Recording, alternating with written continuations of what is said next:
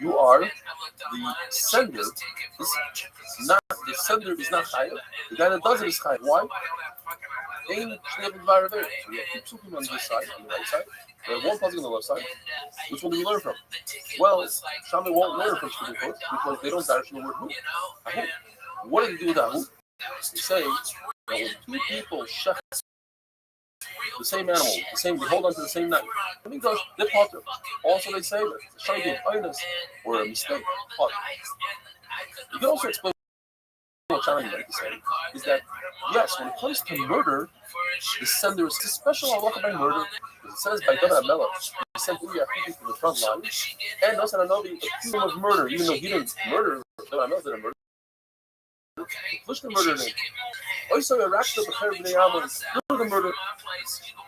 According to Chachamim, nobody is not chayav at all because Uriah was a murderer of the Malchim, not to the king. In front of the king, he said, "I done my master to somebody else." So we got it alone. He's chayav Misa, so David HaMelech is potter for killing Uriah.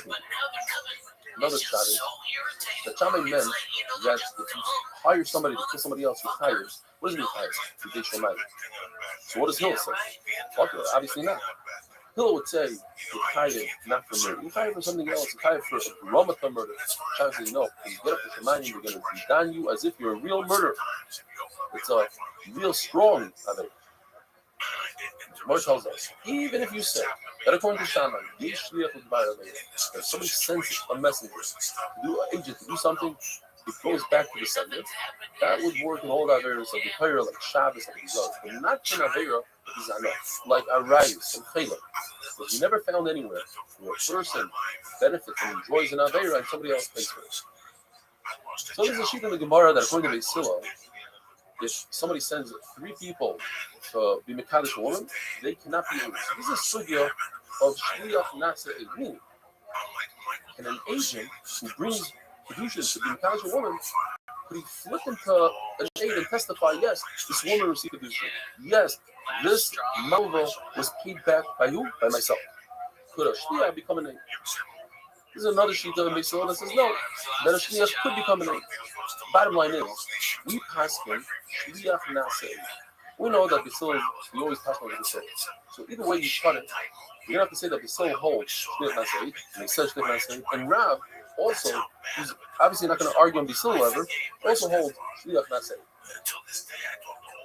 Mikir Adin, the same halacha applies to Kedushin, that Shliach becomes an aid, and the same halacha would apply, and Mamonis, by a loiv and a malva. At the end of the day, there's a new concept that we haven't had in a while called Shvuas Hesed. And that is, in addition to the regular Shvuah, when a person admits to a partial claim, he has to make a Shvuah. Even if he denies the entire claim, he has to make a Shvuas Hesed. Therefore, an agent who brings money to a Malva, and he says, and later on testifies that he gave it to the Malva, we don't believe him because he's biased. Because if he would say that he gave it back to the Leiva will invoke the Shvuas Hesed. Now, a person doesn't want to make a Shvuah. He might be a Ganav, but he never wants to make a Shvuah. He'll always say that he gave it to the Malva, and the Malva cannot invoke the Shvuas Hesed.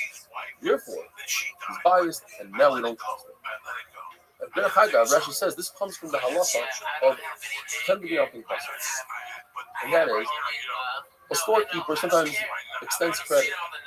So if an employer tells a store owner, I want you to give my employees credit, that's how I'm going to pay them the salary. The store owner says, I gave them credit. The employees say, we never received it. So each one says to the other one, I have nothing to do with you.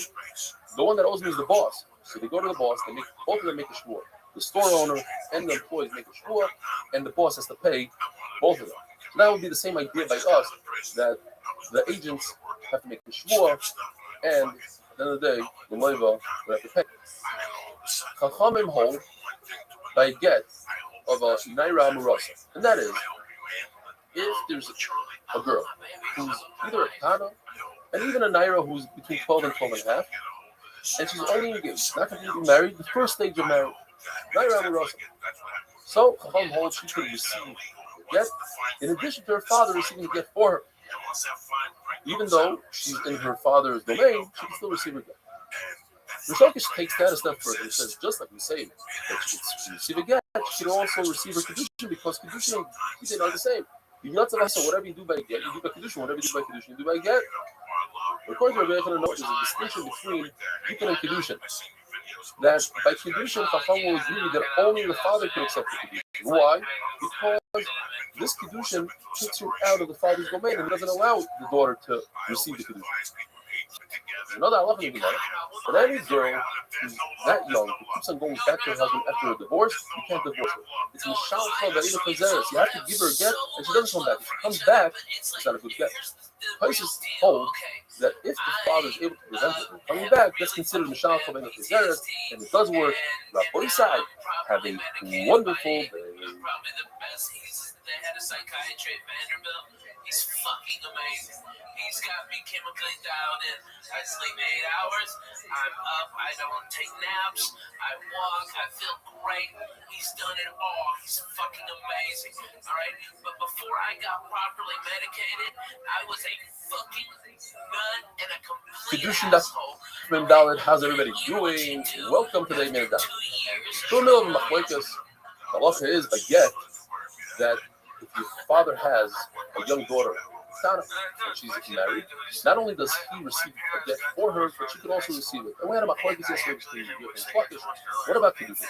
First Lakish says kedushin and gerushin are the same, just like she receives the get. She receives the kedushin, he also says the different. What if she's engaged? She receives kedushin, her father receives kedushin, and then the husband or cousin dies without children. So she becomes a yavama. She falls to the other brother. Goes one of the brothers and he wants to give her a ring that's called minor because it only is effective with the rabbanon by a woman. For that, you need the consent of the father. But if she's a naira, she's 12 years old, you don't need the consent of the father. Why not? Why is it different? Because midaraisa, she's a skuka. Skuka means there's a bond. She's attached to the yadam somewhat. The yadam is only finishing it off with this ring. So for that, you don't need the consent of the father. Even Rabbi Yehuda goes by a get. He argues on the phone, said before. He argues on that the girl cannot receive it. Over here, he'll admit that the girl can receive the minor because she's already speaking. Some say that according to the father, a naira doesn't need the das of a father by minor because we consider minor something that could be done even forcefully by why? Because Rebbe holds that to be done forcefully, he compares minor to the regular act of Yibam.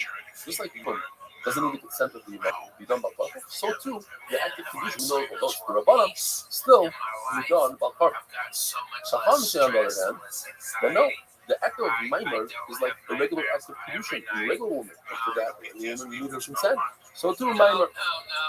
The Gemara goes on to tell us that our Mishnah, even this part of the Mishnah, is based on the end of the Mishnah, which we're going to have on Daf Vav. You see, this machlokes, not on Vav, but it's very similar to Vav. And just going back to the original machlokes, the person takes 5 collaterals from 5 different people, and he swears. Now, typically, if he swore to one person who is found to be a liar, as being an asham, or maybe he swears to all 5, he lies to them. Is it considered one shvuah or 5? It's not like according to Shimon. In order for it to be considered 5 different shvuahs, he has to say the word shvuah lecha, shvuah lecha, shvuah lecha. That's it. And according to Glaz, as long as you say shvuah all at the end, according to Halakama, you can say shvuah in the beginning. I also now understand. A person tells a woman, I want to be mekadesh with this fruit, and I want to be mekadesh with this fruit. So the not started. The value of the two of them, and I'm trying because he said a lashon, kedushin. So that would seem to be Reb Shimon, and therefore the beginning is also Reb Shimon. The Gemara tells us Reb Shimon, however, also holds of Rabbi Yehuda, which you mentioned, holds that a girl cannot receive kedushin by herself. Only the father can receive kedushin for her. Now, it says in our Mishnah, Ishmael Kadesh, Pitoi Naira. So it's mashma from our Mishnah that only the only the father can be Kadesh, not the daughter. At the end of the day, the Gemara tells us the halacha is a good look. How do we know this? Because Ravin came out of the Bismarck and he said, in the Bismarck, everybody passed away to the and the Shlokish stood up there and he screamed like a crane. Restream the Yatza the Haisa, you have to compare Kedushin to Gerushin. Nobody cares. In other words, when it comes to Kedushin, only the father receives the Kedushin, not the get. More it goes on to tell us that when it comes to get, a Nara, a girl who's 12 years old, Simanim, is like the extension of the father's hand. She's not a chotzer, she's a yad. Why? Because if it's a chotzer, it only works if the person, the girl, will be sleeping, tied up, and you watch him like we have by a slave. And obviously the girl is not any of those, and therefore she can't accept it as a chotzer. It must be she's accepting the get as a yad. However, even though she's an extension of the father's hand, she cannot make another shliyah, because a hand doesn't have the ability to make a shliyah. You need das to make a shliyah. We have a sugya that we're going to go into tomorrow's daf. A minor that did not ask permission from her father to get engaged, she became Kadeshus on her own. So the Gemara tells us she needs a get because perhaps the father agreed to this condition. She needs something called niyum. She needs to use this condition because maybe she didn't accept the condition.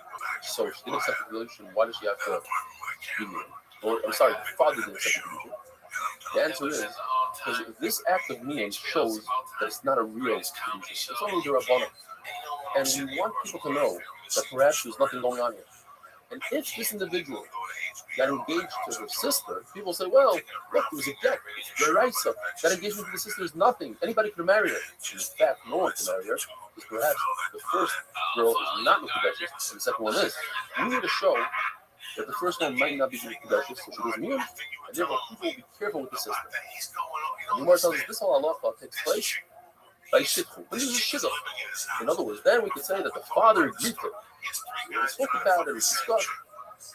According to Ula, the Gemara says, a girl who gets engaged without the father's consent doesn't need a get, and doesn't need a it's a big fat zero. And either decided on that no shidduch, or some say even Ula is talking about even in the case of a shidduch. This is that we found that she got engaged to herself, according to Ula, we must be said. We're talking about a yisayr l'chayah. In other words, she's already married once. Then, because she's married, she leaves her father's domain completely. The second time around, she got engaged to herself. This that we find that a father sells his daughter who's an almana. How's that possible? Must be talking about that he sold her as an alma, and the master married her. So he had some sort of consent to the marriage, but it's not really as if he married off and never received anything, and therefore he's able halachically to sell her after she's already married. The boy side, have a wonderful day. He's sitting in the position, and something happened if the light got a little lower, and he's fucking saying shit to her with his face red, right? He's like, fuck you, this is my house. Don't you ever talk to me like this. This is my fucking house. You blink this cocoa, she's my guest, and she's talking to me like this. This is my vodka. Kiddushin, Dafran, hey, how's everybody doing? Welcome to the 8 Minute Box. We're talking about a case where a Katana accepted Kiddushin from the Chassan without the father's consent. And then unfortunately this Chassan passed on to the next world without any children. So if the Kiddushin was a good Kiddushin, then she'd fall Yibum. So the halacha is that she is required to do chalitza, because perhaps the father agreed to this, and then the deraisa that she falls Yibum, even though it's only Erusin. But she doesn't have to refuse marriage, because everybody knows that a sister of a chalutza is only listening to Rabbanan, and if somebody goes ahead and marries her, let's say, Yavam, you marry her, everybody knows that the condition is good condition. And we'll explain. Because if this Yavam guy goes ahead and gives this Kana, the original Kana, gives her a ring, that's called Maimon. It's condition only with Rabbanan, and because we require that he gives her a get for that maimon, that becomes a problem. Now people think, hey, they were married in the Raisa, why did they have to give her a get? And it's possible to do the Raisa if the father agreed to it. It's also possible that they're not married at all, that they have no connection, because the father didn't agree to it. So therefore we require her to do Niyam. That Niyam shows that there's a problem there. Niyam is only your Rabbanan. So people will be concerned, and they'll think that if the Yavam got engaged to this kind of sister, instead of him thinking it's nothing because he's completely married to the first one and he can't be married to the sister, so you know what? Maybe he wasn't married to the first one at all, and therefore she's the Ishish, and nobody will know it. According to Ravina, we're not concerned that maybe the father agreed if they made a deal. If, let's say, two fathers had a discussion. I want my son to marry your daughter. Now, when it comes to a son, it's a lot worse than a daughter. By a daughter, there's a possibility that a father sees his daughter get engaged without his consent and is happy with it because Kavla Mesa can't do Mila Mesa Ireland. But a boy is always misguided. He wants to make sure he doesn't want his father to marry him off. So therefore, in that case that a father marries off his son to somebody else's daughter, you don't even need to get. Another halacha, somebody gives a girl without the father's consent a bundle of vegetables. Before everybody, it's not a tradition. It's a bizarre. And if he's mekadosh in a marketplace, it's a bizarre. The Gemara does this story. There was a couple who had a big argument. The father wanted his daughter, who was a kind to marry his relatives. Oh, my relatives are the best. The wife says, no, my relatives are the best. I want her to marry mine. At the end of the day, the father was mevater. He agreed to his wife, okay, let her marry your relatives. Let's make a big party. Before they were even engaged, during the party, the father's relative went ahead and was mekadosh. So Rava says, in this particular case, because they made a big party, nobody wants to lose a party like that, so therefore the Kedusha is not there. Abai says, no matter what, once the father told the wife, let's marry off our daughter to your family, the Jews don't lie like that. And he'll never intentionally agree to it behind his wife's back. We know that marriage has two stages, Kedushin and Nisua. If the father agreed to the Kedushin, stage one, the money part, the ring, and then he went off overseas to do some business, and the girl lost patience, and she married the chassan without her father's consent. According to everybody, if she dies, the chassan doesn't get married. It stays in its proper place, goes to the father. It says machlokes whether the tea, meanwhile, until the person comes back, if she eats truma, she marries a fight. Because when the rice says she eats truma anyways once she's engaged. Or perhaps, you have to be concerned that when the father comes back from his business trip, he'll disagree to his marriage and retroactively she wasn't allowed to eat truma. But if the father is present, and he doesn't say anything, he sees his daughter getting married, according to Ravuna, you don't eat. He doesn't eat truma. Why? Because even though he's quiet, the reason why he's quiet is because he's furious, he's angry. Other man says no, he should eat. Why? The fact that he's quiet proves that he's okay with it. But what if even the Kedushin, the first part, was against the father's word? And he's here, he's watching it. Ravuna says the opposite. Now Ravuna says she couldn't. Because nobody's going to be quiet through two stages like that.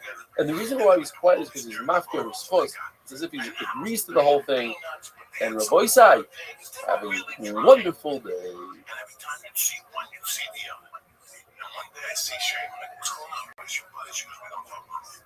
So in the back of my mind, I'm like, wow, it's two girls. They went for the same guy. It's some girl shit. About a month later, I find them. They're on a trip back from the fucking Mets.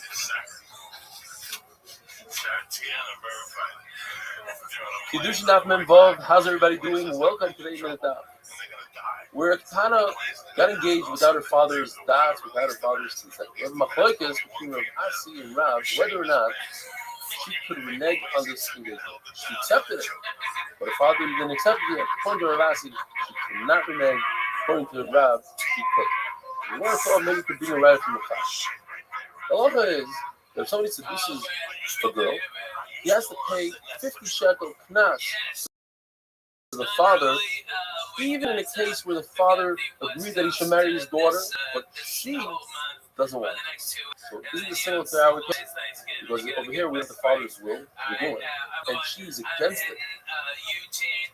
So you see that she could be Michael. It's a right to right. No, it's not a right. Because we could say, like we've always learned to pay it, but we're talking about people that the man didn't have das for tradition. You don't want to marry. And even if you say that it's tradition, it's necessary to do another condition. More you know, it's another condition because you didn't have the father's consent to do it. And now we're in a brand new mission. If a person uses a lashon, he says he takes a fruit, he takes a date, and he says this actually before a zoo, and then she eats the date, and then there's another one. So if one of them has a shavuot pruta, it's a good condition. We have a machlokes. What exactly is this?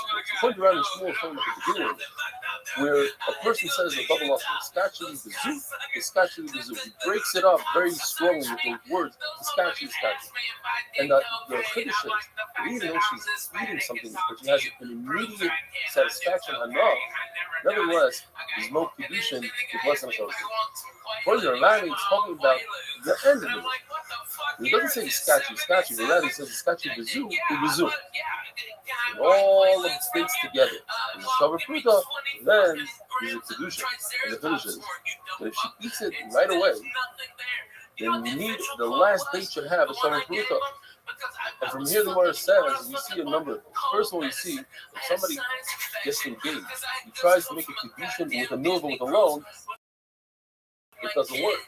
Because over here, it doesn't work unless there's a full truth at the end. You can't use the previous dates because they're done, they're consumed, they're a milva, they're a loan. Yeah. This is the forgiveness of guy forgives this woman $1 million. He gives her one lousy date that's worth a pruta. Her das is on the pruta, and it's a good kedusha. What if the kedusha is not how? What happens to everything he gave her to begin with? All the dates that he gave her, does she have to pay them back? Yes, because if it was matana, it would be a good kedusha. But obviously, it's only a milva, and that's why she has to give it.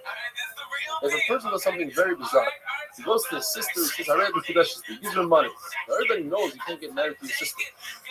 So what is he trying to do? According to Rav, she has to return the money because all he's doing is he's trying to give her a pardon. He wanted her to watch it and give it. He doesn't say it in a funny way, she won't accept it. According to Shmuel, it's a pure gift, she doesn't have to return it. The reason why he didn't say here's a gift and he said it in a funny way, he didn't want to embarrass her. He figured she's not going to accept it. Halacha is that when a person separates challah from his dough, that's ready to give it to the kohen. But what if he separates challah from flour? Halacha is the kohen must return the flour. And the Gemara wonders why. Why does he have to return the flour? So the Gemara tells us because he's concerned that the kohen is going to fall in a trap. He's going to forget that he's not going to realize that what the Yisrael gave him is higher in more flour, and he's going to take that flour and add it to his own personal flour, and he's going to make bread out of it without the mafresh flour. And it's tevel. It's also the rice to eat it. Another shot is no kind of won't make such a mistake. The concern is that the Yisrael making a mistake. Yisrael thinks that what he did was fine. He's mafresh challah from flour. Everybody knows he's supposed to take from dough. Oh no, that's just to make it easy for the fight. So you used to take from flour, you could take from flour, but the truth is no. Rashis are safe. Flour is only given from dough, not from flour. Now, there's a number of things one goes into it. Perhaps the kohen should keep the flour and just give a little bit of some icers from that flour that he gave. Why does he have to give it back to Yisrael? You see something similar when a person takes truma from a pot that has perforation, which is the rice of high in truma on a pot that doesn't have a hole in the bottom, which is part of the truma with the rice. Or if you say you should take truma, you should go ahead and take truma again, like as if you took truma from a non-perforated pot. It's different. A pot is different than what it says because when you have two pots, the person understands that he made a mistake here. There's one that's high, one that's hot. When it's one bowl of flour, he's going to be lazy. He's not going to want to take truma from it. In the case of a sour, spoiled watermelon, let's say. So there we say, Yachzav Yitron, you should take a second truma. But in fact, when the rice of the first truma is a good truma, Rabbi Isai have a wonderful and also a beautiful yontif.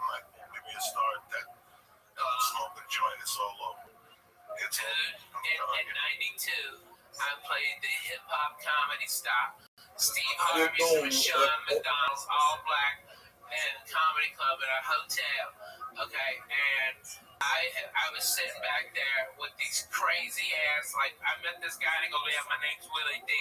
All right, he's Willie D from the Ghetto Boys, okay? And then this little ass midget walks over Bushwick Bill, okay? And he's a gangster, okay? I mean, Bushwick Bill was no bullshit. He had knives on him and shit. That little motherfucker cut your balls off. That was eye level to him. Okay? No. With codeine syrup. Codeine. If we listen to fucking slow records. Yo, what up, baby? How you living there, Scott?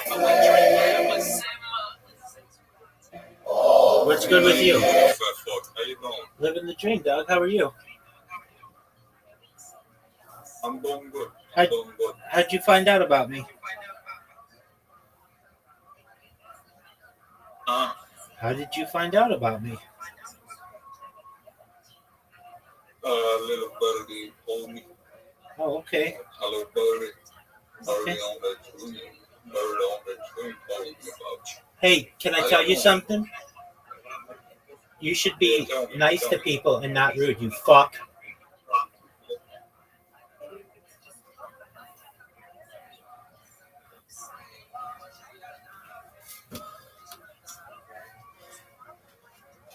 What is this bullshit? Get me out of this.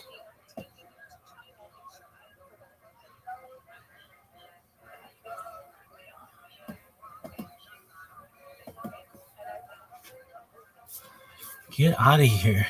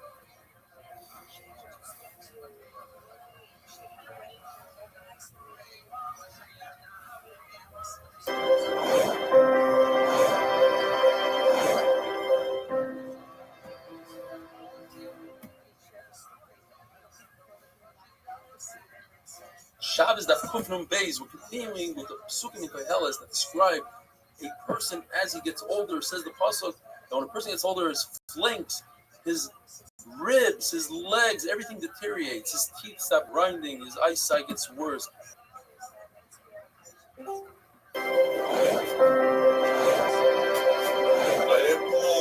you doing? You're doing good. Masechta Shabbos Daf Beis, amazing. We finished Masechta Brachos, and now we're going to take this journey 156 days of Shabbos. The Torah says it's usher to do Malachas Shabbos, and that includes 39 Malachas, Avos, primary Isur. For that we have subcategories of secondary Isur. When the Mishnah Daf Ayin Gimel describes all 39 Malachas, the last final Malacha is the Malacha that our Mishnah, which Masechta Shabbos begins with, the Malacha of Hitzah, to carry from one domain to another, to transfer an object from Rishus HaYachid to Rishus HaRabim, or from Rishus HaRabim to Rishus HaYachid. Rishus HaRabim is the public domain, a street that is 16 amos wide, and many people go by there every day. Rishus HaYachid is a private domain, property that's surrounded by walls that are at least 10 tefachim high. The property has to be a certain size, 4 tefachim by 4 tefachim. Transferring from one property to the other is us. In order to be over that Isser, you have to accomplish two things. You have to do an Akira and a Hanafa. You have to lift that object up and place it down in another domain. When the Torah says Chaitzah, it's referring to going from Rishus HaYachid to Rishus HaRabim. When we go from Rishus HaRabim to Rishus HaYachid, that's called Hachnasa. Although our Mishnah describes both of those cases as a Yitziyah, Mishnah starts off saying Yitzias Hashabos Shtayim, they are 2, which equal 4. When a person stands inside or outside, it's 2 that equals 4 for a total of 8. Meaning, the Mishnah starts off with a person that the Mishnah describes ani, not necessarily poor. It's just a character to describe him, so we don't confuse him with the person standing inside called the balabais. Person inside, outside, the ani, lifts up an object. He does an akira, and he places that object from Rosh Hashanah. He places it into Rosh Hashanah. The hanacha over there is chayv midaraisa. The second case regarding this ani that's standing outside in Rosh Hashanah is he lifts up an object in Rosh Hashanah and brings it to himself in Rosh Hashanah. He did an akira and a hanacha, but in the opposite direction as the first case, we both under chayv. The corresponding cases, which he's only chayv the rabban, not the deraisa, are case number 5 and 8 on this list, and that is when an ani does hachnasa. With the ani lifts up an object in Rosh Hashanah, and he extends his arm into Rosh Hashanah, but rather than doing hanacha in Rosh Hashanah, he lets the balabais do the hanacha. Now it's 2 people that did one malacha, therefore in the right, they are pater, the rabban, they are chayv. The 8 cases where the ani lifts up an object in Rosh Hashanah, but rather than transferring it into Rosh Hashanah, the balabais sticks his hand out into Rosh Hashanah, and he does the transferring hanacha in Rosh Hashanah. The next 2 cases in the ratio, case number 3 and 4, talk about a man who's standing in Rosh Hashanah. We call him the balabais. He does haitzah, lifting up an object from Rosh Hashanah and placing it in Rosh Hashanah. That's also in a Torah because he did a akira and a hanacha. And case number 4 is where he sticks his hand out into Rosh Hashanah, grabs an object, and brings it into Rosh Hashanah. Also in the right, he did akira and hanacha, and that's called hachnasa.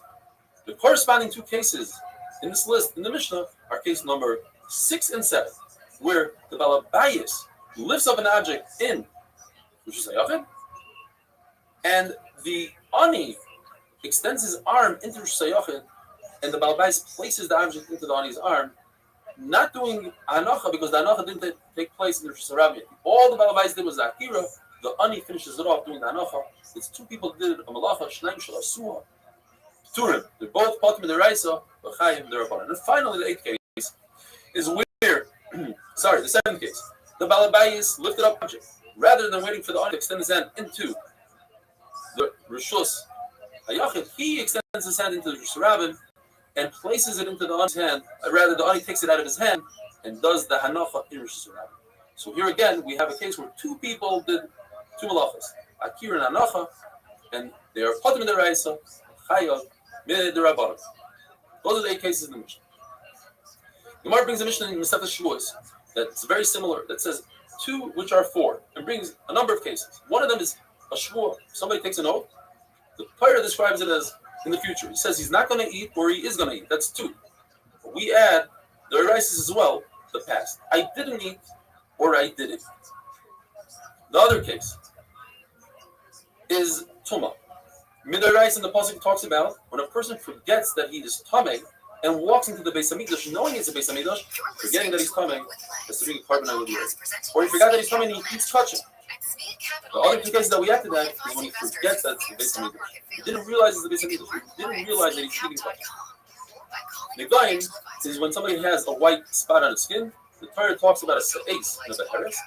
One looks like snow, the other looks like wool, and we add 2 more deraises. One looks like lime, and the other one looks like the membrane of an egg. But when the Mishnah in Shavuos describes Shabbos, it only talks about 2 which are 4, rather 4 that are 8 like in our Mishnah. Why? Rav Papa attempts to make a pshat, says that our Mishnah is the Hilchos Shabbos, talking about the Shabbos. And therefore, it talks about things that are also potter, not just those. Whereas in Masechtas Shavuos, it talks about only Yisroel. And we have to realize, like we explained at the beginning, that Hachnasa, going from Rosh Hashanah to Rosh Hashanah, is considered in our Mishnah a Yitzia, because you see that our Mishnah starts off using the word Yitzia and goes on to describe immediately Hachnasa, going from Rosh Hashanah to Rosh Hashanah. And the Mishnah in Gimel, describing the last of the Lamites Malachas, talks about going from one Rishus to another Rishus, and doesn't differentiate whether you're going from Rosh Hashanah to Rosh Hashanah, which is the Yitzia, or whether you're going from Rosh Hashanah to Rosh Hashanah, which is Hachnasa. It calls them both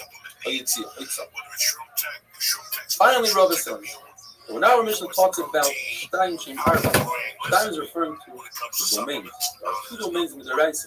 Yachal and Shuzarah. Shehein Arba, which can cause 4 Isurim of Eitzah. And our Mishnah includes 4 additional Eitzahs, which are only Asur with the Rabbanan. Have a wonderful day. North Korea listening to right now. Oh shit. The church, what's happening now, motherfuckers? Uncle Joey, the Christ killer. My main motherfucker. Felipe Sparson. What's up, fool? AKA back. American Dream. Hi, those balloons. Here we go.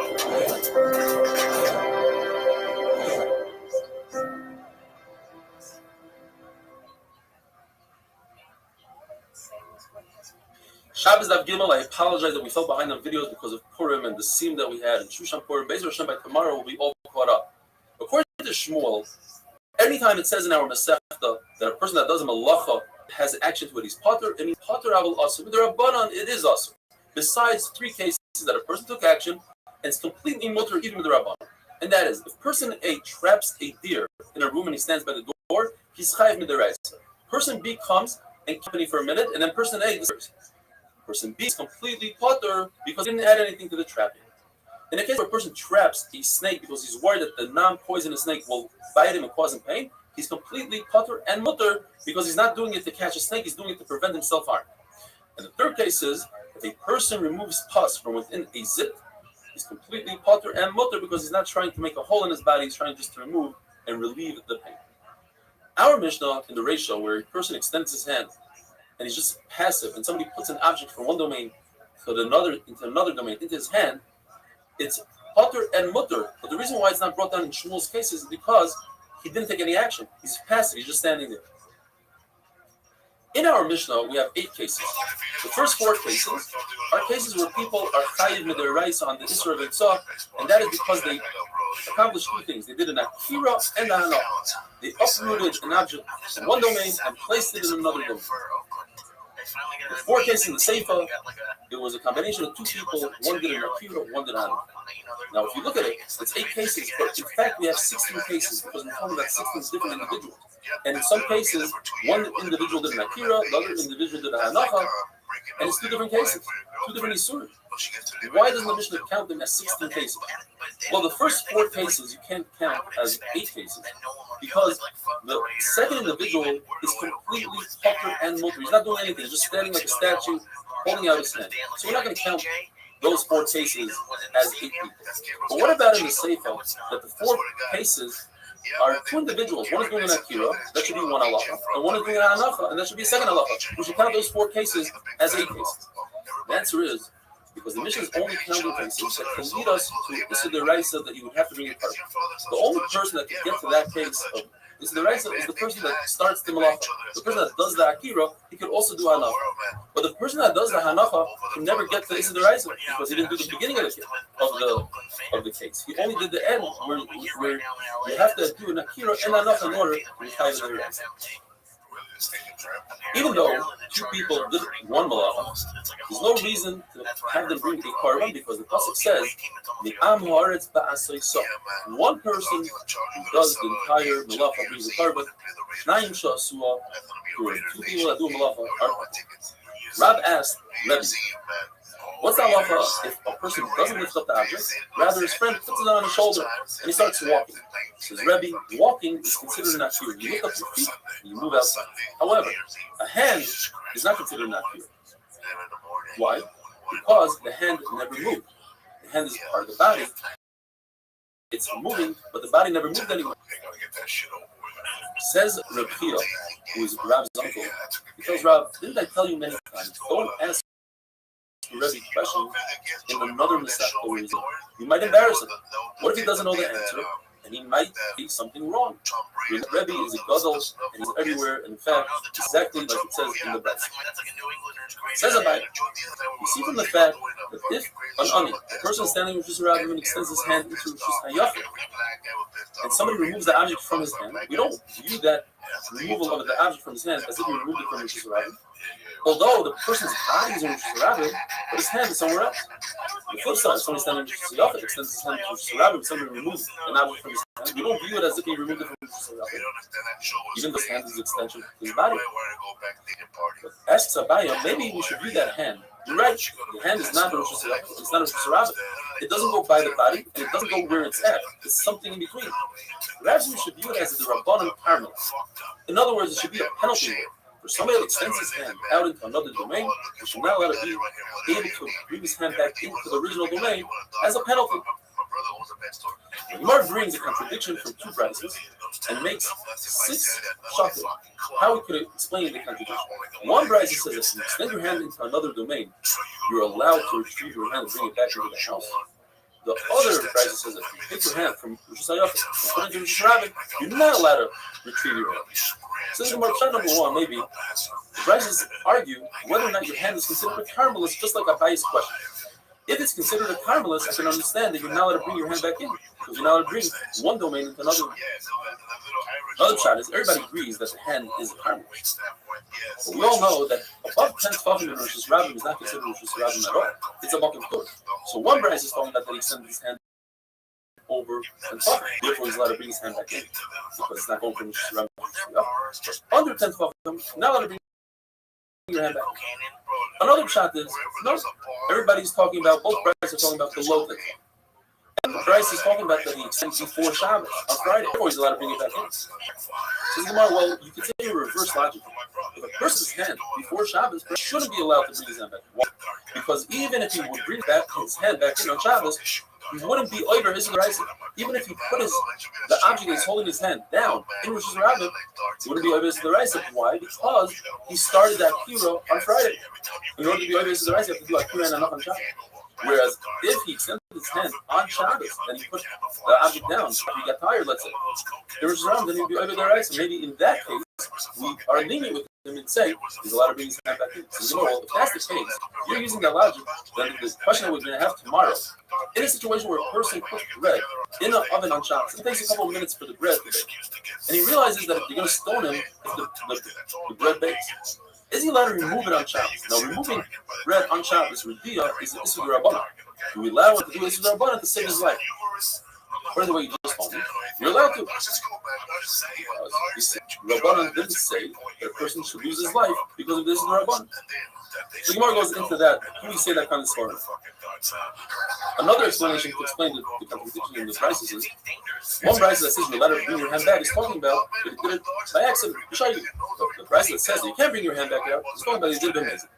Another shot is all of them are talking about he did it. The question is, do we penalize somebody for doing a shagig? Because he might lie in the case that he did mazid. Anytime somebody does mazid, they'll say, well, I can bring my hand back in because I was a shagig. And finally, the Gemara says everybody might agree that we don't penalize somebody shagig up to mazid. So what's the question? The question is, in a case where a person extended his hand and put the object in his friend's chutzner, that's when it's us. But if a person brings it back into his own chutzner, that's when it's mutter because he didn't accomplish anything. He didn't remove something from his domain. Whatever he tried to do, it went right back to where it was, and therefore that is mutter. Have a wonderful day. I stopped doing cocaine in 2009. I wanted a 5-day binge. Really? So even 2 years after me? Yeah, 2 years after me. After really wow. When did you meet Lisa? I met Lisa in 2006. But when I met her, I was already off. Shabbos Daf Dalet. Rabbi Barabaya has an amazing question. A person takes a piece of dough, and in order to bake the dough, he puts it in the side of the oven, like they bake today, latkes. Now it takes a few minutes for the dough to bake. Once it bakes, then and only then will it be chayav into the rice of baking. Is he permitted to remove the dough in order not to be over Issur the rice?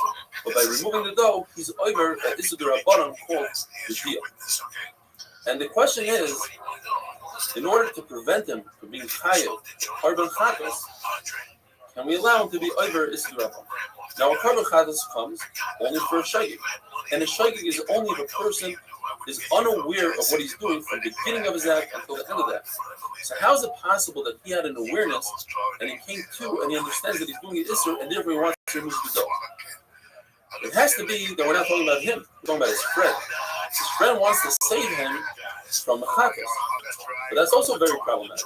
Because in Oynim La'adam Chatei Kedeshis Chavercha, we don't tell a friend, you perform a minor Avera in order so that your friend is not over a major Avera of a chatas. Therefore, the Gemara explains, we must be talking about that we don't want this person to be over an Isser Mazid. They did it on purpose. The only issue is that Rabbi Barabaya, in his question, he uses the language of a chatas, which means shayim. So we have to amend that and say he didn't mean chatas, he meant mazid.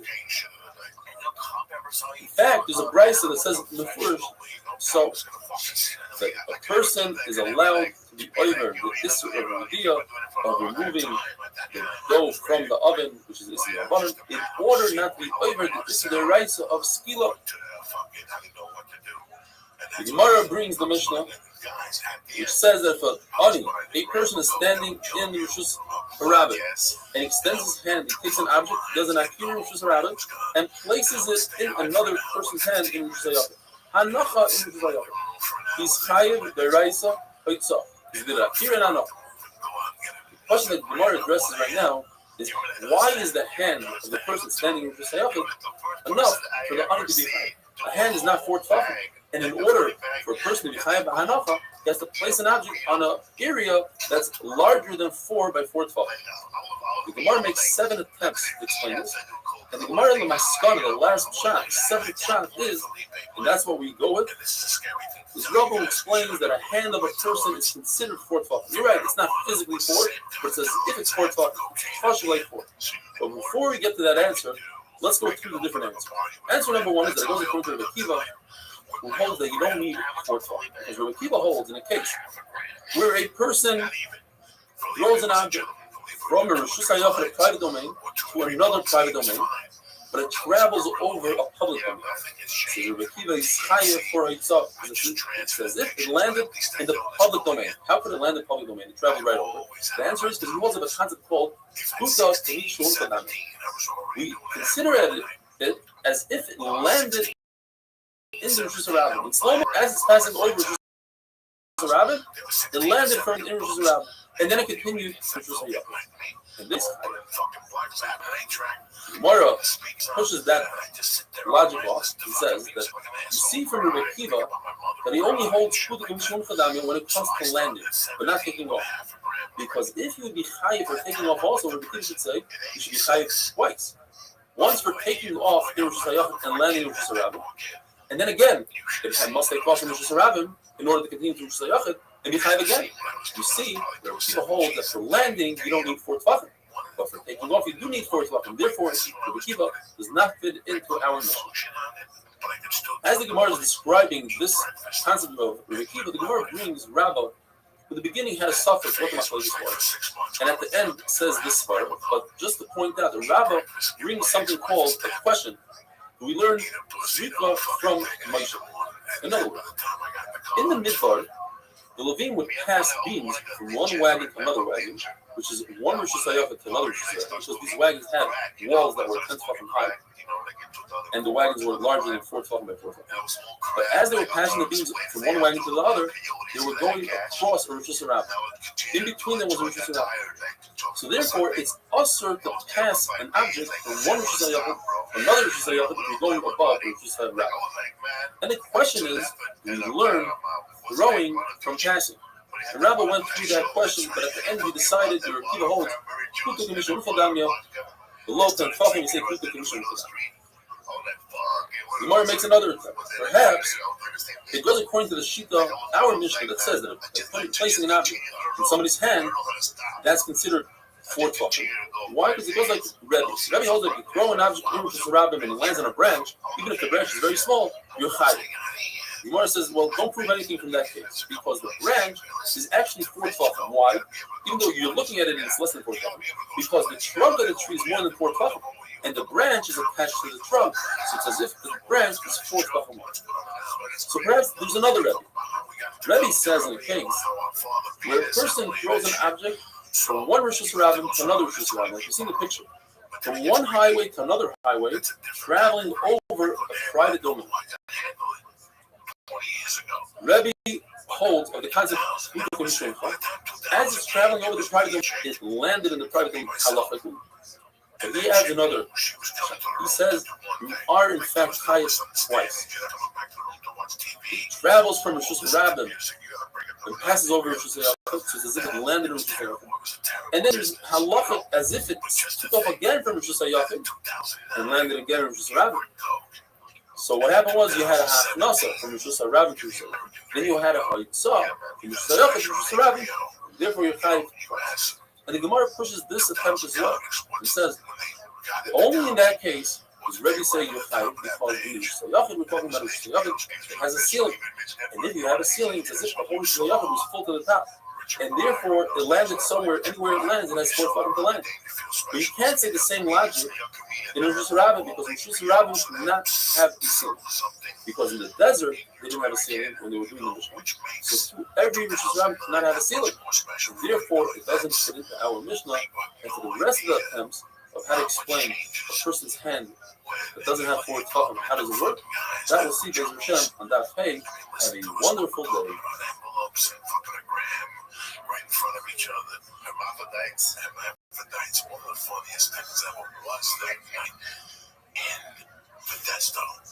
Because while they came in guys, if I'm doing this any other way, I was so ashamed of myself. But there was nothing I could do.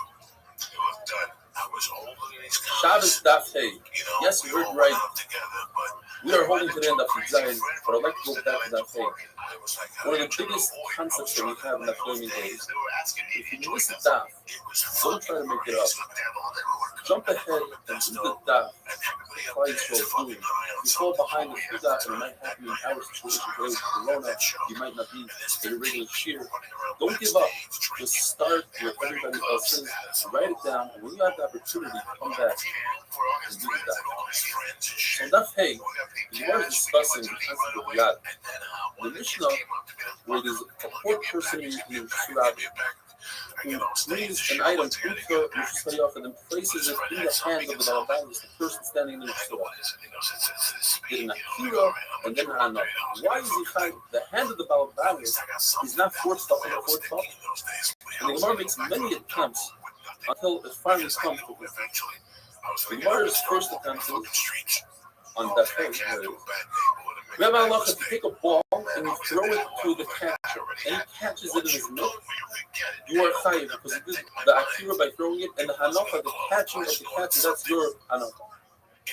You see from here that even though the mitt is less than 4 tefachim by 4 tefachim, you are chayiv. So Gemara, you're right. That's a great raya for hanacha. But where does it say that the akira, if you pick up an item from the Balabais' hand and you bring it into Sarabim, you're also chayiv. It doesn't say anywhere that the akira could be from a place that's less than 4 by 4. In addition, how do you know that the catcher's mitt is not 4 by 4? So Rabbi Abba has another attempt. Perhaps you're talking about baskets. When you put the item in the Balabais' hand, it's referring to a basket, and you have to read it as basket, not hand.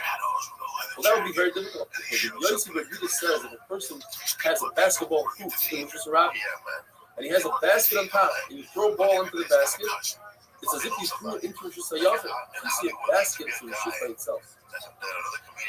The Gemara has another attempt. Perhaps this hand that the Mishnah is referring to is referring to a hand that's really close to the ground. It's within 3 feet of the ground, and you can invoke the concept of love of your hand is like by the ground. And the ground is obviously 4 feet.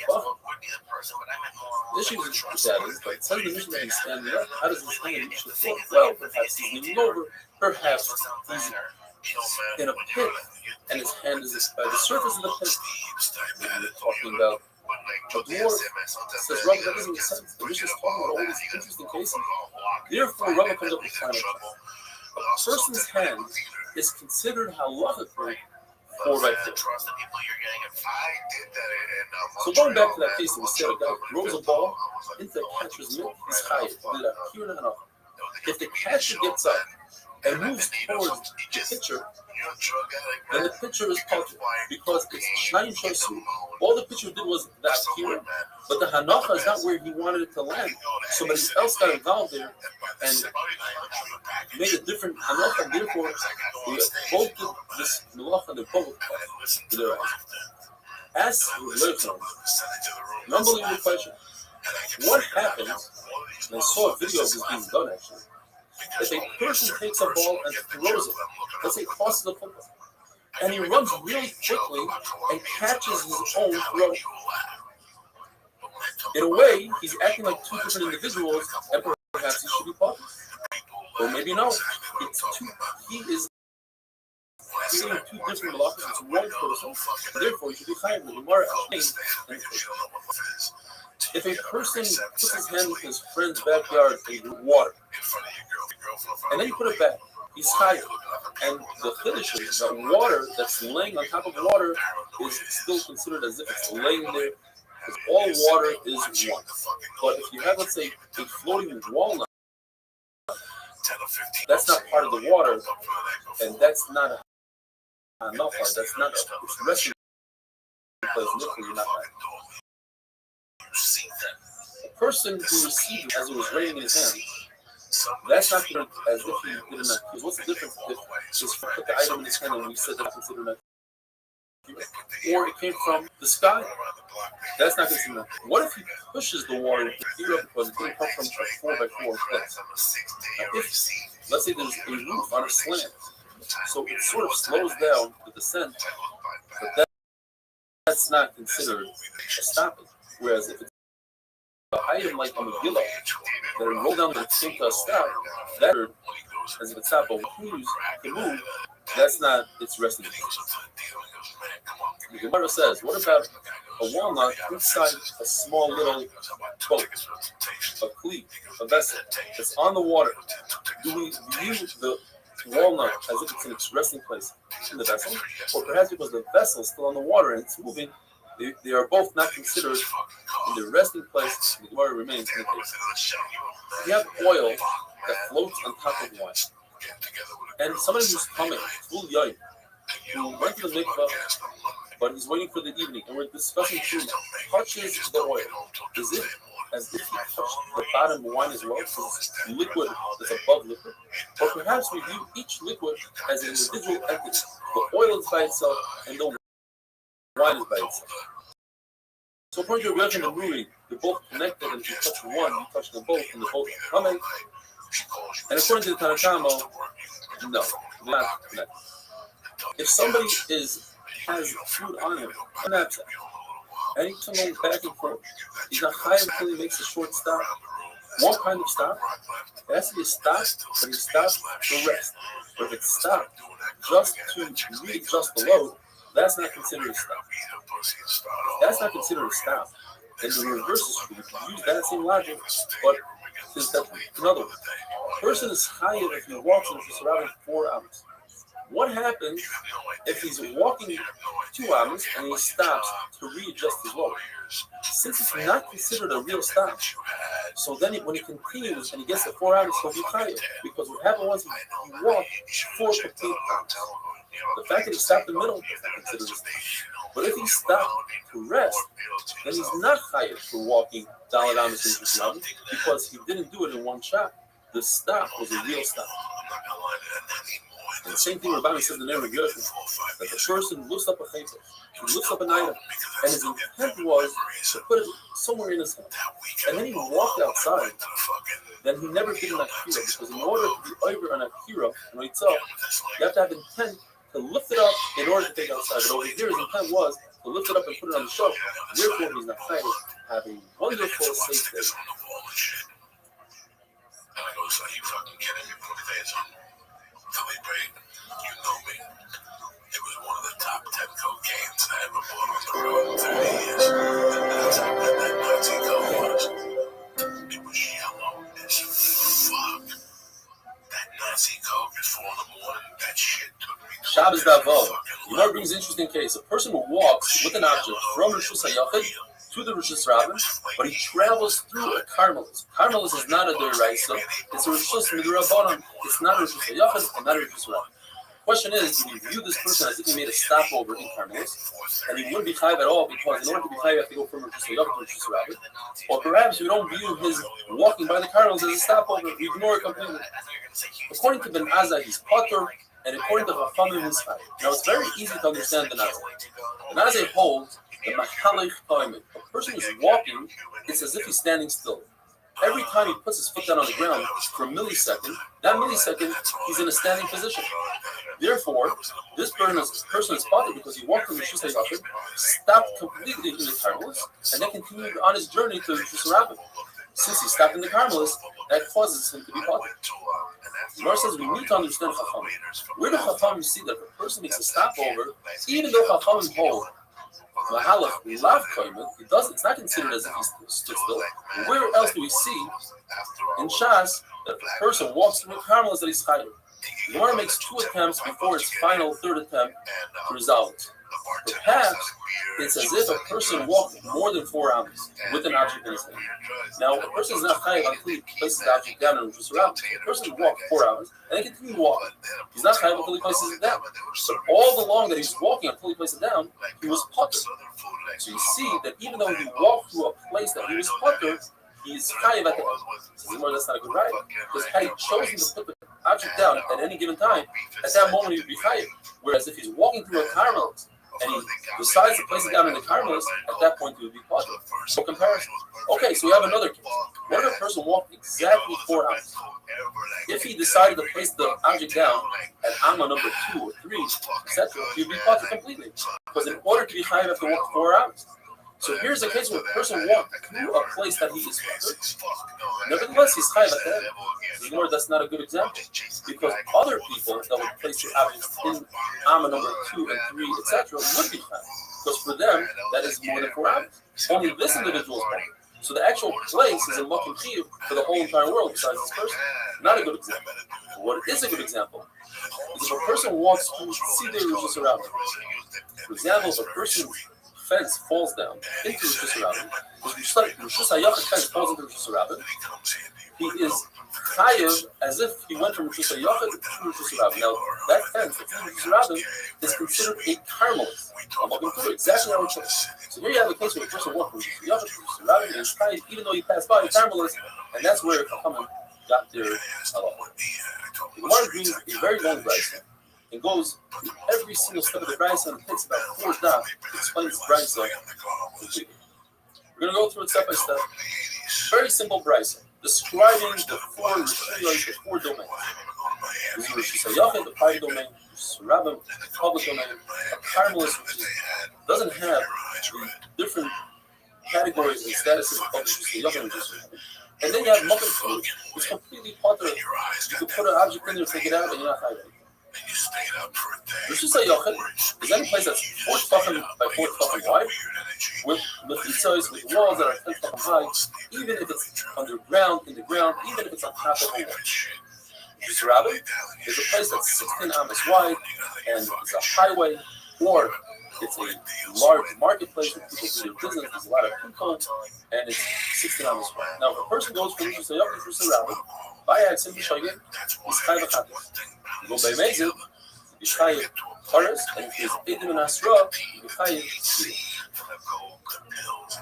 Why does the Bryce have to tell us that the Charas, he's chayav Yisrael? It's in the pasuk that we do on the Malacha on Shabbos, he's chayav Charas, he's chayav Shir. The answer is because Rabbi Yochanan says that one who commits 39 of his malachos is chayav 39 chatas. You can't be chayav more, even if you told us. You can be chayav up to 39, but you're chayav 39. There's a Megillah in those days they didn't write down the Torah Shabbat. If somebody had a very Chodesh Dika Shita, he was a Das Yachid, he was the only person that said so. In order not to forget his Shita, they would write it down in a Megillah and they would put it away. They found the Megillah started with Isi ben Yehuda that says, he's one out of the 39 melachas that is not chayav skila. Rashi is going to tell us, guess what? That one is not the malacha of himself. So you are chayav skila and chayav. And that's why the Rashi tells us that you're chayav skila. If there are multiple yards, hatzeros, that belong to different people, communal yards, or a mavoi she'enu mefulish, meaning streets that are not cut off, they go through and through. If they made, streets that are enu mefulish, mefulish means they go through and through. Enu mefulish means that it's a dead end. So you can make an Eruv there. If you make an Eruv, it's mutter to carry. If you don't make an Eruv, it's us to carry. If somebody stands on the skufa is a threshold. It's a makom tour. You can take an object from the surrounding, or you can take an object from the Shusayachet to the skufa. But if you're not, the middleman is can't take an object from the Shusayachet and place it in the surrounding and vice versa. If three people do so, they are all potter, but it's possible. Acherim say that this threshold, it depends. If the door, then it acts as a Rosh Hashanah. If the door to the house is closed, then it acts as the Rosh Hashanah. If there's a house on either side, a person owns a house on either side of the Rosh Hashanah, and he wants to make the Rosh Hashanah his own private domain, could he say? According to Rabbi, he could.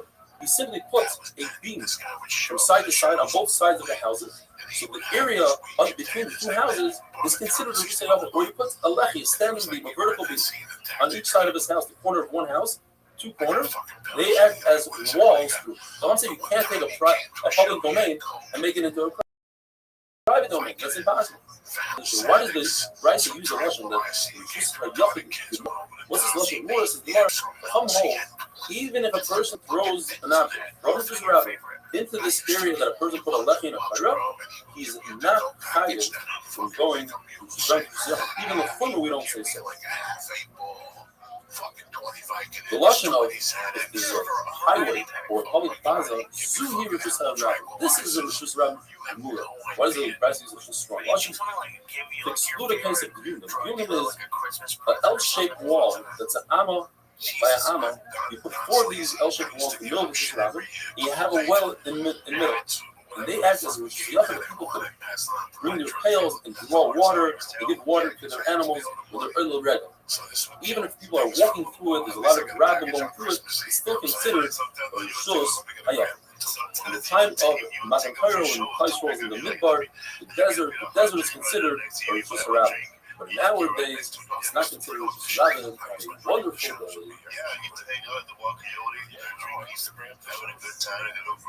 I still talk. I talked to Don. Yeah, good weed too, though. Yeah, he has tremendous weed. Good weed. I talked to Don Sleazy 3 days ago. I talked to him every 3 weeks. I was the wolf, the wolf is Shabbos Daf Zayin. We continue with the brisa that describes the four domains, the four rishuyos, which is Rav, Rosh Hashanah, Carmelis, and Makom. While describing a Carmelis, the brisa brings an example of a bika. Bika is a valley, a large field. So we're saying that bika is a Carmelis, but on the other hand, the Mishnah tells us that a bika is considered Rosh Hashanah 3 out of 4 times. And the other time it's considered Rosh Hashanah. In other words, in the summer, we consider Rosh Hashanah if somebody carries from a bika, which is around the sky. And in the winter, if somebody carries from the sky. And when it comes to Tumah, a bika is considered Rosh Hashanah, but in the summer, it's considered Rosh Hashanah. What does that mean? Tumah has a special halacha that if you have a suffix Tumah, you have a doubt whether this thing is coming, you are coming, you look at where you are. If you're Rosh Hashanah, you are covered. If you're Rosh Hashanah, you are coming. And why is that? Because we learn from a Saita. Saita, a woman who's secluded with another man, there are no other people there. So if it's in Rosh Hashanah, there are people, and therefore you are touched. So in this case, only in this case, in the summer, there are some people that go off the beaten path and they go into the field, and therefore it's not considered Rosh Hashanah. For Tumah, it's rather considered Rosh Hashanah. The question remains though, we're calling this bika Rosh Hashanah, sometimes it's Rosh Hashanah, but never do we call a bika Carmelis. So why does the brisa call a bika Carmelis? The Gemara brings 2 answers. Ula says, in fact, it is a Carmelis. Just in regarding Tumah, there's a Rosh Hashanah and Rosh Hashanah. And that's why we call it Rosh Hashanah versus Rosh Hashanah. But halachically, it's actually a Carmelis. Rav Ashi doesn't like that answer. Because it says specifically it's Rosh Hashanah. It says Rav Ashi because we're discussing a specific case of a very large field that's enclosed with a fence. And that creates the Eraisa. However, the Rabbanan, you're not allowed to walk in that Rosh Hashanah 4 hours because it's very similar to a Rosh Hashanah. While describing this Carmelis, there's 3 cases plus a Carmelis. In other words, the Brisa says Yam, sea, a bika valley is stavanis benches. Big carmelis, but we are describing carmelis. So what is this actual word that carmelis come to tell us? A special case of Karen Zavas Rosh Hashanah. There are houses lined up on the Rosh Hashanah, and one of the houses is set back. Now, people could actually go from the Rosh Hashanah into that setback, but they don't. They don't like using that. Therefore, that area is not considered Rosh Hashanah, but rather it's considered a carmelis. The evidence says, in those days, in the middle of the highway, they would have a pillar, and people would hang their goods on it to sell. Says Rabbi Yochanan, the area of these amudim, these pillars, is considered a carmelis. It's difficult to maneuver between them. You could, but you don't.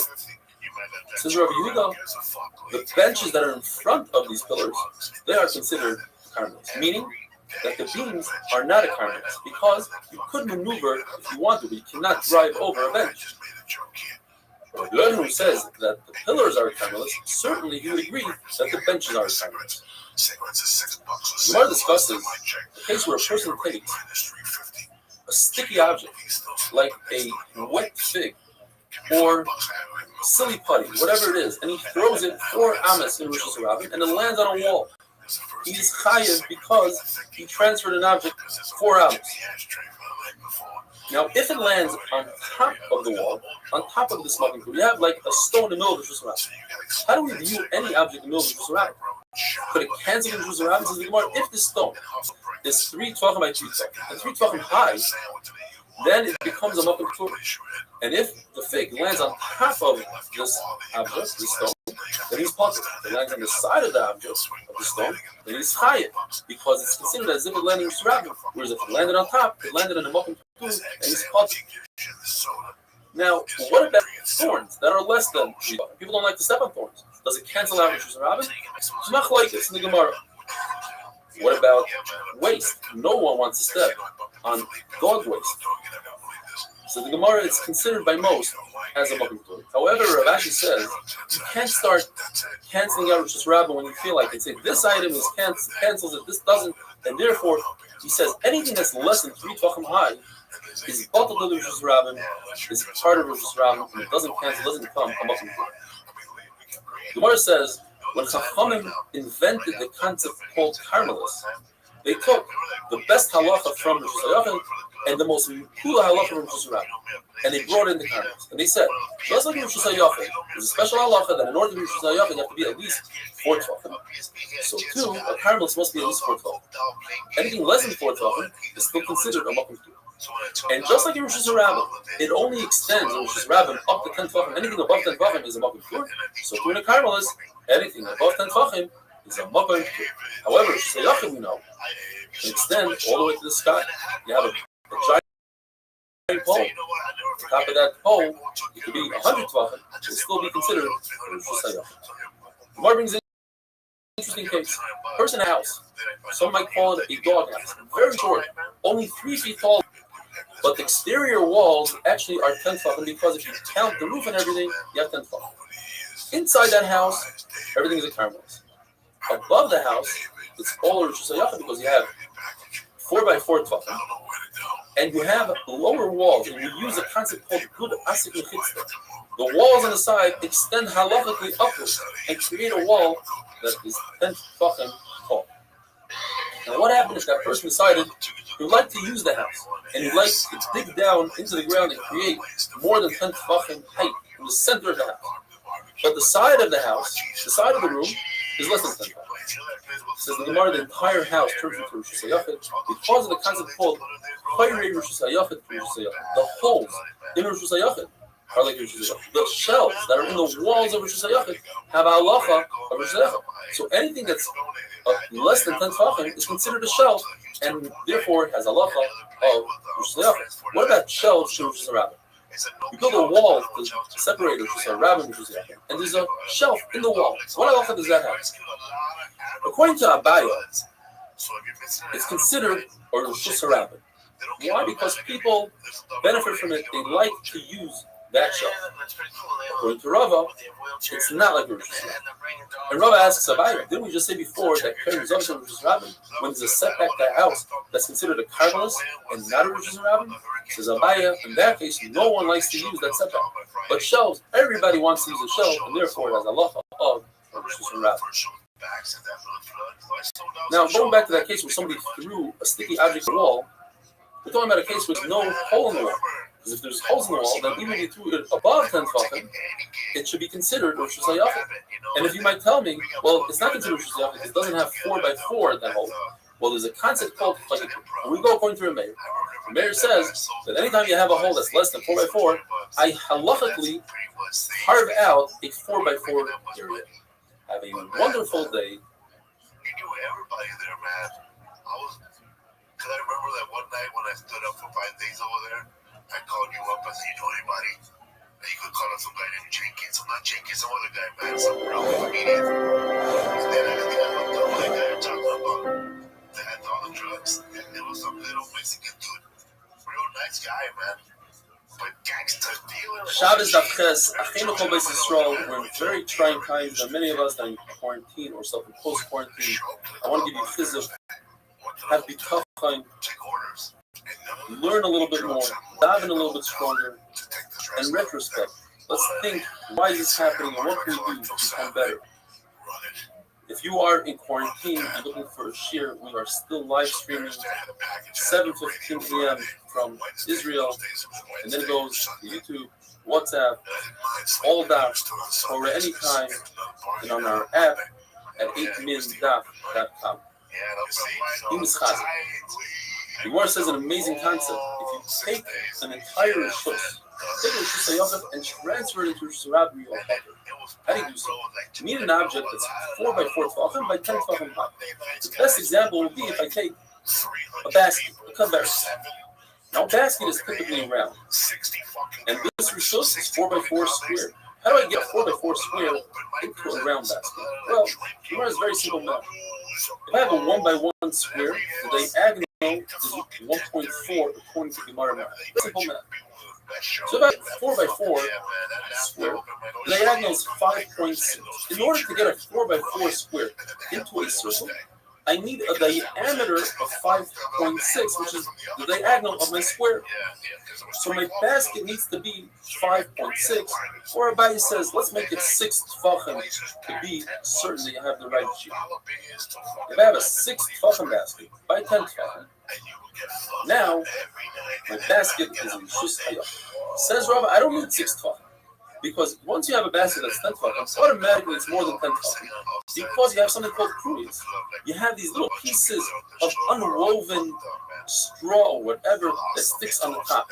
And it goes above my 10 tefachim to Makom Ptur. And once it's in the Makom Ptur, then my whole basket is considered in the Makom Ptur, and I am.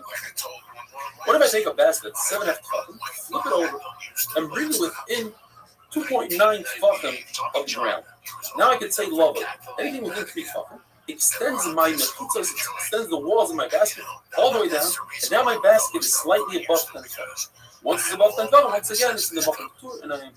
But let's say the basket is exactly 7 tefachim. I have to go a little bit less than 3 tefachim in order to get lava. Now my basket is slightly less than 10 tefachim, and it doesn't work. Rav Ashi says, even if I flip my basket over, I can't extend my mechitzos anymore. Why? Because a basket is not meant to be flipped over. The usage of a basket is when it's flipped upright and I can store things in it. Therefore, there's no lava. Now, what if this basket that's upright is 2.5 tefachim away from the ground? I still don't say lava to extend the walls because there aren't any walls that are visible. All I see is a flat wall. The other is if I take an object and I throw 4 amish from Rishus HaRabbi, I'm chayiv if it lands in the Rishus HaRabbi. What if I have a little bump in the road that's less than 3 tefachim? That's all part of the Rishus HaRabbi. It's less than 3 tefachim. People step up. What if it's 4, 5, 6 up to 9 tefachim? That's a makom because people don't step on it and people don't use it for anything. But anything above 9 tefachim, people use to readjust their load, and therefore it becomes part of Rishus HaRabbi. What if I have a hole in the ground that's exactly 9 tefachim? According to Rav Yosef, just like I say, a being that's 9 tefachim is considered part of Rishus HaRabbi, so too a hole in the ground is considered part of Rishus HaRabbi. Rava says no. A hole in the ground is hardly used. It's very difficult to use, and therefore it's not considered part of Rishus HaRabbi. And I'll prove it to you.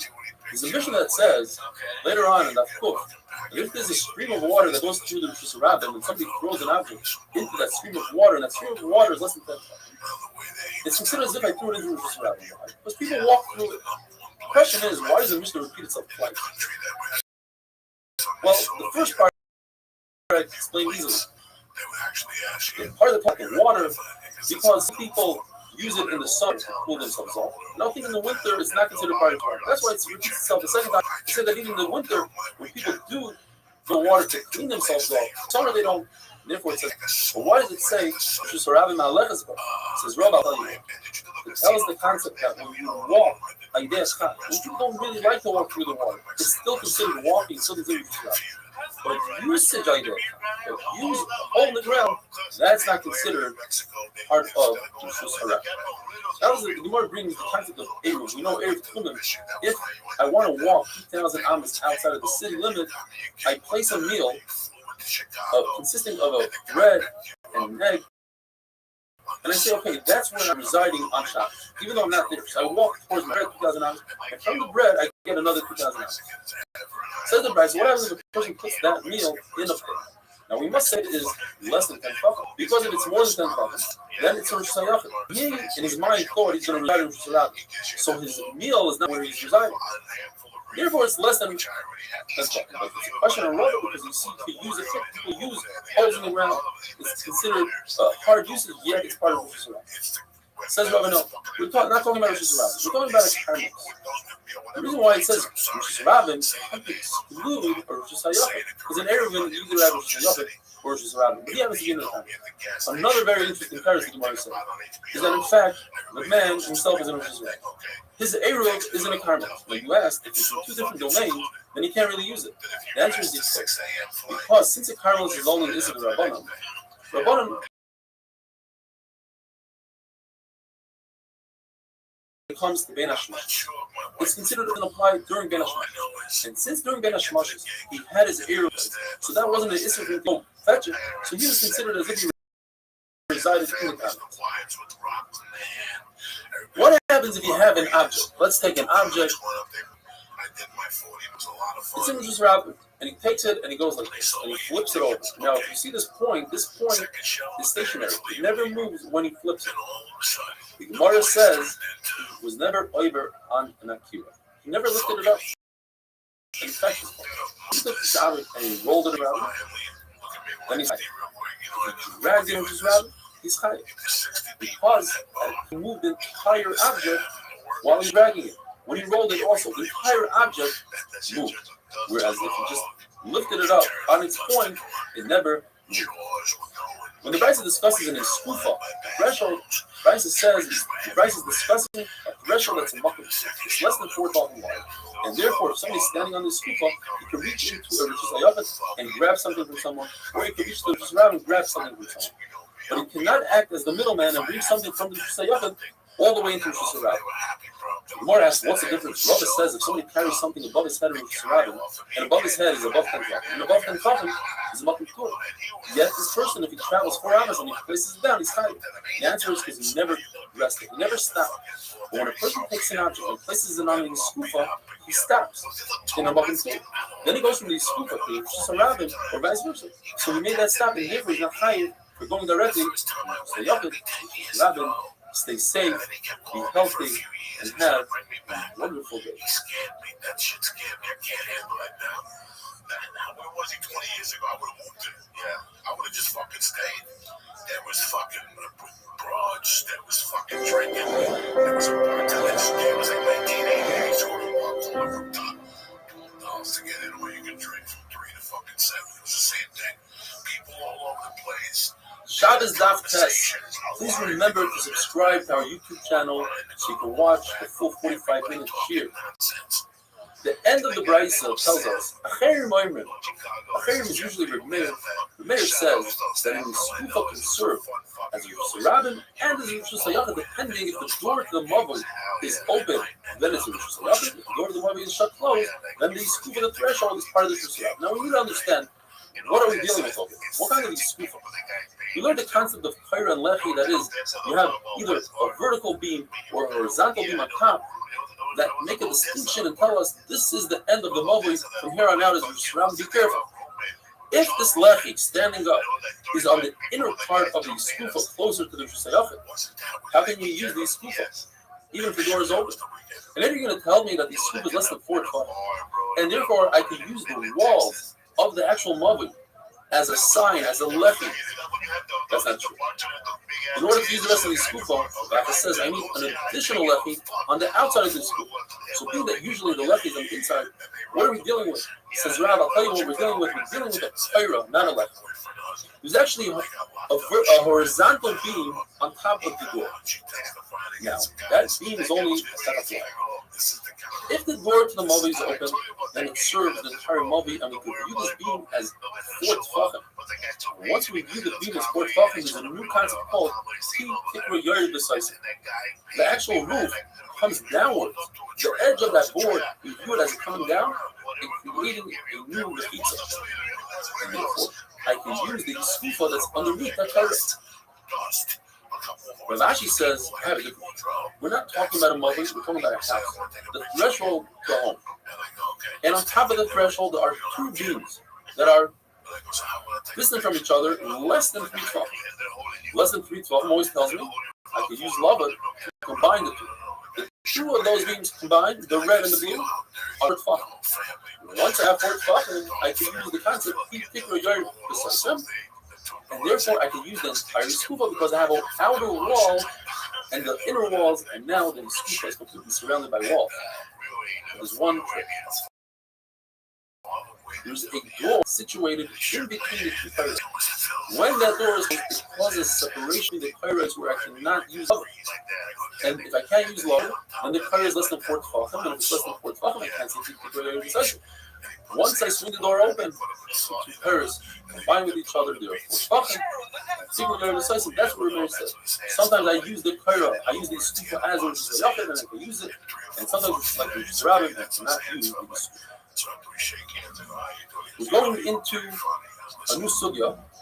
The final Raisa, though, says one other. That if the skufa is 4 by 4 tefachim, 10 tefachim high, it's its own rishus.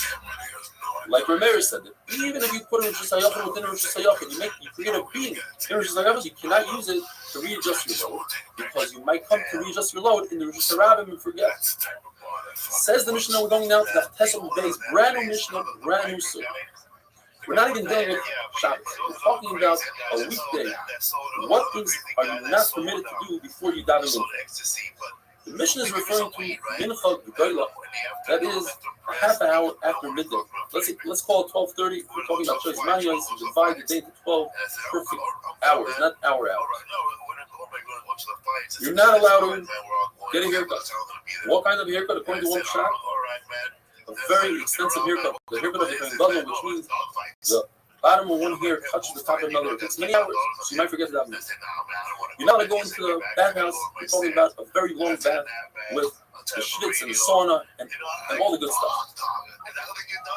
You're not going to have a big meal, like a wedding. You're not going to go into your factory or bursity where you can't hide or something similar to that, because you might come to forget about mincha. And you're not allowed to start it in fire. Now, before mincha kana, which is 6.5 hours into the day, the Shulchan Levi says, even for one, you're not allowed to taste anything. If you start the meal, you must stop immediately. Now, another shot the Gemara brings is a rebach. We're not talking about big meals. We're talking about a regular meal. We're talking about a regular bath, a regular meal. But each thing has a practice. A regular haircut will worry with concerns that the middle of your haircut, the barber's scissors will break, and therefore you'll forget to daven mincha. You won't be able to daven. When it comes to the bathhouse, perhaps you'll faint. When it comes to the bursity, you'll find out that you had such a loss that you'll be too sorry, you'll be too pain to daven mincha. And when it comes to a small meal, you might get involved in the meal and bring more food, and then forget daven mincha. When it comes to the Torah, perhaps you'll find some other reason, some other logic, and it will cause you to forget. Once the Kriya Shema, since Kriya Shema is the right, so you have to stop right away. When the Esrei, you should accomplish and do the 2 things. Let's say eat your meal. And then from Esrei, once you start, you don't have to stop. So what does it mean once you start? So the Gemara says when it comes to a haircut, it means that you put the apron on. You don't even have to cut your hair. When it comes to a meal, it means you either wash your hands in Eretz Yisrael or you undid your belt in Gaza. When it comes to The bathhouse, it means once you remove one article of clothing, the first article, then that means you started the bath. When it comes to the Torah, it depends. If there were no other dinner Torahs that day, the Gemara on Daf Yud Amud Aleph says it means once the judges put on their cloak. But if they're already wearing their cloak, it means once the Bali din, they start saying their argument. Abaye says in Bavel, where the minute was to strap on a tight belt and undo it for the meal, it depends. If you hold that Ma'ariv is rishus, it's not obligatory, then once you open your belt, we don't force you to daven Ma'ariv. But if it's obligatory, if it's obligatory, then we tell you must daven Ma'ariv. Now, what's the difference between Ma'ariv and Mincha? We said that once you open your belt, you don't have to daven Mincha. It's two answers in the Gemara. Either Mincha time is not a time to get drunk. People don't get drunk in the afternoon. Usually they get drunk at night. So at night is more of a concern you forget Ma'ariv. Or the shot is that a person doesn't have that much time to daven Mincha compared to Ma'ariv. It's only 5.5 hours. So a person is always concerned they'll forget, and therefore we are not concerned that they'll forget. But by Ma'ariv, people procrastinate and say, wait, I have the whole night, and they'll come to forget, and therefore we tell them, daven right now, have a wonderful day.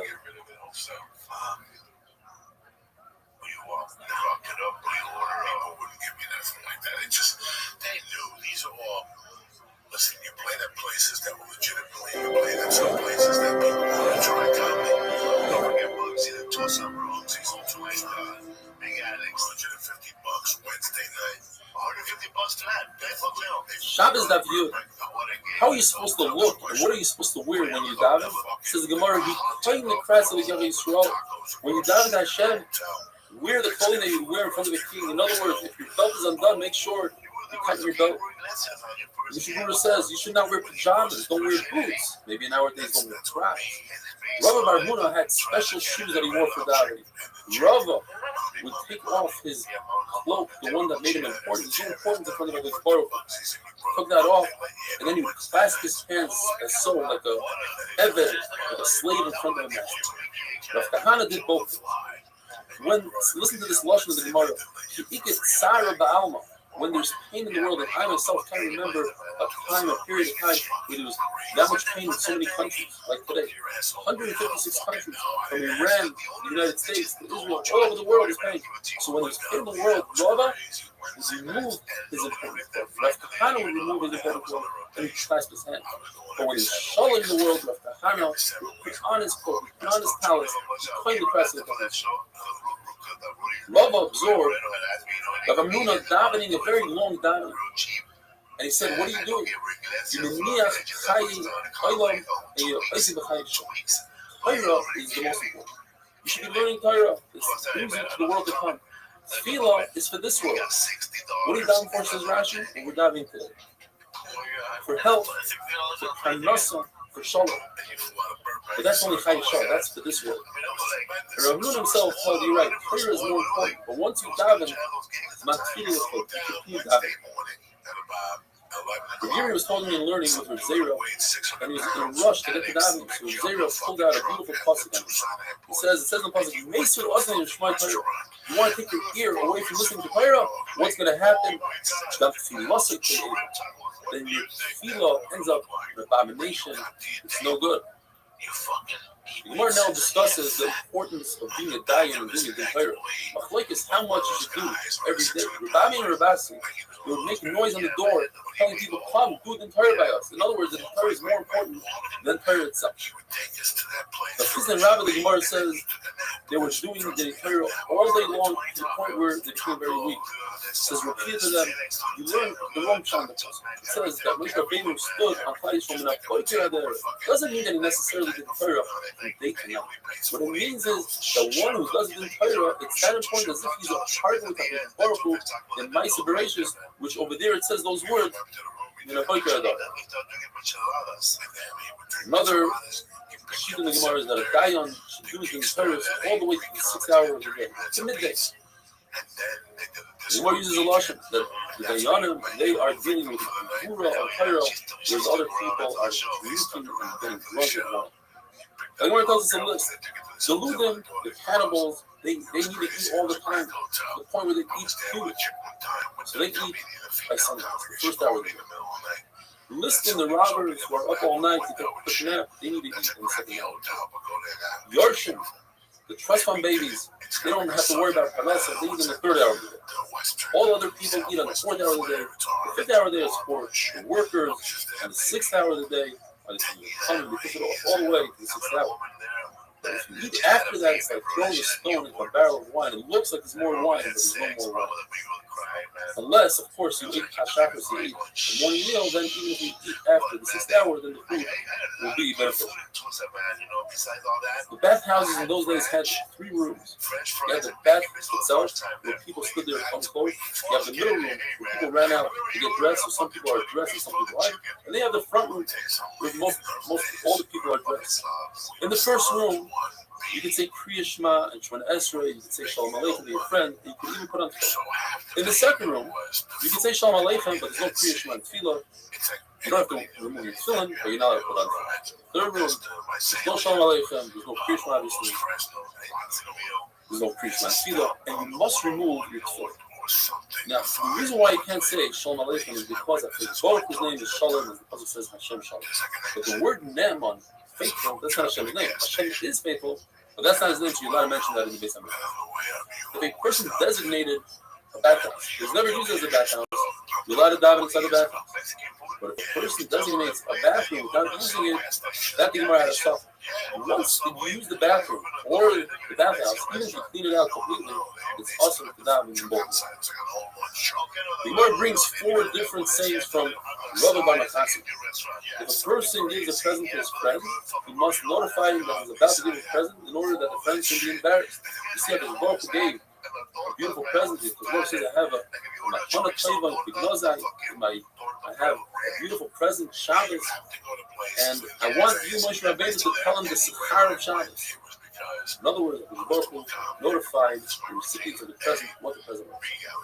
If you were to give a piece of bread to a child, make sure you notify his mother so that there's peace and harmony between people. How do you do so? I'm not recommended to do so today, but you paint his face. It's in blue, it's in oil. If you're concerned about witchcraft, so then sprinkle his head with whatever item you gave him. You gave him some bread, sprinkle some crumbs on his head. The present that's eventually going to be known who gave it to you. Like when the Baruch gave the below Moshe Rabbeinu's forehead, he didn't tell Moshe Rabbeinu anything, but someone from Christ realized from Moshe Rabbeinu said, hey, your forehead is low. And Moshe Rabbeinu realized right away it was low. Shabbos, that the Sechar wasn't going to be known, so the Baruch had to notify Christ. What Chizda said in the Gemara had Matis Tuna had Israel Chaim Keva that a Chaim gets, and he said, I will give this, I'll distribute this to someone who will give me a Torah from Rav. Comes along Rabbi Bar Machasi, and he said, I love what he just said. You give a present to your friend, get notified. Here's the beautiful, here it is. It says, Rabbi Machasi, you love these Torah? He says, of course. He says, Rabbi Machasi, you're like a person who wears this fine garment, only he enjoys it, only he likes it. You are so used to Rab's Torah, you love it. Who said this? Rab. So Chizda was very impressed. He said, really? That's what Rab said. I like the second saying of Rab more than the first one. I wish I had more matnas to Kahuna to do. Another saying that Rabbi Machasi said is, don't treat one son differently than the other. Don't give him more Yerusha. Don't give him more presents. Look what happened to Yosef Atzali. He didn't give him nothing, this little garment, and it ended up that he had to go to Mitzrayim and the whole ghost. And one other halacha he said, if you're choosing a city, pick a newer city, because the time of a city accumulate. Look, his government says, in Malta now, let's run away, let's say, to Mitzvah, to Tzoyar, which is younger than Zdaim. Zdaim was 52 years old, and Tzoyar was 51, and the Prophet says, in Malta, no. One last thing, Zdaim sat in peace for 26 years, whereas it was on the turmoil for 26 years, had a wonderful day. Every day I had to make up $50 somewhere. So that would add it up for 30 days. You know, I needed to make $50 because my rent was $295 at the time. I put a garage, I find this much, I live in Browntown. But they took me to a referral house. The little one studio, bro, right next to a Salvadorian guy. Shabbos Daf Yud Aleph. Yesterday we had 4 sayings from Rabbi Bamachasya, and today we have 5. The first one is, always make sure that your shul is the tallest building in the city, because otherwise it causes the city to be destroyed. That does not include towers and forts which are not built for living. Rav Ashi is the Rosh Hashiva in Machasi said, I saved the city being destroyed because of the same. I never allowed anybody to build above the shul. The city was later destroyed, but for different reasons. If a person, says Rav Machasi, has a choice to be a servant, he should go in the following order. First, he should serve a Yishmaeli. If that doesn't work out, go for a Roman. If that doesn't work out, go for a Chabar or a Parsi or Iranian. If that doesn't work out, only then serve a Talmid Chacham. Because if you upset a Talmid Chacham, the consequences can be disastrous. Worse than a Talmid Chacham is a Yasem Almana, a widow or an orphan who HaKadosh Baruch Hu was very close to and listens to their crying. Another saying, says Rabbi Machasi, the worst disease is the disease of the intestines. The worst short-term pain is that of the heart. And 8, the worst one is the headache. And the worst thing that a person can have is a bad life. Rabbi says, and the Restream explain what this one means. Rabbi Machasi says, if all the oceans were ink and all the heavens were paper, and all the reeds and wood in the world were pens, and all the people were writers, they wouldn't be able to write down all that is going on in the king's heart, because he has so much to deal with that it's impossible to write down. And someone trying to explain, it means that you should never judge a government because there's so much going on. You should die for the government, etc. Rabbi Machasi says, if a person has a very bad dream, there's nothing like a good fast to get rid of that dream. Just like fire destroys linen, a fast destroys a bad dream. In fact, Gemara says you should fast immediately, don't push it off, even if that means to fast on Shabbos, which typically you're not allowed to do. Once Yeshua went to visit Rabashi, they brought out in front of him the best deal possible, Igla Tulka, and he refused to eat it. He said, I'm fasting today. They said, well, you could always push off a fast. You mashal it, do it on a different day. He said, not a Tanis Chalayim. Tanis Chalayim you have to do today, even if it means to fast on Shabbos. You got in the Mishnah, if a person started taking a haircut and went to the bathhouse or he started his meal, he doesn't have to stop to say Shemona Esrei for Mincha. But Kriya Shema he doesn't have to stop for. And then the Mishnah finishes off, so he doesn't have to stop for Shemona Esrei. What does that mean? We already said that one. So the Gemara, we're talking about somebody who's learning Torah. You don't stop learning Torah to daven. And that is if you are a consumer by your plate, or Russian, somebody whose job it is to learn Torah, and he never stops learning, and he doesn't stop for davening Shemona Esrei. But he does have to stop for Kriya Shema, which is the Eraisa. The only time they don't stop for Kriya Shema is when they're debating whether or not to add another month to the year, a Hebrew time. The Mishnah says that a tailor should not walk out with a pen, just like a writer should not walk out with a pen a half an hour before Shabbos, because he might come to forget that it's Shabbos and will walk Daladam, so he'll bring his pen or his pen from Shayachas to Shayachas. There's a mission in Eruvin that says that a person should not stand in one domain and drink from another domain from a cup. You shouldn't stand in Shayachas, lean over to Sarabim and drink, or vice versa, because you might bring the cup back into the other Rishos, you'll be over and it's up. And then the Mishnah finishes off, the Chaim Begas, and the same halacha applies to a wine press. Abaye learns that a wine press is a carmelist. In other words, we discussed already Rishos HaYachid and Rishos Rabbim. Now we're talking about a third Rishos, which is the Rishos Midrabanan, like a sea, a valley, a smaller street, not 16 hours. The Mishnah is telling us, don't stand in a carmelist and bend over and do Rishos HaYachid, or vice versa, and drink. Rabbi says no. That would consist of Xera L'Xera, and we don't do Xera L'Xera. It's a double safeguard, meaning a carmelist is a safeguard that you might carry just around you. So that's one safeguard. Now I'm telling a person, don't carry something before Shabbos because you might carry it on Shabbos. That's a double safeguard. We don't do it. So what is the Mishnah talking about? Meiser. Before I drink wine, I have to take 10% and give it away to Meiser. That's only if the wine is a finished product. But if he drinks it from the wine press directly, his whole body is in the wine press, then it's a non-product, it doesn't have to take. That's what the mission is saying. We have a similar mission that says Remeir holds that if you dilute wine, it doesn't matter if it's with cold water or hot water, and you drink it casually, meaning it's a shkiyas arai. you're leaning over into the wine press. Rosh Hashanah, most of your body's in the wine press. You don't have to take a mess. The Blazer Tzaddik says no. Once you dilute the wine, that's the finished product. You have to take mess. The Chafam make a compromise. They say it depends. If it's diluted with cold water, I can always pour it back into the wine press. So it's an unfinished product. I don't have to take mess. But if I use hot water, then I can't put it back in the wine press. It'll spoil the rest of the wine. Then I must take meiser. There's a brayso that says that a person should not take a pin and put it in his clothing and walk outside before Shabbos. Unlike our Mishnah, that we can't prove exactly what it's talking about, maybe he's holding it in his hand, and to walk with a pin in your hand would be a deraisa. Putting a pin in your clothing is only the Rabbana. So here it says there's a gzeira. Don't put the pin in your clothing. That's gzeira. Walking with that is only the Rabbana. And the second zera is you might forget. So the Gemara, we must say, in order to explain Rava, who says there is no zera.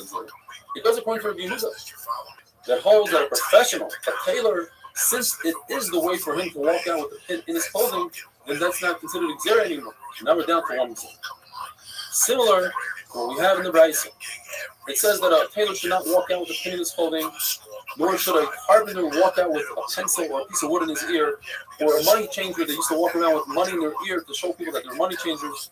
And if he does so, he's putter, but it's awesome. That would go according to Remember. The Buddha says that a professional person, that's his profession, he is higher. It's only everybody else who is putter. And there's a contradiction in the Brises. One Brise says that a Zov that has emissions, and he wears a pouch, a kiss, a diaper, to see whether or not he has additional emissions. It's also for him to walk out like that on Shabbos because it's not the way to walk around with a pouch. And if he does, Potter, Aval Asr. It's Asr, no more than that. The other Brises says not only is it Asr, but it's Chai V'chatas. Perhaps we can reconcile the Brises and say, the Brise that says that it's Asr goes according to Rabbi Yehuda. This particular person, it is his way to wear a pouch. And therefore for him, it's also considered the derech to wear it. The other Brayso goes according to Rameir that says since most people don't wear pouches, it's potter. Says Abaya. Even Rameir agrees that it has to be that no one wears it like this. Where if some people wear it and some people don't, the professionals do wear it, Rameir will agree that it's also. Baraya, if somebody drills a hole, that a professional usually drills a larger hole, and he drills a smaller hole, you think this guy is potter? Of course not. Therefore, Rabbi says we're talking about one brayso, a Zov only saw 2 sightings. And in order for him to be a Zov Gomer, he has to see 3 sightings. So for him, it's necessary to wear the pouch. That's why he's chayv. The second brayso is talking about that he already had 3 re'iyos, and it's that day. So therefore, the pouch doesn't really accomplish anything, and that's why he is potter. The fact that the pouch prevents his clothing from becoming dirty, that's not considered enough of a usage of a tzarech, and therefore he is potter. Have a wonderful day. They don't buy special from unknowns, I am unknown. They buy specials from, the top comedians. So I was very surprised when they said they wanted to buy it and they didn't want to change anything of it, and they wanted to be an HBO behind it 100%. And they got me a bunch of press. And it'll be awesome. Shabbos Dafik Bey is continuing with the contradiction we had yesterday in the Brises. One Brise says that a Zav who walks out with his pouch is only over Issa Rabbanon. The other Brise says it's over Issa Reis, and if he didn't B'Shoigim, he's Chayav V'chatas. The Masmanas and Gemara says it's dependent on the famous Machlokes of Rabbi Yehuda and Shimon. A melacha she'in tzricha gufa, melacha that you don't need to do the actual melacha. You want the outcome. For instance, if a person digs a hole in Shabbos, he's over Issa Reis. But if he wants only the sand, he doesn't want the hole, so according to Restream, his potter, according to Review, is fine. In our case, since the Zav doesn't want the pouch, doesn't want to walk with it, doesn't want to get dirty, therefore, according to Review, he'd still be high, according to Restream, he'd be high. Halacha is that one is allowed to walk outside with tefillin before Shabbos. We're not concerned that he'll forget and go into another Rishus on Shabbos. Chavachomer from the tzitz of a Kohen Gadol. The Kohen Gadol's tzitz only has one mention of a Kohen Gadol's name. Nevertheless, he has an obligation to constantly feel his tzitz and make sure that still on him so feeling that have the name of his Baruch many times. The person constantly has to check the still and make sure it's still on his head. And we're not concerned that he'll forget that it's Shabbos and walk out.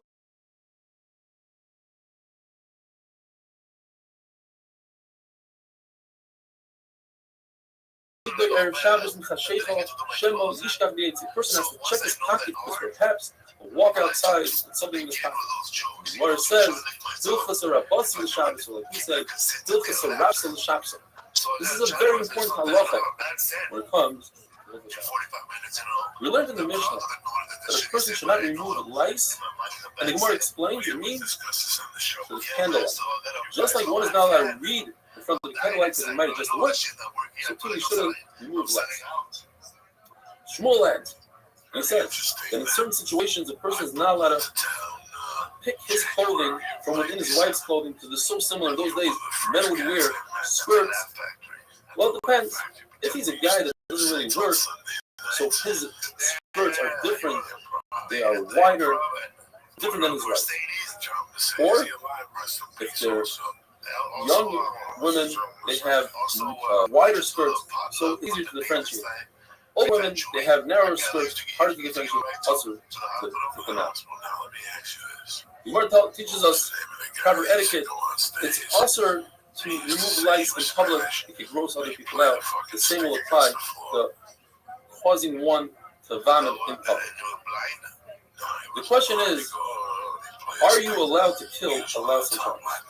According to the Xilo, the incredible halacha, they say you're allowed to kill a louse and chop. And according to the Shammai, you're not. These are one of the Gemaras very difficult to understand. They still say that anything that's not part of the Rava, it is created through the sweat of a human, you're allowed to kill. And there are those who explain that it's so small that it's hard to see the Kriya of a Reviya, and therefore it's allowed to kill and chop. The Gemara goes on to say that Abba Shol would just take the louse and toss it. You wouldn't even squeeze it. But the Tanakama says you're allowed to squeeze it and not kill it. By squeezing it, you cause it to get weak. And Rava will kill it in water. Rav Nachman will go a step further. And he tells daughters, I want to hear my enemy die. I want to hear them pop. I want to hear that sound of death. Some explain because they want to show that he's not being over into the rights by killing. You're actually his enemy, and that's why you're allowed to kill him.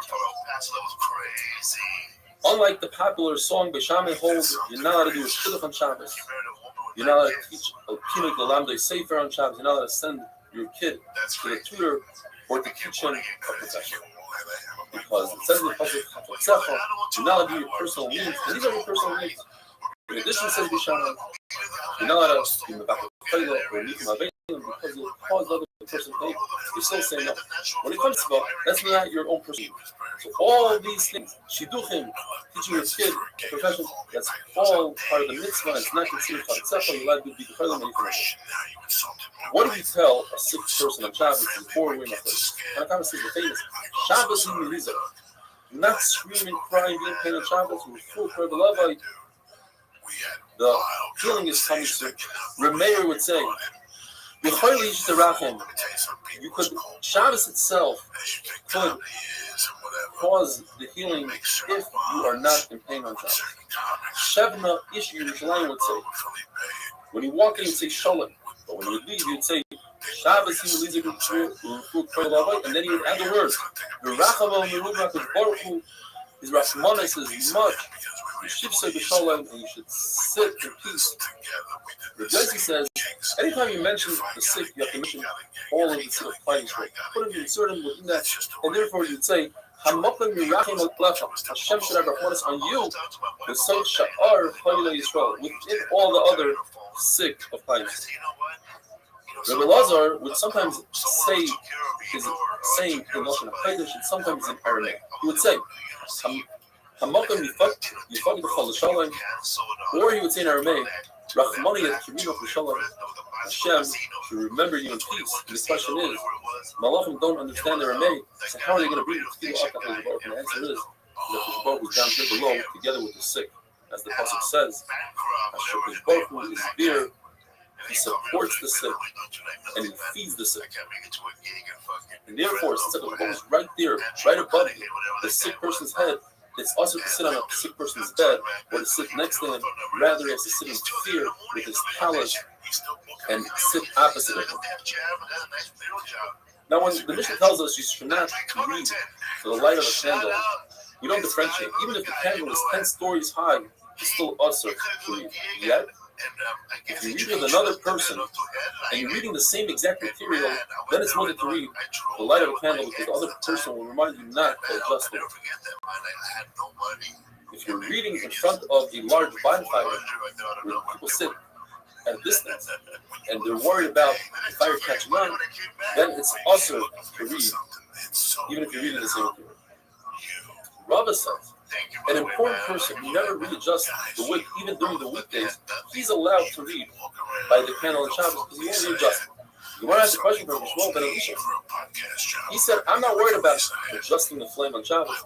And he sat down and he read, and in fact, he readjusted the flame on Shabbos, and he wrote down in his notebook, when the Beis Hamikdash is rebuilt, I owe a nice turban kafir.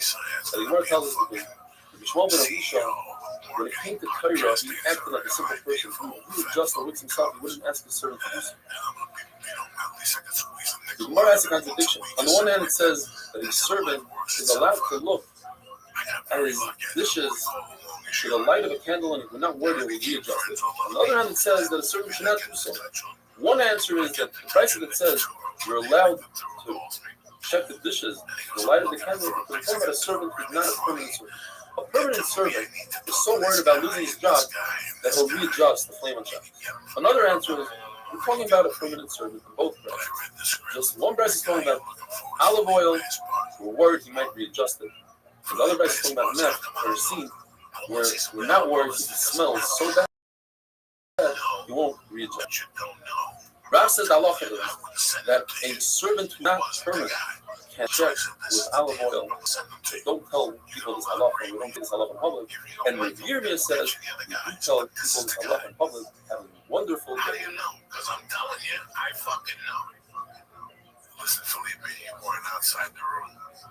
And he was calling me, he was so happy. That's the guy. How did you know? That's the guy. Joey reminds me of my brother. Yes, Joey reminds me of my fucking brother. That's the guy. That's the guy, Joey. He was so happy. And you know what? It was a Shabbos Daf Yud Gimel. We're hunkered down here in quarantine or Ramat Bet Shemesh, but nothing's going to stop us. We have Torah.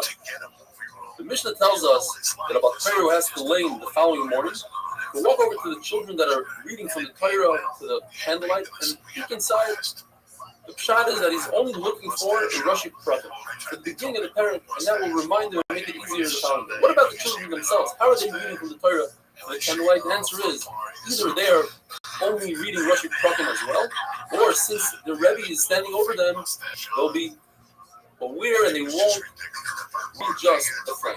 When Nisim Dain says on the side of the Gemara, he says, beautiful pshat, children, they rather the flame go out. They don't want to readjust. They want to run home.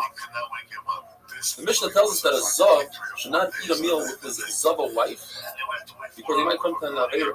The Mishnah doesn't say anything about a person whose car should not eat with his wife who's Tmeya because that we don't have to make it Zera. People are very makbid on Tumah and Tahara.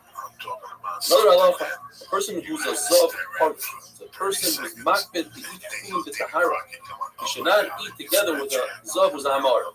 Abai says the pshat is because the Amaris might feed him food that fruits and mice weren't taken from them. Rava says the pshat is because we're concerned that later on when this Zav becomes far, the Amaris might feed him food that's coming. We know the answer to this question. The Gemara asks, a husband and wife, if the wife is a nidab, can they be in the same bed, fully clothed? The answer is no. Why? Because the Torah tells us in the Pasuk, talks about an Eish Sish, and right afterwards a nidab. And we say just like an Eish Sish, you cannot be in the same bed with her, even though you're both clothed. Rashi says why? Because he says it's just logic. So two, a nidab is also. The Gemara says perhaps we should bring a raya from the fact that we still say it's also to eat chicken when on the same table there's cheese. Chicken and cheese is only the Rabbanan, nonetheless they say it's also. The other reason is because it's only one person. There's nobody there to remind you. Whereas with your wife, she'll remind you. Perhaps you can bring a raya from two people that are eating on the same table. If they don't know each other, you're allowed to eat even meat or milk. If they do know each other, it's awesome. So here's a case of two people that know each other to remind each other. The answer is it's different. In our case, since they're both wearing clothing, that's a hecker, that's something different, and perhaps it's different than you would be like. What about our Mishnah? We learned a Zav and a Zava should not be able to eat a meal together. And the answer is, there is no hecker though. Yes, it's two people, but there's nothing different about them. B'das, he's mechol on his whole. He says the only Issa D'Oraisa is Gilui Arayis, Tashmish. Everything else, especially if you're wearing clothing, is not even an Issa D'Rabbanan. The Gemara tells us that when Ula came back from learning from the Medrash, he would kiss his sisters on their chest, and some say on their hand. But Ula himself is mechol on himself, because Ula holds, just like we say the famous saying in Tel Nazar, Leich Leich, Amri L'Nazira, Sachar Sachar, person who has to abstain from alcohol, from wine, from grapes, you tell him, don't go through the vineyard, go all the way around, because you might come to do an Isser. So too, when it comes, Arayis, the concept of Harchaka. The Gemara tells us an amazing story. Hanan Dev Eliyahu was once a Talmud who was a tremendous Talmud Chacham. He learned all day Mishnah, Torah, and his Mishamish Talmud Chacham, yet he died at a very early age. His wife was very upset. She took his tefillin and ran around the Beis HaMedrash, and she asked, it says the pasuk, Torah is your life. It gives you longevity. Why did my husband die? Nobody knew the answer until the Eliyahu told her, let me ask you, how does he treat you when you're in Nida? She said, Chas v'sholom, he doesn't even touch my small finger. But how does he treat you in your Shiva Nekiyim, the second Sunday? And he said, oh, he eats with me and drinks with me, and we sleep b'kiruv basar. And he said, if so, he didn't wear a chaka. It's a good thing he died. He deserved to die. He just points out that in those days, perhaps, after 7 days of Nida, a woman would go to the mikveh once, and then do Shiva Nekiyim and go to the mikveh a second time. And he held that since she was tired, I mean, they're right, she's tired, it's only Chomer D'Rabbanan, it's okay. The Gemara says, Rav Dini says, they had a very large bed, and there wasn't any cure of basar. The Gemara slowly answered that what's going on, that she was wearing pants, sort of pants, so there's no cure of basar on the bottom half. We learned in the Mishnah that a person is not allowed to blouse his clothing or read a sefer nor on the candlelight. And it says that these two halachas are from the 18 halachas that Hanani ben Chizkiah ben Goroim said in the attic. What happened was, the Talmidim of Bishami got together, the Talmidim of Yisrael got together, there were more Talmidim of Bishami than Yisrael, and they won. And they made 18 zeros, and those are two big things. Who's this Hananiah ben Chizkiah? He wrote a brisa called Megillas Tainas. It goes through the calamities of Klal Yisrael, the Xeris, the terrible Nisim, the terrible tragedies that happened in Klal Yisrael, and then the Nisim, the Gula that happened to Klal Yisrael. And Restream says we could also write a sefer like that. There's so many tsaras and gullahs that Klal Yisrael went through, and we're not going to write. Or the pshat is, the Gemara says that a shaita, a crazy person, can feel pain. He doesn't know that something is wrong. We don't know all the good that HaKadosh Baruch Hu does for us. Or the Gemara says, a person who's alive, who has dead flesh, you can run a knife through it and he won't feel anything. And by the way, the Gemara says, a dead person feels, and he feels just like a worm that goes into his flesh is like a needle into a live person. Hananiah also saved for us Sefer Yechezkel. Without him, Chacham wanted to destroy Sefer Yechezkel. There's too many predictions. And they gave him 300 barrels of oil, and he sat in his attic, and he rectified all the contradictions that are in Sefer. The Gemara continues, and we're going to learn in great detail what the rest of the 18 Zeros are. Have a wonderful day. Stay safe. Stay healthy. I'll see you tomorrow, Restream. All right, man. No further, man. Justice is shit for free. Hey there, buddy. Good. I heard that these are going great for you, buddy. Listen, let me tell you something, man. When I saw your thing playing on HBO, my heart stopped completely. I'm gonna tell you something. I wanted you on the show. I called you and I said, "What night do you want to go on?" Shabbos Daf Dalet. We're discussing the 18 halachas that Bishami and Yisrael agreed upon. 9 of them have to do with Sulei Truma. That's exactly what we're going to be discussing today. It's very relevant to the current events today. When you understand Corona, could have a better appreciation of the Tumah and Tahara. How you have to distance yourself from the Tumah, how spit could be Metame, etc.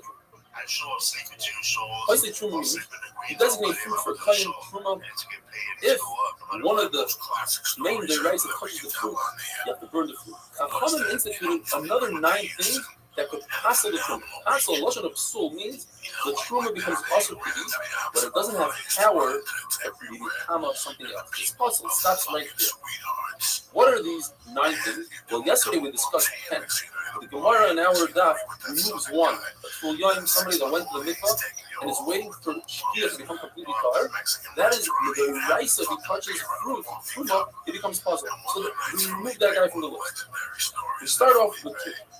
Somebody that eats a Rishon the Tumah. Rishon the Tumah means, the way it works with Tumah, you have an Avat Tumah, let's say. If it touches a fruit, it goes down 1 level. It becomes a Rishon.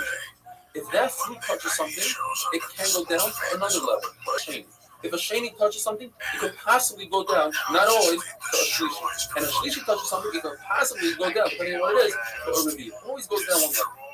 So if a human being eats a rishon, the tumah, if he touches it, nothing matters. If he eats it, digests it, he himself, according to Yeshua, becomes a sheni. It goes down 1 level. Here's a big condition, according to Yeshua. If he eats a sheni, rather than going down 1 level, he remains a sheni. Now this can't go according to the Yezer, who says you are what you eat. So if you eat a rishon, you remain a rishon. If you eat a sheni, you remain a sheni. If you eat a shlishi, you remain a shlishi. Ever since it goes, according to Yeshua. Says Yeshua, if a person eats a rishon or a sheni, and then he touches truma, the Rabbanon, he makes that truma puzzle, and you have to burn it. That's a big chiddush. You have to burn the truma. It's like a deraisa. Why is it? Why do they institute that?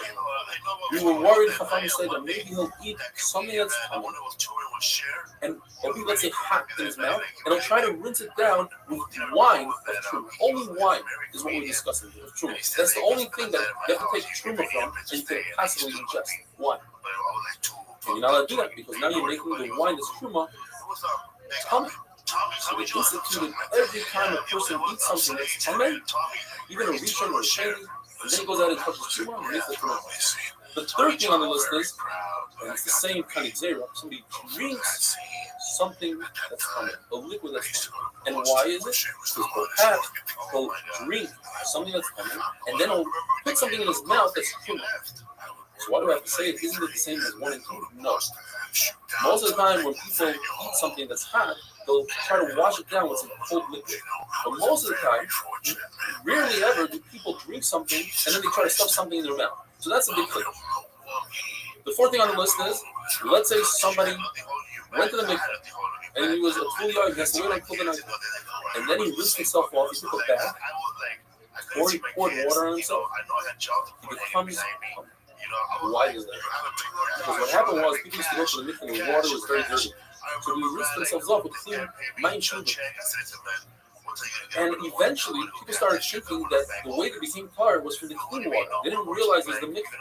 So in order to prevent that, from people not going to the mikveh, just pouring water on themselves, instead, pour water on yourself, and in order to make sure that this zera holds, they instituted another zera, and that's number 5 on the list. That even a completely tahar person that clean mind shuvah and pouring him, free living, he becomes common. Otherwise, the first zera will fall apart. And the 6th thing on the list are all Sifrei Torah and the Nevi'im Ksuvim. All parts that they themselves are coming, that if they touch truma, the truma becomes possible. And why is that? Because people would hide the truma right next to the Sifrei Torah. They said the Torah is Kaddish, the truma is Kaddish. Let's keep it together. Mice would come to eat the food, and by doing so, they would destroy the Sifrei Torah and the Nevi'im Ksuvim. If you have hands that weren't washed, they are tummy in the common tree. Why? Because your diamond's funny. Your hands touch all over your body. It's like corona. They keep on touching things. And people might touch truma and get disgusted by the truma after you touch a certain part of your body. So the instituted, if you don't wash your hands, truma becomes possible. Rabbi Charnoff says, hands that touch the sefer, they pass away. The Rebbe says, if you touch a sefer with your bare hands, you will be buried naked, meaning without that mitzvah that you were dealing with. So let's say you were learning from the Sefer Torah, and you touch the Sefer Torah, so all your learning that you did with that Sefer Torah flies away and you get that mitzvah. And what came first? The chronological order is first they made a gzera on hands that touch the Sefer Torah, and only afterwards they made a gzera on regular hands that they are coming, because if it was vice versa, then there's no need to make a gzera on hands that touch the Sefer Torah. They're already coming because regular hands are coming. Number 8 on the list is food that became coming from liquid. The gzera is because you might have liquid that touched a sheret, which is common with the rice. And it also, thing that touches even hands, which is the rabbanon, is also. Number 9 are vessels, kalim, that can come through liquids that touch the sheret. Because with the rice, the liquids of a zog, the spit of a zog is mekame. Said that the liquids that touch the sheret are mekame. Gemara says that Shlomo HaMelech is the first one to institute the concept of washing your hands for touching. Later on, Hillel and Shammai instituted the concept you have to wash your hands for truma, but nobody accepted it. Klal Yisrael didn't accept it until the Talmidim, Beis Shammai and Beis Hillel came along, and they instituted the gzera, and then they even said, Hillel and Shammai originally said that it's so strong the gzera that you have to burn the truma, which typically you don't do. You typically you let it stay in there and go to waste. Gemara tells us that there's a part, there's zugas. The first zug was Yosef ben Yoezer's Shreda and Yosef ben Yochanan Shulchan, and they instituted a number of gzeras. One of them was that dirt from other nations is mekama, because the other nations weren't careful and didn't mark the graves, and the dead are coming to the rabbanon. So he said that the dirt is also coming. And they said that even glassware is mekama, and so too mafish, which we're going to go into. Shimon ben Shedach said that up until that day, the ksuba of a woman was put aside. It doesn't say, here's a ksuba that's in this vessel. They didn't get really mad at her and say, take your ksuba and go, because you had nothing to lose. It's already designated. Shimon ben Shedach said, no, a woman could go after any of the husband's money anywhere. She could go after his business, whatever she wants. So therefore, a man will think twice before he divorces her. And finally, Shmuel tells us that Hillel and Shammai only argued about 3 things in the entire chapter, whereas the Talmid and Beis Hillel and Shammai argued on many things, including every one of the 18 Takanas. The second had a wonderful story. I was selling souvenirs, bro. Super fucking souvenirs. Get your programs, parents, Dodger Koala. Right now, this special needs Leon's on one of the biggest clubs in the world. It's starting right here. Who knows? He knows where this was comedy first developed. It was like me going to Shabbos Daf Shesvav, we're discussing the 18 machlokesim between the Shammai and Beis Hillel, that the halacha is like the Shammai. Even though it's still argued with the Shammai with every single one, once they pass in the halacha like the Shammai, the following day, Beis Hillel agreed that they were right, the Shammai was right. There are 300 machlokes in between the Shammai and Beis Hillel, but there are only 3 machlokes in between the Rabbeim, Hillel, and Shammai and Beis Hillel. The first one is, how much dough does one have to make in order to be chayiv in a precious challah? According to Hillel, it's 2 kav. According to Shammai, 1 kav. They were machmer even in a lesser amount. And according to Chachamim, it's 1.5 kav. The Torah says, bring challah on a oimer, which is asir sa'efa. It's 1/10 of an ephah. An ephah is 432 eggs. A tenth of that is 43 eggs. How do you remember that? Challah, ches, lamed, hey, 43. That's 18 kav. 18 kav is 432 eggs. A tenth of that is 2 kav. How is a tenth of 18 kav? Well, because we're going middle kav. In other words, in Gemara math, we take the final number. 2 plus 18 is 12. 10% of that is 2. Chachamim say, well, let's talk about Beis Hillel and Shammai for a second. They both agree it's 2 kav. The Shammai say that the 2 kav is for 2 meals. So we're just dealing with 1 meal. 1 meal is 1 kav, and 2 kavs on 1 kav. Chachamim say, we don't go milagav, we go milagav. We do 10% of 18, which is 1.8. In addition to that, we're not talking about the shiurim of the midbar, we're talking about the shiurim of the Yisraelim, and they took 6 and made it 5. Later on, when they took, again, 6 and made it 5 as shiurim, the shiur changed again, and Rabbi Yossi said you have to add a little bit more because the eggs were larger in the desert than they are now, and he added another 5%. Second machlokes is mikvah. A mikvah needs 40 saw of rainwater. Let's say you're trying to fill up a mikvah with rainwater, and then you decide, that's not on purpose by the way, you decide to put in a little extra water from the sink. It makes the mikvah possible. But how much water do you need to produce? According to Hillel, it's a hin. Use the word hin like his Rebbe, which means 12 lugim. According to Shammai, it's 36 lugim. And here's an amazing thing. Chachamim paskin like two weavers that live next to Shara Rashi points out. Weavers is the lowest profession possible. One cannot be a king or a king if he's a weaver. And the worst neighborhood in the world is Shara Ashwa.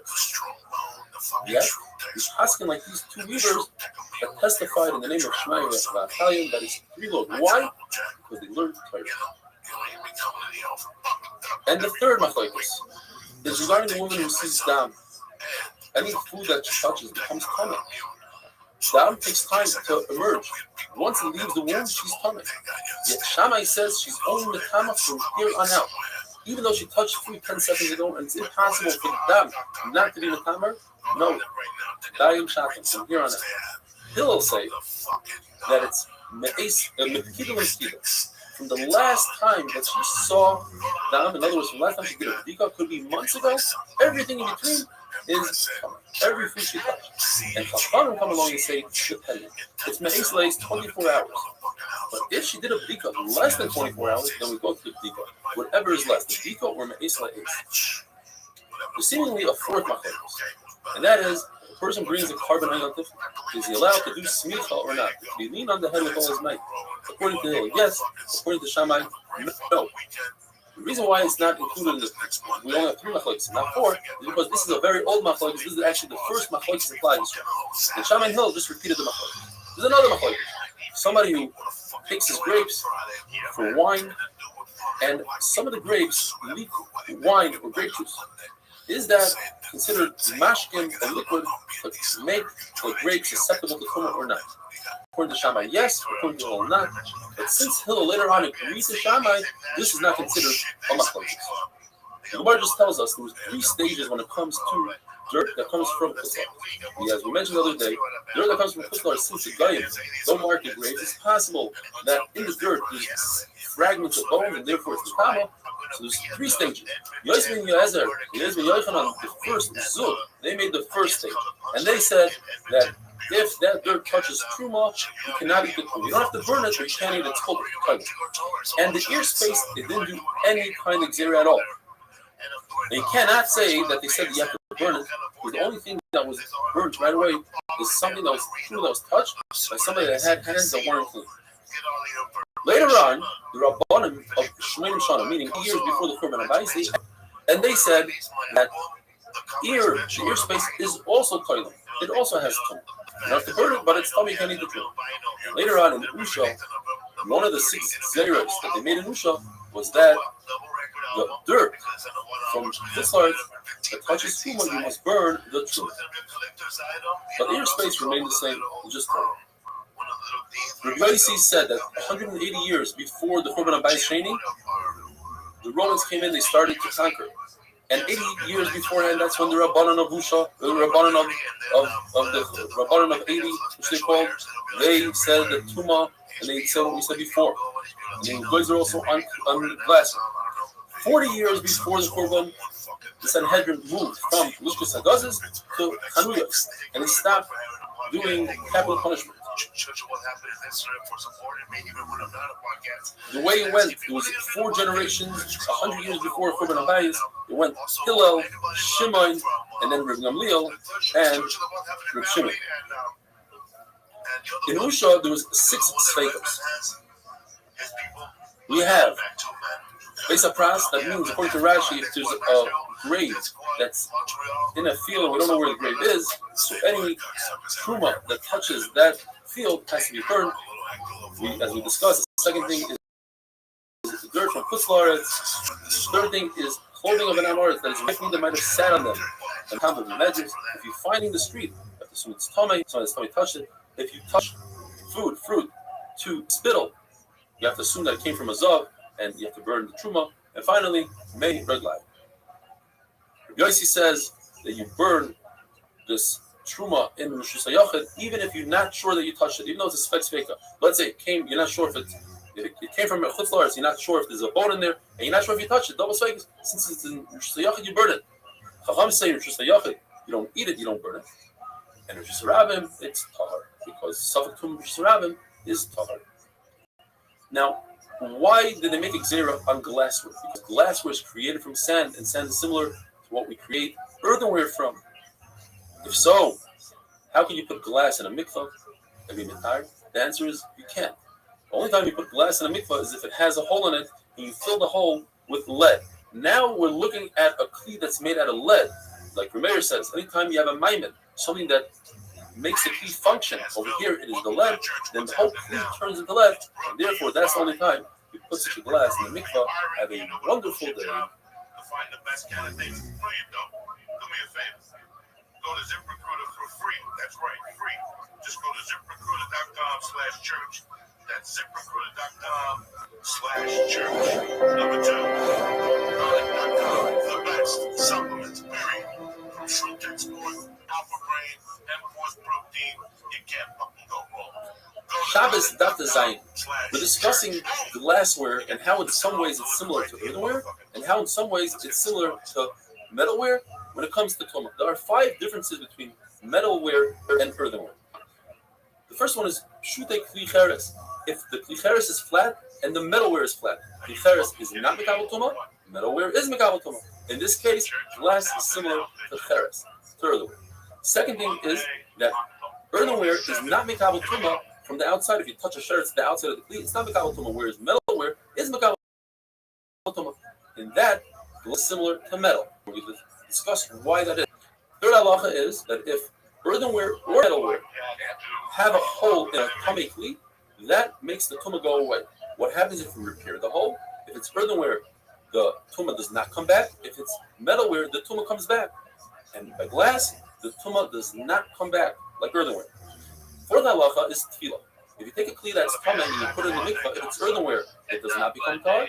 If it's metalware, it does become tar. When it comes to glass, it does not become tar. And finally, the fifth halacha, the amazing concept of avir, the ear space of a earthenware kli is mekabel tumah. If you put a sheret without touching the kli into the ear space of the kli, the earthenware becomes tamei, whereas metal does not become tamei.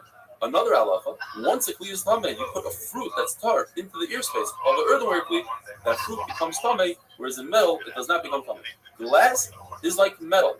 It does not become tamei through the ear space. Now, why is it that glass is mitama migabel? It's mitama if you touch something from the outside. If glass is similar to earthenware, it should not be mitama migabel. The answer is because glass is similar to metalware in the fact that if glass breaks, you can melt it back and make a new glass, just like you do to metal. You melt the metal and make a new kli. So in some ways, glass is similar to metal. Now, why is it if you repair a whole glass, it does not become tamei? That is like earthenware. Shouldn't be similar to metalware. And the answer is because the concept of repairing and recapturing tumah is d'Rabbanan. And the whole idea that a glassware is tamei is d'Rabbanan. That's 2 d'Rabbanan. That doesn't go. We don't do 2 d'Rabbanan on one item. Now, why is it that glassware, if it's flat, is not mekabel tumah, just earthenware is not mekabel tumah if it's flat? And the answer is because you're chachamim to make a distinction and show people that glassware is d'Rabbanan. And therefore, if glassware touches truma, do not burn the truma. Just let it hang as is, let it destroy itself, but you don't go with hands and burn it. You're only seeing burn, like we discussed yesterday, as dirt that comes from Putzlar, you burn truma, even though it's dirt. Rav Ashi says, glassware, in fact, is exactly like earthenware. Besides one thing, besides the fact that glassware becomes tamei if you touch the outside of it. Why is that? Because glass is see-through. So the outside has the same halacha as the inside. And just like the inside is mekabel tumah, so too, the outside. New sugya.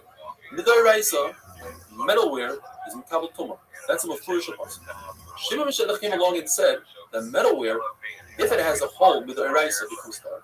But if you repair the hole, Shimon Meshach said, it recaptures the original tumah and remains tamei. There's a story with Shimon Meshach's sister, who was Yana Melech's wife. She made a big feast for her son, and during the feast, all the dishes became tummy tumas meis. Perhaps somebody died at the meal, and they all became tummy through oil.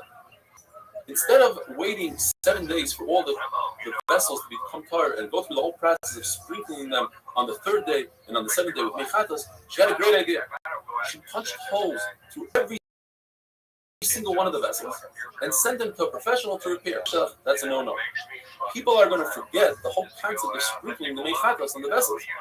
So he instituted a takana that even if you repair a kli, it recaptures the tumah. Now, what if Shimon Shevach said at that time that all tumas, even tumas sheretz, for instance, and you repair the kli, the tumah is recaptured? We don't have the idea that people might forget about mechatas. There is no mechatas on tumas sheretz. 2 answers. Abaye says because perhaps we're concerned that people won't poke a large enough hole in the kli instead of it being the size of a pomegranate to do less than a pomegranate.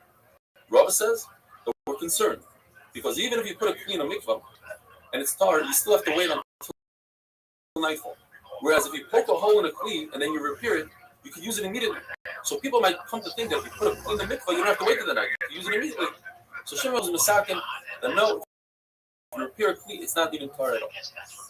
What's the difference between Abaye and Rava? In a case where a person broke the kli completely, flattened it out, and started, in that case, nobody's going to plan and say, oh, you don't have to go to the mikvah, you don't have to go to nightfall after you go to, because people see you're dealing with kli. But people may think that you don't need a full shear of a pomegranate to make a hole. When we're discussing the 18 halachas, that the halachas like Bishamai versus Basil, so we discussed so far the 9 that have to do with Sulei Truma, and 2 in the Mishnah where you shouldn't read the candlelighting, you shouldn't be loud for holding the candle. And now the Gemara continues with number 12. And that is the concept that a mikvah needs to have 40 saw of rainwater. And yesterday we discussed if you have 3 of mayim shuruvim, drawn water, before you get to the 40, and you introduce those mayim rainwater, it passes the rainwater. Now we're discussing what constitutes mayim shuruvim. Machlokes b'sham yisrael, if a person takes any type of vessel, a very large vessel, a very small vessel, in other words, vessels that are not mekabel tumah at all because they're so large, they're so small, or they're made out of material that's not mekabel tumah, such as mud. So you put it under a downstep to catch water. You do it on purpose. You want to catch the water, even if it didn't rain immediately. But you see that there are clouds in the sky, and you think it's going to rain, but it didn't rain immediately. You went to work and you came back, and then it rained. According to everybody, that's considered mayim shuruvim, and that makes a mikvah possible. If there are no clouds in the sky, everybody agrees that's not considered mayim shuruvim because you have to have das. You have to think, I want to capture the water. So where is the machlokes? In a situation where there were clouds in the sky, but those clouds went away, and new clouds came. According to Bishamai, since I had the proper machshava, you're right, it's on the wrong cloud, but my machshava remains, and therefore this water is mayim shuruvim. According to Basil, it's not considered mayim shuruvim, and the halacha is like Bishamai because they counted how many people there were, and there were more Bishamai than Basil.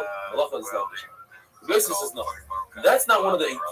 In fact, the halacha is like Basil. What is one of the 18? The fact that all Kusi girls, even 1 day old, are considered nida. Why? Because Kusim don't believe that a girl under the age of a gdoila can become a nida. So we cannot trust the Kusim. Therefore, they instituted that all Kusim are nidas having their full day.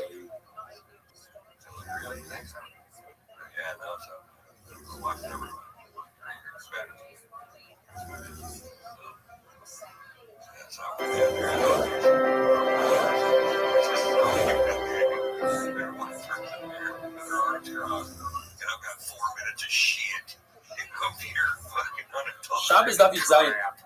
If a person were to take any vessel, any kli, and hold it over a dead body, that kli becomes tamei as oil. But that kli doesn't have to have a shear; it could be the size of a pin. However, if you want something in the room to become tamei because of oil, in other words, anything under the same ceiling as the dead person is tamei, the ceiling must be at least a tefach wide midoraz. As one of the 18 halachas that we pass in like Bishamai, according to it, is the halacha that the ceiling does not need to be a full tefach if you're holding onto the ceiling.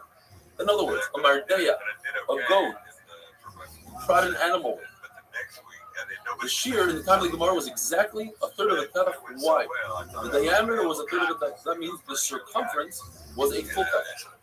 Since people might confuse the circumference with the diameter, therefore they instituted that if a person is holding on to the mardeya rather than making him tummy until the evening, because the mardeya was over the dead body. The dead body is avia v'satuma. The mardeya becomes the avatuma once the blessed, and the person holding on to it becomes a rishon. A rishon is the mikveh that same day. But people might get confused and they'll say, wait, even a full-fledged 7-day tummy only has to go to the mikveh that same day. There is no such thing as 7 days. Therefore, they instituted a tummy, whereas it's supposed to be for 1 day, they made it for 7 days. The Targum says, I'll curse my sons if this halacha is true. It's impossible. This is a mistake. What happened was once a farmer that he was walking with his goat on his shoulder. He was touching it, yes, but he went over his mouth over a grave. And that in return made him a rishon. But he thought that he's tummy for 7 days. It was a mistake. There's no reason to institute a takana. Nobody's going to get confused and mistake a circumference with the diameter. So according to a Targum that doesn't hold that this is one of the 18 takanas, we have to institute another one. So he's going to hold, like I said the other day, Benois Kusim. Benois Kusim is the 18th one. That all daughters of Kusim, even if they all have Tumas Nida. There's another halacha that they instituted that day, one of the 18. That's Haboitzer Lagas. If you harvest grapes, wine, and some of the grapes, they ooze out grape juice. That grape juice is enough to be considered Tachshur Tumah. Now the grapes can become a Tumah because, say, Beis Shammai, we're concerned that perhaps he'll harvest them in a waterproof container and he'll try to save that juice. Since he wants that juice, it's as if he had intent to use that juice. Gemara tells us that day that Shammai convinced Hillel, who happened to be the Nasi, and they forced him into agreeing to their halacha. It was like the day Klai Yisrael with the Chet HaEva. They should have listened to Aaron and Hur, but they didn't. Well, here Klai Yisrael should have listened to Hillel, who's the Nasi. Yet they embarrassed him, they put him like a student, and they forced him to agree to their halacha. Another one of the 18 halachas, the Gemara says in the name of Tavi Rishba, Tavi the hunter, he says in the name of Shmuel, that if you take truma, that's tameh, you give it to the kohen, and the kohen, instead of burning it, he takes it and he cleanses it. He won't gain anything because the truma that comes out will have a halacha of tameh truma. Why is that? We're concerned that instead of him burning it, he's going to keep it. Now he would be allowed to the rice to plant it. We're concerned that he might use it the wrong way, and therefore we say burn it right now and don't wait. Another one of the 18 halachas were decided like the Shammai. If a person is walking Erev Shabbos with his wallet and all of a sudden it becomes Shabbos, Midaraisa, he's allowed to walk less than 4 amas and stop. Walk another less than 4 amas and stop. And do so until he reaches home. But we're concerned that he might take more than 4 amas and it'll be over there. So what we say is, give it to a guy, let the guy carry it. Usually you're not allowed to do so, but it's better to give it to the guy than to walk 4 amas or so. Another one of the 18 halachas says that the guys are on pas akum, on bread of a guy, on the oil of a guy, the wine of a guy, and the daughter of a guy. In other words, is an isur yichud for a guy. All of these 4 halachas are considered one. According to Rabbi Yosef, had yesterday, who doesn't hold that one of the halachas is catching rainwater in a kli and creating mayim shuvim. So we say that Benois Kusim is one of the 18. We're still missing one. Benois Kusim we count as one of the 18. If he counts Benois Kusim as one of the 18 and not Shuvim, how does he get to 18? Gemara tells us there's a zera on all non-Jewish boys that they have a halacha of Hamei Zav. Although a guy can never become a Zav, but they instituted that Goyim have a halacha of Zav. We don't want our children playing with their children chashash of Mishkav Zav. Now, according to a mayor, we must say that the 2 halachas of food that becomes coming through liquid and vessels that become coming through liquid, one of the, those are 2 out of the 9 halachas that we learned in Psulah Truma, they are considered one, and like this mayor has a total of 18 halachas. And now we are done with the sugya of Tumah, and we're starting a brand new sugya.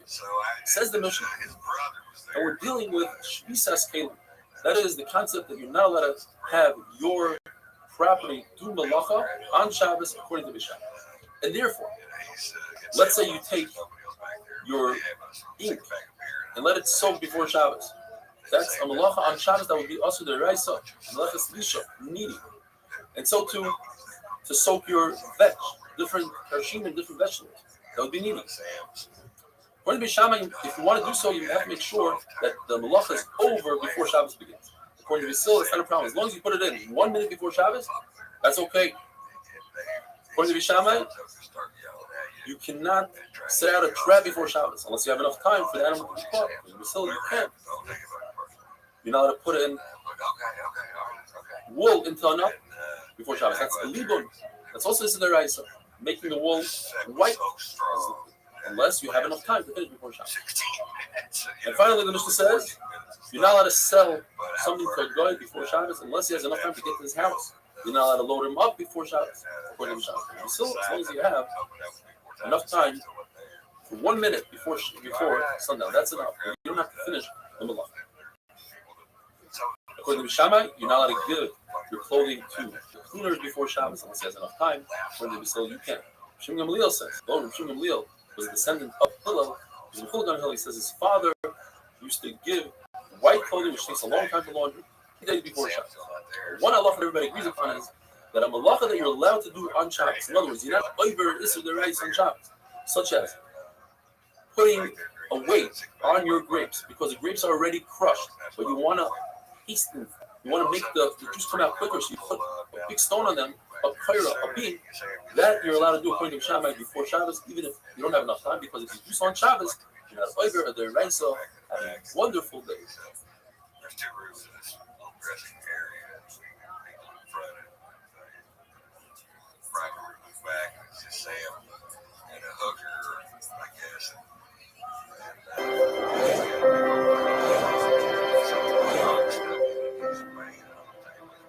He's frustrated. He can't get what he wants out of the old plow. And then finally it clumps up and he gets out of there and there's no pile. And he goes, heard you killed him, cowboy. Shabbos Daf Yuches, we discussed in the Mishnah that according to Bishama, you're not allowed to take heat and soak it in water before Shabbos, unless the process is done before Shabbos. Obviously, Bishama hold the only thing that's also to do before Shabbos is something that's also to do on Shabbos. Now, soaking ink doesn't involve any hand movements. You don't have to knead the ink. Therefore, the Gemara assumes that this goes according to Rebbe. Rebbe holds that the issur of lisha, kneading on Shabbos, applies even if you just introduce water to flour without kneading it with your hands. Even if you introduce water to ashes. According to Rebbe Yosi, lisha is when you do it with your hands. You knead the dough. You take the water and the flour and you knead it with your hands. So our mission doesn't go according to Rebbe Yosi. The Gemara says, no, perhaps even if Yosi would admit, in an object, in an item that doesn't require kneading, such as ink and such as ashes, you don't have to knead it. Just introducing the water is enough. So why does Rabbi Yosi say that you have to knead ashes? The answer is perhaps he never said ashes. He said alpha, and we're reading it afer. You could confuse the two. The Gemara tells us there are other halachas of things that you can do before Shabbos. You're allowed to make a ditch to bring water from a water source to your field, even though we'll continue on Shabbos. You're allowed to put fragrance under your clothing before Shabbos, even though we'll continue on Shabbos. You're allowed to put sulfur under your silverware in order to create some coloring for the silverware, even though we'll continue into Shabbos. What you're not allowed to do is put wheat in a watermill. There are 2 reasons given. According to Rabbah, because a watermill makes a lot of noise, and that's not nice for Shabbos. That's a design for Shabbos. People will hear a machine working on Shabbos. Another reason the Gemara gives, according to Rabbi Yosef, there's a concept called shvisas kelim. You have to have your utensils rest on Shabbos. Now, according to Rabbi Yosef, even Beis Hillel agreed to the concept of shvisas kelim. So then, why isn't the Mishnah of Beis Hillel saying you're allowed to put flax in an oven? You're allowed to do all these things because all those things, the machine wasn't moving. The oven doesn't move. There's no moving parts. You put fragrance under the clothing. It's in a vessel, but the vessel's not moving. What about trapping on Shabbos, where they still say you're allowed to have a situation where you traps an animal on Shabbos, we must say that we're talking about traps that don't move, like a hook for a fish, or like a kukuri, like a certain basket that's shaped in a way that a fish goes in and gets trapped, but the basket doesn't move. That's what still allows on Shabbos. According to Ravasi, the Shvisas Kelim is only the Beis Shammai. Beis Shammai hold in our Mishnah, even if the vessel doesn't move, like an oven, like a vat for dyeing wool.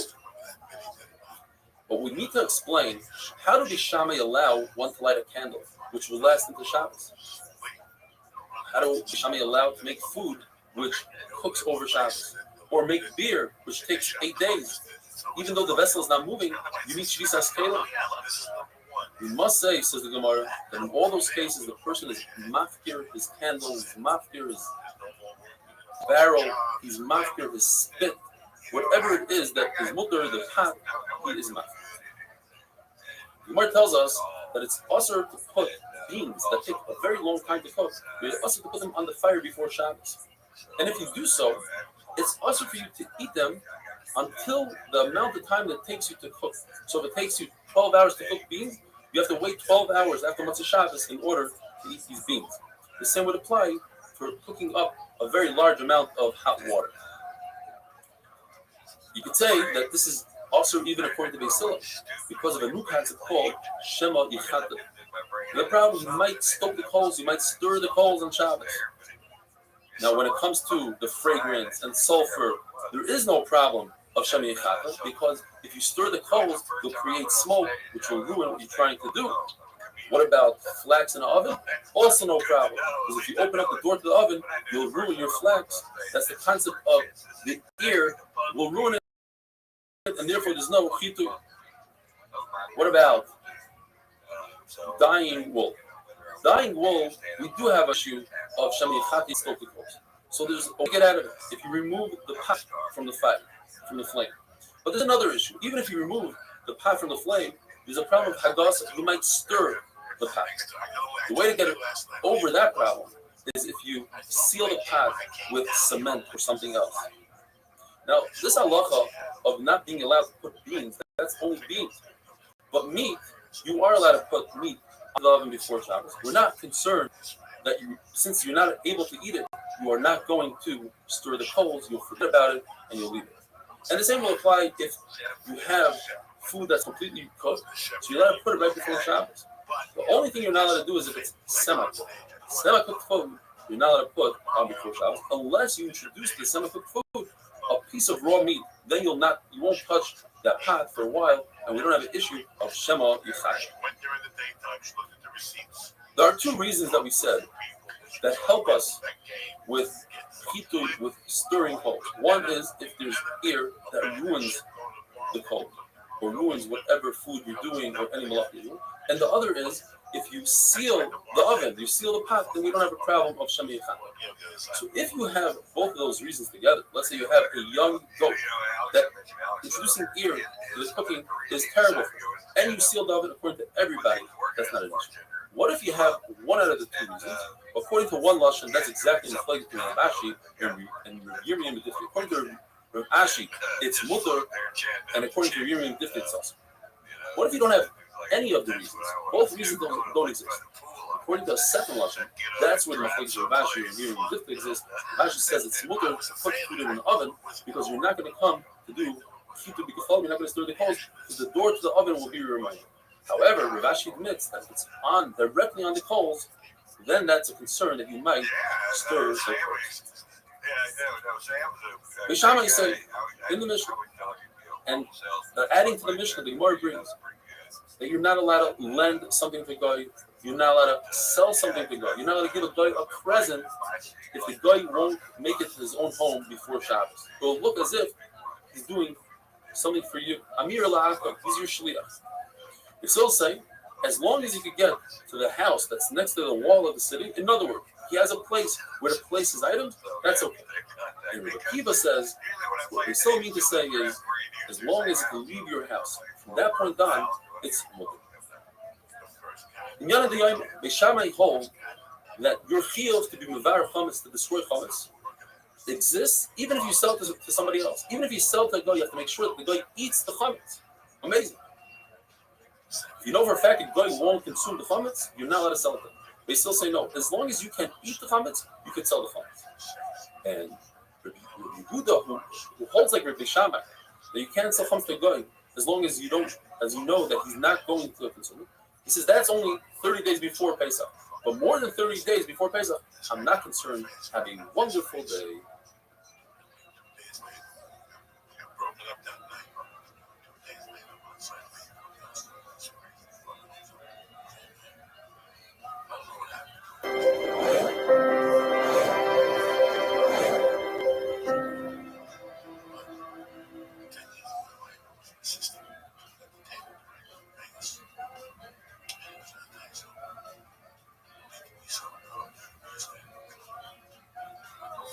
Shabbos Daf Yutes, permitted to feed your own dog on Shabbos, and you're allowed to give a poor non-Jew food enough for a meal. We're not concerned that they might take the food out of your shus, out of your domain, and it'll look as if you're doing your shlichus, and you don't have to prevent them. You're allowed to rent your kelim, your different tools to a non-Jew on Wednesday, Thursday, but you're not allowed to do so on Friday because it looks as if you're renting it to him specifically for Shabbos. Sending something with a guy, sending me a letter is much different than sending anything else. Because a letter, as the Mishnah Berurah explains, has the writing of the Jew, and everybody can tell it's coming from a Jew. Therefore, there's the following Allah. If you're sending it on Wednesday, Thursday, it seems like for most Rishonim, that's mutter. Although Rabbi Yossi HaKohen, or some say it was Rabbi Yossi HaChassid, was machmar himself and he never sent a letter in the hands of a non-Jew, even on Sunday, Monday. If you stipulate a fee, and now the non-Jew is acting on his own terms, according to Beis Hillel, you're allowed to send it even on Erev Shabbos. According to Beis Shammai, you're not. Now, on Erev Shabbos, if there's no fee stipulation, and there's no dayar. Dayar means the mayor of the city, but it really means that the receiver of the letter has a permanent address, where the guy will most likely find the receiver and won't have to travel any further distance. If you don't have those two reasons, then it's usher to send a letter Erev Shabbos. However, if in a case where there is dayar, the person does have a permanent address. Now, you didn't stipulate the fee.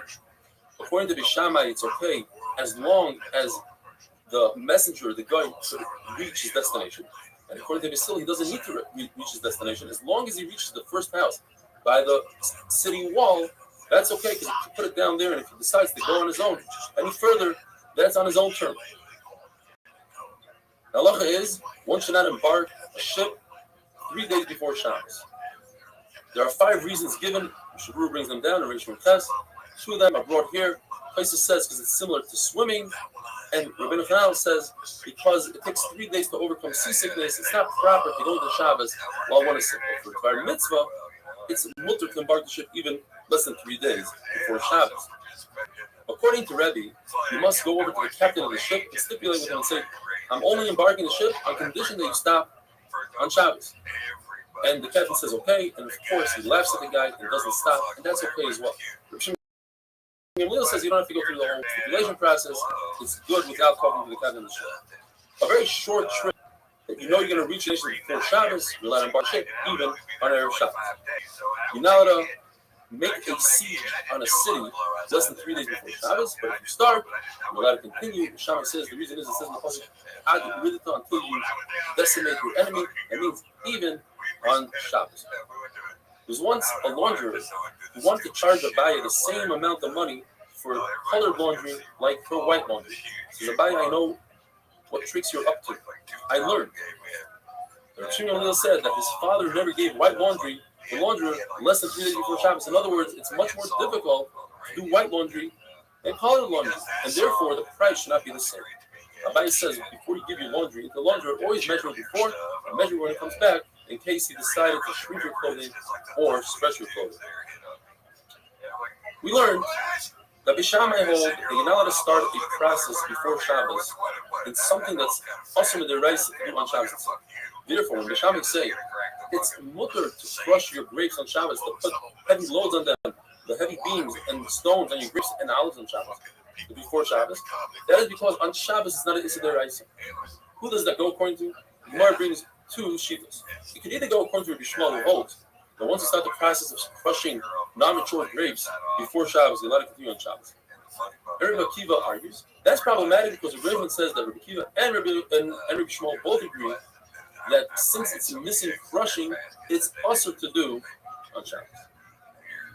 So there's another shita. The Gemara brings the Amoira Rabbi Elazar says in the name of the Tana Rabbi Elazar that once you start crushing a honeycomb and the honey starts oozing out, you're allowed to continue the process of Shabbos and benefit from the honey, and we're not concerned about speed on Shabbos. That would be the same as in our Mishnah that you're allowed to, once you start crushing the grapes before Shabbos, you're allowed to continue on Shabbos. Although it's slightly problematic because honey starts out as a salad and ends up as a salad. They're both food, whereas grapes are a salad and you make the liquid. However, that's not such a problem because Rabbi Elazar himself is brought down in a brayso saying this exact same halacha as he said by honey. He says it regarding grapes as well. Yosef Hanina says the halacha is like Rabbi Shmuel that says you're allowed to put a heavy beam or a stone on grapes and olives that are not completely ripe, and on garlic. There's a famous machlokes in Masechtas Shabbos. In Yesh Muktzah or Ein Muktzah. Rabbi Shimon holds Ein Muktzah, meaning you don't have to be so stringent on the Hilchos Muktzah in certain regard. And Rabbi Yehuda says Yesh Muktzah. Rav paskins like it. There is Muktzah, you have to be stringent. And Shmuel paskins like Shmuel, you don't have to be stringent. The Gemara brings here 4 nafkaminos. One case is if you have these reeds that you use in your olive press. The olive press doesn't work on Shabbos, so these reeds are muktzah according to Rav, and they're not muktzah according to Shmuel. If you set aside olive oil for your worker, it's his salary, so according to Rav, the olive oil becomes muktzah. According to Shmuel, it's not muktzah. A tart for your merchandise on your boat, according to Rav, the tart is muktzah. According to Shmuel, it's not muktzah. You're allowed to shut an animal on Shabbos, on Yom Tov. What if the animal is designated for milk, for eggs, for plowing, or even fruit? You have dates that are designated for commerce, for commercial use. So you set it aside before Shabbos. According to Rab, they are muktzah. You're not allowed to change your mind and try to shut this animal or use these dates on Yom Tov. Why? Since you set them aside and you didn't have mind to use them when Shabbos came in, you're not allowed to use it for the rest of the Shabbos. There was a Talmud that decided to paskin the halacha like Reb Shimon, even though the halacha is like Reb Shimon. He passed like Reb Shimon, and they put him in Cherem. Why? Because the story happened in a city where Rav was the Rav, and therefore they put him in. This is machlokes, and 2 Talmidim decided to paskin on their own. In what way do you save food from a fire when you're in a place that has an eruv tzatzeres? One paskin that you have to take you can take as many meals as you want as long as you put into one vessel, and the other one said you can take as many vessels as you want full of food as long as they fit into one vessel. And then tomorrow we're going to discuss the Mishnah of Ein Tzoylin Basar Batzel Beitzah. Have a wonderful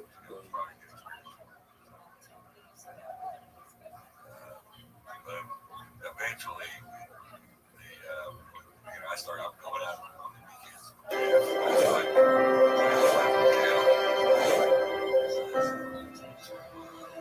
Houston, Houston, Atlanta, Jeff, Lisa, Jeff, and then we go do, probably 3 cities in 3 days. And it was just you and Jeff. Shabbos Daf Chav, we learned from the Mishnah that Erev Shabbos, one is not permitted to roast meat, eggs, onions, unless you're able to roast it before Shabbos. What does that mean?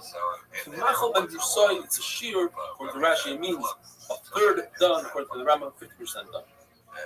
Once we're talking about K'machal ben Brusai, there's a few kulas.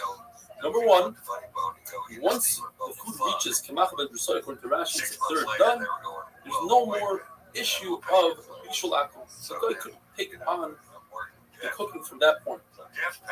According to Chananya, there's no Isser Shehiyah. Once your food reaches a third done, you can leave it on the flame when Shabbos comes in, and we're not worried about Shehiyah, even though you don't have roof of Tuma, you didn't remove the coals, and you didn't sprinkle the coals with ashes. You learned in the Mishnah you don't put bread into the oven before Shabbos, unless Karmu Panel has a nice color. According to the Tanakh, it means the outside of the bread. According to the Lezer, it means not only the outside, but also the part that lays on the oven. As we learned yesterday, a young goat, if you introduce air, oxygen, into the oven, will ruin the meat. So therefore, we're not concerned you're going to open up the oven door and stoke the coals. Yet, when it comes to carbon Pesach, we say that you are allowed to put a carbon Pesach on a stick into the oven because you are part of a group. And the group is going to remind each other not to stoke the coals. But what happens to the reason that oxygen is not good for the meat? The answer is because carbon Pesach is a whole goat. It's not cut up into pieces. It's also. So therefore, the air and the oxygen doesn't cause any harm, and it would be a concern, but because you have other people there, it's not a concern. There's in the Mishnah that in the Beis HaMikdash, there's a fire to warm the Kohanim's feet. You're allowed to start the fire right before Shabbos, even though you don't have most of the wood burning. But outside of the Beis HaMikdash, that's not allowed. What is the reason? So one reason given by Rav Huna is because it says that there's no isser to light the fire on Shabbos in the Beis HaMikdash. The Gemara has a bomb kasher Rav Huna. Rav Chisda says is because Kohanim's reason, beautiful Rashi here, the Kohanim are all b'nei Torah, and they're very careful with the mitzvahs, and we're not concerned. And the pasuk with Savarish Chomish V'sechem is referring to Hakar Sevarim Chalavim that you're allowed to burn. They're allowed to burn on Shabbos on this bed. So outside of the Beis HaMikdash, the shear is that it has to grab most of the wood. What does that mean? According to Rav, it means most of the pieces of wood. Every piece of wood, you have to have a majority of that piece on fire. And according to Shmuel, it just means that they caught on enough. They don't have to bring small pieces of wood to create a flame. Now, we have a great raya for Shmuel because it says by the menorah that you have to light the wick enough that the flame should go by itself. In other words, that it doesn't have any help from the outside. If you're lighting one piece of wood, so according to Rav, it has to be that the fire catches on most of the circumference. Another is most of the actual piece of wood, the thickness of the wood. The flame has to go through the wood. Abba says, if so, let's do both. Most of the thickness and the circumference. Yoyakim burnt Megillah Seichel, and it says in the pasuk ve'es ha'ach l'fanav mevares. Rav says that means an araba tree, and Shmuel says that they were together. It's a lashon of achma. So we have a three-way machlokes here. Read that our individuals, they don't need roiv. They're easy to catch flame. And if they're in a bundle, they need that most of the majority of it should light up. But this is the exact opposite. That if they're individuals, they need the roiv, and when they're together, since they're together, it's easier for them to catch on flame. And Rav Kahana says, like Rav Huna in this case, when it comes to pits, so we're saying thing by Kanim that when they're individuals, they don't need a roiv, and when they're together in a vessel in a basket, they need roiv. Because this is the exact opposite. And Rav Kahana in this case says like Rav Chisda. These are things that don't need roiv majority fire, which is pitch, tar, gopher, sulfur, vina, cheese, revas, hash, and gvava is stubble. Rabbi says that the trees of bubble don't need. And what is that? Rabbi says, as we're going to see later on, it's a branch of a cedar tree that's dry and thin, and it has like a woolly substance that catch flame. But it doesn't mean that it's cut into small pieces, because Ula says that even a Shabbos candle, you have to light it and make sure that it's lit, the majority of it, and therefore small pieces doesn't help. Rami Barabba says this is referring to Zaza. Zaza is moss. And with that, we finish the first parak of Masechta Shabbos, tremendous mazel tov, Hagan Aloch Yitzias HaShabbos, and now we're going to start parak B'Memedin. You cannot light with the wick of lechem, which is, like we just discussed, the wool that is found in a cedar tree. And you can't light with poison. According to Rav Yosef, it's the small pieces of flax. According to Abaya, it's flax that wasn't honed. And the Levi Kala. So Shmuel asked them, he asked them, what is it? They told him it's kucha. It's a woolly substance. Cesaros, something like that. The reason why Zero says it's kushkira. It's a very inferior type of silk that comes from a silkworm. They call it flaw silk. Robin says no, it's a good grade of silk. It says the Mishnah looks the Seidan, which means achrina, which is like the woolly substance from a willow tree. And Robin showed Abaya. Abaya says, that tree, a willow tree? Yeah, no, but he pulled it apart and he showed him, look, there's a substance, like almost like a wool in there that catches on fire. It says, Midbar, Shavra, which is nettle grass. They braid it and they make wicks out of it. That's not referring to algae, but rather it's referring to the moss. Now, some people added hair and wool, but our Tana says that hair and wool are not added because wool actually shrinks and hair burns. Now, from here on out are the oils that you're not light with. You can't light with tar, which is pitch, and shava is wax. But if you make a candle out of the wax, since this is in the category of oils, but not the category of wicks, so you're allowed to, you're permitted to use, as we do today, make a candle out of wax. Have a wonderful day. Went in there as a feature. I worked the first week and they really liked me. Then the second week, somebody dropped out. They kept me. The first time I was there, I went for 3 weeks straight.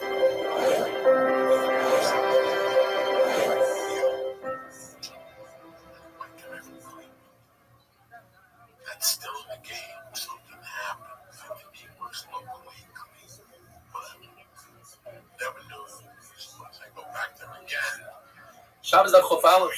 Rather list the Mishnah, different wicks that are also to use on Shabbos. These wicks are only also to make a candle out of them. If you use it to make a bonfire or for heat, it's mutter. You can't use shemen kik. 3 opinions. Shmuel says it's the name of a bird. Yusuf says it's cottonseed. And Rish Lakish says this is the kikayon. Kik is kikayon of yaina, the leaf that protected yaina. From all these 3 things, you cannot make oil. The isser of using wicks on Shabbos is because these wicks flicker and you might fix it. This is to use the oils in the Mishnah because these oils are not very absorbed into the wick, and again you come to fix it. Now if you added olive oil and now it works well, it's still also because you might forget to use the olive oil. Rav Shimon Gamliel says the whole list of wicks that are also to use, if you use them for flotation devices, they're mutter. The only time it's also is if you use it to be a wick and use it for the actual fillet.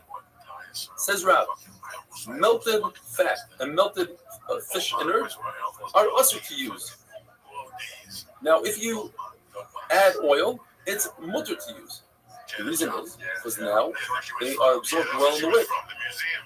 However, by themselves, they're also because you might not melt them. But we don't make a double tier. We don't say, well, with olive oil, you might not use the olive oil and you might not melt them. That's 2 tiers, and we don't do that.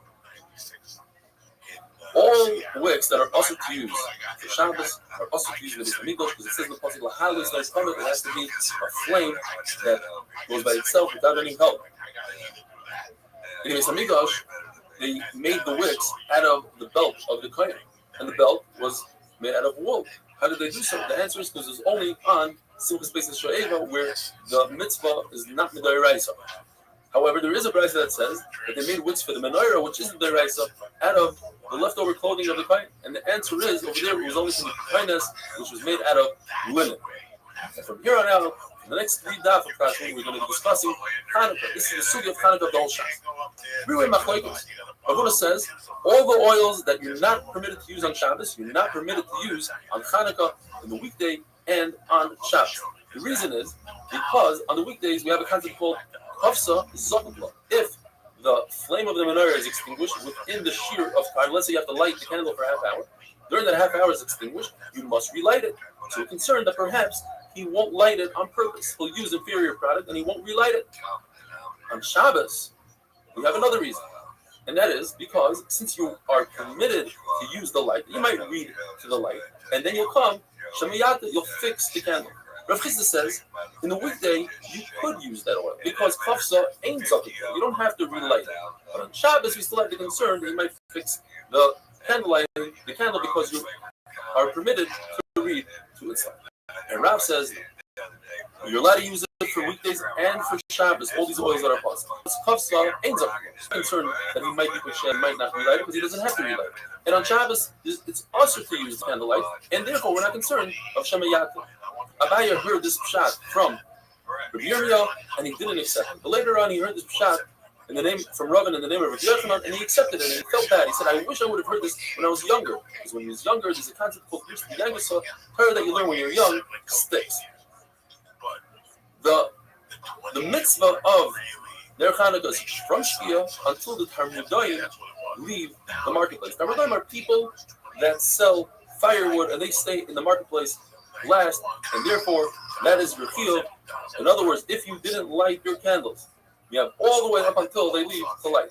Or another pshat is how much oil should one put in his menorah? Enough to last from Shkia until these people leave the marketplace. There are 3 levels of mahadran in Ner Chanukah. The basic level is 1 candle every single night for all the people in the house. That's all you need. On the 8th night of Hanukkah, 1 candle is enough for everyone. The next level is mahadran, and it's 1 candle, but for every person in the house. And the 3rd level is according to the Shammai, the Balabais, according to some Rishonim, places in the Rambam, is in addition to every single person in the house, or it's only the Balabais. Shammai say you start out with 8. And on the 2nd day, you go down to 7. And on the 6th day, you go down to 6. Still say you start with 1 and you build up. 1, 2, 3, 4. There are 2 svars in the Gemara for Bishamai and 2 for Beisil. Gemara says, according to Bishamai, you light as many candles as you have left in Hanukkah. So on the 2nd day, you have 7 days left, you light 7 candles. And the second shot in Bishamai is because on Sukkot, they started out with 13 cows they would bring for Karbanis, 13 cows the first day of Sukkot. Second day was 12. So for Hanukkah, you go down. Beisil as far as is that you light as many candles as days that went by. So on the 2nd day of Hanukkah, it's 2 days that went by, you light 2 candles. Another pshat of Beisil is Malam B'Kodesh, you always go up in Dusha. So you start with 1 and you go up to 2, etc. If your house is open to a front yard, and that front yard is open to the Rosh Hashanah, you light by your front door, outside of your front door, in your chutzner, but by your house, by the door. If you live on the 2nd floor, you should light by the window facing Rosh Hashanah. If it's a time of Sakana where you're not allowed to light outside, you're yot to the mitzvah lighting inside on your table, says Rabbah, provided you make a hecker that this is your Ner Chanukah and not your lamp for regular usage. Now, if you have a bonfire at home, then you don't have to make a hecker. Obviously, that small little candle that you lit is for Hanukkah, unless you're an Adam Chashuk who never uses a bonfire. The Gemara tells us on the 25th day of Kislev, we make 8 days of Hanukkah, which you don't do a hesped at a levaya, and you don't fast. What happened was the Yavanim went into the Heichal, and they were metama all the oil, and then when the Chashmonaim beat them, they found only 1 Pach Shemen with the seal of the Kohen Gadol, which should have only lasted for 1 day, but lasted for 8 days, and there made Hanukkah where you say Hallel and you give Tevach Vaydat HaKadosh Baruch. The halacha is, if you cause a spark and that spark makes a fire, you are chayav. If you have a camel loaded with cotton and the cotton goes into a store and catches on fire and your camel creates a fire, that's your responsibility and you are chayav. If it caught on fire outside of the store owner put his fire outside of the store, that's the store owner's responsibility. Says Rabbi Yehuda, on Hanukkah, since you have a mitzvah to light outside, then it's not the store owner's responsibility, it's the camel owner's responsibility. Says Ravina. From here you see that the chiyuv of Ner Chanukah is from between 3 tefachim from the ground, it shouldn't be lower than 3, but not higher than 10. Otherwise, we would tell the store owner to light his candles above 10 tefachim so camels could go by. Says the Gemara, that's not a good raya. Perhaps you could be yaitza above 10, but we don't tell the store owner to do so because it's a tircha and he might not want to do it. Have a wonderful day. And then I came back at the end and did a story that I've been telling for years. That always kills. Like I said, that fucking Taylor just set them up. It was like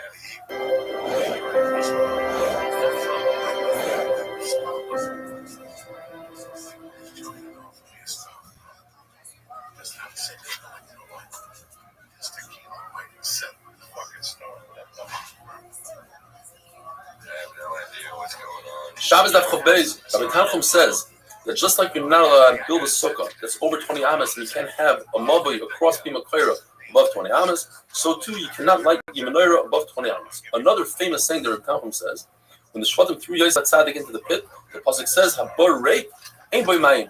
It's empty and it doesn't have water, which is a double language. The Gemara says, yes, it didn't have water, but it had snakes and scorpions. Rabbi says that when you light the menorah, make sure that you put the menorah one tefach within the doorway, not further away, because people might confuse and they won't realize that you are the one that placed it there.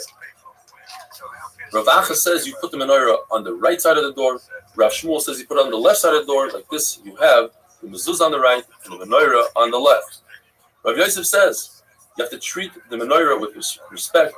Even a very simple task as counting money should not be done by the light of the menorah. Where do we see this from? From Kisui Hadam. You're obligated to cover the blood of a chaya and a bird after you shecht it, not a behema.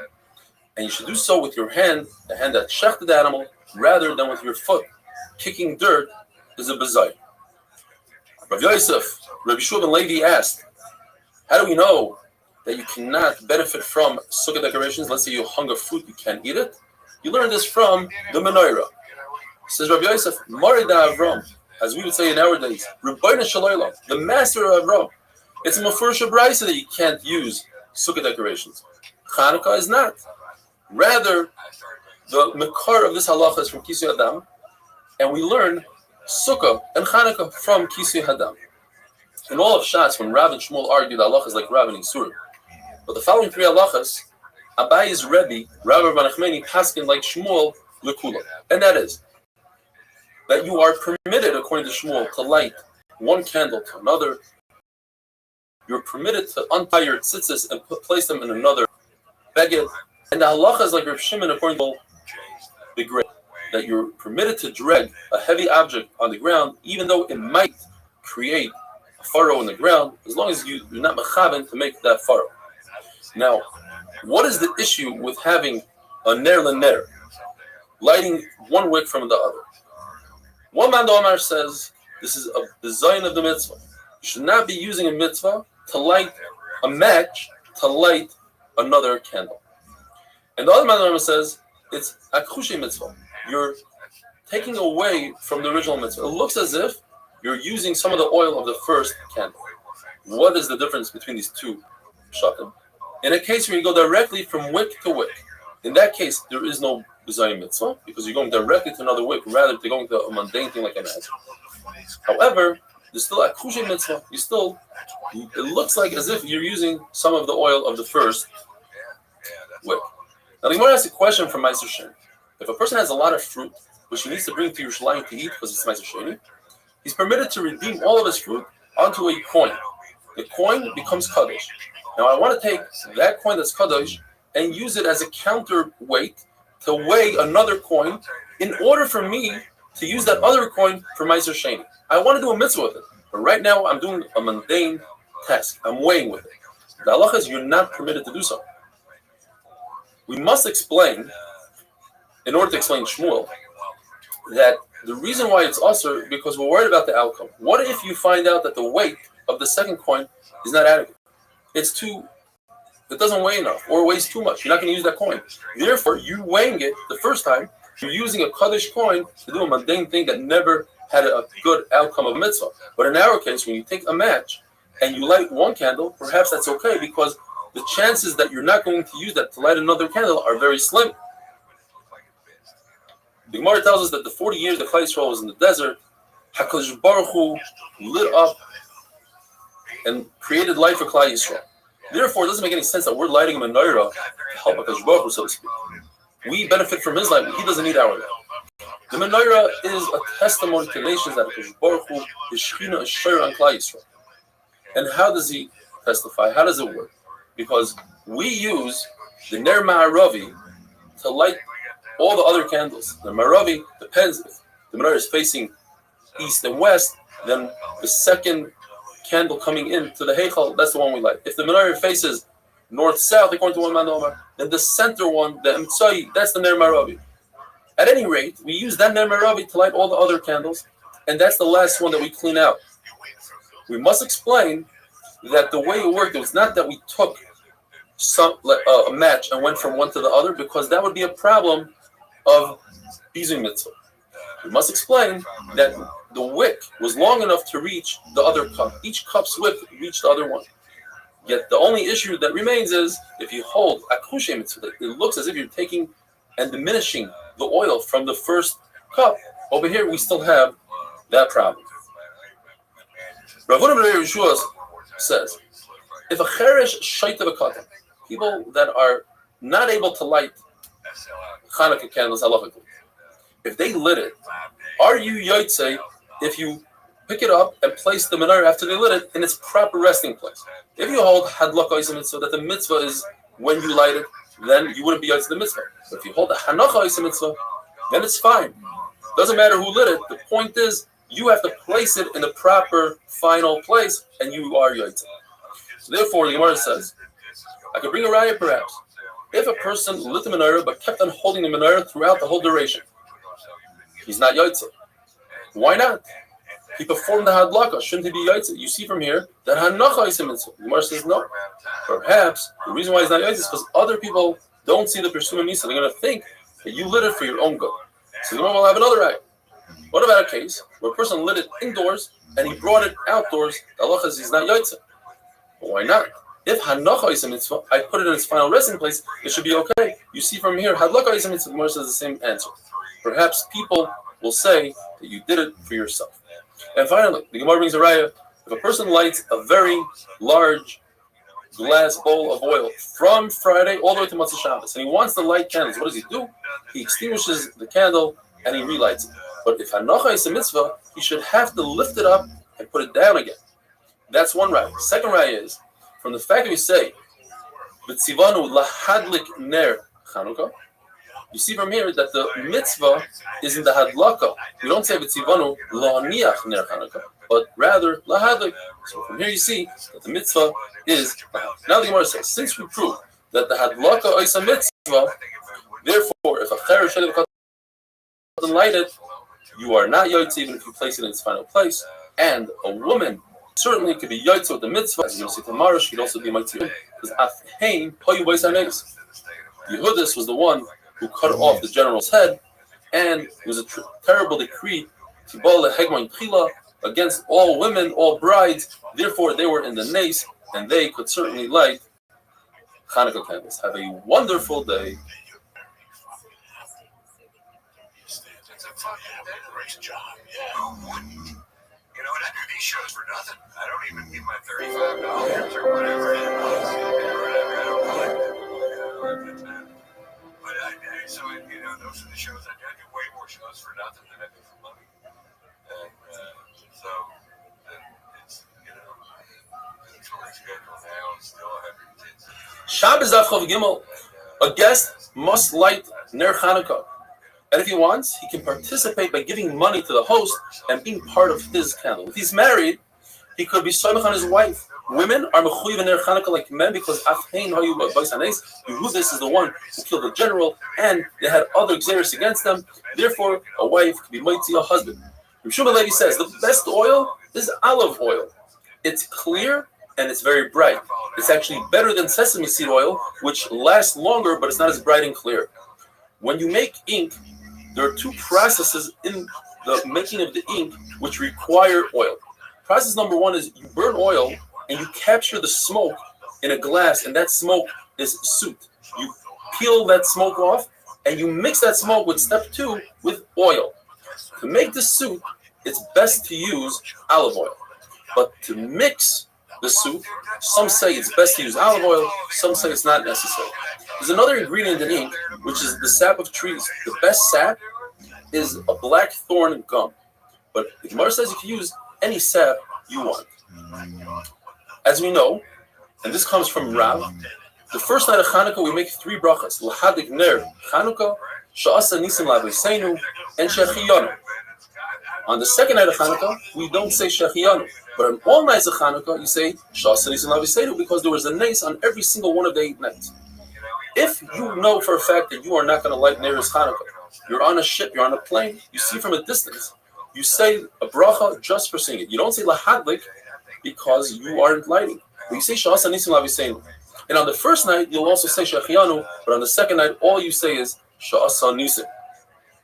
The question is, why do we say in brachas that are on mitzvahs derabanan, like Ner Chanukah, why do we say Vitzivanu? You Hashem commanded us. Chachamim commanded us. The Gemara explains because it says in the Torah, Lo Sasu. You cannot deviate from what Chachamim tell us. So therefore, anytime Chachamim give us a mitzvah, it has the power of a da'iraisa. Another pasuk is Sha'al Avicha v'yegeitcha zikinecha. The zikanim, the Chachamim will tell you, and you must listen. When it comes to the Domai, these are fruit that you buy from an Amaretz. You're not sure whether or not he performed Trumas Amaisrus. He separated Trumas Amaisrus. Chachamim are mechayev you to be mafresh Truma Amaisrus. Why don't we make a bracha on that? It's a derabanan. We should make a bracha that we make on Ner Chanukah. In fact, the halacha is you can take this Dmai and make a bracha on it, make zimun on it, use it as an erev chatzeros, as an erev tavshilan, as a sheet of mavais. You could also be mafresh the Truma Amaisrus unclothed. That shows us that there's no bracha. And the answer is, says Abaya, because it's a suffix the Rabbanan. The Rabbanan are not sure whether or not the Amaretz was mafresh Trumas Amaisrus, whereas by Chanukah it's a vada. Rabbi says even more. Not only is a suffix, it's not even a suffix. It doesn't start at all. Because most Amaretz do perform Trumas Amaisrus. It's a chumrah. And on a chumrah, you don't make a bracha. So Avuna says that a house that has two front doors, we're not concerned that some out-of-towner that's not familiar with your house will think that two separate families live there and will wonder how come one of the families didn't light Ner Chanukah. Therefore, all you need to do is light one candle. However, if you have doors on two sides of your house, let's say on the front of your house and on the side of your house, you're mechuyev to light two candles. We are concerned for the people that live in the city. They might think that since you didn't light on one of the doors, you didn't light at the other door. Where do we see that you must be concerned with what other people think about you? In the Torah, by Peyah. The Torah says that you have to leave the corner of your field for the poor. And you must leave it all the way at the end when you're finished harvesting. Why is that? Why all the way at the end? Why can't I leave the corner in the middle while I'm harvesting? There are 4 reasons given. But the reason that's important for us is that we are concerned that other people might think that you haven't given Peyah. And they'll curse you. And we don't want other people to think bad about you. The other 3 reasons are because if you could give it whenever you want, you'll wait until the poor people leave, and then you'll make a phone call to your best friend and have him come down and take it. Or we don't want the poor people to waste their time. They don't know when you're going to give it, so they'll sit around for days. Like this, they know exactly when it's going to happen, and they won't waste their time. And the 4th reason is, Torah says, you have a field to take payout. And we don't want you to lie and say, yes, I gave it yesterday. We know exactly when you're giving it. You're giving it all the way at the end, and like this, you won't come to lie. Your act didn't necessarily change, but the paycheck changes. Like in every other A candle, a lantern that has 2 wicks coming out of the 2 sides. The Mishnah Berurah says even if it's one long wick, but you don't see it, you just see the 2 ends of the wick. 2 people could be yotze the chiyuv of Ner Chanukah. If you have a bowl with many wicks in it, many people could be yotze the chiyuv of Ner Chanukah. However, that's only if there's a cover to it. If there's no cover, then it'll be one large flame, and one large flame is called a medura, a bonfire, and that's puzzle for Nero's Chanukah. The Gemara teaches us that Shalom Bayis is the most important. If you have a choice whether to buy a candle for Shabbos, which is considered for Shalom Bayis, or a candle for Chanukah, Shalom Bayis comes first. If you have a choice between the candle of Shabbos and to buy a cup of wine, rather than making Kiddush on bread, Shalom Bayis comes first. The Gemara just wonders, what about Kiddush, which we do every single week? Does it come before Ner Chanukah if you only have money for one?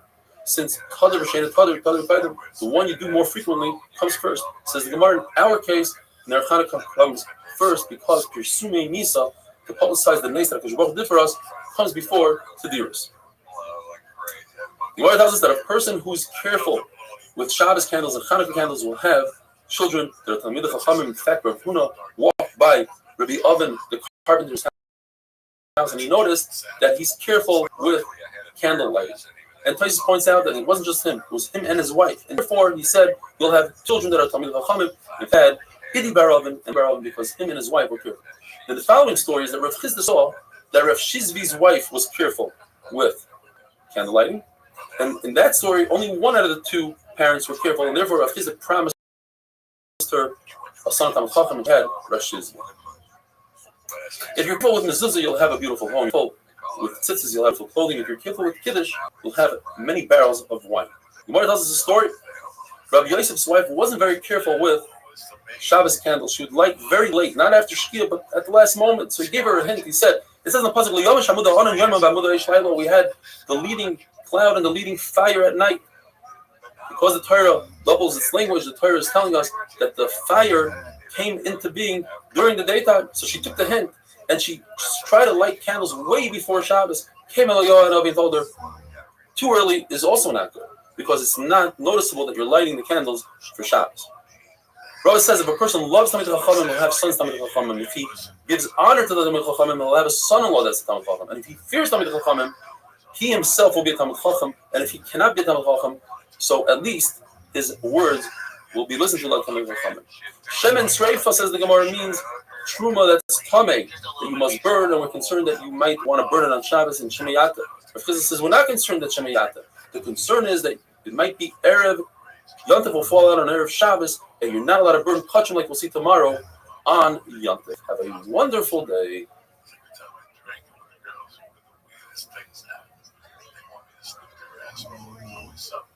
They still make cars with Bristol Green. I remember that. Oh my God, that's terrible. No, don't be pissed. It's going to be a good time. No, I got to do a set. Oh, yeah, they can still make it. I think it's a dessert one. I think there might have been alcohol in it. How much alcohol? Let's find out. Shabbos Daf Chof Dalet. Please join us. Our live Zoom share today, we had 110 people that joined the live DAF from all over the world, from New York, from Brooklyn, from Los Angeles, from Melbourne, from South Africa. Please join us, 7:15 a.m. Israel time. The halacha is that we say Ala Nisim in Shemona Esrei because Ala Nisim comes to give praise to HaKadosh Baruch Hu, L'Hoidoi Sulahalo. Where do we insert it? In the part of Shemona Esrei that's praising HaKadosh Baruch Hu. But in Birkas Hamazon, it's not necessary to say Al Nisim. Birkas Hamazon is the Raisa, Al Nisim, the whole concept of Chanukah is the Rabbana. If one insists on saying Al Nisim in Birkas Hamazon, he should insert it by the dog part of Birkas Hamazon, by Noidel, and not when you insert Yalav Yahweh, which is by Bnei Yerushalayim. Bnei Yerushalayim is a bracha that we should rebuild Yerushalayim, and we should have Beis Hamikdash, we should be able to bring Karbanos, and that's the tefillah of Yalav Yahweh. Rav said on Rosh Chodesh, you say Yalav Yahweh invention. That's what we do today. Why is that? Because it's the Irai. Rosh Chodesh is the Irai. But he says, no, we don't say Yalav Yahweh, since there's no Isser to do Malacha. You let him work on Rosh Chodesh. The halacha is like Rav, because there's a brayso that Rabbi Shai says, and it goes as follows. There's two categories. There's the category of days, like Rosh Chodesh and Chol Hamoed, that you bring a korban musaf, and there are days, like fast days, that you don't bring a korban musaf. The days that you bring musaf, says Rabbi Shai in the brayso, you say Yalav Yahweh in Birkas Hamazon, and that's exactly what Rav says. That you say Yalav Yahweh in Shemona Esrei by Ritzei, and if you forget, say Ma'ir. And there's no kiddush. No, you don't take a kiddush cup and make kiddush on Rosh Chodesh Chol Hamoed. The days of a fasting on Sheni v'Chamishi that we fast for rain, or the Mamados, and that is there were people that were Yisraelim that were designated from Klal Yisrael to represent the entire Klal Yisrael when they brought korbanos of the tzibur. Half of them, or part of them, went to the Beis Hamikdash, and part of them remained behind and fasted Monday, Tuesday, Wednesday, and Thursday. And they said psukim and they daven that the korban should work for Klal Yisrael. That's my mother. Those days, we say Anenu. When does the Gemara say Anenu? In all Shemona Esrei, Shachris Mincha. Rashi brings the Ga'idim that we only say Anenu in Mincha like we do today. And the reason is that we shouldn't look like we are lying in our Shemona Esrei. Perhaps a person will have an oinus and an eat by mistake, and it'll be a lie. However, Tosis points out that the Shliach Tzibur should say Anenu in Shachris, because it's impossible that from the entire Tzibur there won't be at least one person who's fasting a complete fast. Rav Huna and Rav Yehuda hold that you don't say Al Nisim by Musaf on Shabbos and Rosh Chodesh on Chanukah. Since Hanukkah is not the cause for Musaf, there is no Musaf for Hanukkah. The other shita is that you do say Al Anisim because all the other Shemoneh Esreis have Al Anisim in them, and we don't want to make Musaf different from the other Shemoneh. The Raya for Rav is from a very similar place. Yontif that falls out on Shabbos, we don't mention in the Haftarah of Mincha. In those days, Rashi says it's a Haftarah of Mincha until the Hasidim, and they did away with that Mincha. But nevertheless, even though it's Yontif, you're not mentioning Yontif because there is no Haftarah because of Yontif. Even though Yontif itself invokes Haftarah sometimes, and not today. So that's a good raya. What's not a good raya is from the other case that Rosh Chodesh that falls out on Shabbos, you don't mention, and that's what we do today. We don't mention Rosh Chodesh in the Haftarah brachas of Shabbos. And the reason is, the Gemara says this is not a good raya because Rosh Chodesh never invokes Haftarah. There is never a concept of Haftarah Rosh Chodesh. Rosh Chodesh just happens to be today, which is Shabbos. The Gemara says that Allah is like another similar case. Yom Kippur that falls out on Shabbos. By Ne'ilah, we mention Shabbos. Even though we never have a Ne'ilah on Shabbos, the whole Ne'ilah is only because of Yom Kippur. Nevertheless, we mention Shabbos. The halacha is that we mention Chanukah Al Anisim. Now on Shabbos Rosh Chodesh, according to Rashi, we do mention Rosh Chodesh in Haftarah, but as Tosfos points out, and the halacha like Tosfos, we don't. And the halacha is that the halacha is not that we don't say Yontif in the Haftarah of Mincha Shabbos, but Leil Shabbos, Friday night is different. Friday night when the Shliach Tzibur says Chazar Shashat Me'in Sheva, and it's Yontif, we don't mention Yontif. Why is it? Because the whole reason you do Chazar Shashat by Ma'ariv of Shabbos is because of Saklan. The shul was always out in the field, and we're concerned about somebody coming late to shul, and if they have to leave after everybody left, and he'll be by himself, and the Mezikim will get him. So they prolonged the Ma'ariv. On a weekday, people didn't go to shul in those days. So because it's a sakana, we said Chazar Shashat, but it's only because it's a sakana, there's no reason to mention like. In the Mishnah, there are two shitas that say the same exact thing, that you should not light from chayla, from fat, whether it's cooked or uncooked. One of the shitas, though, is different. Because one of those shitas hold that if you add olive oil to the mix of diluted fat, of melted fat, actually mutter to use. Says the Mishnah, you don't use shemen sreifa on Yom Tov. As we explained yesterday, shemen sreifa is truma oil that became tamei, and you must burn. Allah, you have to burn. You cannot burn it on Yom Tov, as we had the other day. Now, shemen sreifa, the reason why you can't use it is because you cannot burn that oil on Yom Tov.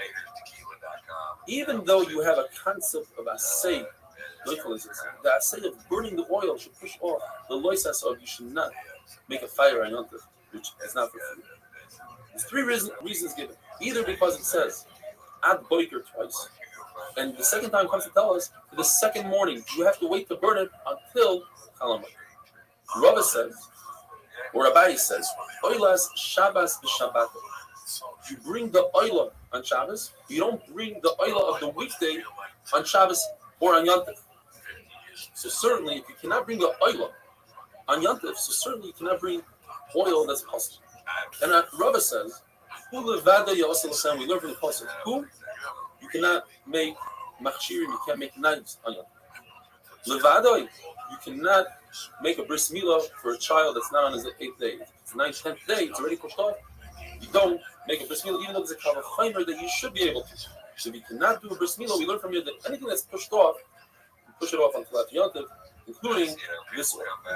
And Rav Ashi says, even though we have an essay that should push off a lois assay, but Yom Tov is actually an assay and a lois assay. And one assay does not push off an assay and a lois assay. Have a wonderful day. Feeling you get from just walking on stage and, they just want to bestow fucking love on you, with applause, and I keep my job, so I'm still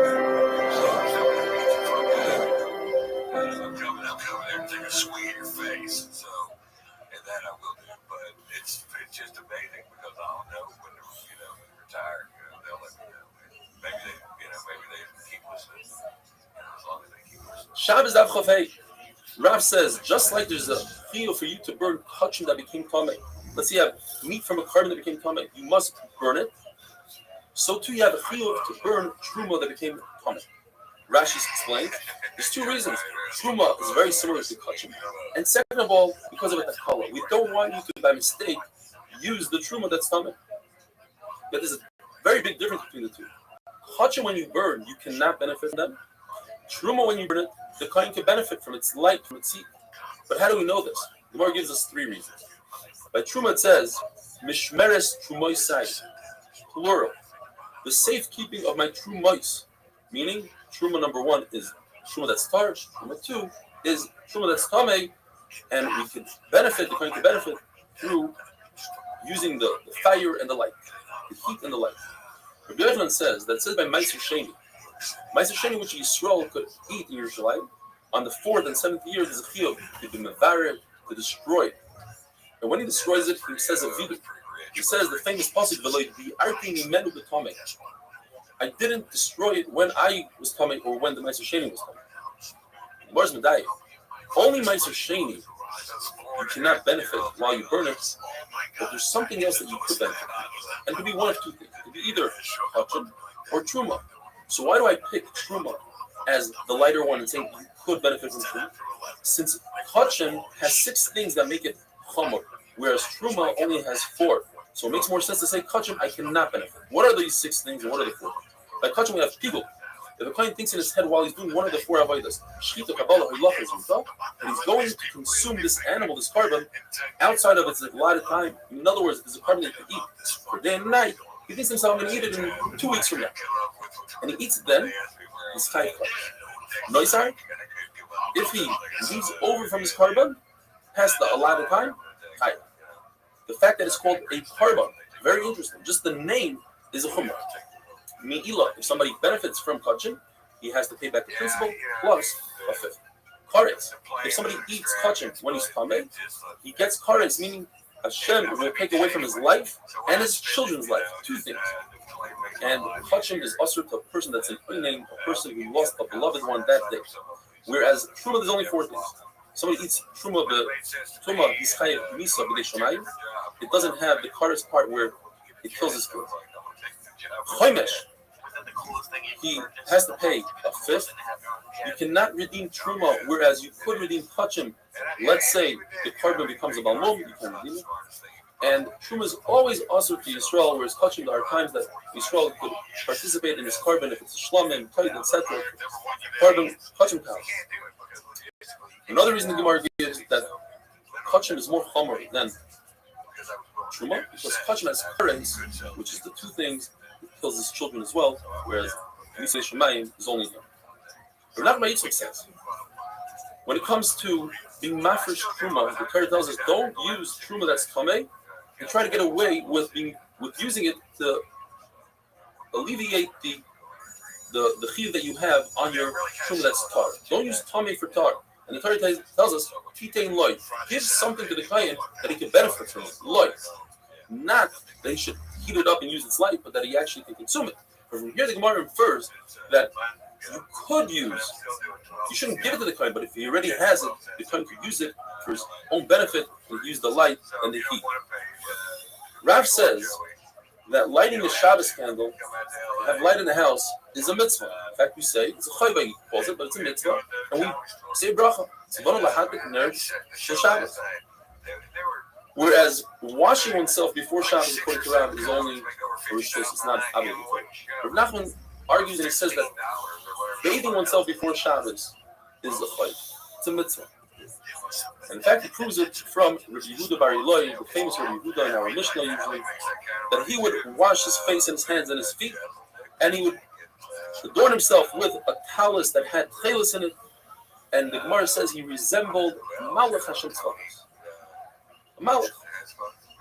And the Gemara adds that his Talmidim were embarrassed from him, and they would tuck the corners of their beged, of their clothing inside, so you wouldn't see that they're missing the tzitzis. And he asked them, why aren't you wearing tzitzis?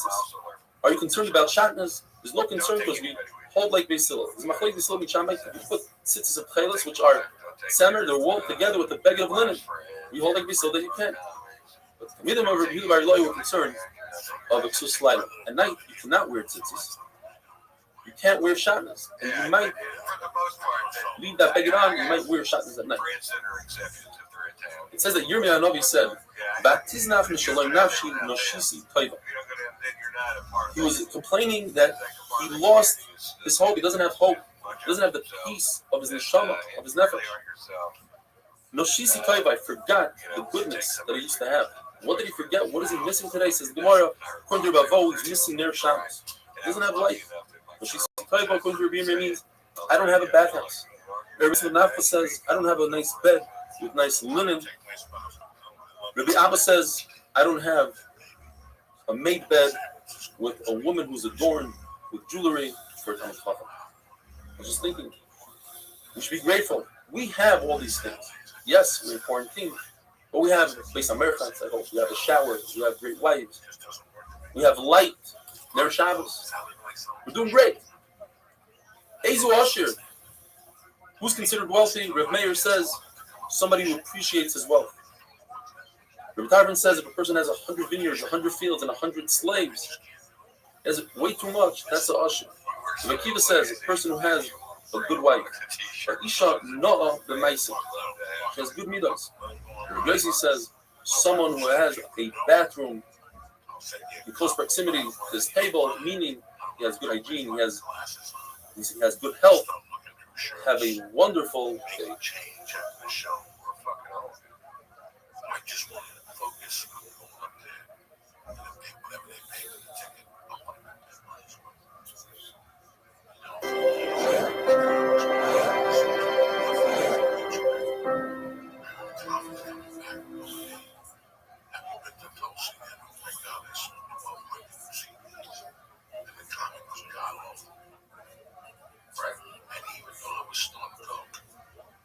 Shabbos Daf Chavav. I hope you're all staying safe and healthy. And let's daven one for another. You're not permitted to use sari, which is balsam oil, for Ner Shabbos. Since it smells so wonderful, one might come to remove some of the oil and try to use it somewhere else. And that is an Isra of Mechaba. He's causing the flame to extinguish earlier than it was supposed to. And another reason is because balsam oil is very flammable, and it might burn the house down. The Gemara tells us one of the craziest stories in Shas. There was a mother-in-law who hated her daughter-in-law so much so that she convinced her to use this balsam oil. It smells really good, she tells her. So she sprayed it on herself. Then she tells the daughter-in-law, "Hey, I need this candle. Can you please light the candle?" And she went up in flames. When Huzar done, the Torah tells us that he sent all of Klal Yisrael to Golos, besides the Karmim and the Yoivim. Karmim, says Rav Yosef, are those who know how to harvest a farsimon. And they were able to harvest it from Ein Gedi all the way to Ramasa. Yoivim, those who know how to trap the snail that makes tchelas from Sulamis Tzur till Chayva. We cannot use white neft, even in the weekdays, because it's so flammable, it's dangerous. It's certainly not on Shabbos. We can't use oil that's tevel. In other words, from fruit that you didn't remove trumas and maestros. You can't use it not on the weekday and certainly not on Shabbos. How do we know this? Because the pasuk says mishmeres trumoisai, as we had yesterday. Trumoisai is plural. Two trumas. Tar truma and tame truma. And just like in tar truma, you can't use any of the fruit until you mafresh the truma. If it's tevel, it's also. So too, if the truma is tame, tevel is also also. There are some who are more machmer than our Mishnah. Reb Shimon Elazar says you cannot use sari, as we had before, which is balsam oil. Reb Shmuel says you can't use any oil that comes out of a tree. Reb Shmuel Ben Berkey says only that oil that comes from fruit. And Tarfon says you can only use Shemin Zayis. Says Reb Yochanan ben Nuri, he got up and he was upset. He said, if so, people in Bavel who only have sesame seed oil, how can they light candles in Shabbos? In Modeh, they only have nut oil. In Alexandria, they only have radish oil. In Kapoitikyo, they only have kerosene. The halacha is everything that it says in the Mishnah is also. Those are the only oils that are also. The rest are mutter. But the oil of fish, according to Rashi, the innards, made from the innards of fish, according to Tosfos, the oil from the eye of a fish, and itron, which is from pitch, that is mutter. From Sumchas it says, all oil that comes from the flesh of an animal, meaning from chayla, from fat, you cannot light, but you can use the oil of a fish. Now, what is the difference between Sumchas and the Tanna Kama? They're seemingly saying the same things as the Gemara, as we had earlier. But over here it means slightly different. In other words, according to one of the two Tanoim, we don't know which one. Chaylev, fat is mutter if you add olive oil to it. And fish innards are mutter even without adding olive oil. But according to the second Mandorma, we take it down one step. Chaylev is never mutter, even if you add olive oil. And fish innards are only mutter if you add olive oil. And then Reb Shimon Shizuri says, and we're not clear why and how he adds anything, he says, hakois, which is calcinate, and neft, which is kerosene, is mutter. And now the sugya of Tumah. We're going back to the sugya of Tumah, and I'll make it very simple. When it comes to the Tumah of Negayim, first let's talk about the size of the cloth, and then we'll talk about what it's made out of. Even Shesi Veir, in other words, a string that you were about to make a cloth, and it's as long that you can make a 3x3 finger breadth cloth, that's Mekabel Tumah. Certainly, a 3x3 tefachim cloth, which is appropriate even for rich people as a beged, as a fabric, is Mekabel Tumah. 3x3 finger breadths of a beged is a Shesi Veir. Now, the Torah says by Negayim, the word beged, and the Torah explains it's made out of tzemer upishtim, either wool or linen.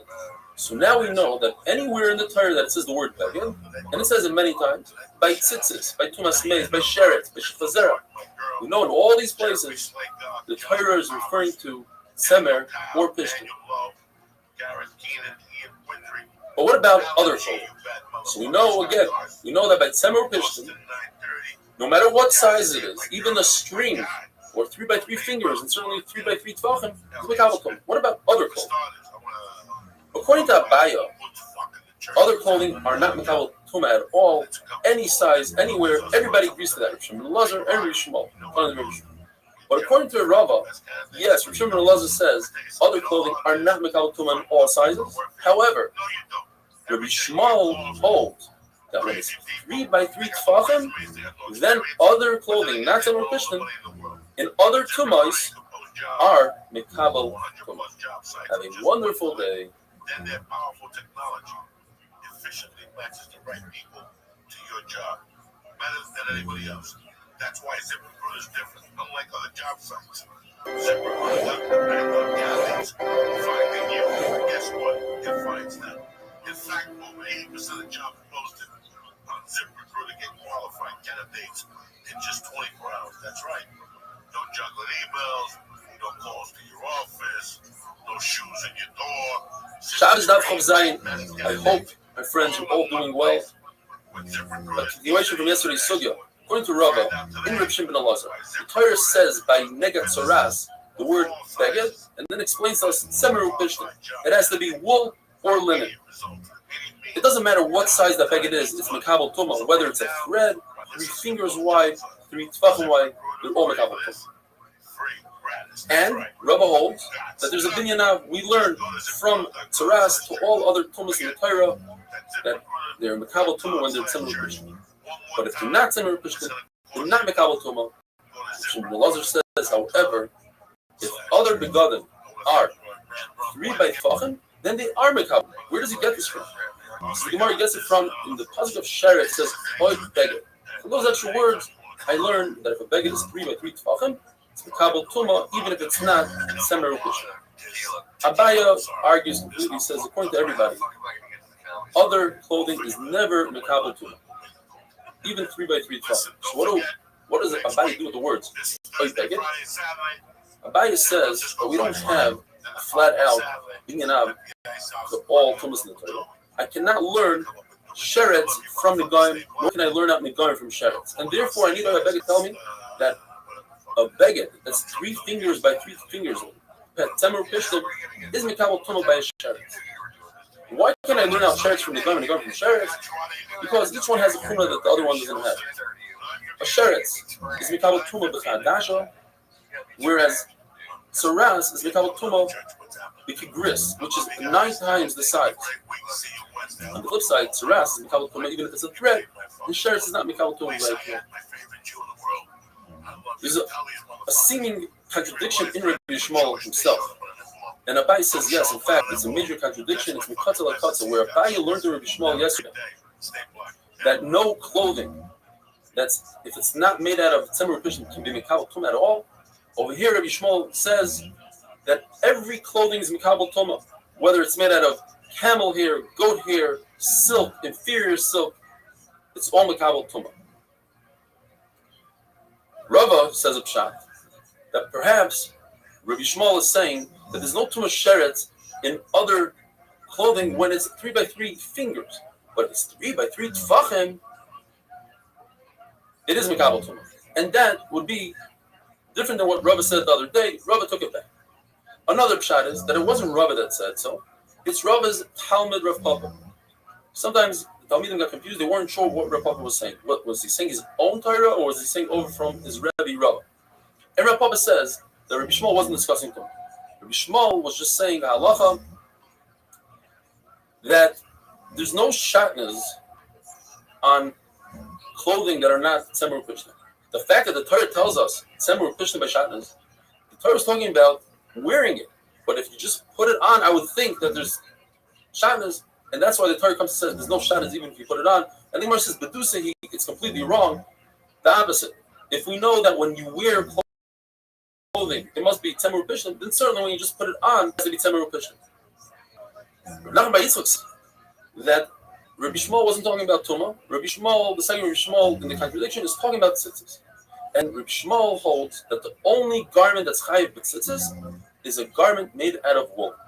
If you wear a beged made out of wool, then you have to put on tzitzis. If you wear a beged made out of cotton, you don't put on tzitzis. In fact, that's how the Mechaber paskins la'alacha, and that's why Sephardim wear a beged made out of wool with tzitzis made out of wool. Ashkenazim paskin like the Ramah, and therefore we wear cotton with wool tzitzis. Although the Mishnah says that a Yirei Shamayim should be makbid to wear wool and wool tzitzis. According to Rabbi Yishmael, we just said, he learns from Oy Beged to include all begadim for Tumah, so why don't we include from tzitzis? It says Asher Techasa, we should include all begadim for tzitzis. And the Gemara tells us that from the words Asher Techasa comes to include a blind man's clothing, is chayiv tzitzis, because other people can see it. Ureisam oisoi, though, comes to exclude something that you don't see. What don't you see? Night clothing. That no one can see at night, and therefore Suslaila is potter from tzitzis. Abai says a statement that Reb Shimon ben Elazar and Sumchas agree to the halacha that you're not allowed to use pishtan. In other words, something that's mekabel tuma for negoim for your schach. Reb Shimon ben Elazar, we said, and Rabbi Yehuda holds that pishtan, flax, even if it wasn't spun, it just came out of the oven, the process that causes it to whiten, that itself makes it possible for schach. There's a machlokes between Rabbi Yehuda and Rabbi Meir about shasi. Shasi, Rabbi Yehuda says, only becomes possible for schach once it comes out of the kettle, and Rabbi Meir says it's like erev, that it's possible for schach immediately. The Mishnah says on Chav Zayin on the base on the bottom, anything that's a derivative of a tree, you cannot make wicks out of them. Says Rashi, for instance, cotton and hemp. And Taisus doesn't understand. He says, cotton, what's wrong with cotton? The whole point is, according to Rashi, that it doesn't carry the flame well. What better wick do we have than cotton, says Taisus. And anything that comes out of a tree, says the Mishnah, does not become Tamei Tuma soil. In other words, if there's a dead person in a room, the roof, the ceiling does not become Tamei. Unless the ceiling is made out of cotton, then the ceiling will become Tamei. Have a wonderful day.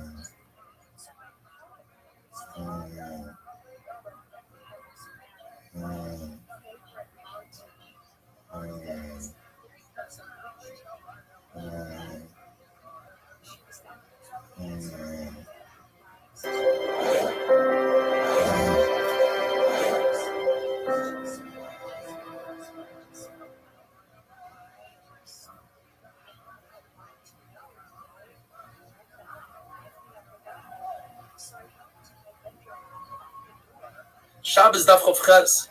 Rabbi Say, I hope you're all doing great. What a tremendous opportunity is right now to add Torah to our lives. If you're not part of a shir, please join us. Today we had over 200 people live watching the shir on Zoom and on YouTube. If you can't catch us live, you can catch us afterwards on YouTube, on Torah Anytime, on our app. The Gemara tells us that typically, when there's a dead person in a room, the ceiling is not mekabel tuma.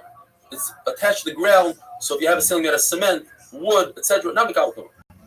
However, if the material is identical to the Mishkan, such as flax, or the hair of a goat, or different type of hides, they are mekabel tuma. The Gemara learns that out from Xer Shava. That's only the material, but it doesn't have to be done exactly like the Mishkan. The Mishkan, for instance, took the flax and they did 6 strings. It doesn't have to be with exact details, it just has to be the exact material. Even though the Mishkan was built with crushing with wood, wood is not mekabel tuma. Why? Because the Torah says, crushing la Mishkan. The wood is for the Mishkan. In other words, it's not the essence of the Mishkan, it's just for the Mishkan. The essence of the Mishkan are the uriyos, are the layers on top of the Mishkan. The 3 to 4 layers, depending on who you hold like, and each one is mekabel tuma because there's a hekish one to the other. The bottom one was made out of semer upishtim, wool and flax. The middle one was the goat hair, and the upper one is elam and tachash. Now, Rebbe Lazar had a suffix. What about non-kosher hides? Leather made from non-kosher animals. Are they mekabel tuma ba'ayil? What was his suffix? His suffix was, did Moshe Rabbeinu use non-kosher hides to make the tachash? What was the tachash? Now, Rabbi Yosef says it's impossible because only something that's tahar can be used to build a Mishnah. So what is this tachash? The Gemara tells us if you hold like Rabbi Yosef, you must say the tachash. There's a language used there, tala ilan, which means one of the wild cats. So it has to be that it looked like a wild cat. It had beautiful coloring to it, but it wasn't made from the hide of a wild cat. Rish Lakish says that this tachash is a one-of-a-kind species, only existed in the time of Moshe Rabbeinu. In fact, it had a single horn, like a unicorn, but it was kosher, not like the unicorn that we're familiar with. Just like other Marishaim, the carbon, the bull that he was makruv, had a single horn, because the Torah says, meat carrot. It was a one-time thing. It was necessary for that time, but after that it was nignaz. We don't have tachash anymore. That the Gemara is still put whether tachash is a chaya or a behema, because even though the animal with one horn by was a behema, was a bull, yet it's possible that it's chaya because there's something called a keresh, and a keresh is a chaya. If I remember correctly, when we were learning chulin, there are some shittas that hold that a keresh is a giraffe, because there are some giraffes that have a single horn. Rava says, since I can make a tzad shava, you take 2 things. You take sheretz and saras. Both of them have a chumrah to themselves. Saras has the chumrah of shesi, it's metama even a thread. Sheretz has a chumrah that it's metama with a very small amount of kadash. But the tzad shava, the common denominator between the 2 of them is that they are mekabel tuma. In other words, if you have a non-kosher hide, say a tiger's hide, will be mekabel tuma if saras develops on it, and will be mekabel tuma if it touches a sheretz. So says Rava, you can take those 2 and have a common denominator and say, therefore, hide from a non-kosher animal is mekabel tuma ba'oil hames. Comes Rava Mibarnish and says, no, sheretz and the goyim and saras have something in common that mace doesn't have. They both are mekabel tuma, are metama with less than a kazayis, where a mace, in order for it to be mekabel tuma, to give off tuma, the oil, it has to be at least a kazayis. Therefore, Rabbi Bernish says he learns the kalachimer from the Izim. As we mentioned before, one of the layers in the Mishkan was the hair of a goat, and it's not mekabel tuma from tzaraz, as we said the other day. Tzaraz, when it comes to beged, has to be semer upishtim, not goat hair. Yet, at the same time, it's one of the materials from the Mishkan, and one of the materials in the Mishkan is mekabel tuma by alaves. So, the hide of an animal that's tamei, which is mikabel tuma from tzaras, that's in the Torah, or mikabel tuma from tzaras, certainly it should be mikabel tuma ba'oil hameis. So now we have to understand Rav Yosef's statement from before. He says when it comes to meleches shamayim, it has to be from a kosher animal. What is he coming to add? So the Gemara is coming to add that the ritzuos of tefillin must be made from a kosher animal. Yes, Halacha Moshe Messina says the ritzuos have to be black, but the Halacha Moshe Messina doesn't tell us from what material. That's where Rav Yosef is coming to tell us that the parshios of tefillin have to be from a kosher animal. We don't need Rav Yosef. Yes, it fits into Rav Yosef's klal, and his klal is perfect for everything, but it's not needed for all these other things. The parshios of tefillin, it says in the Torah, Hashem beficha min amutar beficha, whatever you can eat, that's what you can make tefillin from. That the box of the tefillin has to be from kosher animal, that we know from Halacha Moshe Sinai, because you have to make a shin, and that's Halacha Moshe Sinai. So the hide has to be that has to be from a kosher animal. The fact that you have to wrap your parshios with the hair of a kosher animal, or sew the tefillin with kosher sinew, Halacha Moshe Sinai. That you have to make square tefillin, also Halacha Moshe Sinai. And now the Mishnah. The Mishnah tells us that if you make a wick out of clothing, you fold up clothing, you make a wick out of it according to Rebbe Lezer, it's tamei. Why? Because it still remains a beged, and a beged is tamei. Says Rebbe Kiva, but when you fold it up, you take away the name beged from it, and it becomes a wick, and therefore it's no longer tamei. Says Rebbe Lezer, since this wick remains a beged, and he says a 4-step halacha, therefore, if this beged is exactly 3 by 3 fingers, and it happens to be yontif that falls out on a Friday, and we hold, like hula, that you must burn most of the wick. In other words, once you light it a little bit, that's not enough. You have to light the whole thing. But once you light it a little bit, you just broke the wick. You ruined it. And by ruining it, you cause noilad. And if you cause noilad, Rabbi Yehuda says that it becomes muktzah. So it's also for you to light this on yontif shechal b'erev Shabbos. Now, according to Rebbe Kiva, when you fold up this wick, it's no longer a kli, so you're just lighting wood, so you're not over anything. And Yosef says, now I understand. I always heard this halacha about being exactly 3 by 3 fingers. I never understood what it meant. Based on this halacha, now I understand completely. Have a wonderful day. There was this guy I met, this little Native American kid named Dean. Native American. Primo Papa Go, shout out. This fool had all the Iron Maiden he was one of the nerdy kids. Bro, his friend, like, made no Iron Maiden. Yeah.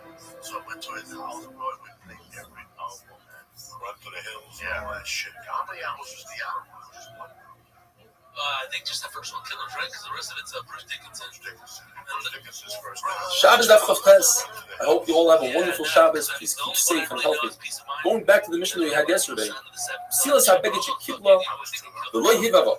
You take a garment, you fold it up, you make it into a wick, but you didn't singe it. Yesterday we had one shot in Machlokes Rebbe Lezer and Rebbe Kiva, why it might be tar and why you can use it or can't use it on Shabbos. Today we have another shot. Rabbi says, the Rebbe Lezer says you cannot use this for Shabbos because it's underneath. You must first make it black where the fire can catch nicely, and you won't have issues with it on Shabbos. Otherwise, we're concerned you might fix it on Shabbos. How to explain Rav Yosef's halacha that he heard and he wasn't sure where to apply it? Is a concept of 3 fingers by 3 fingers that are exactly 3 fingers by 3 fingers. Yesterday we said one shot. According to Rav, we have to say another shot. He's talking about truma, and it's not like this. What constitutes a beged? Is it 3 fingers by 3 fingers exactly, or 3 fingers by 3 fingers plus the hem? Says Rav Yosef, it's exactly, not without the hem. Rav says, we have a machlokes Rav Yehuda and Rav Shimon we mentioned the other day. Somebody takes a pot on Yontif, and he burns the pot. The pot just changed from a pot to a broken pot. A broken pot is not like he was just born today on Yontif, and therefore it's muktzah according to Rav Yehuda, according to Rav Shimon. Says Rav, it's not only a pot, it's even something like a date, where from the moment it was created, it has a pit inside. Nothing was created on Yontif, but when you open the date on Yontif, you discover the pit. That's noila. And he takes it one more step. Not only a pit, but even, let's say, a walnut, where there's the fruit inside and the wood is on the outside, where you could visibly see the wood. Yet it's not wood until you crack open the walnuts and you extract the nut. then you're going to use the wood. So it's noilad on Yom Tov. Reb Shimon says in all these cases, there is no noilad on Yom Tov, and you're allowed to use all these items. The Gemara tells us, Rab never said this halacha mefurash. Rabbi Yehuda heard a story. The Reb Chia, who was Rab's uncle, told Rab, he saw him eating a pit, and he had a pit. He said, listen, if you threw that into the fire on Yom Tov, you'd be over on noilad. And Rab didn't answer. Gemara says, well, he didn't answer. Did he agree with his uncle or not? Gemara brings a story. Rab was eating a date on Yom Tov, and he took the pit and threw it to an animal. Now, if he held that the pit was muktzah, he wouldn't throw it to the animal. Says Gemara, wait a minute. It's possible that Rab was eating a very inferior date, and that date had fruit on the pit. It's a good quality date. When you open it up, there's no fruit on the pit. But this date was inferior, and since it had fruit on the pit is not muktzah. It's considered fruit, and therefore he allowed himself to take it and toss it to the animal. If a branch falls off a tree on Yom Tov, that's called noilad. If it falls off into your oven, how do I use it on Yom Tov? If you add more wood that's not muktzah, I can use it on Yom Tov. The same thing would apply to our case of a pot that was burnt or there was a broken pot. If I add more wood to it, I can use that pot on Yom Tov to make a fire. Now going back to the Mishnah, the case of folding up a wick, a garment and making it into a wick, according to Rabbi Eliezer, it remains coming. Says Rav Amnuna, let me explain to you Pshat. We're talking about a situation where there's a garment, started off as a garment, it was from the measurement of 3 fingers by 3 fingers all the way up to 3 tefachim by 3 tefachim. It was a garment, and the owner of the garment decided to make it into a shmata. He took it, and he wanted to use it either to plug up a hole, or to clean, or to hold a hot pot. Whatever the reason is, it's a shmata. If he takes it, folds it up nicely, puts it in a drawer, into a box, then he's showing that he wants it, and it's 100% according to everybody, even Rabbi T. If he takes it and tosses it out into the garbage, and you found it in the garbage, according to everybody, it's not coming. It's not a bag. Machlokes is when he takes it and hangs it up on a peg or hangs it up behind his door. Rabbi Eliezer says he still likes it, he still wants it, it remains a beged, it remains coming. Rabbi Akiva says he showed that he doesn't want it, it's not coming. Says the Mishnah, brand new Mishnah, brand new sugya. We know that if you have a bowl of oil and you light a fire in Shabbos, you take some of the oil out, you're over on the chaber. You're making the fire less, that's the chaber. What if I have an egg full of oil with a hole in the egg and it drips out into my bowl over the entire Shabbos?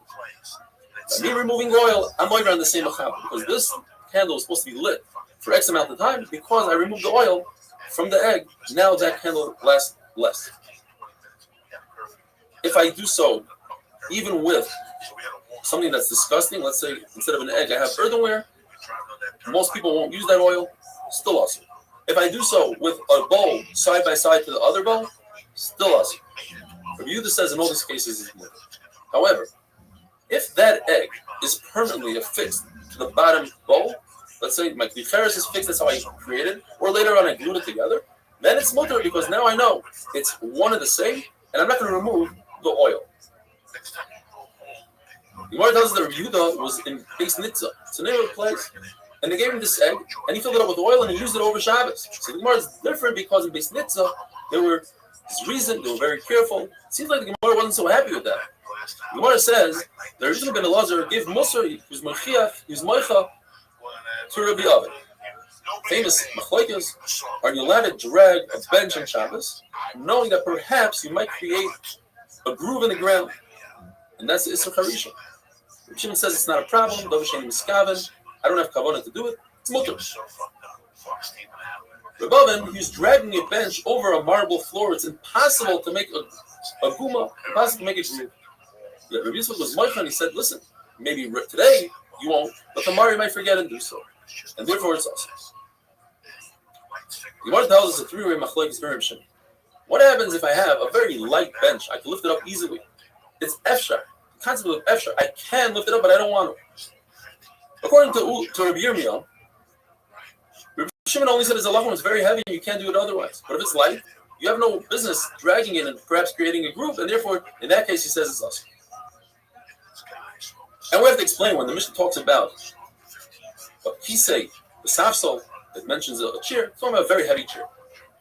Ula says no. The machlokes is even in a very light object like a chair, where Reb Shimon is going to say it's mutter, but in a very heavy bench or bed, then Reb Yehuda would also agree that it's mutter. So why does the Mishnah talk about a bed? It's talking about a very light bed. Reb Yosef says no. The machlokes is in both cases. Even if it's very heavy and light, Reb Shimon says mutter. Very heavy and light, Reb Yehuda says it's possible. Gemara asks a bomb question from a person who's selling clothing in the street. Says the Gemara, if he's just putting it on him and he's not having any benefit from this, he's not saving himself from the elements, from the heat, from the rain, it's mutter. But a tzanua, a tzaddik, should put it on a stick and not hold it. When you see it's efshar, it's possible for him to get away from the whole problem with yet we say it's mutter for him to carry it on himself. So that's a kasher and birya that says that in a situation of efshar, you're not allowed to do so. Have a wonderful day. Have a great Shabbos. We'll see you tomorrow. This guy was so high on heroin, he was just waiting. Man, so now we're there jumping, give us some music. He's lighting cigarettes and flicking up the chains.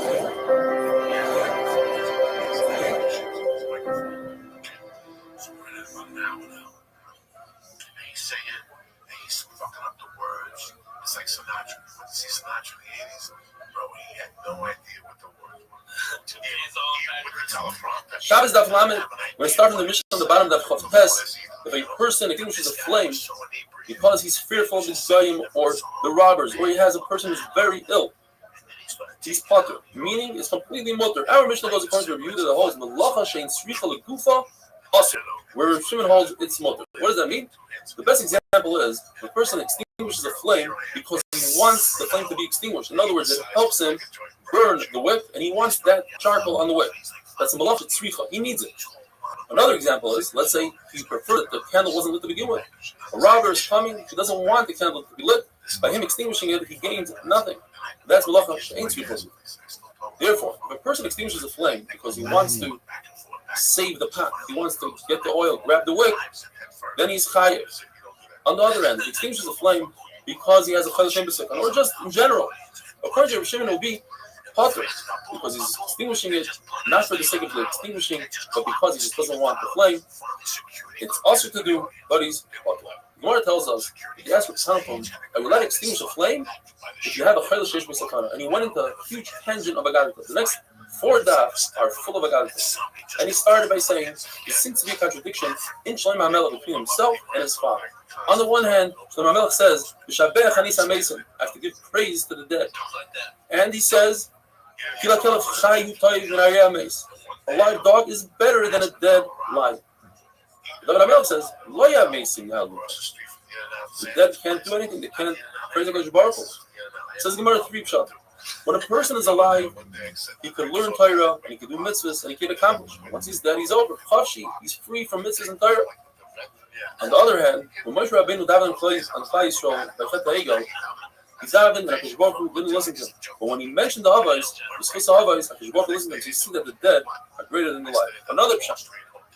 If a ruler makes a decree in our days, sometimes people listen, sometimes they don't. But when Moshe Rabbeinu made a decree thousands of years ago, he made decrees to learn the halachas of Yom Tov 30 days before Yom Tov. Or in benching, the first bracha of benching, he decreed. That lasts forever.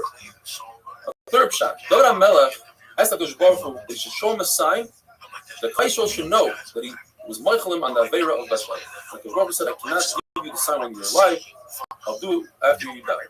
In fact, when Shlomo HaMelech did Chanukas HaBayis and he tried to bring the Aron into the Kodesh HaKadoshim, it was too wide, he couldn't fit it into the door. So he davened 24 Prakim of Tehillim, and he wasn't answered. But when he mentioned his father David, then the doors became wider, and Klai Yisrael realized that the Baruch Hu forgave David. But it says there, the famous pasuk of the same Shir Al Yoim, Sushar M'Shechem. The Yadai Melech HaKavod. The doors thought that Shlomo HaMelech is referring to himself, Melech HaKavod, the king. And they want to swallow him up alive. So Shlomo HaMelech says, no, Hashem eases the Gibor. I'm referring to HaKadosh Baruch Hu. David HaMelech says the Gemara, when they finished the Chanukas HaBayis after 8 days, it's a very long pasuk. And the Gemara dashes the pasuk, Vayichol Aleim. Klai Yisrael went to the tents, they found their wives Betahara. And then it says, Smeichen, they had Hanav from the Zira Shechina. V'toy each and every one became pregnant with a boy. And then it says, David Avdoi. That HaKadosh Baruch Hu forgave David, the Yisrael Amar, and HaKadosh Baruch Hu forgave Klai Yisrael for eating that Yom Kippur. They were so ate. In fact, he got awarded Gan Eden for eating on Yom Kippur. The Bar Melech wanted three things from Hakadosh Baruch Hu. He wanted to know how his life is going to turn out, what year is he going to die on, and what day of the week is he going to die. Hakadosh Baruch Hu said, I cannot tell you when you're going to die and how your life is going to play out, but I'll tell you the day of the week you're going to die. You're going to die on a Shabbos. He said, if I die on Sunday, it's better for my family. He said, no, Sunday's already Meluch of Shalom Amelech. If I die on Friday, he says, every day that you're alive and you yourself said it to him is better than 1,000 oilas that Shalom Amelech is going to bring. So every Shabbos that Amelech would learn Torah, Pasuk Kum Medirsa, he wouldn't stop learning because he knew that the Malach HaMavis cannot kill him as he's learning Torah. So Malach HaMavis made a lot of noise in the backyard. The Amelech, as he was continuing to learn, went to see what the noise was, went down the stair, and the Malach HaMavis took out the stair. He fell, and from falling, he got scared. He stopped learning for a moment. In that moment, the Malach HaMavis killed him. So Shlomo HaMelech sent to the Chachamim two questions. First of all, my father, the king, is lying in the sun. Can I move him on Shabbos? Second of all, can I feed the dogs? Is it mutter to feed dogs on Shabbos? He said, yes, you can give the nevela, which is typically muktzah, but since it has a purpose, you can give the corpse of an animal to a dog. On the other hand, you cannot touch the dead person unless you make a special heter. If you put a loaf of bread or a baby on the dead, then you can carry the dead, agav, the bread. So you see that a live dog has more importance than a dead king.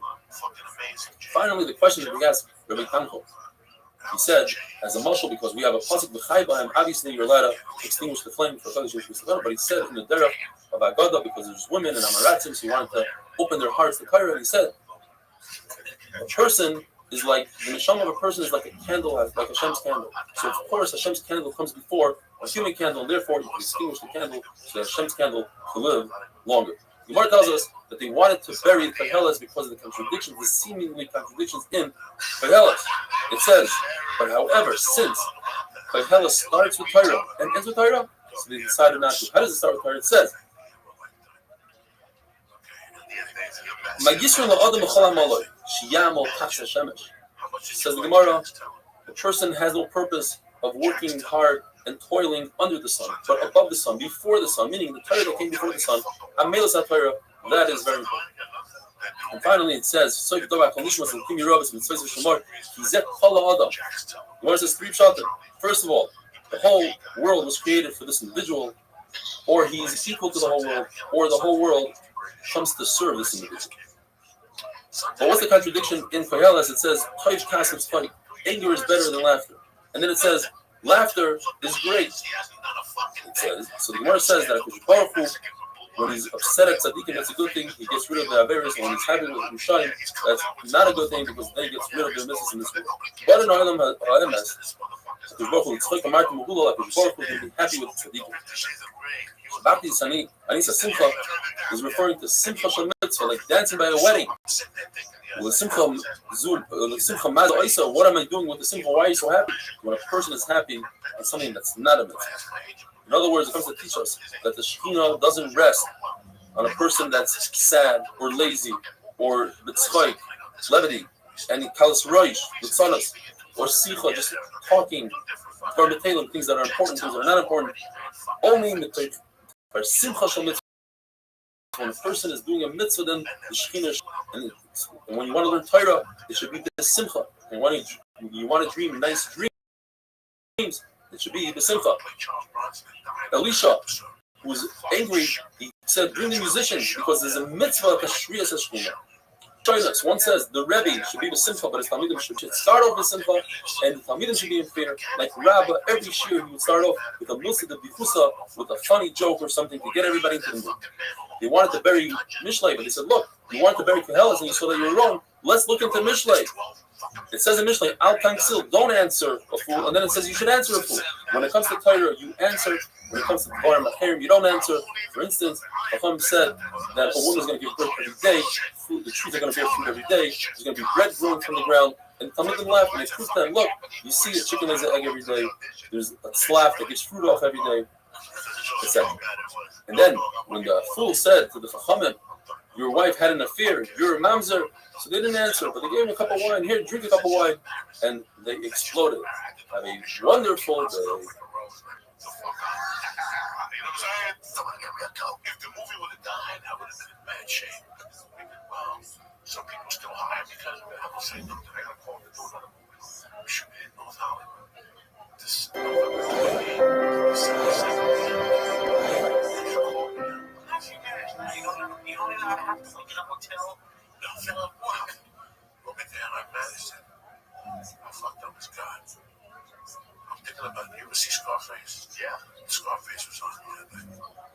Shabbos Daf Lamed Aleph, the Gemara tells us one should act with humility like Hillel, and not with Havdanos, with strictness like Shammai. There were two people that made a bet. Which one can upset Hillel? One of them took a bet for 400 zuz. He went to Hillel's house on Erev Shabbos while Hillel was in the shower, and he screamed out, Mikan Hillel, Mikan Hillel. It's a lashon of a zoy. That's not how you talk to the Gadol Hador. Hillel comes out, wraps himself up, and says, how can I help you, my son? And he asks him, I would like to know, why are all the Bavlim's heads round? Says Hillel, he asked me a beautiful question. I think the answer might be because the midwives, they deliver them in a certain way, causes their head to be round. Oh, back inside, and as soon as he gets in the shower, the guy screams out again, is Hillel here? Hillel comes out, wraps himself up. How can I help you? I'd like to know why the Talmudian's eyes are round. He says, it's a great question. It's because they live with a lot of sand, and it helps to keep the sand out. He gets back into the shower, and the guy once again screams out, Hillel! Comes out, wraps himself up. How can I help you? Why are the Talmudian's feet so wide? He says, ooh, that's even a greater question. And the answer is because they step on mud and they need wide feet. He waits until he gets into the shower again and he calls him out and he says, listen, I have a lot of questions. Says Hillel, Shal b'ni Shal, ask me whatever you want. And he says, are you Hillel the Nasi? He says, yes, I am. He says, Alavai, there shouldn't be anybody like you again. He says, what did I do? He says, because you had lost 400 zuz. He says, Hillel, it's kedai to act like me, you should lose 800 zuz. Rather, the one should lose their food. The Gemara tells us 3 goyim came to Shammai and Hillel at 3 different times. One asked Hillel to become a ger, but he doesn't believe in the Torah Shabbat. Shammai was upset at him and shoot him out of there. He went to Hillel, and Hillel taught him, he made him a ger and taught him Aleph Beis. And the following day, instead of teaching him Aleph Beis Gimel, he taught him Tov, Shin, Reish, Kof, etc. He says, what's going on? Yesterday he taught me Aleph Beis Gimel Dalet. He says, well, if you trust me for that, you have to trust me for everything, and I'm telling you, in the Torah Shabbat. Another guy came to Hillel, and this is the famous story. He came first to Shammai and said, I want to be a ger. Teach me the entire Torah while I'm standing on one foot. In other words, give it to me all in one sentence.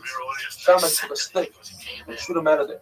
When he went to Hillel, Hillel was Megayer, and Hillel told him, my da'aloch sani, what you hate, don't do to your friend. Rashi explains it could be Baruch Hu, and it could be in other chaverot. You don't want people to steal from you. You don't want people to do other sorts of averos. Don't do it to them. And the rest of this Torah says so is just an explanation and to explain how that all fits in that one line, the 5 words. There's another guy who heard a Rebbe teaching his children, his Talmidim, about the Pigdei Kahuna. And he found out that's for the Kohen Gadol. So he says, tell Shammai, I want to become a ger so I can wear the big Kohen Gadol. Shammai took a stick, the Amas Sapinyan, and shoot him out of there. He went to Hillel, and Hillel was Megayer, and then Hillel says, listen, you want to become a Kohen Gadol, you have to learn the halachas first. He learned the halachas, and he got to the Pasuk by Azar, and he made a kavachayma. If David HaMelech cannot be a Jew who's born as a Yisrael cannot be a Kohen Gadol, certainly I, ger, cannot be a Kohen Gadol. He went back to Shammai and said, why did you tell me the Pasuk by Azar, you must? And he went to Hillel and he said, because of Yanava, I was miscarried his Baruch. The Gemara tells us the 3 gerim got together one day and they said, because of Shammai, we almost lost out on this opportunity, but because of Hillel, we're miscarried his Baruch. The Gemara tells us that Shisha Sidbei Mishnah are hinted in the Pasuk of Lahoya Emunas Itecha. Emunas is right that you have Emunah, you believe that the person took Meiser. Itecha is times referring to all the Mayadim, so the Mayad, the Yom Chayim, come at a certain time. Chaysim is a Lashon of Yerusha, that's Nashim, comes from Nashim, that's how you have a Yerush. Yeshua is Nezikin, they will salvage you from having to pay money to know the halachas of Nezikin. Chachmas is Kachim, it's Chachma, and Das is Taharis. And that, the Gemara says, the situation of the is, Yerush I stand here, Tzaras, but Yerush Shamayim will bring you to the Oitzer, you'll remember Torah through that. Rabba, the famous Rabba says, when you get up to Shamayim, the first thing they ask you is, Nosakta v'nakata be'emunah, did you do business with integrity? And that comes from the same pasuk, Emunah. Emunah is Itecha. What's Itecha? V'vasta itim, you set time for Torah. And then, the following word is about Puruvu, and then comes to Yeshua, choice, and then when you follow the Chachma, you understand, government to government, it's all about Torah. And then here's Hashem Yitzhara, And the Gemara tells us that if a person, it's a muscle, if a person says to somebody else, take this wheat, bring it up to the attic, and then he asks him, if you put in the preservative, he says no. He says, so why, whatever you did wasn't good enough. In other words, you need Yirah Shamayim in order to learn La'alacha. You're allowed to add preservatives to the wheat and charge the person for the weight of this dirt that's a preservative, because without that, the wheat will be spoiled. Prayer without your Shamayim is as if somebody gave you the key to the Eitzar HaMelech for all the jewels, but you don't have the key to get into the building. You have the key to the safe, but not to the building, so what good is it? You need Yirah Shamayim.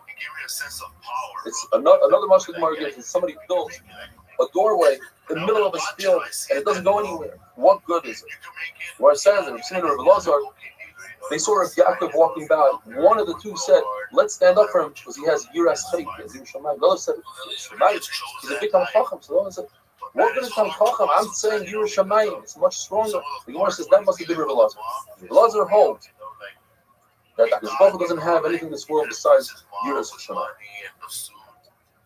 Going back to Gehelas, there seems to be a very puzzling passage that says, Al Tir Shahar, but don't be a big Russia, meaning you could be a small Russia. The Gemara knows it's tremendous to say. If a person doesn't obey, it's going to happen. Don't despair. Don't say, oh, I already was over on this obey. I was Michal Shabbos, so let me just throw away the entire time. It doesn't work like that. A person can do an Aveira and do Tshuva for that Aveira and be a great Yid. Messiah, not only are they not scared and don't think about the day of judgment, Yom HaMisa, but they live without any fear and they have no humility. Says the Gemara, it's like as if they have this chaylev on top of their kidney that prevents them. It's not that they don't know, they know, just don't care. We learn from the Mishnah, Rabbi Yossi says that if a person extinguishes a flame to save the lamp, he's not chayav. But he extinguishes the wick, then he's chayav. Says the Gemara, Rabbi Yossi holds like Rabbi Yehuda, the malacha shentzvichol gufa. If you don't need the actual extinction of the flame, you are chayav. But he holds that if you are soiser in order to build, you demolish something in order to build, and it's in the exact same spot, and it must be in the exact same spot, you are chayav. So extinguishing a flame is soiser. You're demolishing, you're ruining. However, it's in order for you to light it up again. And the wick is considered a spot. Even if you move a wick somewhere else, that's its spot. It doesn't matter where it is. The spot is wherever the wick is. Whereas a lamp, the lamp has to do wherever the wick is. So if you move a lamp, but it has the same wick, it didn't move it. But if you remove the wick, then you move the spot. So that's why in a lamp, Rabbi Yossi holds pot. But when it comes to the wick, you're chayav. Another shot Rabbi Yossi says is that he's extinguishing the flame because he wants to singe the wick. In other words, he wants the extinction of the flame. Therefore, it's called Misaka Manis, fixing the wick. Fixing the wick is chayav. Have a wonderful, wonderful day. 77, staying alive in the way losing cocaine.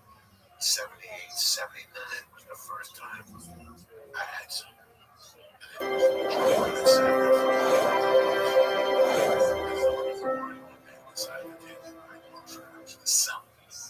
said, fuck it, I did it. I didn't, first year I didn't blow, it didn't get me home. I thought people were lying to me like Saturday Night Live. For years it was Shabbos Daf Lamed Beis, the Mishnah tells us that there are 3 causes that women die during childbirth because they aren't careful, the nida, chala, and adlakas and there. The Mitzvah explains, since a woman wasn't careful with the inner body, so she gets punished with something from her inner body, childbirth. The law explains, Baruch Hu gave humans a minimum of a revi's dam. He said you have to be careful with that revi's dam. Chala, Baruch Hu calls it rachis, Arisei Seichem, he calls us rachis. So we have to be careful with chala. And there, the neshama of a person is considered a candle, and we have to be careful with that candle. Look at that. The Gemara gives us 5 mishalim, 5 parables. There are sayings that people say. People say when a bull falls to the ground, go ahead and sharpen your knife quickly. If a person is in a situation of danger, it's more likely that a danger will occur to that person. So when he's giving birth, it's a time of danger. Second thing people say, if you're going to beat your slave, you wait until it accumulates and then you just let it all out. So too by a woman, you're punishing her for the sake of chava. So once you're pushing, you add to it. Third saying is, let the drunk fall on his own. The fourth saying is, if you have a shepherd who's crippled and can't catch its goat, he waits by the doorway to the barn and then he catches the goat. And finally, if we're in a situation where things are going well and people are giving out food, everybody is friends. But when the situation is not that good, there's not a lot of food going around, people aren't friends, the situation isn't good for a woman, she's giving birth, she's in pain, then things go wrong. But how do we check men? We check men when they are in a situation of danger, when they go on a bridge, on a rickety bridge, or anything similar to that. The Gemara tells us the Rav wouldn't go on a boat that had a guy on it, because perhaps that guy deserves death, and the boat will go down and he'll die because of the guy. Shmuel was the exact opposite. He made sure there was a guy on the boat because the Baruch Hu doesn't punish two nations at the same time. Rabbi Yanai would check the boat to see that there are holes. He didn't want to be Samech on an ace. Because if you are Samech on an ace, there's a concept called Menakim Tzuyosef. The Baruch Hu uses your Schusim to pay for those Nisim. And that's not a good thing. Reb Zera wouldn't walk below palm trees during high winds for fear that the branches would fall on him. Rabbi Yitzchak says, and this is a big insight in life, don't wait until the tzara happens. Don't wait until a person is sick. Daven that a person should not become sick. Because once they become sick, it's harder for the refuah to come. Then you have to use a lot of schusim. As it says in the pasuk, people hanoifel mimenu. The person himself mimenu, you need his schusim. Another drush the Gemara gives us from that pasuk, people hanoifel, the person who falls had already fallen. In other words, HaKadosh Baruch knows from day one, from Sheshis Mei Bereshis, exactly what's going to happen. And the only difference is who decides who is going to cause the harm. In other words, the person who causes the death is a bad guy. The person who causes good is a good guy. But death is going to happen. If a person knows he's about to die, he should say like a person who's picking out the death because he's over Israel that there's a fear of Misa Bezdin. He says Vidui. So if a person who knows he's going to die. If a person goes into a place where there's danger, like the marketplace, there are a lot of fights. So that's similar to imagine to himself that's as if a cop, a police officer grabbed it. Once he feels a headache coming, it's as if they're already handcuffs. He's in chains. And once he has to lay down in bed, he's that sick that he has to go into bed. That's bad news. That's as if he's going to be judged in a life and death matter. And if he has a really good lawyer, meaning he has good schusim, he'll be safe. The person has 999 malachim that sing bad about him. There's one malach, echad mini elef. 1 out of 1,000 will be saved. The Gemara says, there's another man that says 1 out of 1,000,000. In other words, 1 out of 1,000 malachim, 999 reasons that one malach are against him, and he has one reason for him. It's 1 in 1,000,000. That will be matzah. Rabbi Elazar says the women die when they are younger. Raka says because they do laundry on Shabbos, they wash the dirty diapers on Shabbos. And some say because they are not careful and they use a lotion of design instead of saying Aron Kodesh, they say plaza. As Rabbi Shmuel would say, Amaratzim die because they call Aron Kodesh Arno, which is a closet, and they'll call a shul a base am, just a regular folk house. Because he says there are 3 decoys, meaning there are 3 checkpoints that a woman goes through to see if she's chayv misa, nida, chala, alogas anah. Some say there are 3 debet, there are 3 blues. In other words, there are 3 causes to make her die earlier, chala, nida, and alogas anah. Restream Wheel says that Hilchos Hegdish and Meiser, Trumas and Meisers are the Gufei Torah. That is the center of the Torah, and we give a certain Nemanos, we believe, Amaretz, that he took Trumas and Meisers from the Deraisa, although with the Rabbanan there's a concept called Mai, we don't trust him. And we trust Amaretz that he wasn't Magdish this object, and therefore we could use that object. Rabbi Nosson says that because of the Aveira of not fulfilling a nether, a monetary obligation, let's say tzedakah or any nether, a person's wife will die. Rebbe says his own children will die. Now, Rebbe's Rebbe said that his own children will die. Rebbe himself said, but once he heard that his Rebbe said children, he took it back.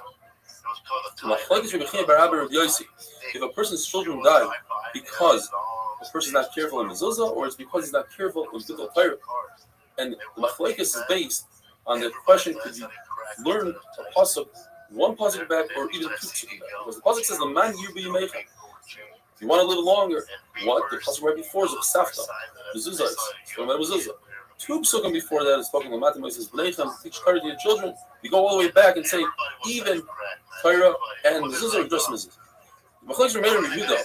If it's mezuzah or tzitzis that causes a child to die, the Shlomo says that someone who's careful with the mitzvah tzitzis, Lasavlada, will have 2,800 slaves. It's 10 per nation. There's 70 nations on each corner. That's 700 times 4 corners. Rabbi Nechami says, because of sinas chinam, there's a midah keneged midah. Person will fight with his wife, will lose his children, his wife will miscarry. And the person who is not careful with challah won't see a bracha with his oil and his wine, and he'll plant, and other people will eat from it.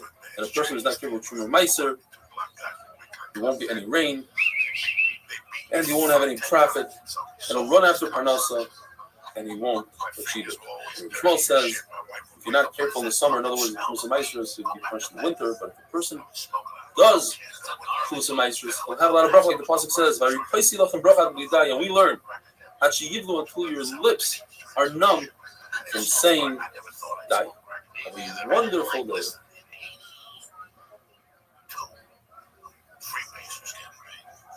They're different from Craig. It's not color, right? Bro, he was fucking stupid white people. Wasted my fucking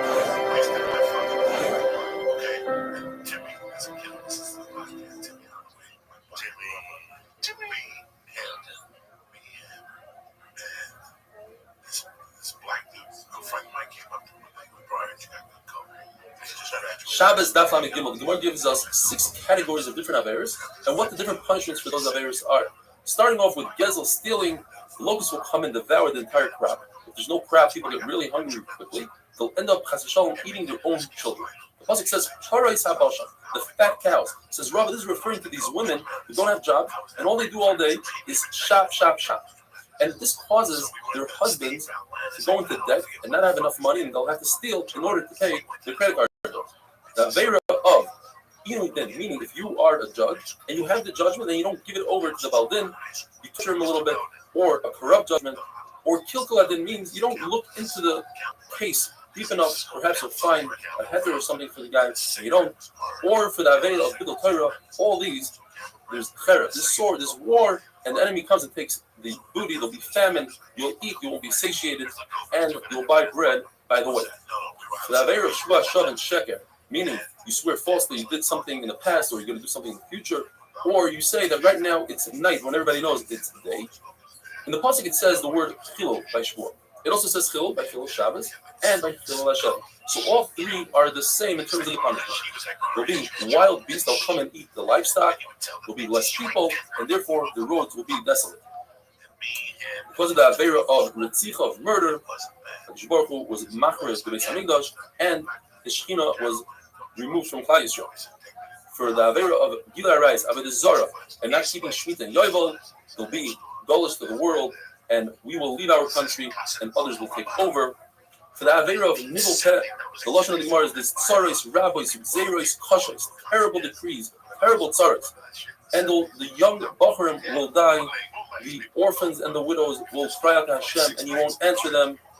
Everybody knows why a Kal gets married, but if you talk about it, even if you're supposed to live 70 years in peace, HaKadosh Baruch Hu flips it over. It's not only the person talking, it's the person that hears and doesn't make a macha, also gets punished. They deepen the Gehenna for both of these people.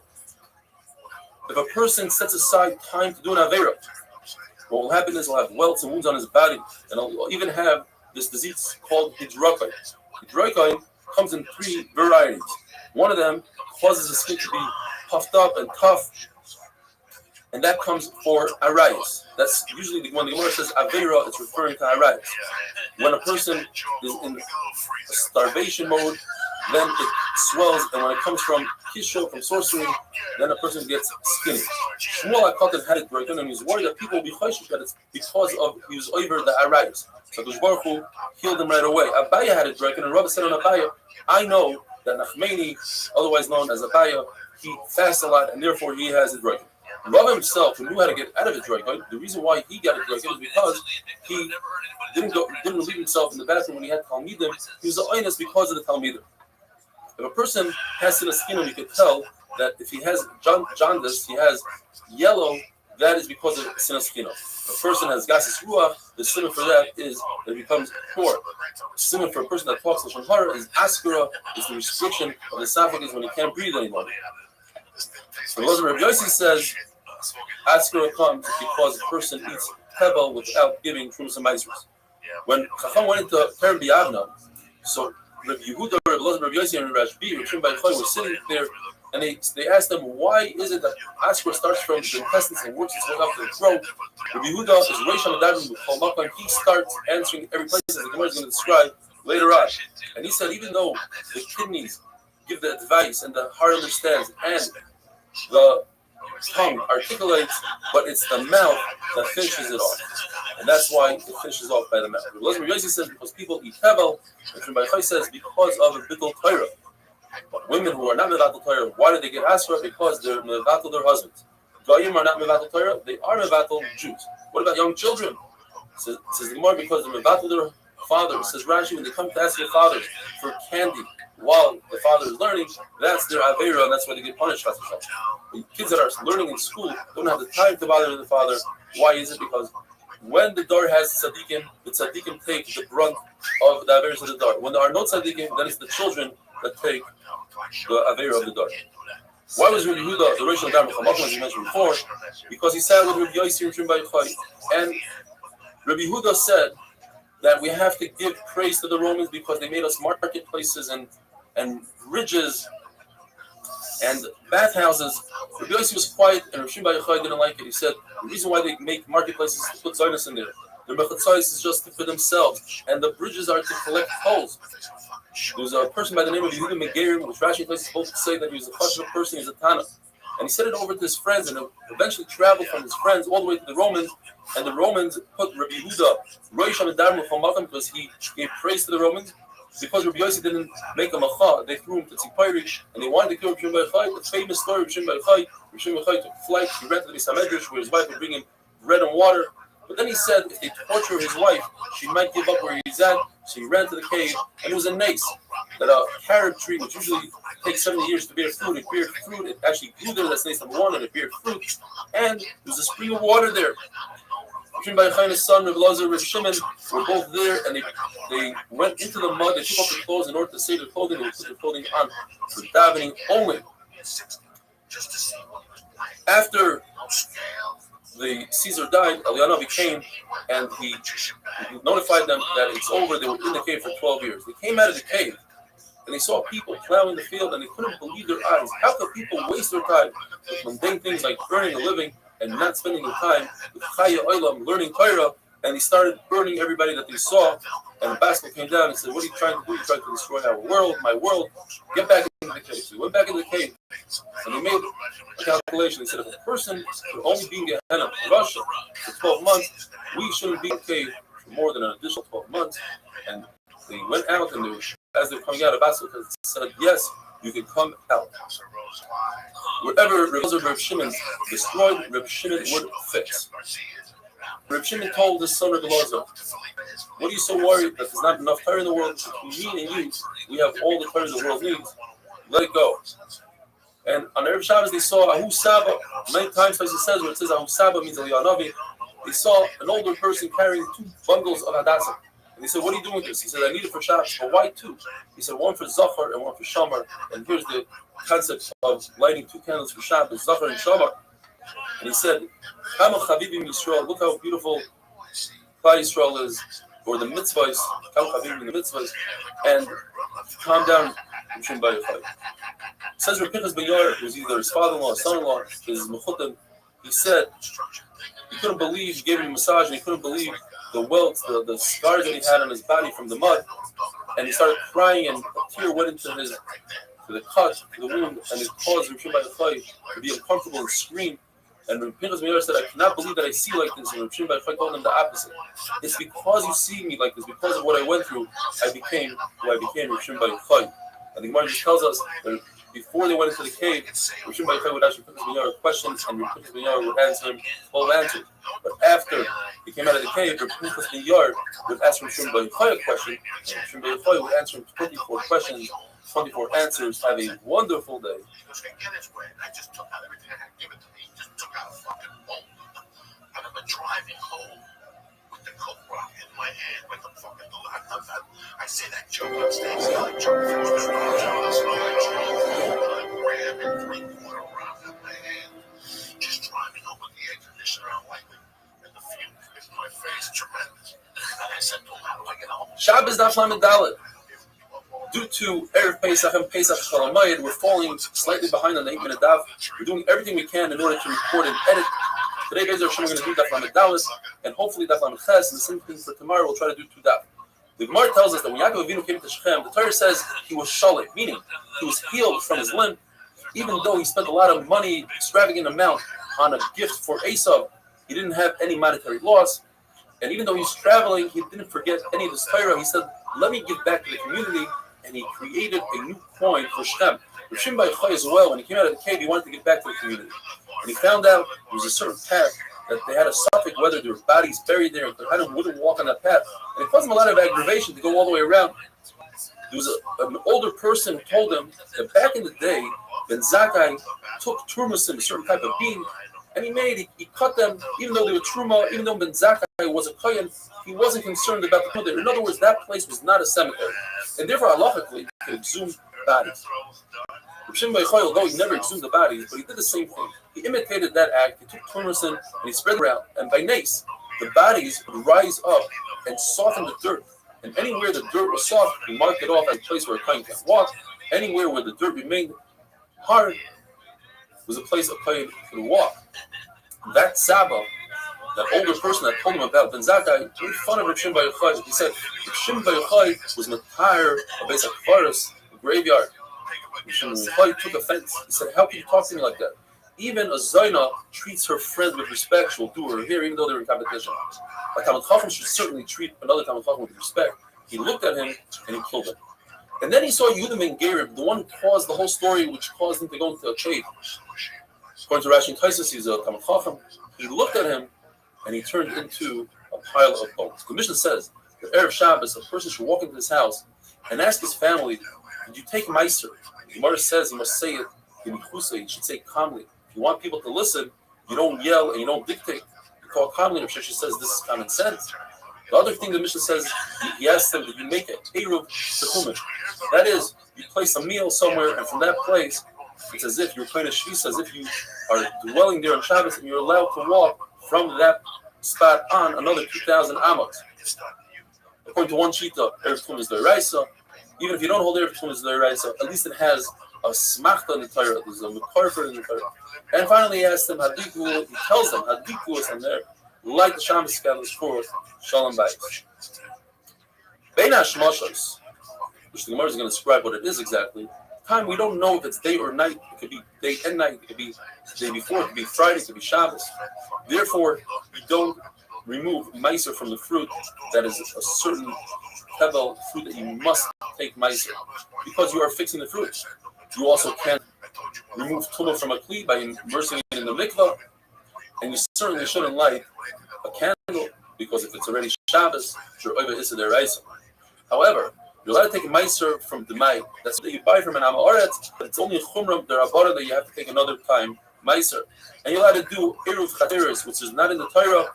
Eruv Chatzeres were two people, let's say, share a common yard, so they participate in a meal, and it's as if they both own that yard together, and they can carry their own shots.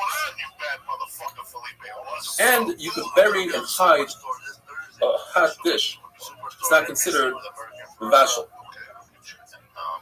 The Gemara says that the same person, a person, does two acts, and we treat Ben Hashmashas as two different days. How? For instance, a person makes an Eruv for his friend. Now, an Eruv must be done before Shabbos, and it must be during Shabbos as well. It has to be at least a moment into Shabbos. He made the Eruv on Friday, and during Bein HaShmoshes, the dog came and ate the Eruv. No more Eruv. We say the Eruv lasted into Shabbos because Bein HaShmoshes is considered Shabbos. On the flip side, that same person made an Eruv. He started it on Bein HaShmoshes, but the Eruv must be on Friday. So we say no, Bein HaShmoshes is considered Friday, and it goes into nighttime, and then the dog ate it. So here we say Bein HaShmoshes is Friday and Bein HaShmoshes is Shabbos. Which one is it? We say it's both. Bein HaShmoshes is a suffix, and since this is Erev D'Rabbanan, we say this is okay. Rava says you cannot bury your pot with material that doesn't add any heat on Shabbos, because you might find that your pot is not hot enough, so you might light the fire. But Bein HaShmoshes, it's okay. Like the Mishnah says, you're allowed to do so in Bein HaShmoshes. Because Bein HaShmoshes, the Derech Klal, usually people have really hot pots going into Shabbos. Now, on Friday, it's also to hide something with material that adds heat to it. You're concerned that you might use ashes that have coals, and you might come to stoke the coals. Now, as we said before, Bein HaShmoshes is suffix day, suffix night, suffix 2 days. The Gemara says in the Shita of Rabbi Yehuda, 2 shitas. According to everybody, if the horizon is dark and the top of the sky is dark, that's 100% night. If the top of the horizon is red and the bottom is dark, according to everybody, that's Bein HaShmoshes. But if the horizon is red and the top is red, that's where the machlokes is. That time to be completely red and then to go to the bottom horizon dark and only the top red, that's a difference of 1.5 minutes. How good did Anko? That's the whole machlokes. Reb Nechemia says that Bein HaShmoshes lasts from Shkia until it takes a person to walk a half a mil, which is approximately 9 minutes. Yossi says Bein HaShmoshes is terrifying like the blink of an eye, and nobody knows when that exactly occurs. Now, when it comes to a Zav is someone who sees an emission. It's not Keri, it's a special emission called Ziva. It comes from a disease. If he sees one emission, he has Allah of a Keri, he goes to the mikveh that day, he becomes Torah at night. If he sees 2 emissions, he becomes a Zav. He has to wait 7 days of Tahara, not seeing any emissions. If he sees 3 emissions, he becomes a Zav that has to bring a carbon. Now, the 3 emissions by a Zav should happen on the same day, as long as there's a break between the emissions, or in consecutive days. But if there's a day in between with no emission, then the 3 emissions don't combine to make him a Zav that requires a touch. Says the Gemara, very interesting. What happens to a Zav who sees 1 emission, Bein HaShmoshes, Sunday night? And then he sees another emission, Monday night, Bein HaShmoshes. Well, it's possible that Bein HaShmoshes is only Sunday, and Bein HaShmoshes is Tuesday. Therefore, he's not a real Zav that saw 3 consecutive Riyos, because the middle day he didn't see a Riyah. It's also possible that Bein HaShmoshes is both Sunday, Monday, and the second Bein HaShmoshes is Monday and Tuesday. And therefore it is consecutive, and therefore he has to bring a carbon. Therefore, this person has to be machmer and bring a carbon, and he's tameh, and he should wait 7 days. The same will take effect if a person only saw 1 Riyah Bein HaShmoshes. Perhaps he saw that 1 Riyah, which lasted from Sunday into Monday, and he's also a Zav. He doesn't have to bring a carbon, but he's a Zav that has to wait 7 days. A wonderful day. I stopped doing coke like the weekend that Marilyn died, and I was in Jersey. I had my own hotel room in Seacoast. I couldn't wait to go back there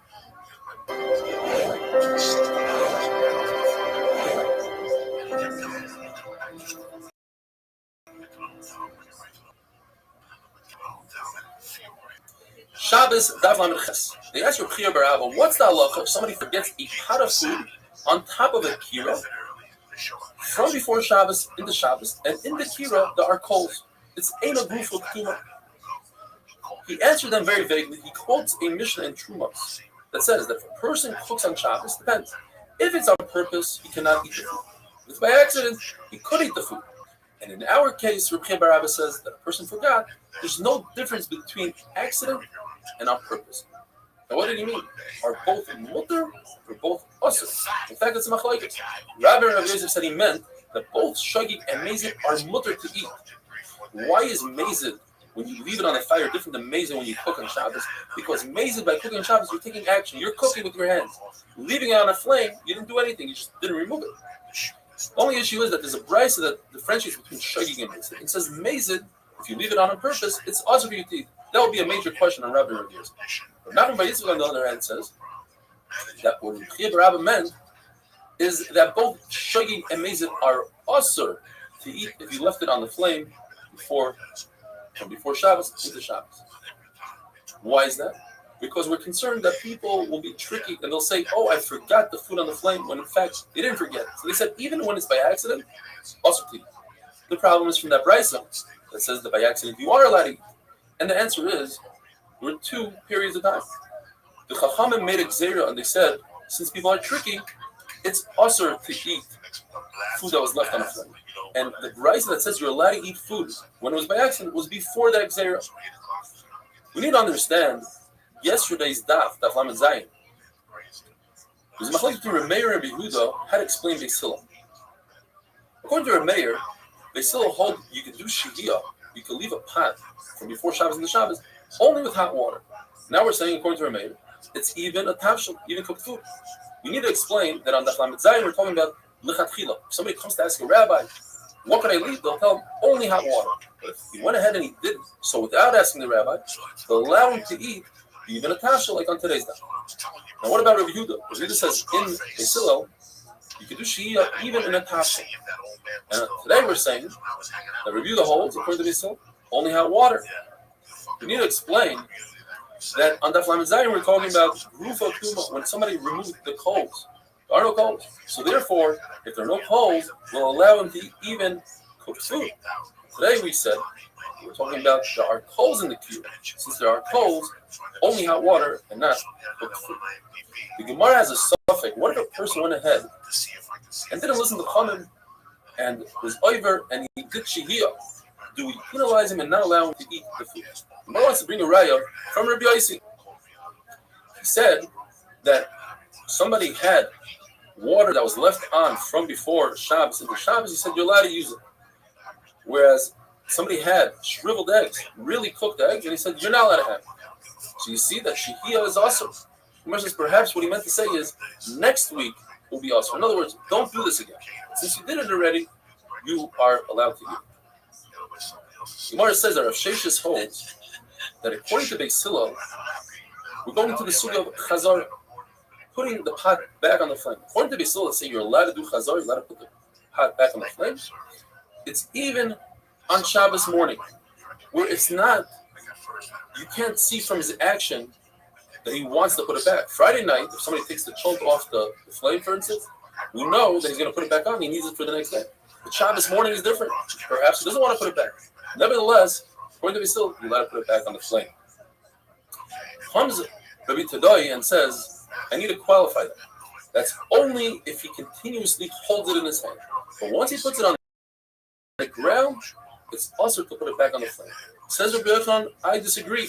Even if you put the pot on the ground, you put it on the flame. And there's a machlokes what Abai says.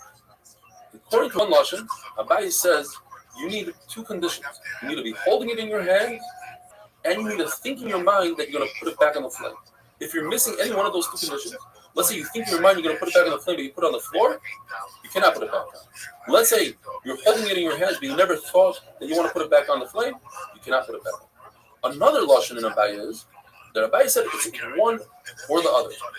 Either you're thinking in your mind, in other words, I can put it on the floor, but I thought in my mind the entire time I'm going to put it back on the flame, you can put it back on the flame. Or, even without thinking, as long as I'm holding it in my hands, I can put it back on the flame. Gemara remains in a suffix, in a teiku, these following questions. What happens if he didn't put it on the floor? The Gemara mentions floor. What if he put it on a table, on a bed? What if he hung it on a stick? Is that considered as if he's holding it in his hand? Another question the Gemara asks, what happens if he takes something off the flame and he pours it into another pot? Does that restart the whole thing and say you're not allowed to put the pot back on the flame or not? Take it. The Mishnah talks about a tanur. Until now we're talking about a kira that has two flames. A tanur is narrow on the top, and therefore it traps the heat in a lot more than a kira. It's much hotter. The Mishnah says that whereas a kira, if you use kashu bava, straw, and the bottom of the straw, that's nothing. It's not a problem. You could put a pot on top. When it comes to a tanner, you cannot because it has so much heat. It has the same halacha as 8, as real fuel.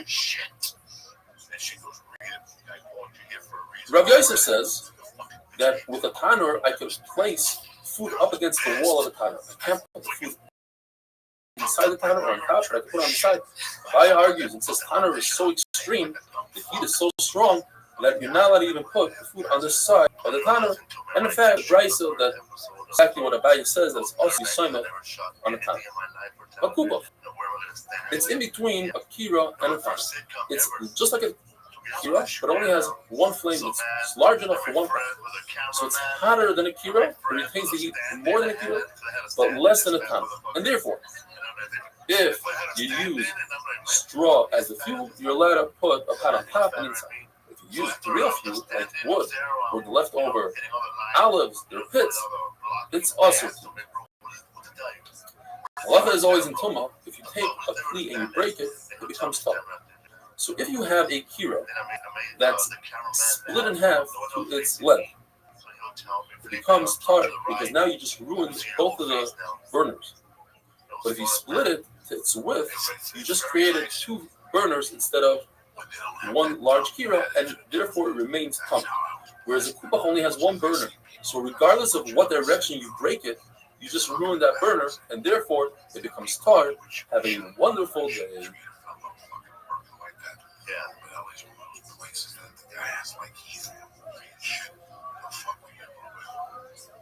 I did that show and they were very nice to me on NBC. But then, after this creepy show, 18 Wheels of Justice on TNT, when you were 18 Wheels of Justice? Shabbos Daf Lamed Tes, the Mishnah tells us that it's also to cook an egg, even though it won't be completely cooked, by putting it by the side of a very hot pot. If one does so on Shabbos, he's over Issa rice and he's chai the chatas. Similarly, to the case of somebody that takes very old herring or tuna, and some people just eat it by rinsing it off. If he rinses it off, it's considered a gemar malacha, even though it's not completely cooked. That's the way they cook it. So too with this egg, even though most people won't eat a semi-raw egg, but some people will, and therefore it's considered that you cook the egg on Shabbos and you chai. Any salty food, salty fish, that you soaked it in hot water before Shabbos, you're allowed to soak it again on Shabbos because ein bishul achar bishul. You cannot cook food that's already cooked before Shabbos. And to rinse it off is also mutter. But it would be usher to soak it in hot water. If you didn't do so, Shabbos, because that would be considered bishul. Mishnah says it's usher to take an egg and put it on a very hot piece of clothing, and Rabbi Yossi says it's mutter. So the Gemara qualifies this. If you cook in the sun, according to everybody, that's mutter, because that's not the derech bishul, that's not how people cook. Nobody's going to confuse this with cooking on top of a flame. If you cook it on the holda of fire, meaning you take a hot cloth, you put it by the fire, you heat it up by the fire, and you cook on that cloth, according to everybody, that's asur deraisa. It's the holda of fire. The whole machlokes is the holda of the sun. Now, the cooking in the sun, we said, is under the mutter. But if you take clothing and you warm it up in the sun, it's machlokes, because perhaps people get confused and say, if that piece of clothing was warmed up in the sun, you're allowed to cook. To confuse it with clothing that was warmed up by the fire. So Chacham say, make a gzeira. Yossi says, there's no gzeira. Yossi agrees that it's also to bury food in hot sand and cook through the sand. Why is sand different? This is machlokes. According to Rabbah, Rabbi Yossi is concerned that you might come to bury it in remets, in ashes with coals. And Rabbi Yosef says we're concerned that if you bury it in sand, you might dig deeper, and your chayfer guma, you'll be digging on Shabbos, and that's Issa Deraisa. What's the difference between the two svaras? What if you bury it in very soft sand, like beach sand? There's no digging really, and according to the shita that it's about digging, you don't have a concern there. According to the Ram, we're not talking about sand, we're talking about something very soft, like ashes. You put the egg down, and it just buries itself. That's how soft it is. The Brisa says you let boil an egg on a rooftop. because most rooftops don't have sand. That is, if it did have sand, according to Rabbi Yosef, it would be a problem of perhaps you're going to be digging a hole on Shabbos. The Mishnah tells us there's a story in Tveria where people took a pipe of cold water and they heated up the cold water by putting the cold water into the hot springs of Tveria. And Chacham said that's also. L'chayra, that's a raya to Chachamim that say that a tolda of the sun. You might understand that how did the hot springs become hot? Through the sun. You see that a tolda of the sun is also. Says Rabbi Yosef, no. The water of Tveria, the hot springs of Tveria are a tolda of fire because the water heats up by going right past the opening of Gehenna. It's a real fire and no raya from the Mishnah. Chizah says, since Chachamim said in the Mishnah that Chamei Tveria is Asur, we learn from this that Hatmana, the Dava Moisev Hevel, burying food in an object that creates more heat, additional heat all the time, like the springs, the hot springs of Tveria, is also even if you put it in there before Shabbos. Ula argues. Ula says that the hot springs of Tveria are mutter. Says, Rav Nachman, what are you talking about? Even the people of Tveria broke their pipes. In other words, they took it back and they don't do so anymore. When it comes to washing yourself, bathing yourself on Shabbos, it goes like this. If you are washing your face, hands, and feet, according to Beis Hillel, you're allowed to do so even with water that was heated up. And according to Beis Shammai, if you heated up the water for food, then you're allowed to add a little bit on Yom Tov for washing yourself, hands, feet, and face. According to everybody, if you take a bath with the water, a real rechitza, it's also to bathe yourself even if the water was heated up before Shabbos. Machlokes is, we have a three-way machlokes. If you're allowed to shower with water, not bathe, shower with water that was heated up before Shabbos. So we have the two extremes. You have Reb Meir that says you're not allowed to shower yourself even with cold water on Shabbos. You have Reb Shimon that says you're allowed to shower even with hot water on Shabbos. And you have Reb Yehuda that makes a compromise. He says hot water is asur, cold water is mutter, and the halacha is like Reb Yehuda. Our Mishnah must be talking about like Reb Shimon, because if you make a dig in the Mishnah, since the Mishnah says that it's asur to use this water, it says if you heat it up on Shabbos and it's also to bathe yourself with this water, meaning that if the water was heated up before Shabbos, it would be mutter to use hot water on Shabbos. That could only go like the Shimon that says you're allowed to shower yourself with hot water that was heated up before Shabbos. The whole machlokes is water that comes, they take from the ground. But if you have the water in a vessel, according to everybody, that's asur, because people might come to say, they'll think that you heated up the water on Shabbos. Now, halacha is like Rabbi Yehuda. Typically, we have a rule. The Rebbe says, anytime you have a three-way machlokes and one man Omar is a compromise, you go like that man Omar. However, it's possible that that rule is only in the Mishnah. And our three-way machlokes was in a brayso. Nevertheless, the halacha is like Rabbi Yehuda, like the compromise, since we heard so specifically. The only time we don't have this rule that if you have a three-way machlokes, you go like the compromise is like the sugi we had earlier in our Masechta with kuli matlonigas. A person takes clothing and he declares it to be a shmata. Rabbi Kiva took the middle position. Nevertheless, that is not like Rabbi Kiva because Rabbi Kiva was the Talmud of the other two, Rabbi Yeshua and Rabbi Elazar. And later on in life, he also took it back and he admitted that the is like Rabbi Yeshua. Have a wonderful day.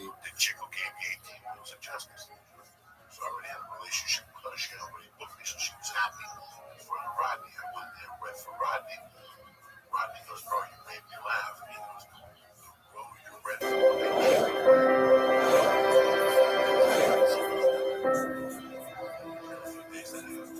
just to go to the set. What's it called? Shabbos Daf Mem. There are two versions in Rav. Rav says that if you heat up water before Shabbos, you're permitted to bathe in that water, provided that you only bathe one limb at a time. The fact that there are two brises that seem to contradict that, they say the only way you can bathe yourself is if you wash your face, hands, and feet. Seems like any other limb would be also.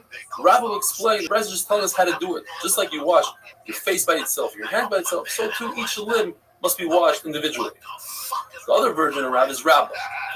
The way to use hot water that was heated before Shabbos is to bathe your entire body besides one limb. You must leave one limb out.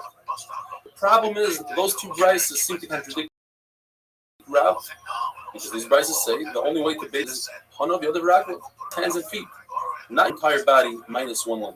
And that's a good kasha. As the Abaya was brought up by Rabbi Manachmeni, he said the Rabbi, in fact, use Rab's shita that you're allowed to bathe yourself, your entire body, minus one limb. Says Abaya, I never saw, I don't know. But the question is, why did Rav Yosef ask Abaya? It's obvious that Rabbi always did exactly what Rav said, besides three things. He had it in the beginning of the Sefta, that you're not allowed to take tzitzis from one beggar to the other. Rav says you can. Rav says you could light a Ner Chanukah, one from the other. Rabbi says you can. And Rav Paskin, like Reb Shimon Begreira, that you're allowed to drag a bench, provided that you don't know for sure that you're going to make a groove. Rabbi says, I don't hold it. But in everything else, you did exactly like Rav. The answer is because this is a kula. Perhaps in kulas, Rabbi didn't act like Rav. To say that you're allowed to bathe yourself, your whole body, minus one limb, that's a kula. In fact, the halach is not like Rav. The halach is like Shmuel, who says that the only thing you're allowed to do on Shabbos is bathe your face, hands, and feet. The Furush Brisa is just like Shmuel that says, even if you bathe each limb individually, that's awesome. You can only do Hana, Yoda, V'Rav. If you have a bathhouse that they plugged up the holes that let the steam out, or another pshat is that let the heat out of the heaters before Shabbos. In other words, you trap the steam in the bathhouse, but it's not providing additional steam throughout Shabbos. So when Motzei Shabbos comes along, you're allowed to use the bathhouse. You don't have to wait the amount of time it takes to heat up the water. If you're only using the steam, the zayah, the sauna part, that you can do even on Shabbos itself and on Yom Tov itself. In fact, there's a story in Bnei Brak, Rebbe Akiva, the famous, like you said in the Agadah, Rebbe Akiva and Elazar ben Azariah, they sat in the steam house on Yom Tov, and they even took a shower with hot water, according to Rashi, but they made sure that that hot water was covered with wood. Chacham say you don't need to cover the hot water with wood. Now, the Gemara tells us there are actually 4 steps in the Gzeira that says that you're not allowed to bathe yourself with hot water in Shabbos. The first step was that it was mutter to bathe yourself with hot water that was heated up before Shabbos. But then the Balanim, the people in charge of the mikvahs, they started lying and started doing shtick, and they would heat up on Shabbos. Some say, Yerushalmi explains, they added extra clothes before Shabbos, but there's a problem of chitui. So he said, you know what? No more bathing in hot water, but you're allowed to use the steam.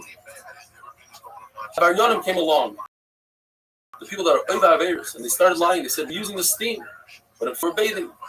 So they said, you're not allowed to use steam, but you're allowed to use Chamit Tefera, an actual hot spring you're allowed to use.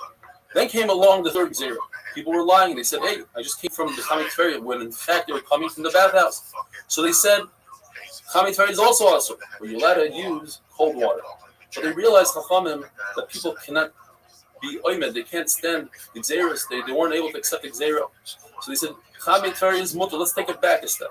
You're allowed to go to a natural hot spring. You're not allowed to use the steam. You're not allowed to use the Zayah. And you see from here that a person who's over on a derabana, on this Gzeira, is considered an Avarion. You're allowed to call him out in public and call him an Avarion. The Gemara tells us you're allowed to walk through a bathhouse that's very wide and large, because we're not concerned people are going to think that you base there and you're not going to benefit from it. But if it's a smaller one, like in a small far in a village, it's inevitable that if you walk through it, that you won't benefit from the steam, and therefore it's awesome. You're allowed to heat up your own body and then pour cold water on it. But to do the reverse, pour cold water on your body, then heat yourself up in front of a fire, that's also because now you're bathing yourself with hot water. Similarly, you're allowed to take a hot towel and put it on your stomach to relieve pain in the stomach. So you're not allowed to take a small pot with hot water. Number one, if it spills out, it's a very big danger, and that's also to do in the weekday as well. But there's an additional problem, that if water spills out onto your body, now you're bathing in hot water. The Tanakh says that you're permitted cold water on Shabbos and warm it up, make it lukewarm. It's also to heat it up to the point where it's yatsi ledes, where your hand takes it back, or better yet, the Gemara describes it as amount of hot water or the heat that could burn a baby's stomach. That's a universal stage. As the Mishnah says, it's 40 degrees Celsius, which is about 104 Fahrenheit, and Mishnah Zamanarva says 46 degrees Celsius, which is about 114.8 Fahrenheit. That you're not allowed to do. Now, what about oil? The Tanakama doesn't mention oil. Right? Rabbi and Rav Yosef say that according to the Tanakama, it's 100% mutter. There's no such thing as cooking oil. Therefore, even if you bring it up to Yatsi Ledes, mutter. Rabbi Yosef takes it to the other extreme. It's 100% usher. Even to warm up oil, that's the way you mabasha. That's people use it. They like to warm it up, and therefore that's also usher. Mar brings another two shittas tanaim in oil. According to Rabbi Yehuda, to warm it up to a point that's Yatsi Ledes is usher. To warm it up to a point of lukewarm, that's mutter because that's not how you cook with it.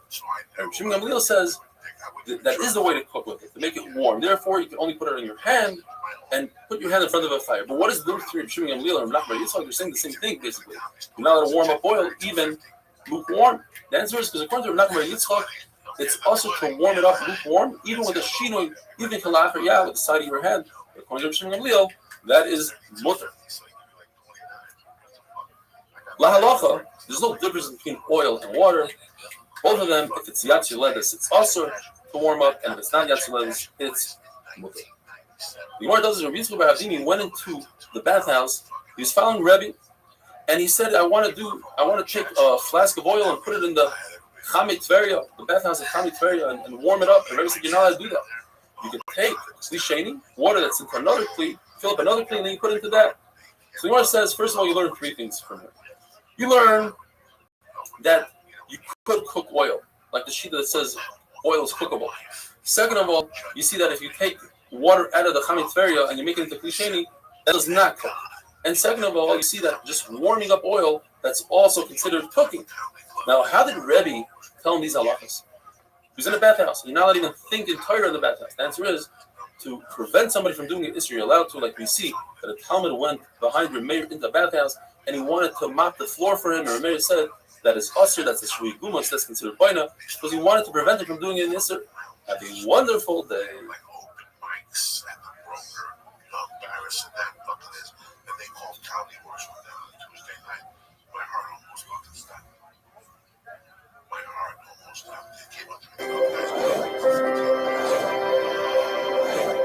That's fucking embarrassing.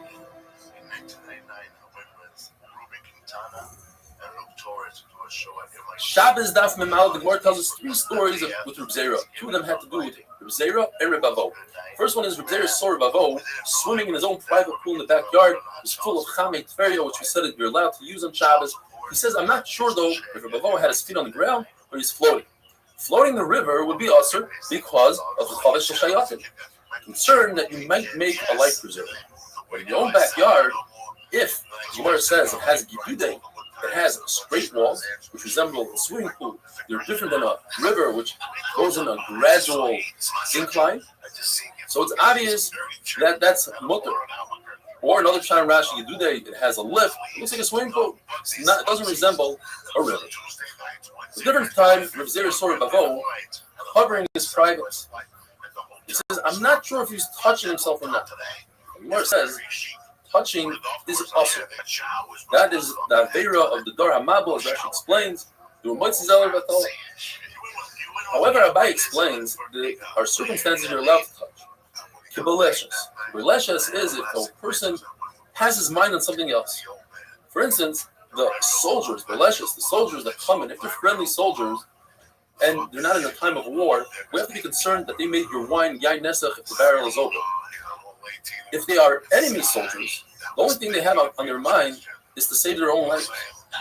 They don't think about making somebody else's wine yain nesach.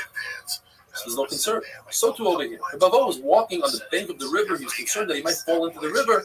Therefore, his mind was somewhere else. He didn't have a concern that he might come to Yirur. The third story about Reb Zera is Reb Zera tried to avoid Rabbi Yehuda, who held that it's usher to make aliyah from Chutz La'aretz Eretz Yisrael, as the pasuk says, you should remain in Chutz La'aretz until I redeem you. Zera says no, that pasuk is talking about Klei Sharetz. He was worried that if he bumps into Rabbi Yehuda would make a gzeira on him and say, you must stay here in Fuslar.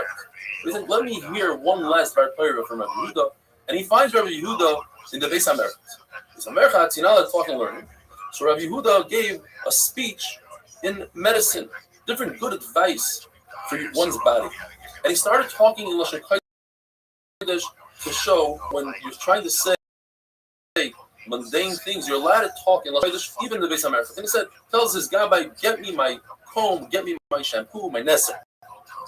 Then he tells the guys, open up your mouths when you're in the Beis HaMerchatz and inhale the steam, because steam will cause the sweat to leave the body. And this is the halacha that Rav Zera was very impressed with. Halacha, but advice, said, came just for this, was worth it. Drink from the dirty, doesn't say dirty, but drink from the water of the merah. And what's the reason? It says it's similar to somebody trying to heat up an oven and he heats from the outside of the oven instead of from the inside as well. You want the benefits of the Beis HaMerchatz, you have to make sure that the body's hot from the inside, and you do so by drinking hot water. If you don't have hot water, drink from the merchatz itself. Other things that the Brisa says, that if you wash yourself with hot water, make sure that you rinse yourself off with cold, similar to iron. You cook it, you bake it in hot, and then you harden it in cold water. If you bathe yourself and you don't anoint yourself with oil, it's similar to a barrel that the water can't penetrate. You want the benefits of the merchatz, you need to let it penetrate through the oil. Different halachas about eating. If you eat and you don't drink, that's like losing blood, and that's where the intestinal disease starts from. If you eat and you don't walk for amas, then your food starts decaying in the body, and that's where a person gets bad breath from. If a person needs to go to relieve himself, needs to go to the bathroom, and he eats on a stomach like that, it's similar to trying to start a fire in an oven with ashes that already did their purpose. You don't put food on top of an cover. And this is the beginning of the cause of just bodily odor. Says the Mishnah, there's a vessel called a muliyah, and that is, it contains water on the outside, and you put coals on the outside. If one removed the coals, he did rufa. Therefore, this vessel is not adding any heat to the water. You're permitted to drink from this vessel on Shabbos. There's another vessel called antichi. One shot in the Gemara is that it's like this kira oven that we discussed, but it has a compartment for water. You would have this compartment in order to ensure that the kira doesn't explode, similar to what we have in a carte. You put some water to cool off the engine. That water is moisef hevel. Since this kira is on 6 days a week, it adds, the coals are so hot and the walls are so hot, it adds heat to the water. And therefore, it's also to drink on Shabbos. Another pshat is, it's a double layer, double-decker dud, similar to the muliyah. Just one layer is the coals, the upper layer is the water, and therefore it adds hevel to the water. Also to drink on Shabbos. Says the Mishnah, and according to Rabbi Bar Mas, the pshat of the Mishnah is that if you have a small pot that you removed all the water from it and it's still hot, you shouldn't put a small amount of water into it, because that would cook the water. You put a large amount of water, because that just makes the water warm, and that's okay. According to Shimon, we say that Dovashenim Skavin is mutter. Therefore, even though this water causes the pot to harden, since you don't have intent to harden it, your intent was just to warm the water, we all like your Shimon that it's a mutter. As long as it's not a psikration, in other words, it's definitely going to happen. We don't know that's definitely going to happen, therefore it's mutter. According to Abai, the chat is, you didn't remove the water. You removed this kettle from the stove. And now to add a small amount of water is also because you're boiling up the water. To add a larger amount of water is mutter because it's just going to create lukewarm water. However, if there's no water left in that pot, any amount of water to be added to that pot would be awesome, because we hold like Rabbi Yehuda, the Gavin is awesome. Rav says this whole lot, the amount of water needed cannot be inside. In other words, in order to harden the kli, you have to fill up the kli all the way to the top, says Rashi. So this would be mutter if you put less than that amount.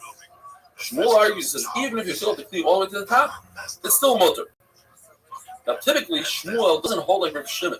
In another halach, in a malacha shein tzricha legufa, as we discussed, if you have a piece of wood that's a cold, glowing red, and you're concerned that somebody might step on it, it's also to extinguish it. Even though it's a Lachshain Tzrika L'Gufa, you don't need that piece of wood as a coal, you just don't want the fire. It's not a creative act. Rav Shimon says it's mutter, and Shmuel holds that it's asur. So you see, Shmuel doesn't hold like Rav Shimon. So Gemara says yes. In Melacha Shein Tzrika L'Gufa, he doesn't hold like Rav Shimon. But Rav Shein Miskaven, he does hold like Rav Shimon. And therefore, the Gemara finishes off by saying that if you see thorn, or let's say an hourly a piece of glass in the Rosh Hashanah, with the Rabbanan, you're not allowed to walk less than 4 amas, stop, and walk again less than 4 amas. That's the Rabbanan. But since this is a danger, you're allowed to do so. And in a Carmelis, where the whole Isser, the whole idea is only the Rabbanan, you're allowed to walk all the way to the garbage can and throw it out, even though it's a lot more than 4 amas. Have a wonderful day. I think so. I don't know what I just they put you next to the old club. They used to put you next to Olive Garden. Yeah, it's the busiest Valley Garden in the country.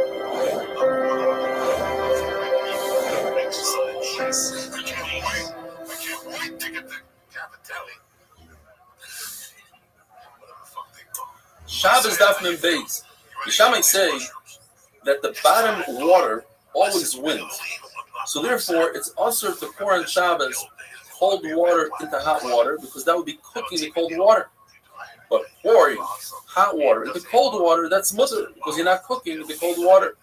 But they still say it doesn't make a difference. Even pouring cold water into hot water is mutter. A bath is a kli rishon. It's heated directly from the flame.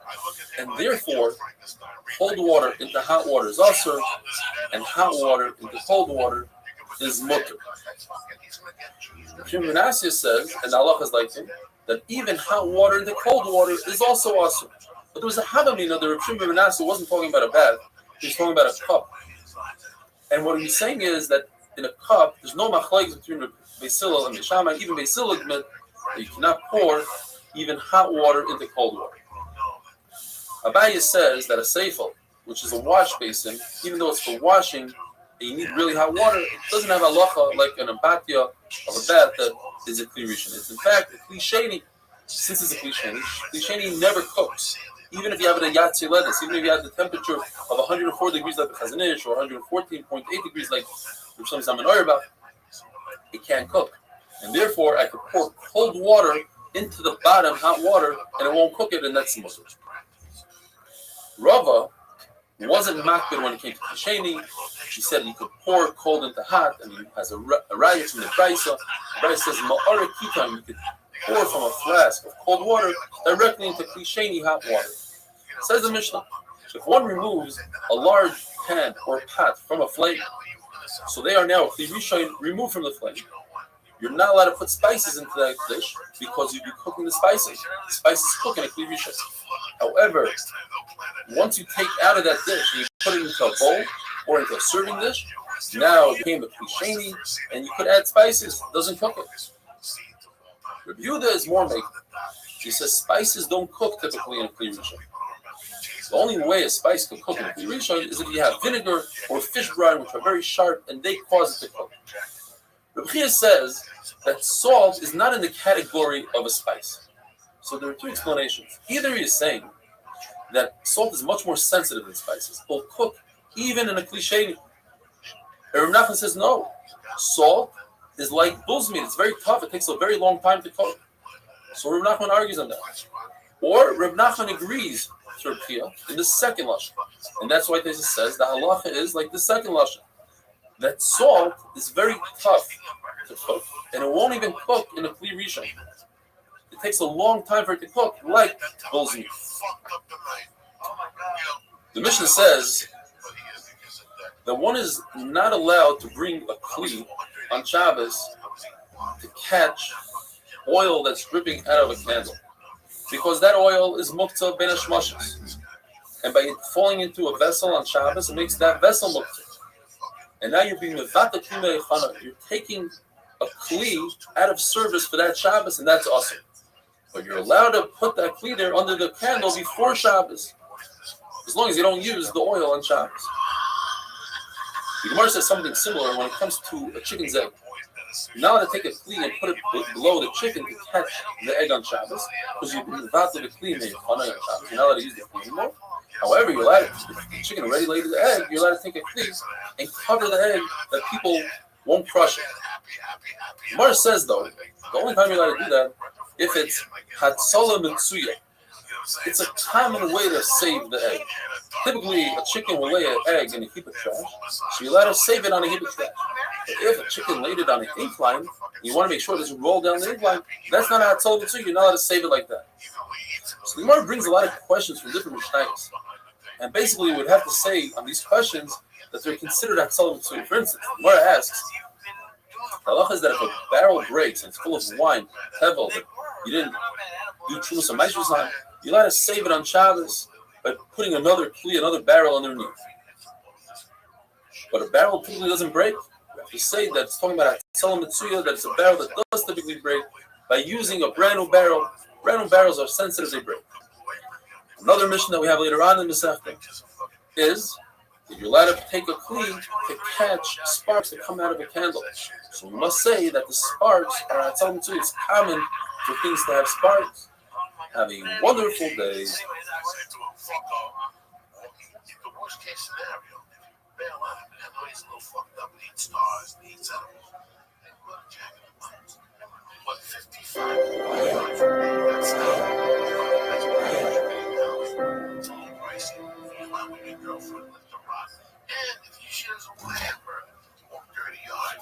Shabbos Daf Mem Gimel, we're trying to catch up and make up the lost daf that we had over Pesach. This is from 4 days ago. Daf Mem Gimel. We had a sheet of Rav Chizda that you're permitted to cover an egg to protect it, but you're not permitted to put a kli under the egg to catch it. What's the difference? Rav Yosef says because you're canceling a kli. You can no longer use this kli once the egg touches it, it's muktzah. But when you cover an egg, you can uncover it whenever you want. So Gemara brings all the brises and shneis that we had the other day. Starting with, if you have a barrel full of teva, full of wine and oil that you never took trumas and maishus from, and it breaks, you're allowed to take another vessel to catch the oil and the wine. But that vessel should be muktzah because wine that's teva, l'chayr, is muktzah. So Gemara, it's not muktzah because if somebody was over and took trumas and maishus on Shabbos, he'd be yitzek. What about the fact that it says in the Mishnah Daf Mem Zayin that you're allowed to put a vessel underneath a candle to catch the sparks? You must say because the sparks have no mamashas, not visible, so the kli never becomes muktzah. We learned that you're allowed to take a bench to support a broken beam in the ceiling.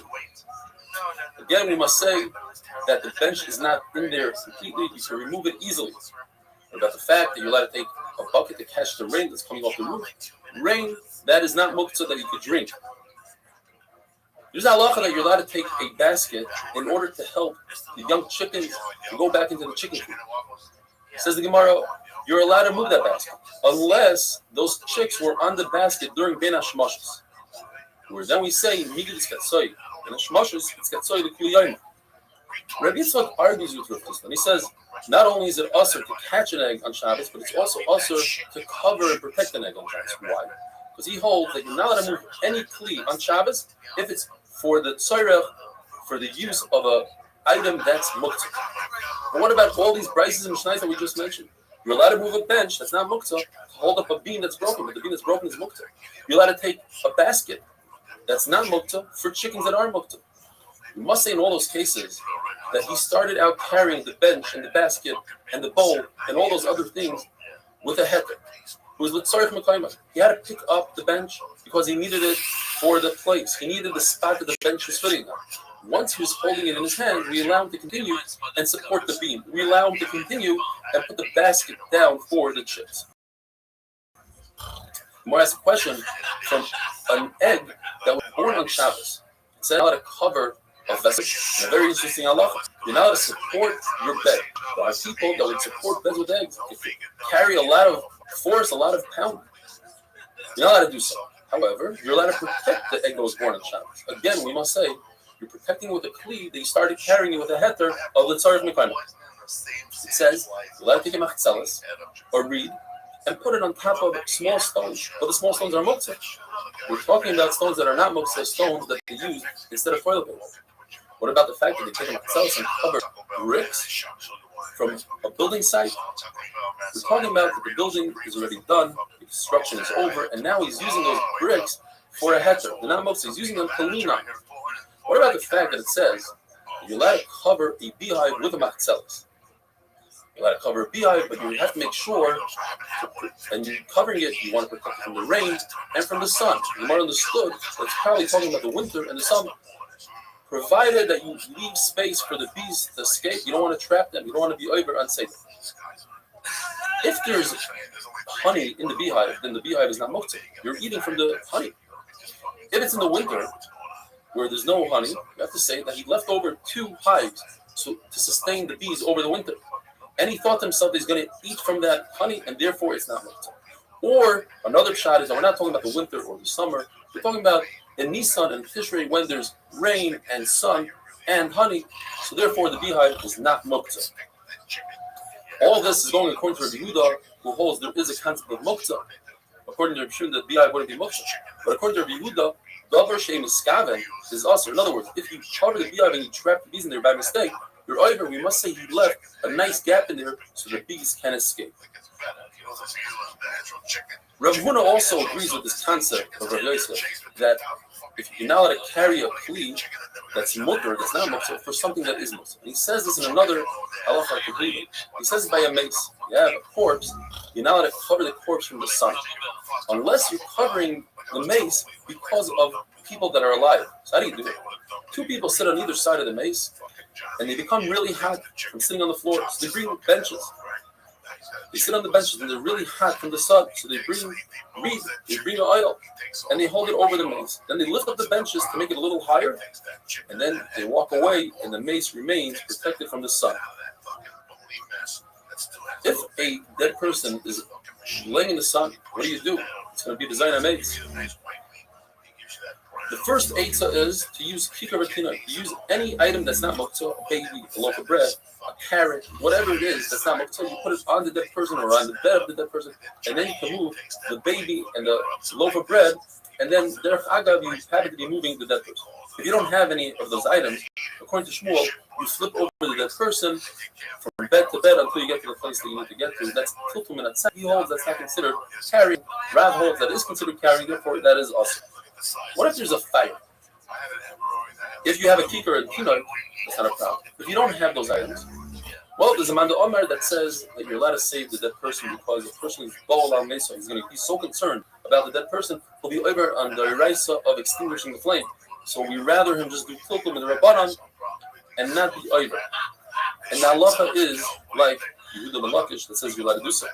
If Shimon says, the final halacha today, if you have leftover oil, and we're going to see this later on, if you have leftover oil in a lamp that was extinguished, according to Shimon, he doesn't hold you it's Katsoy the Kuliyim, and therefore that oil is mutter on Shabbos. Have a wonderful day.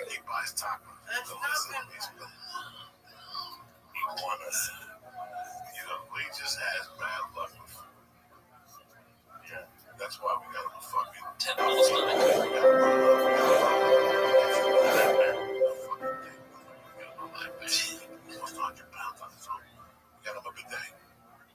I'm doing great with that. Shabbos Daf Mem Dalet, the Mishnah tells us that both the Tanakama review the whole of the concept called Muktzah Machmas Mius.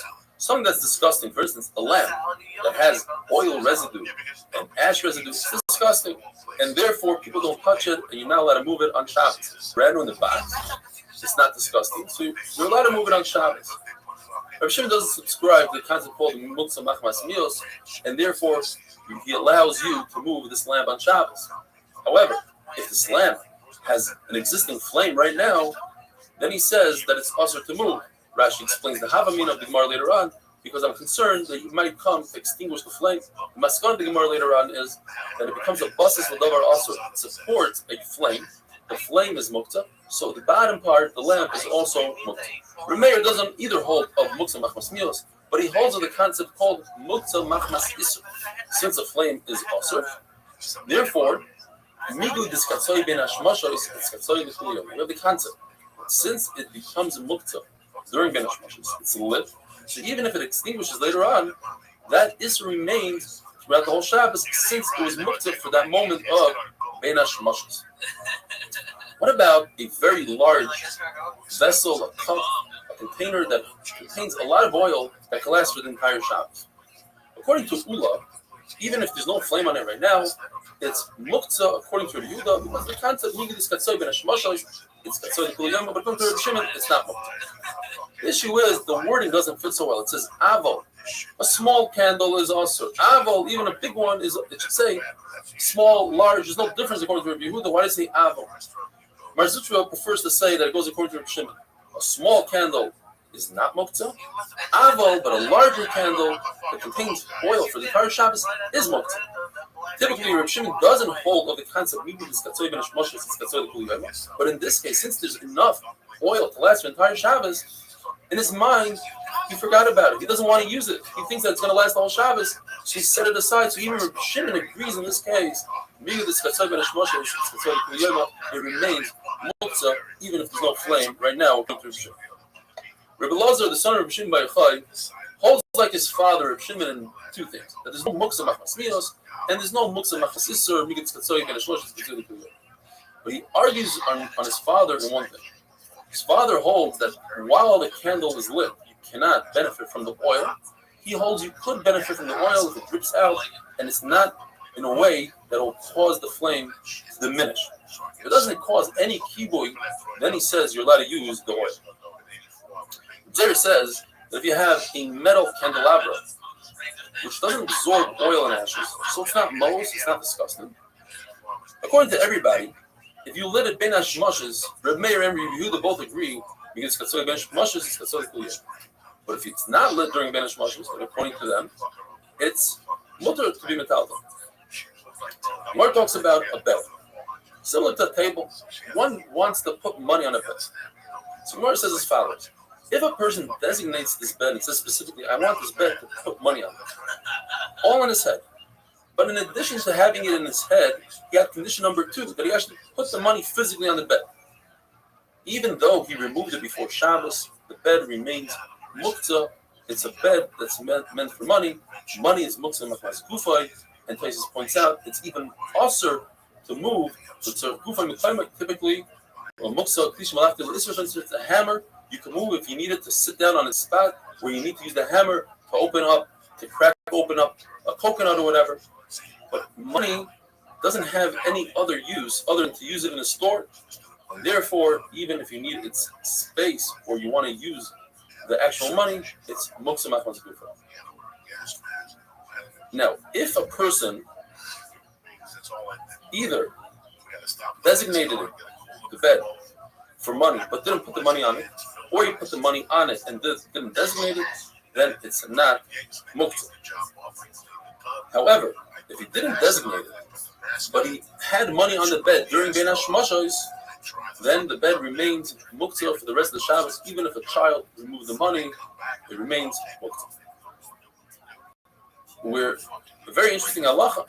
If you have a candle, you have a lamp, even if you lit a candle on it before Shabbos, but you didn't designate it, it's not muktzah. You have to designate it and light the candle in order for it to be muktzah.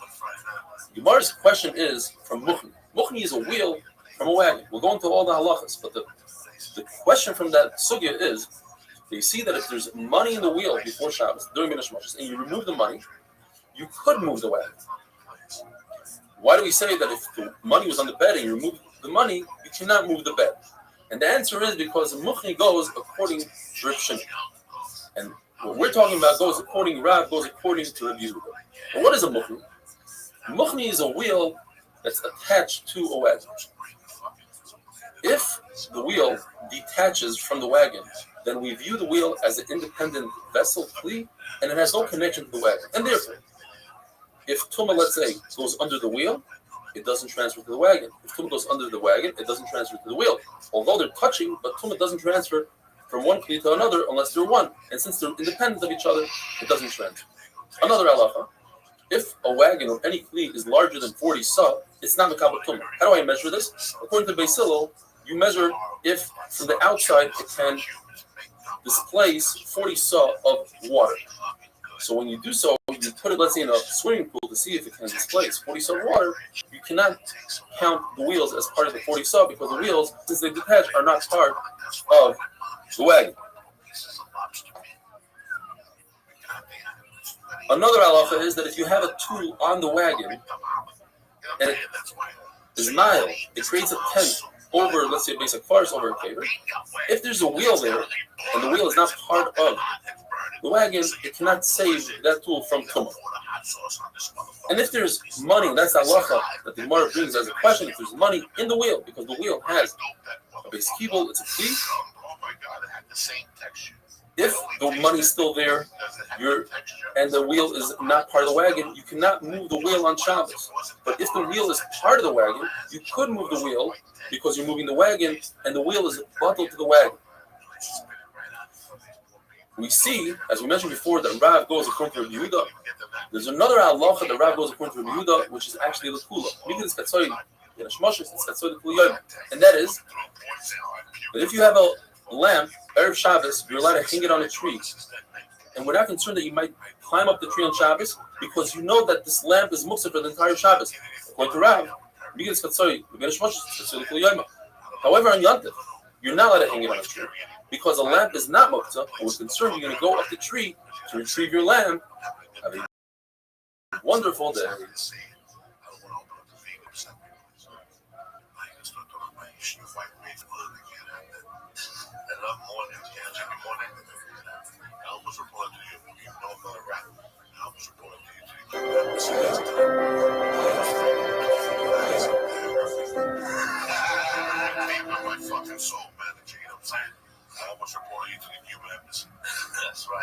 Shabbos Dafman Hey. Rab holds like Rabbi Yehuda and Muktzah, and therefore a candle that's extinguished on Shabbos remains Muktzah for the rest of the Shabbos. However, he made a dispensation when it comes to Chanukah in the times of the Chabarim. Chabarim were people that didn't allow candles lit. Therefore, if somebody wanted to light the menorah and was scared that the Chabarim will catch him, after Beresh Moshe, when it's already Shabbos and the candles go out, you can take the menorah back into the house. B'shas Chag is a special halacha. The famous saying goes, when it comes to an emergency like the Chabarim, then we can rely on the sheet of Reb Shimon that there's no muktzah. Shmuel holds in Reb Shimon that the only foods that become muktzah are raisins and groigros, figs that are set out to dry, because they have two conditions. And in order for something to become muktzah, according to Reb Shimon, you need two conditions. The chiyuv b'yadayim, putting something aside with your hand, saying, I don't want to use this anymore, and that it's not roy lachila, you can't eat it any longer. Raisins, once you take grapes and put them in the sun, you can no longer eat it for the time being. And by putting it in the sun, you're setting it off to the side. Rabbi Yochanan says, when it comes to muktzah, there's an additional muktzah called muktzah machmas mitzvah, which Rabbi Shimon subscribes to. And that is, if you light a candle for Shabbos, and that's a mitzvah, that candle is muktzah for the time being. Therefore, let's say a sukkah, the walls of the sukkah, the schach, even the decorations become muktzah because they were set aside for the mitzvah for 7 days. They're muktzah throughout the entire Chalamayit, according to Rav Shimon. Unless somebody made a specific night and said, I want to use the wood, I want to use these decorations. What if somebody planted kernels, or he put an egg under a chicken, so he set it aside? Well, it doesn't have the conditions we need, and it's not muktzah mitzvah, so according to Rav Shimon, they are not muktzah. Going back to sukkah wood, if you have a sukkah that's standing during other Yom Tovim, like Pesach and Shavuos, you're not allowed to take wood off the sukkah.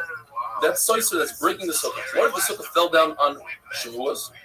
You're also not allowed to use that wood according to Rabbi Yehuda because it remains muktzah. According to Rabbi Shimon, it's not muktzah. Once it breaks, it falls down, and you anticipated it, it's not muktzah. On sukkahs, even according to Rabbi Shimon, it's muktzah, unless you made it at night. There's a brayso that says that there are other fruits, such as peaches and quinces, that you put aside on the roof and you let them dry, and they're muktzah. That must be going according to Rabbi Yehuda. But what's the chiddush? The chiddush is even though they're foods and you're eating from them, nevertheless, by putting them on the roof, you're mesiach das from it. You don't want to have anything to do with it, and therefore they remain muktzah according to Rabbi Yehuda. Rebbe's son, Elazar, asked Rebbe, what does Reb Shimon hold when it comes to Tatzili Tamar? These are dates that will never ripen. From the fact that he asked Rebbe the question about Reb Shimon, that means, the Gemara understood, that Rebbe subscribes to Reb Shimon's Shita of Muktzah. Otherwise, he wouldn't ask his father, what does Reb Shimon hold about Tatzili? But he told him, even though Tatzili Tamarim are not edible, but he never pushed it aside with his hand. So he has one out of the two conditions, and therefore they are not muktzah, according to Reb Shimon. Nevertheless, the Gemara asks a question. There's a mission that says that on Yom Tov you're allowed to shut an animal that's yours. But if it's yours and it's a midbar, that means exactly this machlokes, whether it comes back after when it starts raining, in other words, it's away for a half a year. According to Rebbe, it never comes back. The point is, that kind of animal you cannot shut on Yom Tov, because you never had it in mind that you're going to have that animal. You're not allowed to give it to drink so that the skin comes off easier. You see, the Rebbe holds a muktzah. The Rebbe is the one that's an animal, doesn't come back and for muktzah. So the Gemara gives three options. Either Rebbe holds like Reb Shimon in muktzah, but this particular animal is like raisins. It has two conditions. First of all, you push it aside, said I don't want to see you anymore for a year. And second of all, it's very difficult to catch and capture. So it has two conditions, and therefore, even Rabbi Shimon would agree that this midbar animal is muktzah. Second answer is that Rebbe never said that he holds like Rabbi Shimon. He was just answering what Rabbi Shimon would hold. In fact, Rebbe holds like Rabbi Yehuda in muktzah, and he's answering his son what Rabbi Shimon would hold in muktzah. Another pshat is that Rebbe was talking in the opinion of Rabbi Yehuda. In other words, he holds like Rabbi Shimon in muktzah. But don't you Chachamim agree that if an animal comes back every half a year, that should be considered a domesticated animal in kitchen? And he said, no, we don't agree to that. Rabbi Baruch Chana said that Rabbi Yochanan holds like Rabbi Shimon in muktzah, but there's no muktzah. Why did Rabbi Yochanan say that a chicken coop is muktzah? You must say that it's talking about a very specific case, that the chicken coop had an egg, and in the egg was a chick. And therefore, this egg is not royal achilas because a dog won't eat an egg peel, and it's not royal for a human. You have a dead chicken, we can't eat it straight. Nor would it go you. Or Reb Shimon does hold a muktzah machas gufa. Something like money, stones, no other use to them. And this egg with the chicken inside has absolutely no other use, and therefore even Reb Shimon agrees that's muktzah. Now, why did he just say that there's an egg there that was born on Shabbos, and Reb Shimon holds that it's noilad, because there is a shita that holds Reb Shimon doesn't hold noilad on Shabbos. Since anticipate the birth of this egg, Reb Shimon doesn't hold that it's noilad from nothing. And to say that there's a dead chick there without an egg, there's a mandama that holds in Reb Shimon that you could use that dead chick and could feed it to your animals on Shabbos, as long as you knew about it beforehand. In other words, there's one mandama that says in Reb Shimon that if the chick was healthy and it died on Shabbos, Reb Shimon holds it's muktzah, because I never thought about it. I was Masir Das. Another mandama that says that it's muktzah. Rabbi Yitzchak and Rabbi Yosef holds that Rabbi Yochanan said that the halacha is like Rabbi Yehuda, that there is muktzah. Now, why did he have to say so?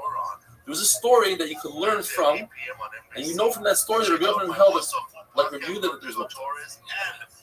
A menorah, a large candelabra, fell on Ravasi. Ravasi didn't move it. Maybe he walked away from it and it fell by itself, but he didn't move it because he held of muktzah. And his Rebbe is Rabbi Yochanan. So you see from here that Rabbi Yochanan holds a muktzah. So Gemara on today's daf says perhaps the reason why he didn't move it is because there's a new muktzah called Kovei HaMakom. It has a very specific spot, similar to muktzah machmas chisar and kiss. If you have something really expensive, you don't want to use it, you designate an area for it. And therefore, this candelabra had a designated area, and that's why it was muktzah, not because of the muktzah of Rabbi Yehuda. Have a wonderful day. It's like that. Hell, it fucking was. I went deep into the murky water. Deep. It's November 6th. It's election week. I gotta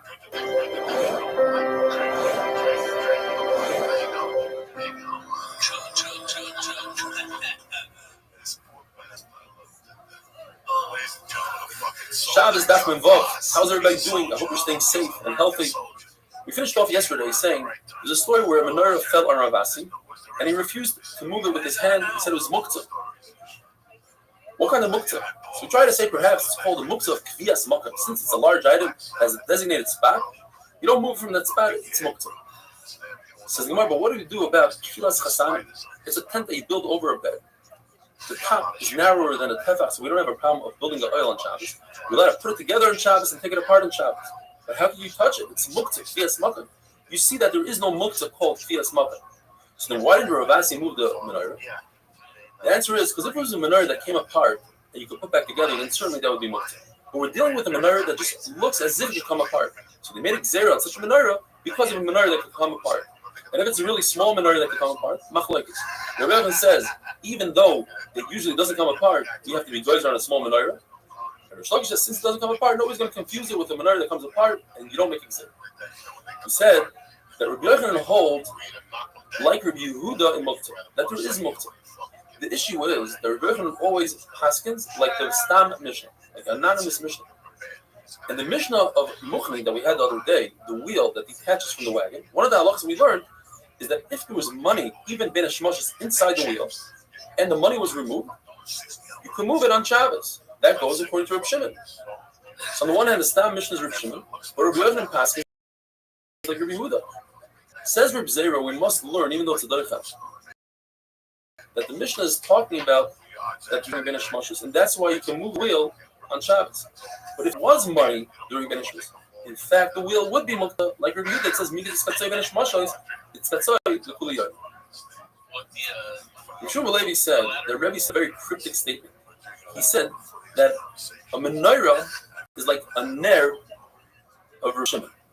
Menorah is Reb Shimon ben ner, meaning could be two meanings. Either there was one psak halacha or two. Either the psak halacha was that a menorah is not muktzah, like Reb Shimon says that a candle that was lit and it was extinguished on Shabbos, the candle is no longer muktzah. In other words, the menorah is muktzah. Or he said two statements. A menorah is also a candle is muktzah. The Gemara remains in a tape. The Gemara tells us that Reb Malkiah, and at a different time, Reb Yossi Glila, both acted like Reb Shimon, that there was no muktzah in front of the Rabbeim, and both the Rabbeim were making on this. On the other hand, Reb Avo, even though he himself held like Reb Shimon, but when he was in front of Reb Yochanan, out of respect for Reb Yochanan, he acted like Reb Yehuda that there is muktzah. Machlokes, Reb Yehuda says that if you have an earthenware lamp that's full of oil, it doesn't get disgusting, and therefore it's not muktzah, you're allowed to be metal. But if it has neft, kerosene, so it is muktzah. Now, we're not talking about muktzah machmas minus, because Reb Shimon doesn't hold of muktzah machmas minus. What we're discussing is since there's no other use for this candle, because it's disgusting, therefore it's like a stone that has no other use, and it's muktzah. In other words, muktzah machmas gufa. Rather, Rav Yosef both hold that you're allowed to carry, you're allowed to be in a couple, a lamp that was used with neft. The Gemara tells us an amazing story. Rav Avia went to visit Rav, and he had a lot of mud on his shoes. And he sat him down, he said, sit down on his bed, and he put his shoe on the bed and put a lot of mud on the bed. And this upset Rava. And Rava decided he's going to torture Rav Avia with questions to punish him. Some server has a beautiful pshat. You should look into it. And he asked him, why is it that Rabbi and Rav Yosef both say that a lamp that was used with neft, with kerosene, is not muktzah? So he told him, because you could use that lamp for another usage, you could cover another kli of it. He said, wait a minute, but what about all the world? They're very muktzah, but you could use them to cover Kalim. Says Rav Avia, no, there's a big difference. This lamp has a name of a kli on it, where a stone is not a kli. And I'll prove it to you from a Mishnah. The halacha is that a woman is not allowed to walk out on Shabbos with beautiful jewelry she might show to her friends. But in her own chutter, she's allowed to move it. Why? Because Ula explains it has a name of a kli. So anything that has a name of a kli is not muktzah. Says Reb Nachman Bar Yitzchak, Biruch Rachmanu, Baruch Hashem, that Rava wasn't successful in embarrassing Rav Avia. The halacha is that if a person has a firstborn animal, cow, sheep, he goes to the kohen, and the kohen brings it to the Beis Hamikdash. But if it befalls a mum, And the kohen could shecht it outside the Beis Hamikdash. It says to do what he wants. What if he finds the mum on Yontif? It's muktzah according to Rav Shimon. Question: why is this bechar different than oil that's left over in a lamp? The Rav Shimon says is not muktzah. Says why is a big difference? Oil that's left in a lamp, when he lights the lamp, he knows that he might have leftover oil, so he thinks about that oil and he wants it. So that's why it's not muktzah. But an animal, a bechar, there's 3 reasons why he's not even thinking about it. First of all, who says that this animal will have a mum? And even if it has a mum, who says it will be a mum kavua, a permanent mum? And even if it's a permanent mum, who says he'll find a rabbi that'll tell him that it's a good mum and he can shecht it? What about a woman who makes a neder on Shabbos, could be mefer or matter the neder? What if her husband doesn't agree? Because when a woman makes a neder, she's doing it as her husband. And what about a man? How can you be made for his neder on Shabbos? What if he doesn't find a rabbi? Because he doesn't need a rabbi. He can just find 3 simple people to be matter his neder.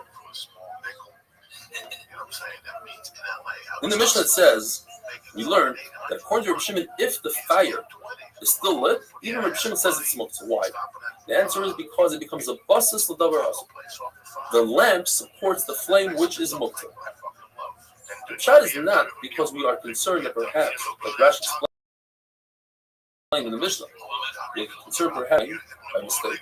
Reb Shimon holds, Shimon miskaven, mutter. If you don't think about it, that's not your intent, then you're not chayav. In other words, if a person is a bench, he's trying to bring it from the point B, but by doing so, he creates a groove in the ground, he's potter.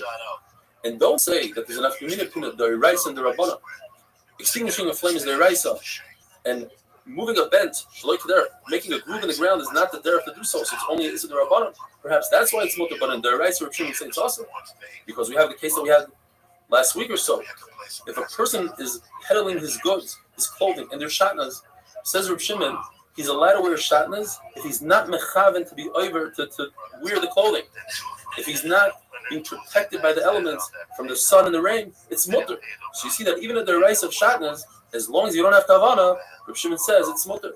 Have a wonderful day.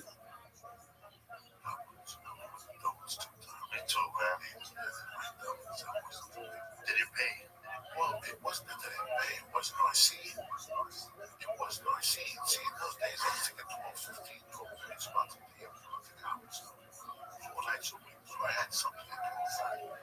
So I'm going to do shit in my house at 9 o'clock at night. Fucking flame, what's going on? I went down here, bro. There's something down here, 30 bucks. Fuck, 30 bucks, 30 bucks. You get there on E. You know what I'm saying? You got there on E. And you know what I'm going to score in the one place as soon as I walk in.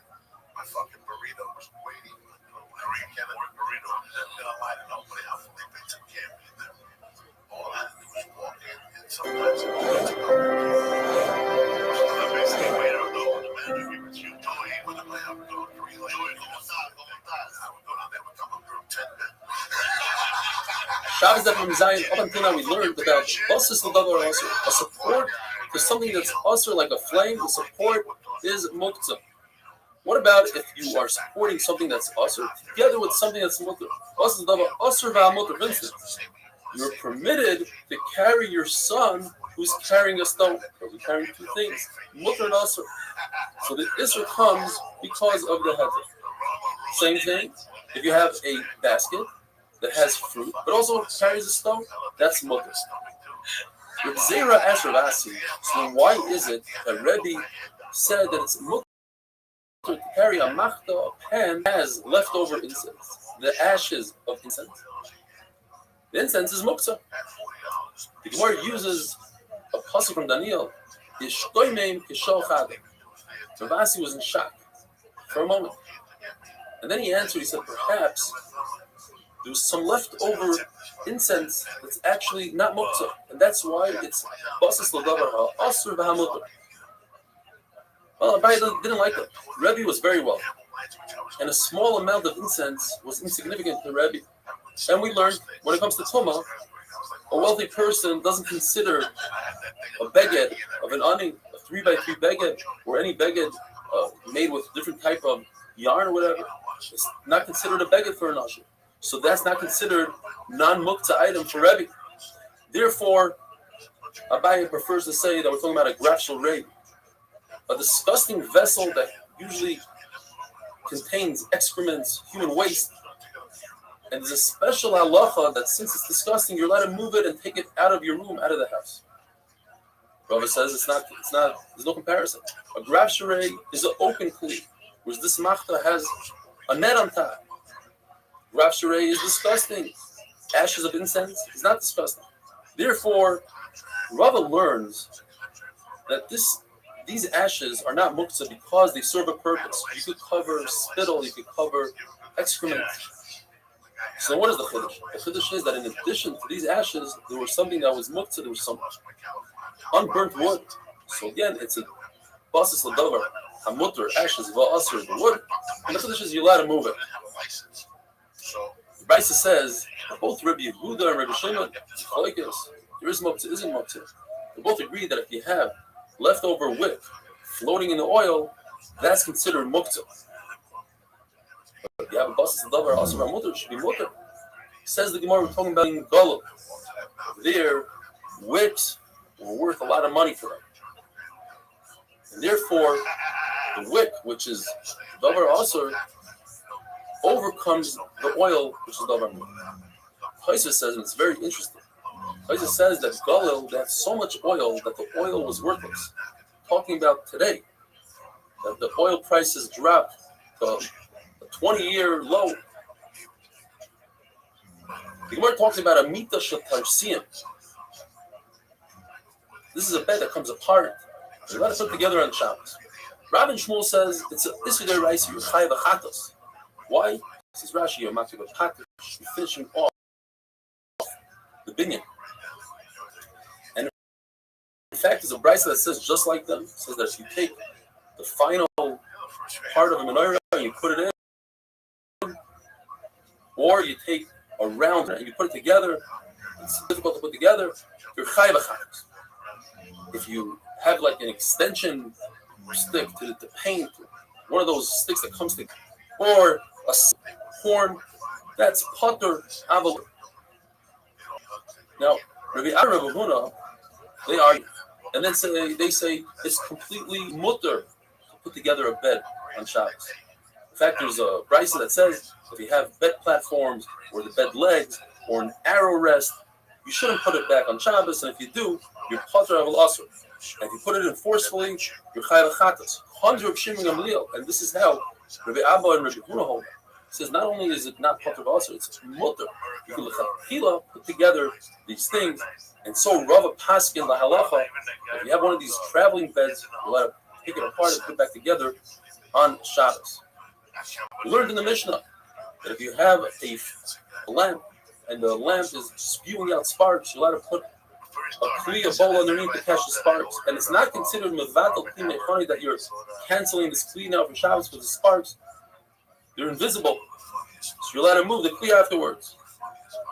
However, that's if you put a kli without any liquid, but you're not allowed to add liquid to the kli even before Shabbos, because if it was on Shabbos itself and you took this kli and you brought it closer to the sparks, you would be extinguishing the sparks on Shabbos. Therefore, the guys are not to put water even on Erev Shabbos.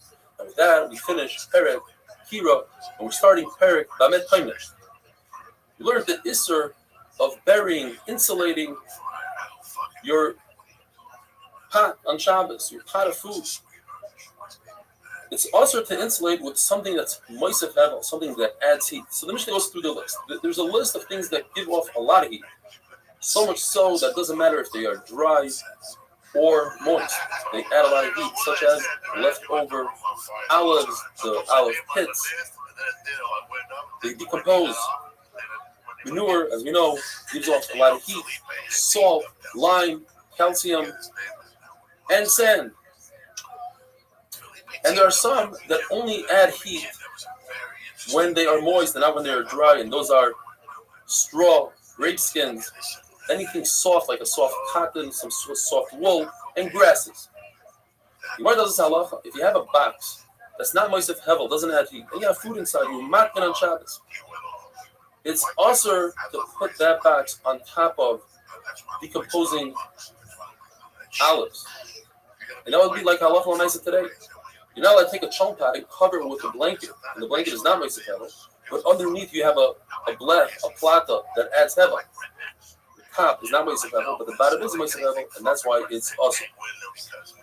And Mara says you can't bring a raya from this halacha that our mission is talking about olives, because it's possible that we're talking about any kind of atmana, even burying in sesame seeds. This halacha that the hevel goes upwards is regarding talking about olives, but in general, it would be also to be mapping in it. Have a wonderful day. Not the one that's married to the Faith Hill, that bitch is on her own planet. But the other blonde one up there, and she had a dress on national TV. That was. I mean, you want to reach up on that money. They look good under the dress, she looked beautiful. They were saying kind of stuff that it was. Shabbos Daf Memches. How's everybody doing? The Gemara tells us that it's permitted to take two urns and place them one on top of another when they both contain hot water. The top one is not a tmana. You're not burying the top one. You're just trying to prevent heat loss from the top one. However, when the servant in Reish Galusa's house put a cold cup of water on top of an urn, then Rabbah yelled at him and said, "Don't do so." What's the difference? Because you're trying to introduce heat to the cold cup. That looks like hatmana. That same servant was having a very bad day. Later on, Rabbah caught him taking a head turban, placing it over a pot, and on top of the turban, he put some sort of ladle. And he yelled at him, he said, "Don't do so." Reb Zer says, "What did he do now?" He says, "Rabbah, wait and see." And sure enough, the servant went and took the turban and squeezed it, or is trying to squeeze, do schita, which is also, it's libam. Says Reb Zer, "But what's the difference? We all cover our pots with some sort of rag or something." Says Rabbah, "That's a big difference. If you cover it with a rag, you don't care about the rag. You're not going to squeeze it out. But a head turban is important. That's why I told him, don't do so." There's muchen, which are soft wool, cotton. People set them aside to make felt out of it. And that's called muksa machmas isur. You set it aside, you say, "I'm not going to use this." Now, what happens if a person, he doesn't have a choice, he ran out of straw, different material, he uses his muchen to do atmana, to insulate his pot. The Gemara says it doesn't lose its muksa, it's still muksa of chisaron kis. But we cannot prove this from the brisa that says that you're permitted to do atmana with muchen, and be careful not to touch it. Perhaps the brisa is talking about don't touch it before you use it as muchen, as atmana. But once you do atmana, perhaps the isur muksa goes away. You show that you don't care about it that much. So then what's the chiddush? They can't touch muchen. Of course it's muksa machmas chisaron kis, says the Gemara. It's coming to teach us that even though it's so nice and soft, perhaps you want to sit on it and use it as a seat, and therefore it's not muksa. Chumash malon, it is muksa.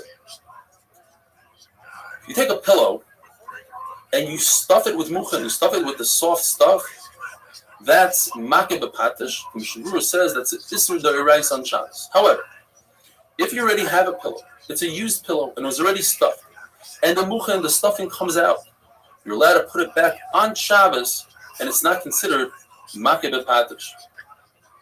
To take clothing that's uniform and you take a scissors and you cut out a hole for the neck, that's makeh b'patish.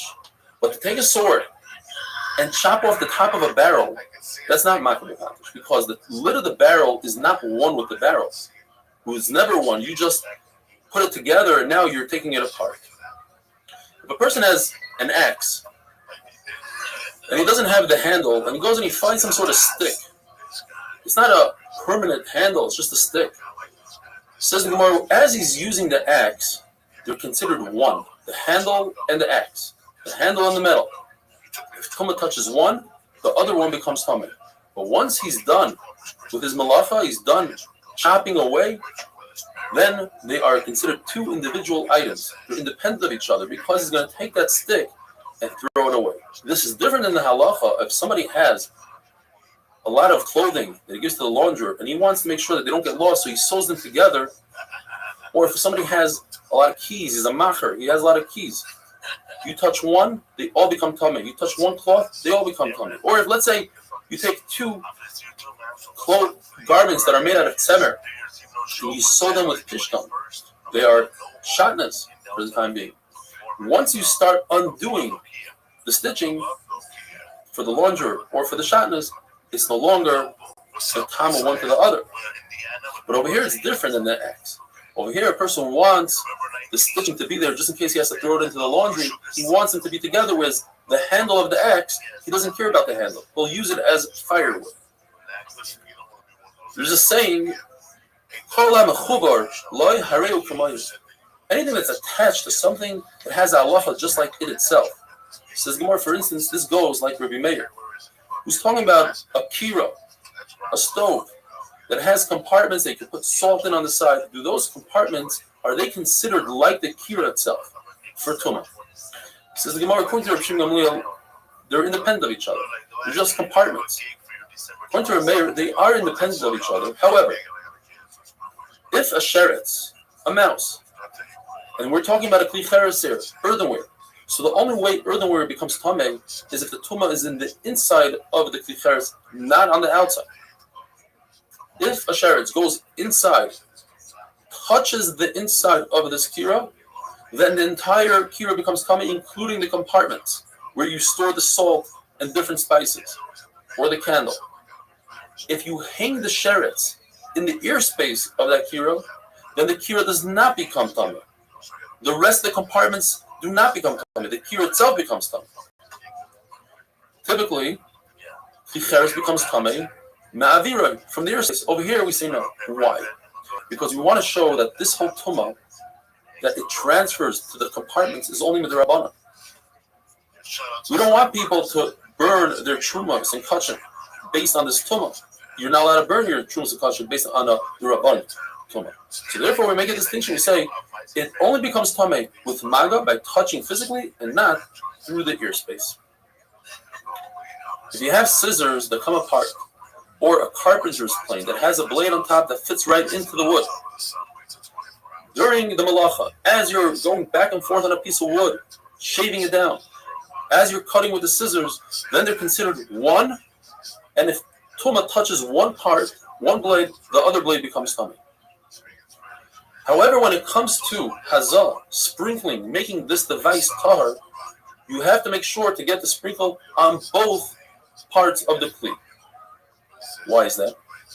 Because midiraisa, they are considered one only b'shas malacha, only while you're doing the work that it's intended to do. When it's sitting on the side, they're not considered one. Therefore, Chachamim said, let's do the chumrah in both cases. Tumah, to say that they're both tameh is a chumrah.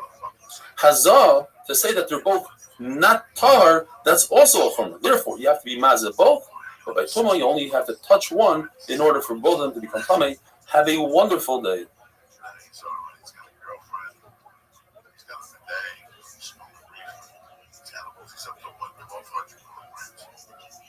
This all started with a 10 milligram plug.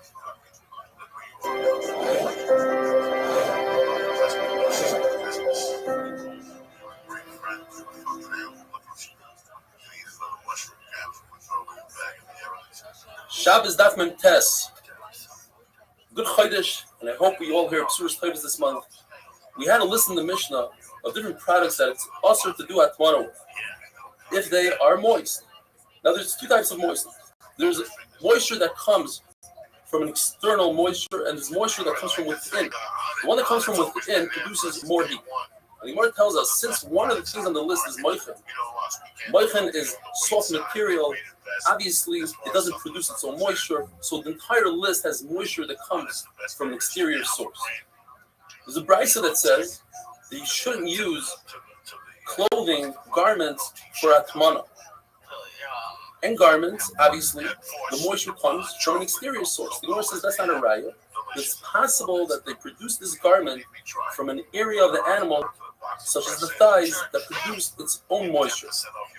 No Mishnah. The Mishnah says you could do atmana with clothing, with fruit, with kanfiyayim, a pigeon's wing, which is going to lead us into a beautiful story of Elisha Bal Knafayim, and with sawdust and fine flax. The Yudah says that Tishtan is also when it's thin. It's similar to manure, which is moist of hevel. It produces additional heat. But when it's thick material, thick pishton, then it's mutter to do atmana. The Gemara tells us tefillin require gufna, clean body. Like Elisha Baal Knafayim, Space points out, since he had this nace that's upcoming, obviously he had a gufna. What does it mean to have a gufnaki? Abaye says you have to be careful from hafacha, from passing wind. Rava says careful from sleeping because that could lead to hafacha and kalita keri. The story is that the Romans said whoever wears tefillin, you can puncture the person's brain. Allah Knafayim didn't care. He walked out with his tefillin, and when he saw a Roman officer, he removed his tefillin in his hand, and the officer said, "What's in your hand?" He said, "I have the wings of a pigeon." Let me see. He opened up his hand, and sure enough, pigeon wings, he had a nace. Gemara says, "But why did he say pigeon wings?" Says Gemara, just like a pigeon, its wings protect it from the elements and from its enemies, where other birds don't fight with their wings. A pigeon fights wings, so too Klal Yisrael are protected. Says the Mishnah, you could perform atmana with hides, the skins of animals, and hides are not muktzah. You can do atmana with wool shearing, but they are muktzah. So if they are muktzah, how do you get to your food? It's covered with the wool shearings. What you do is you grab the handle of the lid and you pull it up, and the shearings fall off themselves. That's tukul l'achar. It's with shino. Elazar ben Azari says once you have the lid off, you should not remove the pot because then the shearings will fall in the spot that the pot was, and you wouldn't be able to put the pot back in. What you do is with the pot in your box, you cook the entire box as is, and that's how you pour whatever is in the pot into your bowl. Yodis ben Elazar says that our Mishnah is talking about specifically hides that are owned by a common person, not a hide dealer, not someone that does business with hides. Because if it's somebody that does business with the hides, or uman, that would be muktzah. So designated for selling. Tanakama says that hides that are canned to the finished product, they're usher. But according to everybody, the only types of hides that are metabel kuma are hides that are canned and finished. And Kaisis points out that they are finished hides, you don't even think about designating them, they become designated automatically. If a carpenter has wood, they are muktzah. Because he's makbid, he doesn't want people to ruin them, so they're muktzah. I apologize for the noise. But a common person who has wood, the wood is not muktzah. Even a carpenter, once he places food on it, he says, let's use it for something, then those pieces of wood are no longer muktzah. These Amoraim that we discussed before, they also had a discussion, why is there 39 malachas? One man said because there were 39 different malachas in building the Mishkan. And the other man says, Reb Shimon Reb Yossi ben Lekunya says, because the Torah mentions the word melacha, melachtoi, and meleches 39 times. Now, it's not going to help to go count the different times, because if you count, what's this for instance? And the Gemara remains in Al-Keku. The pasuk Vayavai Habaisa, referring to Yosef HaTzadik, he came home, last says melach. Melachtoi can mean work, a malacha. Should be referring to the Avero, which is Pasifa. Is that counted as one? What about the pasuk by Malacha Ha'izadayah? Klal Yisrael did enough work. Here it could be the word malacha to refer to task, job, not a malacha of doing. Therefore, the Gemara says it could be either one of these two psukim to add up to 39, and not both of them, because then you'll have 40.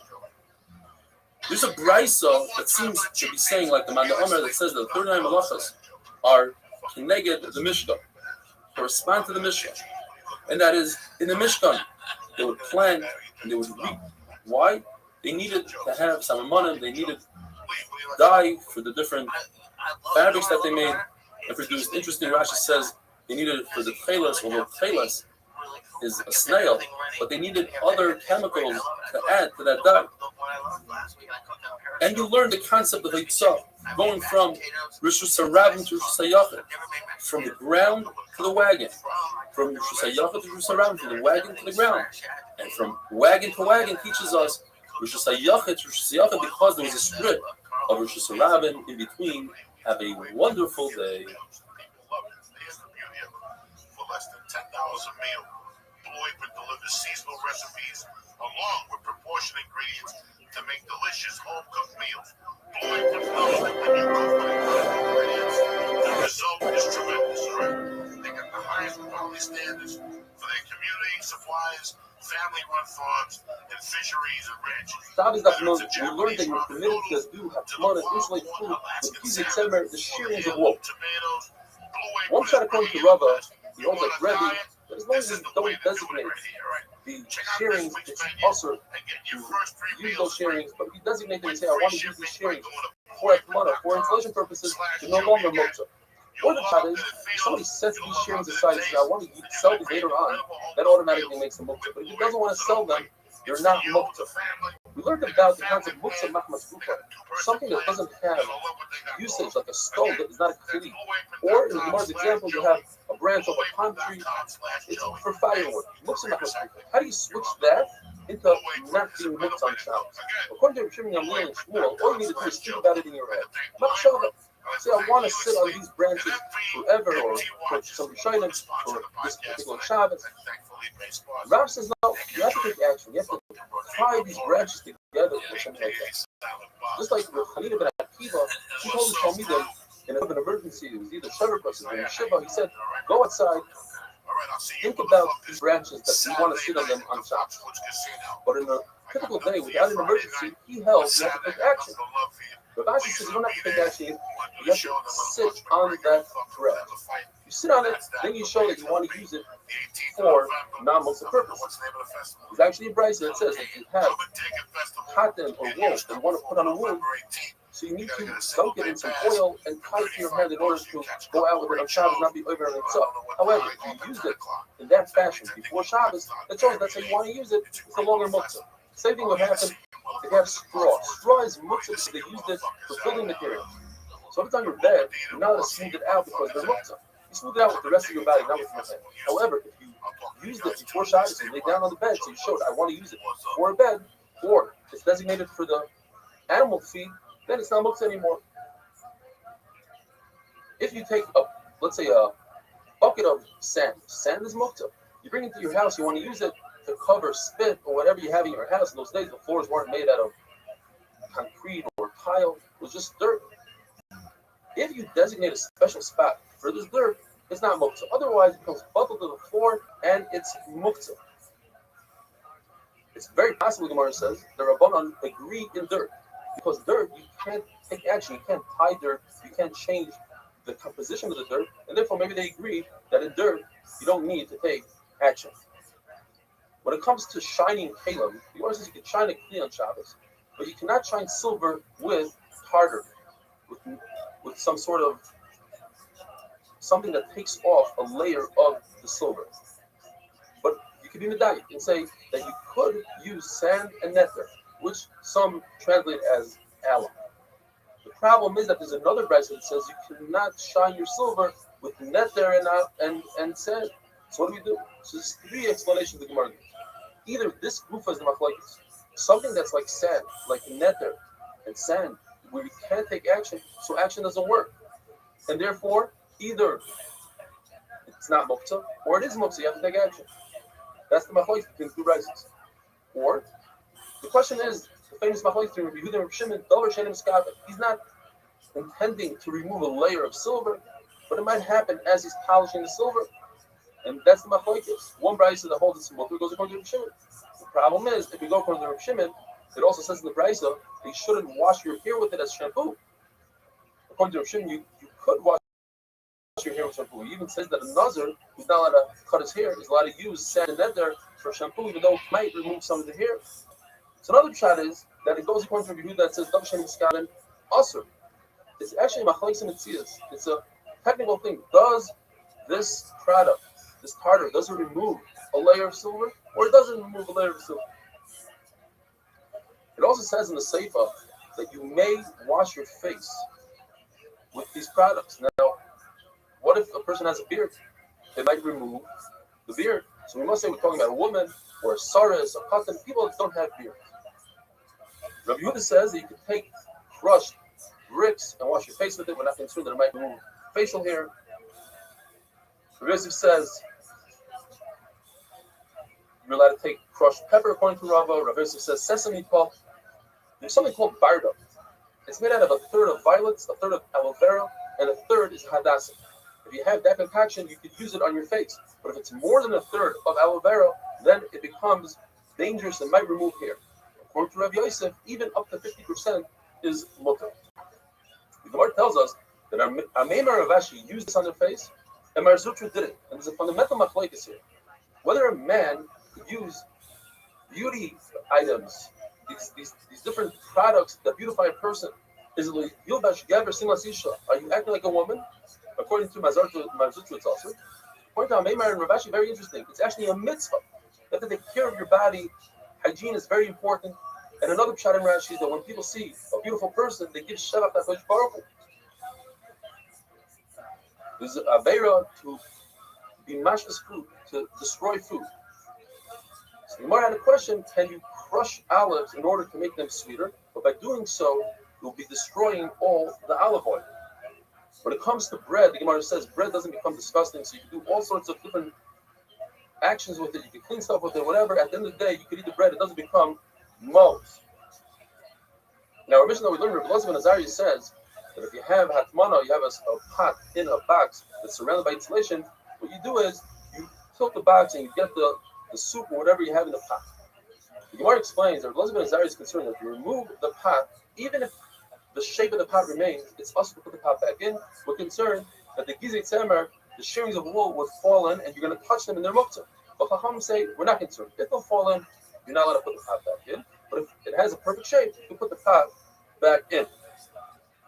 There's a beautiful flower called stikusta. You used to smell it, use it during the meal. So if you put it into some dirt, you take it out, put it back in. So now the hole is large enough. It's not going to move the dirt around.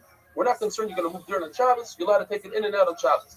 The same thing if you have a knife in the wall between the bricks. We're not concerned you're going to move the mortar, which is a problem of baina, which is baina. If you have a knife, you put it between the leaves of a palm tree. We're not concerned you're going to do moichek. You're going to perhaps cut some of the leaf off. And finally, the Gemara says if a person buries turnips in the ground, if he has some of the leaves sticking out of the ground, he's allowed to remove them on Shabbos.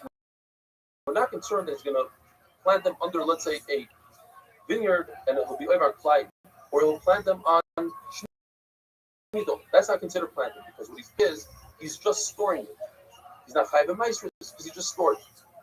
The worst problem is, how does he remove that on Shabbos? By removing it, he's going to be moving dirt. You see that moving dirt isn't like the Gemara thought before. The Gemara in a question, have a wonderful day.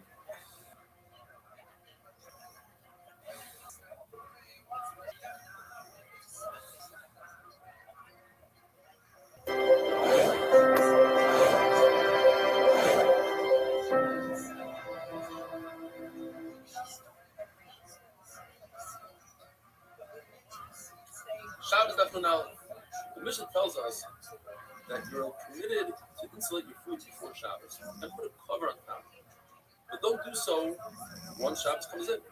However, says the Mishnah, if you covered your food before Shabbos and then you uncovered your food before Shabbos, you're permitted to cover it on Shabbos. Another halacha Mishnah tells us, you have a cold drink, you want to protect it from the sun, from the heat, you're allowed to insulate it. Whereas we said, in the reverse, if you have a hot drink, you're not allowed to insulate it from the cold. Once Rebbe heard that Rabbi Yosef Paskins that you're allowed to insulate a cold drink, so he retracted his own sheet, which was that it's also insulate a cold drink. And the thing is that even if Rabbi Yosef is right there with Rabbi Yosef, it's supporting himself to Rebbe. No, it's good. Nevertheless, Rebbe accepted Rabbi Yosef's why? No, I was terrified last night. Thank God. Because I went and saw Yuri. It was really loud. It's always a issue. Not for one to make a statement that you want to show everybody that once it is, you let it insulate it. It's good.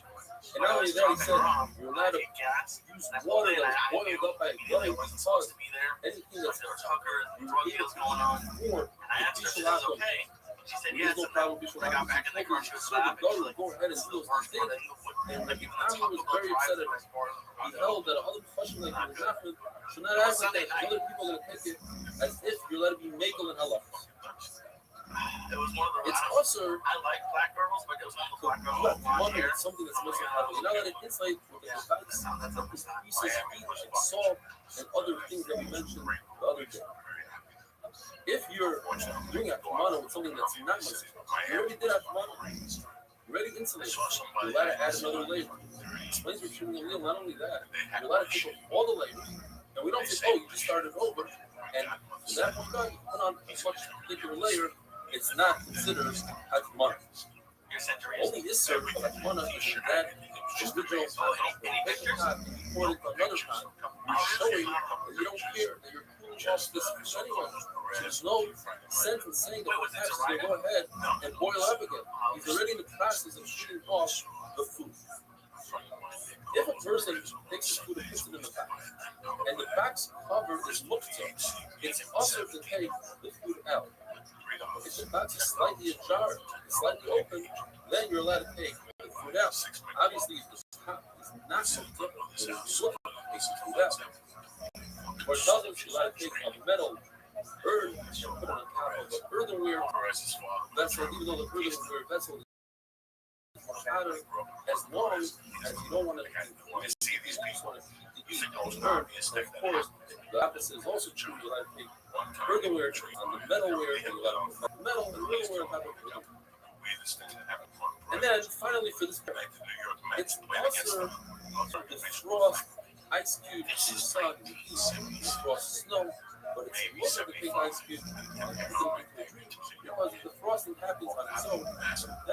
How do I love? I've been playing it. How do I love? And I'm going to start with the parrot, the name of the is this the right search?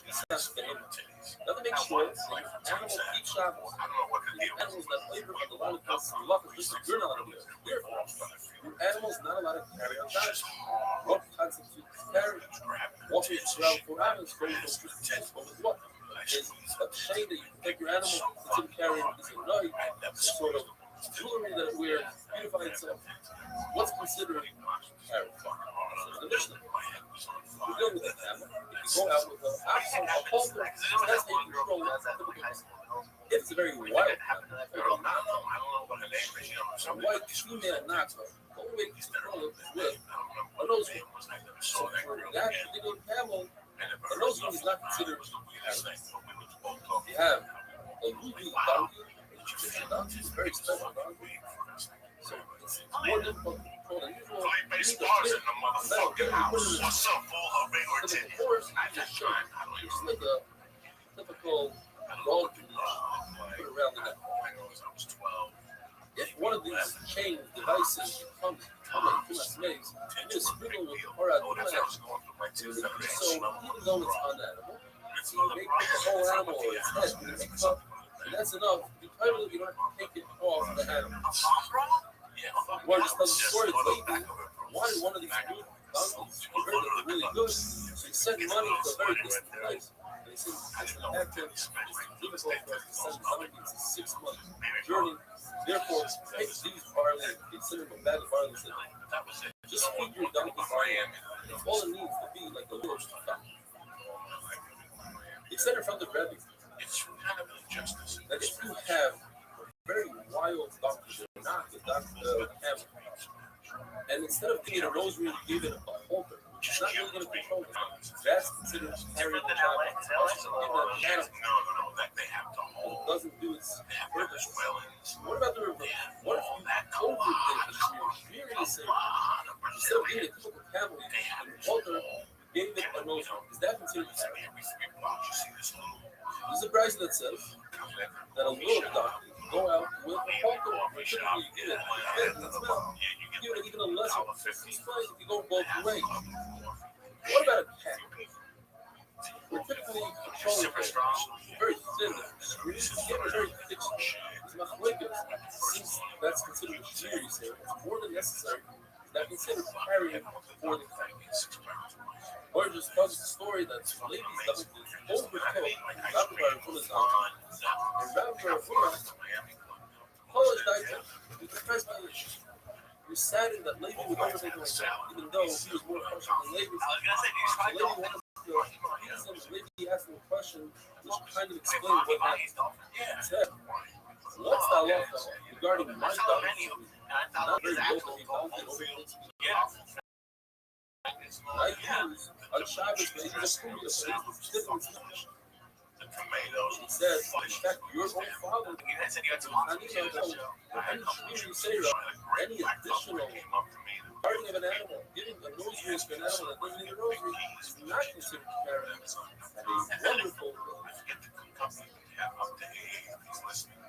very sweet, very nice. Just a nice, easy fucking. I can't work on it. What club you're at? Miami Improv doesn't have a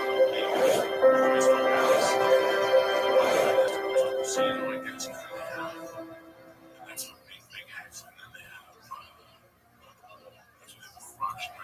Shabbos Dafur Beis. How's everybody doing? The other day we were learning about different leashes and collars that some animals are allowed to go out on Shabbos as a people carry on Shabbos. Today we're discussing goats. The goat has a very narrow head. If you put an ounce or a halter on it, it can easily stick its head out of it, and therefore it doesn't accomplish much. It doesn't accomplish much. That constitutes carrying on Shabbos. Therefore, you cannot put an ounce on a goat on Shabbos. If you want to put an ounce on a goat on Shabbos, what you must do is drill a hole through its horn and put the ounce through it, and therefore you won't be able to get out. The water remains in a sovereign state. What if you right? And it's the card. And the card is said. On the one hand, it's very painful for people to get out. On the other hand, if you really want to shake back and forth, it'll get out. The water remains in the sovereign. If you were to take a leather piece and tie it between the horns of a cow, if you did this, he wanted a party. He went up with only the first night. nobody in the right mind wants to report a cow. However, if you put it there, in order to lead the cow, that's my flavor. Rab says it's also, Shmuel says it's not considered carrying. Big problem with Rab is paraduma. Luckily, by paraduma, you're not allowed to put any kind of weight, any load on top of the paraduma. On the other hand, Allah says that if you put a leash on a paraduma, that doesn't constitute a weight, it's not a load. The question is why? According to Rab, you're not allowed to go out on shops with a leash on a cow. That should constitute a load. There are three answers given. Abai says we're discussing a case where we're trying to transport the paraduma to another city. In that case, it's the norm to attach a leash to guide them all the way to the other city. Baba says perhaps we're talking about paraduma that is extremely expensive. Paradumas are always expensive, like you see from the story of Dama ben Asino. And therefore, it's the norm to add an extra level of protection to this way doesn't get hurt. And you added a leash to it. Or we're talking about a crazy paraduma, or we read this. Really wild, therefore it's the norm to attach a leash to a wild cow. We learned in the Mishnah that a horse goes out with a shit, a collar. Now if the collar is there to lead the horse, everybody agrees that's one thing. What if you put a collar to the horse? According to Rav that's okay. Go out with something like that. And according to Shmuel, that constitutes carrying on Shabbos. In fact, Rav Huna showed that he did a Maisa Rab, took out his horse, protected her piece, showed that he could do so on Shabbos, but exactly like Shmuel, that's in fact also Tuesday, Wednesday, Thursday. Use two types of wrapping the leash. Wrapping the leash all the way around the horse's neck. And that is there for the horse, provided that you leave enough room for your hand to grab it, or another pattern action where the leash is slightly longer than you can grab that.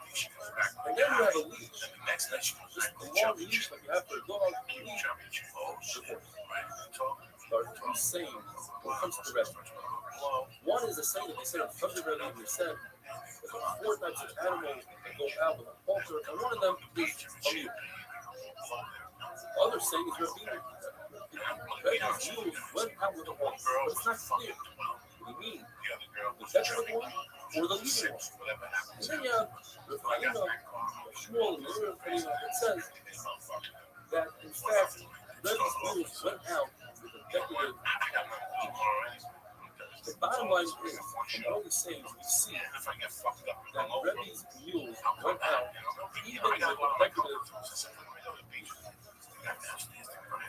We learned in the Mishnah that these bits and filters that become humming in last minutes, you can sprinkle them with Torah, and you can dunk the head of the animals in a mikvah, and they become shikar.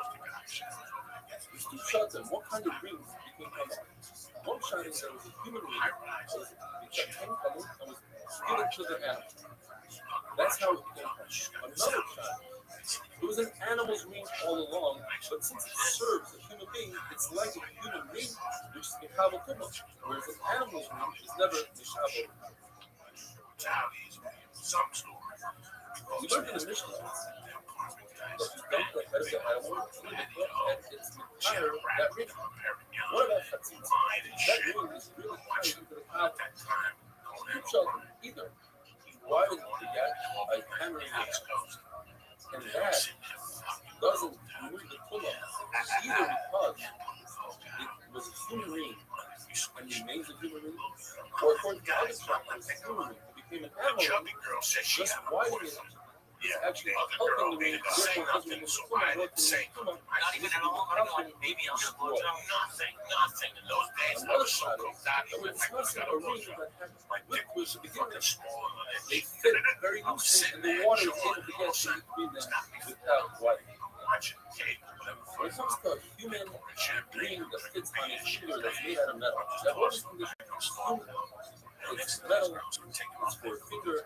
There's no difference between rings. You can't find the difference. That ring that's semi-wood, semi-metal, that, in fact, is not mechabel tumah. You have a ring that's for a belt, for the back of your garment and your sleeves. That is part of it, because it's not for the finger.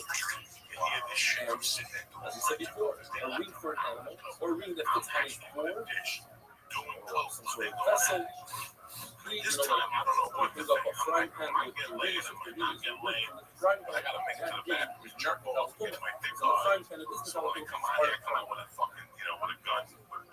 For Shabbos purposes, a ring that has a signet.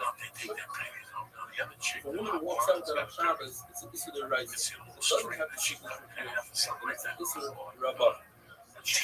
When it comes to a needle, if it's a whole needle without any rust, it's mechabel tumah. And even if it has rust, as long as it doesn't hurt the sewing process, it's mechabel tumah. If you never made a hole in the needle, and you're planning on making that hole, so right now it's not mechabel tumah, it's not a food. However, it's not looked at because it still serves a purpose to remove a splinter. When it comes to Shabbos, to out from the Christian's foot, if it has a hole, you're fired.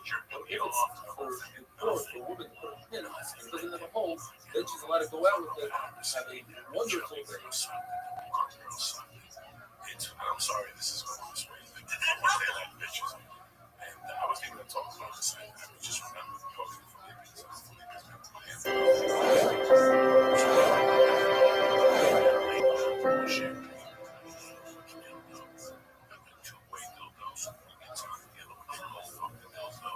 Shabbos Daf Gimel, I hope everybody's doing great. Mishnah tells us, there's something called a merdas, a saddle. It's much wider than a saddle. The saddle goes on top of that. It provides for the donkey. Therefore, the donkey is allowed to go out and surround it with a saddle cloth, provided that it's tied to the donkey. You don't have to shadow it fall off and you pick it up. So Shmuel, and you must tie this to the saddle. Bryce tells us, merdas, walk an animal with a but not with a saddle. A saddle is also dependent on an animal itself when it walks out. Shmuel says the saddle is mutter because the saddle also provides some heat, not as much as the merdas, but it provides heat, provided that it doesn't have straps on the track that prevent the saddle from slipping forward or backwards if it goes uphill or downhill. That looks like you are trying to get ready to carry a load. A saddle is also to take off an animal on Shabbos. So the question is, why is a saddle look so weird? saddle cloth is not functional. One reason given is saddle you can make the animal walk back and forth and will shake it off by itself, whereas merdas, not. The Papa says that the difference is that a merdas provides heat. In other words, to take away the discomfort that an animal has, and that's looking.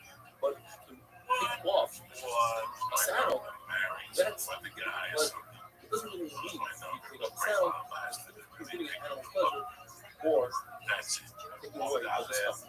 According to this tribe, it's possible to put on a saddle on Shabbos. According to the first tribe, it seems like if you want to put on a saddle on Shabbos, there's something called a trasko, which is a feedback. You put a bag in your pipe, a horse, a donkey.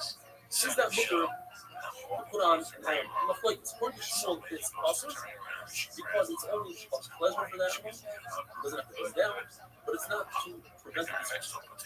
In fact, remember, you have to set it in the room. You have to very saying, hey, when the Chab is the arya to the lion from Babel, in other words, the Shmuel. But Rav says that it's mutter to put a feedback on an animal, and Shmuel he said, that's what Rav says. Rav doesn't have any tree when it comes to the Shabbos. Of course, should not go out with ornaments such as a fox's tail, which prevents iron heart. A sow should not go out with a catch. The emissions of goat should not go out and cow on its udders. We'll see much more about that later. A cow should not go out with a muzzle because all these are considered a master of birds. A shoe on a cow is also because it might slip off. We're not talking about a horseshoe, strong. And the shoe halacha is approved by an animal that you don't have to person, because obviously a person could go out with a shoe. An animal should not go out to an animal that, even if it's kamea, already proved itself as a munfa by human beings. Every human is not necessarily good kamea amulet for an animal. A human has a mazel, has a mouth that goes with it and provides for it. Goes to Shemayim, and it won't work for an animal. An animal is permitted to go out with a bandage and a split on a broken bone, and a sentence, and a bell that is stuffed to the meat. Let's say that young horses not go out with a costume feedback, it seems like privately in their own backyard. It's mother. The verse says we must explain that we're talking about providing something that makes an way of this was like young horses are very difficult for them. It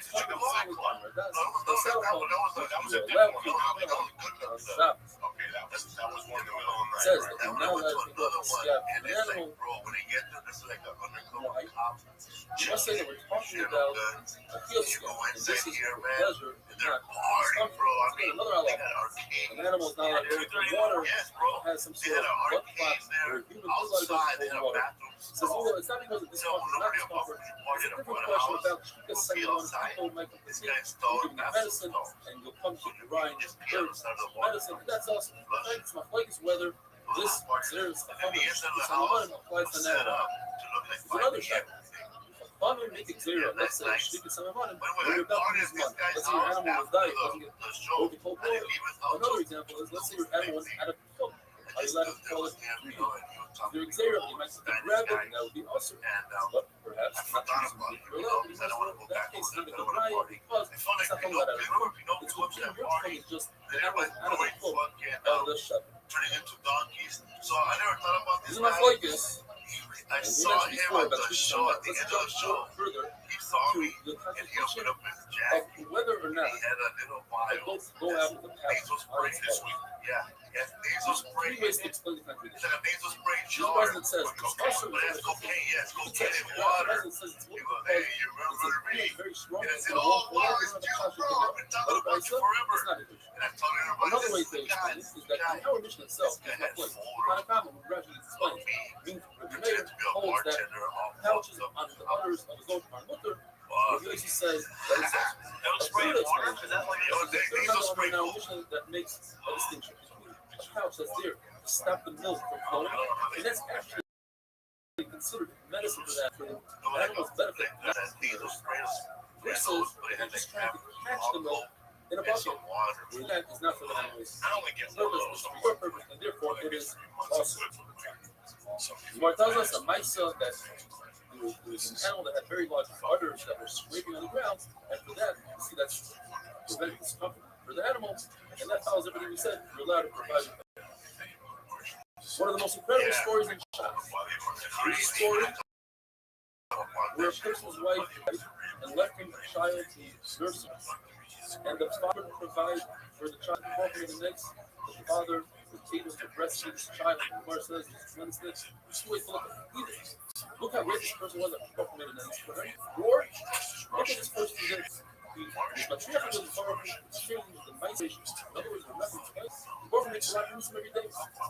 Provide and to save people. But not the person who's there. Not to add fruit to your storage. So that doesn't do it. And here did that. That's not very good. Another incredible story. One to remember today is a person who married a woman and never realized before the day she died she was missing an arm. The Gemara says, look what a tzanua she is. So the Gemara, perhaps she wasn't a tzanua. That's the derech of a woman. And especially her, she had to hide it from her husband. Look how tzanua he was. He never looked at her in a way that he noticed that she was missing an arm. The Mishnah says that a zachar sheep goes out with the woman. Meaning, one shot is that it's to protect his heart from the wolves. The wolves like to attack the heart, and they go after the males who stick their nose up into the sky, and it is a threat to the wolves, so they attack them. Another time the Gemara is that it's to tie up their zafers so they don't mate. Similarly, the opposite is shifuzah in the Mishnah, and that's to tie the females coyotes so that it will be easier for them to make. Have a wonderful day.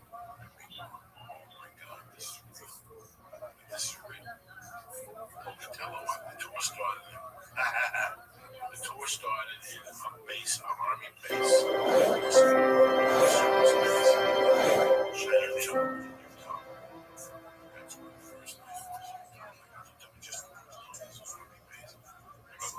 Shab is definitely valid.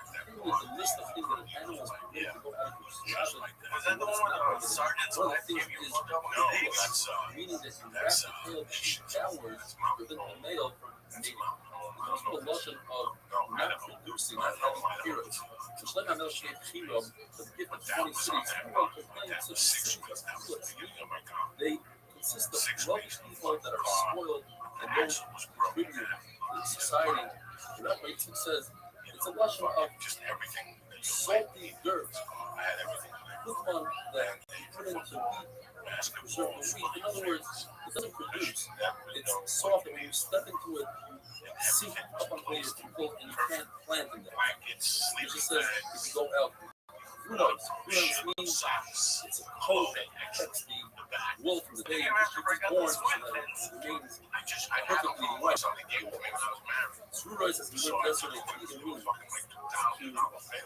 cover the udders, dry it out for a little more to capture them. Rav Haskins like Rabbi Yehuda, and it depends. If you're trying to dry out the udders, then go out with that, try to capture them, do not go out. Shmuel says, like the Yosi, no matter what, it's awesome. Some people say that Shmuel Haskin, like the Muhammad that says that we have to make it zero. In fact, to dry out the udders is okay. But since people don't know how to differentiate between the two, therefore the advice are everything that's possible. It's this, that if you're in a place that they never try to capture the look, they only dry out udders, then it would be looked at nobody's going to make a mistake. The Mishnah says that a Gomal should not go out with pellets. So they're trying to ration, that's the one he likes the most, is it's a piece of leather that's strapped underneath the tail of the camel, and on top of that piece of leather, you put a strap. This piece of leather prevents the strap from causing injury to the camel. So the camel cannot go out with this strap. It might fall down and you might pick it up. Unless it's also strapped to the top of the camel, and therefore it won't fall. You're not permitted to tie camels one in front of the other like a train, because that looks as if you're bringing it to the market to sell. You're allowed to grab all their ropes, their leashes, and hold it in your hand, provided that you don't wrap it around your hand and make two knots. A double knot would constitute lying shackles if you have ropes of summer and to one piece of cloth of summer, the other Christian, that's not it makes it seem that's not shot. I just gotta go happy. Make sure that when you hold these ropes in your hand, you don't have to be coming out from the bottom. That would look as if you're carrying the rope. And the rope that's between your hand and the camel should not drag down close to the ground. Although Allah is often we're not one. The halacha is that hand plow with them, just two species of animals are not allowed to together or pull wagons together.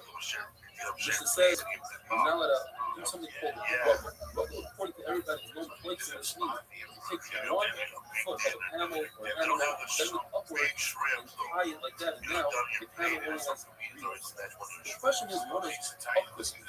There are two shots. Either it means that you tie the front and the back leg like that does, or it means you tie the two front legs like that. The British can mean all three options.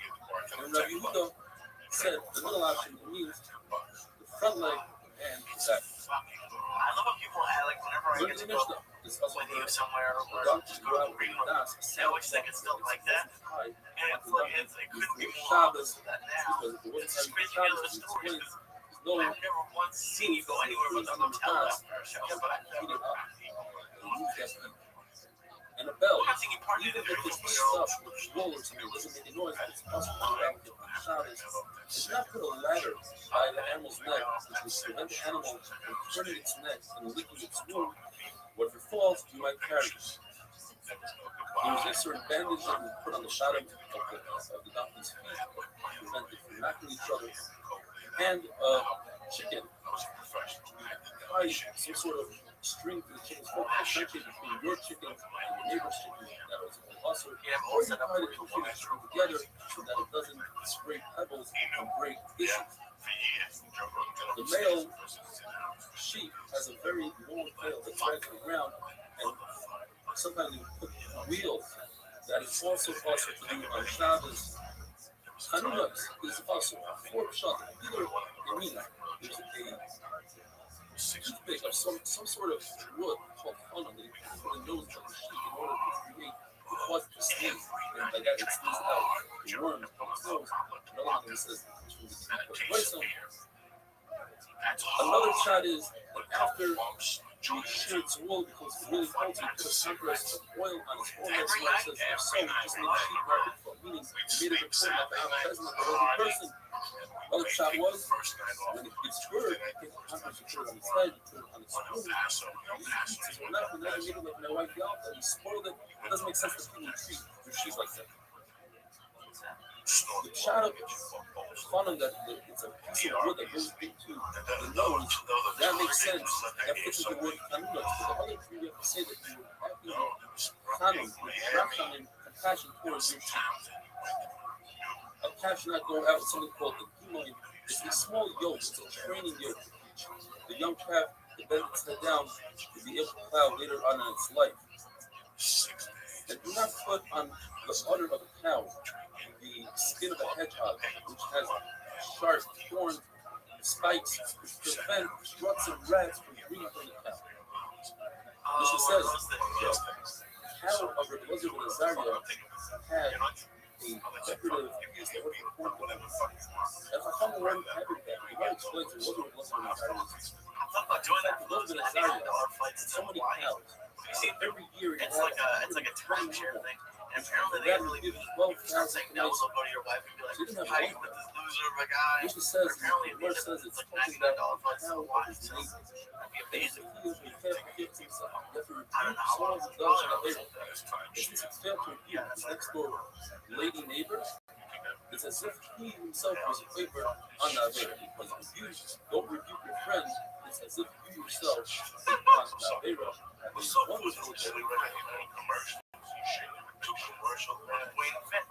But at the other Target commercial, there's a Target commercial around napkins from where they're talking about that Jimmy Crow and then you can roll a sometimes you gotta go to heaven. You gotta go to heaven before you go to heaven. I'm over here fucking the highway and I'm just definitely paid. The word tells us a person sees somebody sitting in the middle of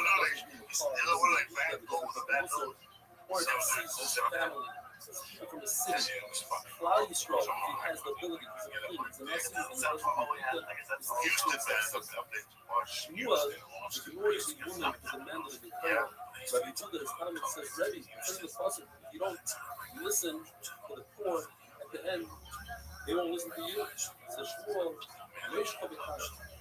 your Rebbe, who's myself, Shmuel, is in cold water. Rosh. Your Rebbe's Rebbe, who's Shmuel's Rebbe, my Rukha, he's in hot water. He's in charge. He's not better. Let him do the charge. There's an amazing places in the Rashi that we don't debate. In the Sugya, the Yonim, the Matter, the Kohen, the Mouth. The Shaitan says, because of this Sugya, in Shomayim, Rabbi Yehuda is on top, and Shmuel, the Rebbe, is on top. So the other asked, says, Shmuel, in fact, answered him what? It wasn't his class. But the fact that he didn't repeat his own Rebbe Marukah, that's where the problem lies. And that's why Rebbe there it says, you must repeat somebody you're not sure they crazy Houston, man. Like, all the reason you sorry out the way. should not repeat them. And fell off the Look wagon. at you shaking him. And then, I would have ran out of stuff. So I called Josie and hooked up. So, sticks this you know, pride I met aside. that fool man in the hotel room. When he has to get in the And then pool, he ended up some cowboy comedian. cousin Gabriel Jake kids, I don't know what they were. He's still the one that got married to the girl from the lap range. Yeah, that dude, I forgot his name. Him and I ran a Billy Wayne. Yeah, I kidnapped that fool for like 8 hours. Yeah, he ordered to be to the hotel. We were partying. We started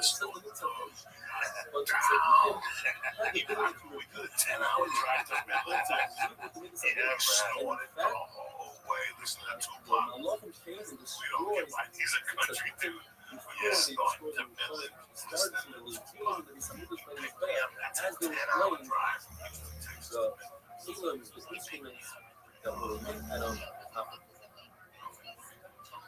The sixth Malachis Kabbalah is the 4% of the Fury, England, Ram, Destroyer, Breaker, Annihilate. These are the Nida of destruction. Why does the broken choose the letter out of all the letters become Shem's force? Almost we're going to live even as well. So you went from private school hours to like exclusive or the signature of the person is the word comes. The first letter now is the last, and the middle letter now is the next. Meaning, is there, all the way the last letter is the when did the always stop? Like, either that's what's crazy. This guy was crazy. He was horrendous. Yo, Bible says, no one in this world dies unless they sin. No one in this world receives pain unless they sin and make what you purpose. He has to explain. Other Rishon created death in this world because he didn't listen to his book. And all that says, even Moshe and Aaron died because they also sinned. They should have listened to their father and they should have hit the rock and not speak to the rock. However, there's a bomb question from the Bryce. Bryce says that the four people never ever sinned. And the only reason he died is because of the cut of other and they are Binyamin, Amram, his father's name, the father of David, and kill of his son. And not only asked him to die without sinning, not like Rabbi What goes through a bunch of different buildings and the sin is making a mistake. Whoever says he made sin, that he should sin, is a mistake. Although the Pasuk says Yishkap is Bilam, which doesn't mean necessarily what it means is, the fact is the person that is one of the 12 tribes. He has the only 12 tribes. Very much to say that he took out the bed, he's going to I don't know what it is, but I get paid for your favorite flight. So you get at the end of the week, 1,500 or 1,200.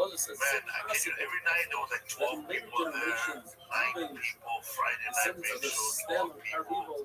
And the owners in the back just laugh. their decision while their own grandfather Verse says that he was Kachas Kamaim that the other week you paid me 20 more pennies. What exactly does it mean? And then later on, everybody, I found out a year later that everybody that was involved in that club was a prison, including including what's his name from federal. Oh, that was the owner who invited me to call me at my hotel room and invited me to a dog fight. Because of sins, the Misa, Selena from Corpus Christi. I don't party there that too. it shouldn't happen. Lampe, you see, check on Boku that it shouldn't happen. Jerry Rogan. Therefore, Zorka philosopher, regarding shine. What I'm going to say, let's put the word Kachas in there. Zayin says faith. That stands for Zato, Hato, you tremble, too bad, and therefore the sin didn't happen, flew away. Rava says, Zohar Shavincha Shaldavar, you remember, you recalled what the Einish is, for instance. Police asked you to train the Gadol. You make yourself sick, you sicken yourself over the fire, and not to be better than and therefore, you train from sinning. Whoever says that the sons of Eli are cleansed, although it says in the Apostle, the fornication says, Asher Yishkivu, they were with these women in the Mitzvah, doesn't mean necessarily they should say. In fact, Chofni is celebrating the parable of Pinchas. The Torah tells us that the grandson of Pinchas brought a mikvah as a prayer. Therefore, it's impossible that it's over an exist, because somebody that's over an exist not have descendants that bring korbanos. That's one. Why did the Torah say your favorite is because they didn't allow the women to go back home in time. They didn't bring korbanos right. And because the women didn't go back to their husbands, it says it's too late. Apparently, another man the nature of the says that they were the son, wicked son. In other words, Pinchas was also wicked. Sinned on each other. But because Pinchas didn't rebuke him, didn't give him Musa ben Chacham, it's as if Pinchas himself sinned Beish's ish. Wonderful.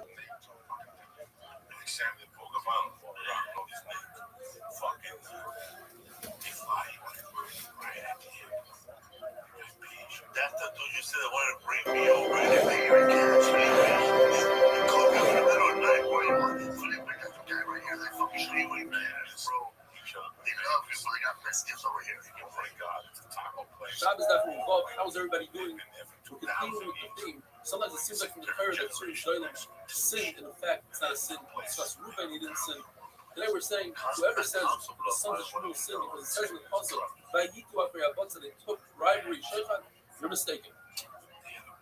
What happened was they weren't like Shmuel, their father, who went around to keep their clerks. They stayed in their place and they sent their messengers out, and that's considered Batza. They try to fatten their salaries, and they received in return, and therefore they weren't as great as their father. Rameir says, since they were Levim, they were entitled to the Meiser, but they demanded the Meiser, and since they were Doilim and the judges applied for people to take the Meiser, and in return, the other Levim were affected. The Yehuda says they would give their money to the Balabatim. They would take back their money without giving the Balabatim any cut, but in return, they showed favor because they were during giving Torah, and that's wrong. The Akiva says they would take the Torah, force extra Meiser, stealing. The Yossi says they took the Matzah Shabbat, which is also stealing Zroya, and the cave. Famous Gemara, whoever says David Melech sinned with Bathsheba, the wife of Uriah, and Ashes Ish, is making a mistake. Rav says that Rebbe, who was descendant of David, tried to find for his forefather a way out of it. It says in the Pasuk, last is around. David only intended to do bad, but he never sinned. As the Pasuk says, Uriah Hachiti, he saw the fire. You killed Uriah Hachiti. Mara says this, he didn't kill him. He was supposed to bring him in front of the Sanhedrin and failed to do so. Even though Mara says he was a Mari B'Malchus, he deserved to die because he said to David, Adoni Yoyah, told Yoyah that he might be rather than David in that. So 400 places. He didn't listen to David. Was told to come home in the water. Should deserve the guy. But David should have brought him in front of the Back, the Pasuk says, just like Bnei Ammon, it's not David's fault when the guy in Ammon killed the king. So too, when we read after the guy, it wasn't David's fault.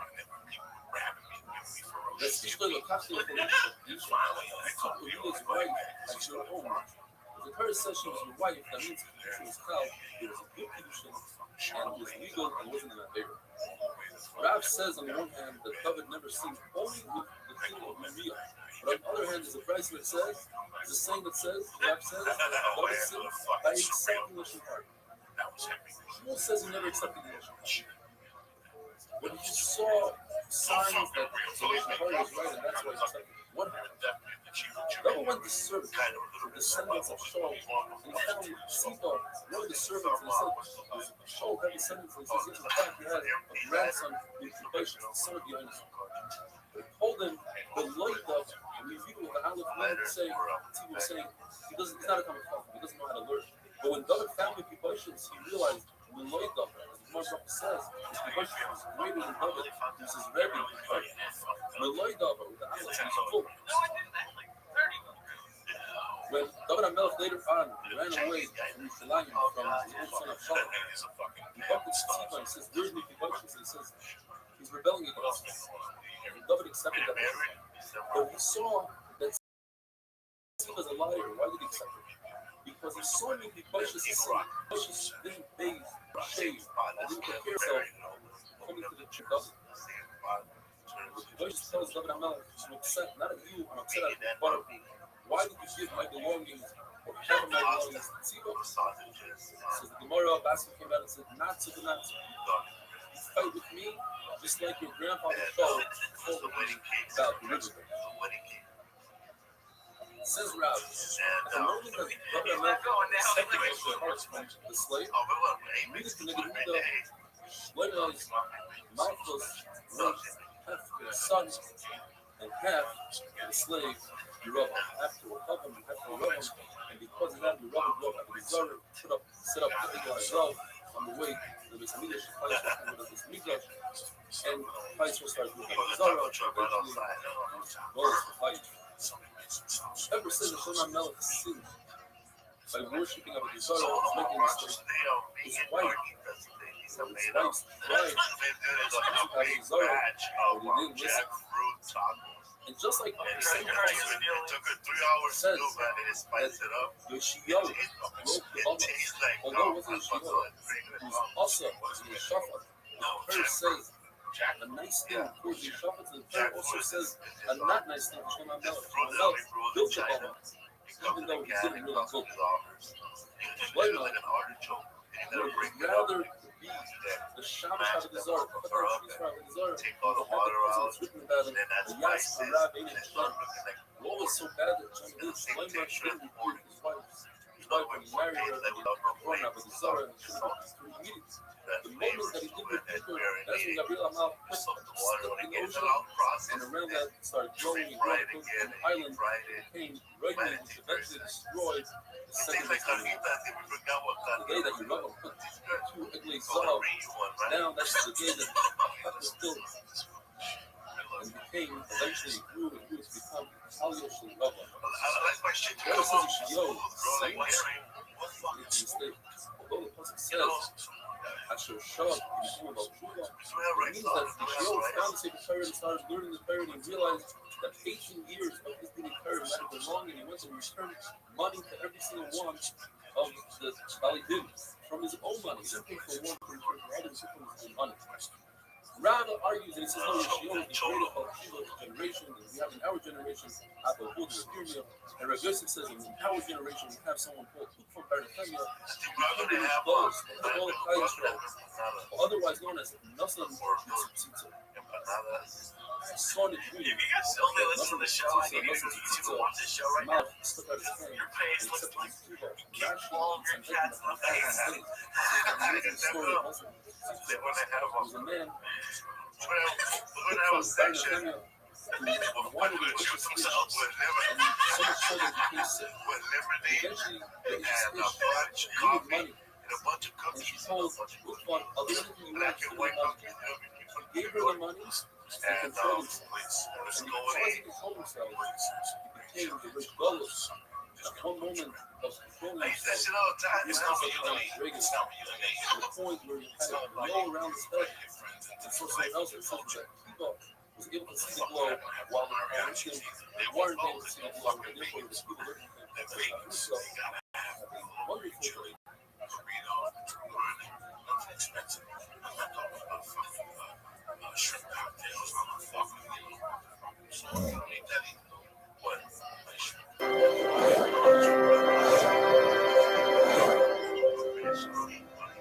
How do you give up all that great Mexican food? Like all this stuff. She made me tacos de Arnold like a few weeks ago. Shabbos, that's the anxiety. It's amazing. Already holding for the 6 after Shabbos. How time flies. Brand new parrot. But then she got some. Next thing tonight discuss what items a woman is not permitted to wear if it's rabbis, the concern is if she has jewelry, she might be used for friends. And if it's the first few items that she's talking about raiding one's ear with a strand of wool or a strand of flax. That is a concern. I'm going to ask the mitzvah if she eats since water cannot be in between the strands and the ear, she must loosen it. And she might remove it and walk 4 amas and just around it. So the Mishnah in the Vayis, it brings these strands of hair that one braids them for it. And it says that according to everybody, one uses a strand of human hair, not attachment, just human hair, in order to braid your own hair. That does not create a chitza for everybody. So not keeping it tight enough where the water can't penetrate. The water will penetrate, and then it's not chitza. The only place there's a machlokes, if there's a machlokes whether or not there's a machlokes, is that when you hold in a strand of wool, there's no chatzitza, and the Tanakh holds even in the strand of wool, there is chatzitza. If these strands of wool are very tight around the neck, that would create chatzitza on here, and chatzitza on soft skin. But usually a woman does not hang it around the neck like that. She doesn't want to choke herself. So wear a choker and she won't choke herself to the point of suffocation. And therefore, it usually doesn't create a chatzitza. There is an exception. A woman wears a helmet. That's part of a bib. And the top part is a wide stream that's very smooth. And they hang it really tight to create a double chin. In those days, it was a sign of wealth if you had a little bit of extra calories. You had that double chin. And therefore, that does create a chatzitza. Now, there's no problem. She might take it off, remove it, and show it to her friend because then her scam will be exposed. She won't remove it for that reason, but she will remove it for chatzitza. The Mishnah says a woman cannot walk out with a every day. Basically, it's a headband that goes from here to here around on the forehead. Rabbi Yosef said that it's some sort of amulet. But Rabbi says it's an amulet, and it's a woman amulet. She's permitted to walk out with that on the side. A woman is permitted to go out with sort of a bathing cap, what we call today a sleeve that's going through. It has beauty to it. It's more like jewelry. Every time Felipe comes, it's so amazing how this black lady knocking on the door. That's or sarbika, which goes the opposite way. If you're a cat, then she's permitted to go out with it because she won't remove the snoot, but then her hair will be exposed to the public and she won't do it. Sarbika is a headband like what we were doing today, only if it goes down to the jaw. The poor women were decorated with colorful screens, and the wealthier women were decorated with gold and silver, some were shining gold, and if a wealthy woman decorates it with screens, there's no concern that she might remove to show her friends, because the opposite is true. She doesn't want to show that to her friends, she wants to show her friends gold and silver. Restream and a lesser holds, there's something called a covenant. Especially in Gemara, today we're holding that covenant means like a yarmulke made out of wool. And since the woman doesn't want to remove that because it might expose her hair, therefore she can wear that in the Rishos Yachos, not use it out. And that is because we don't want to take away all her jewelry, but it's got to should become disgusting in the eyes of her husband. crops. Isthma Oreos, man, they're not vegan. is another piece of fabric that comes to cover the runaway hair that's sticking out on the bottom of the bubble. That is also an issue Look at the cookie section right next to the and black and therefore, white. the three halachas the Gemara says concerning isthma. The way an isthma is made is felt. And felt is not shua covered with knife. There's a shot that's with a knife that should be woven and like a piece of fabric made out of shreds. And this one is basically thick. You can take flax and wool, but you press them together rather than sweet. And therefore, there is no shopping. And since there's no shopping, it's not considered a begging. And if it's not a begging, then there's no halach that's called tura. So you find a funny color looking thing on your begging, green, red, whatever the color, it is not tura because this is not considered a begging. Other elements, which is discussed. And finally, the Shimon says, although it is an issue for a scholar to wear a tiara, a crown on their head, this is the moment that has the crown to wear it. I called on somebody to get a magician to walk around doing hand magic, and then Justin Rivera said, "What do I do it?" So he's been bugging me and touching the ear for about a week. Where's magic? I don't know, man. You know, I hosted the Last Flip Comedy Festival this time. So it's crazy. There was a lot of comics I never heard of or never. The winner was a guy named Dale Jones, bro. It was a cross between Jeremy Hodson and Greg Hunt. Put them together. Dale Jones. Dale Jones from Colorado. You know him? I've heard of him. He's about 50. He went to Vietnam. He ended up being, he was going crazy. That ain't the way it is. This girl's going crazy on stage. No, that's because this guy.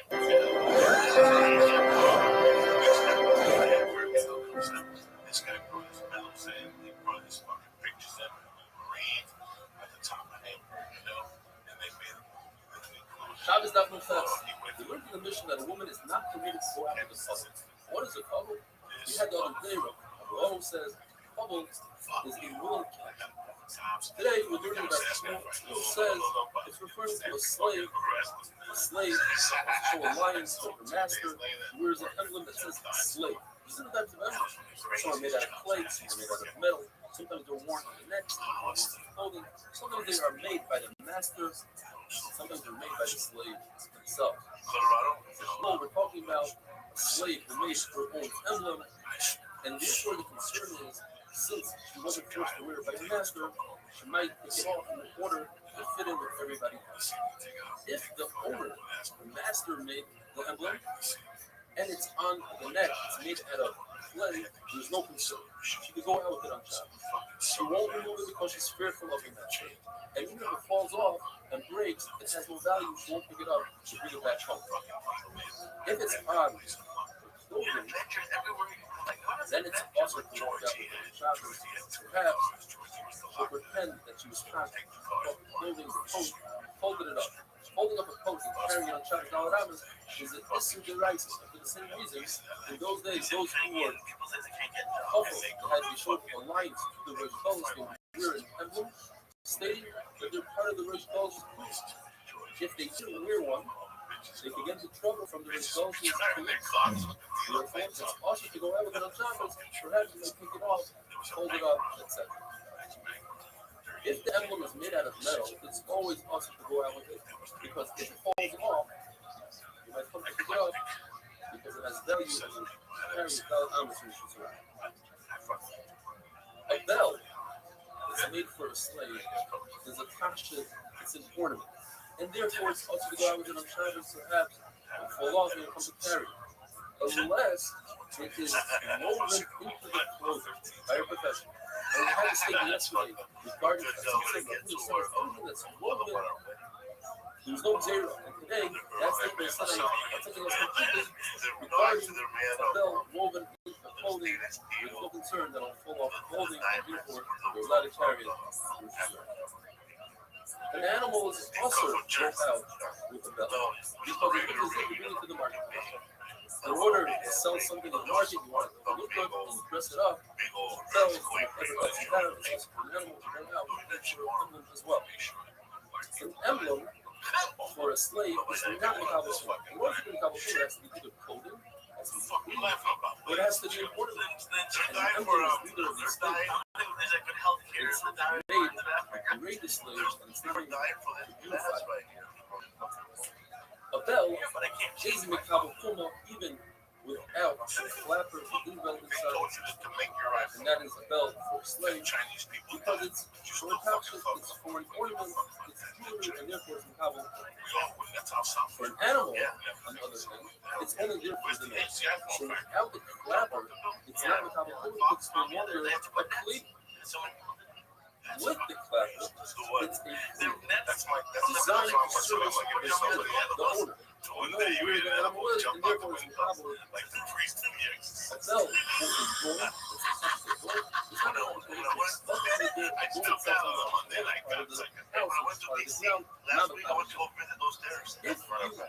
thought in your mind that you want to take the bell off the door and you sit there, then it is is an Aksheba, but if it was a bell, the animal, and you thought to make it open the door, so the main problem is in order to get you away from something, you need to do a shame nice, you need to shade something in the bell. And just like screwing it and nailing it into the door, that doesn't change the bell itself. It changes the location, but not the bell itself. Any bell that was designed to create a sound, such as a bell for an animal, a bell for a child in its crib, a bell that you put on a bib, all these bells, if you're only finished once you attach the inbuilt clapper. If you didn't attach the clapper, then there's no denying the love up, it's not considered a bell. Once you have that clapper in there, I'll give to my show, man. A lot of people from Montebello, from walking why does it remain coming?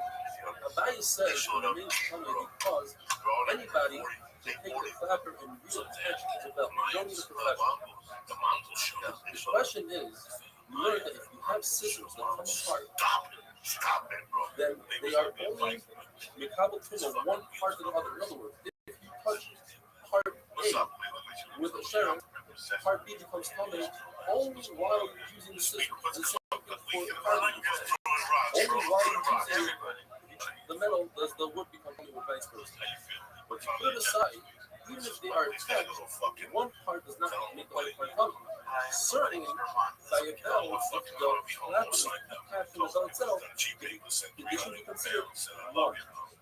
Therefore, Rava and Rebbe have the reason why the bell itself is coming, where the clapper itself is not the Mikabel itself, but the actual bell is. The reason is because the actual bell can make sounds even without the clapper. If you take the bell and you bang it against something else, it will make that sound. Yes, it might not be the exact sound that the bell makes, but nevertheless, it's a sound. Similarly to a basket. You have a basket that holds food. You have a very large hole in it. Pull out of it, it's still the Mikabel as long as it can hold pomegranate. In other words, it might not serve its original purpose, but it has somewhat of a purpose in Mikabel. So to this bell. And tomorrow, we'll see other reasons that make wonderful. What's up? I can't go. They fucking bringing me down. Fuck. Tell me something. We're gonna be in Fort Myers, bro. Fort Myers, Florida.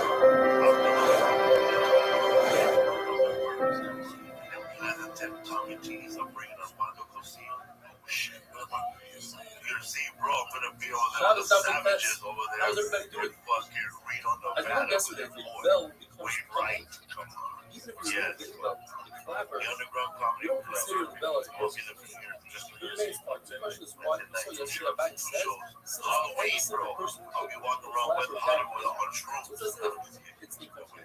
No. But Yossi Bartanina says, since I have a I can use the outside of the bell as a cup to give water to the child, even though it's a new it's considered common.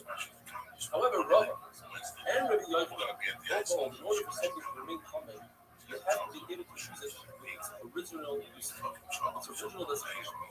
Therefore, they said, They gave it to me without me knowing what it was. She's like, why? here, eat this. How does it feel? It was actually pretty nice. She didn't give me enough to get like, I felt Make the sound of the bell. It might not be the original sound, but the sound nevertheless, and therefore it remains. We see there are living holds of this concept that what is something unique that's not its original. Because it must make that is. The person is to dissolve, sit on the chair couch. That chair couch. Oh man, I'm probably gonna fly to Miami and then Even if go you're not sitting there, right? On it, just like things that are on top of it. And to really scroll through it, out of it. somebody could have opened it I up. love this, since it says the conjugation.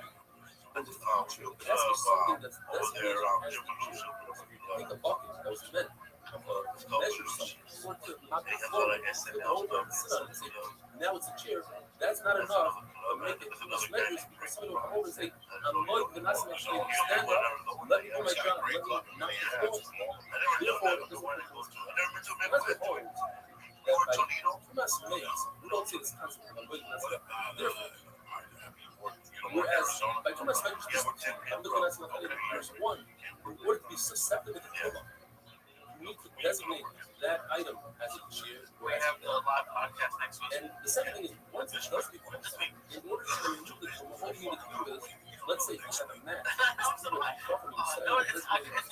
Interesting you brought this up. I was watching a show today, and Anthony Bourdain was talking just economics things like there's 7 billion people now. There's not that many jobs. We don't have that many people. And like, you were talking about how comics start on Tuesday, and now it's coming down like this. What do you think about like in the future how what comics going to look like? Maybe we won't travel, maybe you'll just do live streams in the same weird. Like, I was just thinking like what how this evolved since the fit an animal with metal shoes. Animal shoes. They become, they're susceptible. Whoever says the reason is because a human being, and then you know, streaming live, running away, you might use the animal shoe. So it serves its original purpose of a shoe for a human being, therefore it's without a pillow. Where Rap says the reason why it's without a pillow is because it serves another purpose. To fill up water.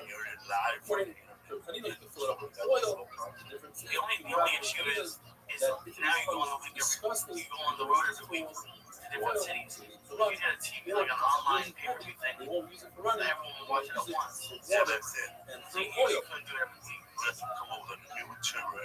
Going back to the Mishnah. We learned in the Mishnah, a woman should not be around until someone sees it. So what is that? It's the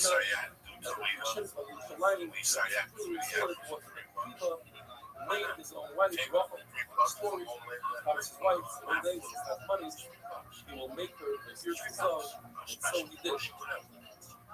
There's a period of places, a woman who goes out and surrounded with fearful dove, according to the maids, the original word, it's a consideration because it's a burden, it's a load, it's a massive. The only reason people wear it is to show off their wealth. It's not even a decor, it's not a decoration, it's not jewelry. For the it is actually it's jewelry. And the issue is, you might come take it off and surround it and show your friends in your show. That's also if you did it, you bought it, only this is the rabbi. Nevertheless, though, we're not concerned that a woman will be weird. It's low dignity to show her friend. What discusses the item, which is Hollywood weird. According to Ron, it's possible to go out with the Florida says it's multiple. According to one law, you're talking about a solid piece of gold. And if it's a solid piece of gold, there is no machlokes according to everybody. It's also where's the machlokes when it's made out of fabric? And there's studs of gold in it. The question is whether or not she will take off something like that and show to her friends if it's function enough to show her friends. Another lesson is you're gonna pay for the place anyway. If you turn the lights on, that if it's made out of fabric, that's what they are. No one. Stuff like this is in a solid piece. And the question is, maybe she'll show it. But maybe perhaps the only person who wears it is a noble woman and she wants to get off the show. Rabbi Yosef Paskin, like Rabashi, that his mother wrote about it. You might tell the story when Rebbe was on his deathbed. Oh, Chanina, I want you to give a shit. After Rebbe was lifted, he said that the office would be insulted to everybody else. But he suffered communicating over the Smith and Gilbert Blake, when they told Rebbe that the very fall crushed the down coffin, and he was limping, let me be right away, it's late. And he said it has to be that and therefore this Chavisa, Chanina became a business office because of Chanina, because Levi would have been subordinate to her office. And the fact that Rebbe said, Chanina, you should go to Shiva, sat the place at the cross with lying like it says in the Torah. Rebbe came and he made a drush and said that Levi is looking. Most Rishonim learn, they said all Shalilas, all the Yaras, whether it's solid peach or fabric, look that is the halakha. That day that he made that drush, 24 women in our dove came out with Tefillah. Rabbi Baruch darshan in the Chaisa, 18 women came out of one courtyard. Times all the courtyards in Chaisa, many more people had Tefillah in Chaisa than we had now. A beautiful belt, you're allowed to wear on Shabbos. One Lashon says that it's made out of fabric and it has studs of gold, and it's like a talus made out of gold, which is a takshit. Nobody will pick that off. With a beautiful belt, your clothing might fall off, and no one won't do it. Another Lashon is that it's a solid belt, and the reason why you're allowed to wear it is because you have the king. All Jews are considered. Kings wear this, it's considered good. If you put one belt on top of another belt, that's already a burden, and it's awesome. But for set, you take a piece of clothing and carry it around the body tight. If it has ties and it's tied well along its mother, without ties, it's awesome. Katla, we discussed already, it's a bit that catches crumbs. Mizaman is a nose ring, but it's earring. A woman is not supposed to take it off, it's too hard to get to. And then we learned about a ring, which we will go on. The Maro Bezin explained the studio of the ring that has a single and doesn't have a single. $500 and when it goes doesn't send me. So yeah, they will rent out the comic book during a different convention. And then go up for free tickets. You can't do comedy 7 days. You have to bring the car and get it 6 days. They ever show that he's cool. Nobody watches it. You know, they're happy that there's the World Series tomorrow. Shabbos Asaba. We learned now in Mishnah that a woman is not out of surrounded with a ring that doesn't have a signal. And that's this is the guy from the Mishnah that does have a signet, and it's also even with the rights. The problem is that the Mishnah can't tell us, but what's considered a ring that has a signet or doesn't have a signet. So you see, even though it has a signet, it's considered jewelry. It's considered jewelry. Which we look at the Gemara, which is Rabbi, and normally also in the Rabbi. Says Rabbi, that the Mishnah can be read as two separate elements. If it has a signet, then it's jewelry for a man, because the derech of the man is a signet inside, not the derech of the woman. If it doesn't have a signet, it's jewelry for a woman. We're not going to make it said. When it comes to Kumah, all you need is a jewelry of that. And if it has a signet, then it's not a capture, it's not jewelry, and therefore it's not brain. When it comes to Shabbos, what we're looking for is this thing is jewelry or considered a burden, a masu. As a signet, it's considered a masu, and therefore it's possible to go out. The woman should not go out with a needle that doesn't have a woman says a needle that's a servant. If she takes the needle and wraps it around it, and then takes the needle and puts it underneath the spot, the covering of her head, we're not concerned she's going to get out of Shabbos because she'll show her hair and that's what it is. If it's a needle that she's using to part of the hair, then also this particular needle has on the other side of the core, and therefore during the meeting she puts part of her hair and on Shabbos she uses it as jewelry. She puts it into her head. Therefore, it's also Shabbos and something out to her friends. Says the Mishnah, there's a very interesting scenario that we're now allowed to walk out of Shabbos with sandals that have nails on the back. Why? Because of a nice Shaila, there's a story that the Jews were hiding from the enemy. And against the rule, that's in Corona. If you come into the house, you cannot leave. And if you leave the house, you cannot come in for the king. And he noticed footsteps leading away from the king. In fact, what happened was somebody was walking in the Sunday the summer backwards. So many say, not walk out on Shabbos, Sunday on the Sunnah. And since the story happened on Shabbos, the Xer is only on Shabbos, and Yom Tov is very similar to Shabbos. There's another Xer. I may find the ashes of the Paraduma. Anytime it snowed or rained, They once shipped the ashes over the Jordan River on a ship. And they realized later on that it was a Kazayim spell that the person there ruined the ashes, which were very valuable. So they made a Xer that you cannot transport ashes over any body of water in any form. It doesn't matter if it's a ship or a sword. Talking with one of our machines is never has to be exactly like the Xer. Only over the Jordan River and only in a ship that is swim across the Jordan River to pay. And if you use a ship on any other river, it's also okay. In our case, many of our companies commit these series of times. Nothing with Shabbos are so similar.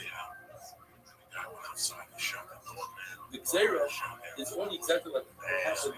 The shoe that happened, the story that happened over there was a sandal that had nails to strengthen the sandal, but not the decor. So if you use nails as decor, it's mutter. And any other shoes that's not exactly like the Xera would be mutter, as we're going to describe in a minute. Rabbi Yochanan says like Rabbi Menurai, which is that you're allowed to have up to 5 nails per shoe, 2 on each side and 1 in the back. It's also possible that Rabbi Yochanan holds that 7 in a case where you use nails to lift up. According to Rabbi Hanina, Rabbi Nosson, you have 7 per shoe, 3 on each side and a half. And according to Rabbi, 13 on a shoe that you're trying to raise and 7 on a regular shoe. If you took a piece of leather and you sewed it into the sandal, that's looking because it's not like the Xer. The Xer happened without a piece of leather. The Brisa says it's so awesome to wear one of these sandal shoes on Shabbos, you can't even go from one bed in your house to the other. These following cases you're allowed to do. You're allowed to take a sandal and cover another vessel. You're allowed to take a sandal and lift up your bed with it. Rabbi Lozic says that's awesome. You might people wear it. Although it makes a lot of sense, it's many, we don't pass on it. If you take a piece of leather and you cover the whole bottom of your shoe, look, that's not what the Xer was. If you use staples, that's not what the Xer was. If you use a tas or yosef, narrow nails, wide nails, or you cover the entire bottom of nails, that's not what the Xer was. If most of the nails are worn out, but you can tell that there was nails there. So that's not how it was created. That's not how you made it. Look, if you have 4 nails on a very tight shoe with 5, and that's a tight look. Rabbi says, if not for the fact that people call me a person that's making it, I would say you gotta put a lot of nails. My point is, Rabbi said, he meant 24 nails, it's true, he said he meant 22. You want to remember, he went from Baba, Rabbi Shlomo, he passed by the Surah. By that time, he must have lost 2 out of his 24 nails, and therefore, in the Surah, it said 22 nails, and he wonderful that. I just want to party, man. So I was like, fuck, her pussy was hairy, dog. Like Bush. And she was in line, bro. When I saw her push that hairy, I knew that she was locked up. And she did eat a murder rap. And murder was the case that they gave her. Shit. We got crazy, man, but you know, I didn't have no condom at the time. She just jerked off, you know, the little afro. And she just took off with a bunch of, like, she took off, bro. And I remember she was freaky with like 5 cholos after me. You know, she was gonna get, she was on a mission, bro. She was gonna fucking murder rap. What you do, bro? Give me the murder rap. Fuck you, wanna fuck everything that moves. Yeah, so does she. Shabbos Daf Samach Aleph. You learn from the Mishnah that if a person has one shoe on one foot, it's possible for him to go out of shoes. He doesn't have a rule. The concern is, according to Rashi, one of two possibilities. Either the concern that people might think that he's carrying a second shoe, or perhaps people might make fun of him that he only has one shoe, and then remove that one shoe that it's mashma from the Mishnah. But if a person does have a shoe, he's permitted to go out with one shoe. Like this is, on what foot is he wearing that one shoe? According to Rav Huna, he's wearing that shoe on the foot that has the injury. And we don't have the two reasons. Since he has an injury, and since we have Bruno Hole, the reason why you wear a shoe is for protection purposes and not for comfort purposes. He won't remove the shoe when it's made fun of. And people are not going to think that he's hiding a second shoe because they see that he's injured. According to Kia Barat, here's the one shoe on the foot that does not have an injury. And again, since they see him moving, they realize, yes, the reason why a person wears a shoe, according to Kia Barat, is for comfort and not for comfort. They see him limping, and therefore doesn't have a shoe on the injured foot. Or the reason is because they might think that he's carrying something. They won't think that because they see that he's limping. The other once asked for his shoes. He was given the right shoe. The shoe for his right foot. And he commented and he said, "Osisoi Maka made it as if I have an injury." The simple meaning would be, since they gave him the right foot, and the Yochanan holds that he had to put the left foot on first. Therefore, he would not put on his left foot when he already put on his right foot. You're going to have to say he has an injury on his right foot. Like Rav that says that you're supposed to put the shoe on the foot that has the injury. Perhaps you'd say, no, Sisei Maka is not referring to the foot that he just put the shoe on. Perhaps it's referring to the left foot. He made my left foot an injured foot. The Yochanan holds that a shoe is like, just like a right puts his foot on the left foot. So too, when it puts the left shoe on first. There's a price that says you're supposed to put on the right shoe first. Therefore, the Gemara says the Levitic is like the right shoe first. You want to stand on the left shoe. In fact, the Gemara says Rabashi said Rahana didn't mind. Put on either one first. Gemara says, however, that you reach Shemayim to both. What do? You first put on your right shoe, then you put on the left shoe. You tie the left shoe, and then you tie the right shoe. Of course, if you have a slipping shoe, so it's vice versa. You put the right on first. The Brisa says you put on the right shoe first, but when you take the shoe off shoe, you take your left shoe off first. When you bathe yourself, you take the right side of your body, your right arm before your left arm, your right foot before your left foot. That's the bathing your entire body. Start from the head. The head is the key of the limbs, and start from there. It says in the Mishnah, do not go out on Shabbos with your foot. Rav Safar said one of the two things. Either he said, this is going even according to the Makkah that says Shabbos, you wear your foot on Shabbos. Nevertheless, do not go outside because perhaps you have to go to the bathroom and you move this feeling and you're carrying down on you. Another way to learn Rav Safar is that it says in the Mishnah, go out with filling and all the other things. You're not fighting a Shabbos.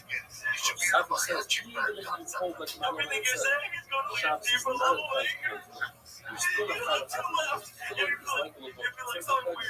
It's clothing. People wear it during the week.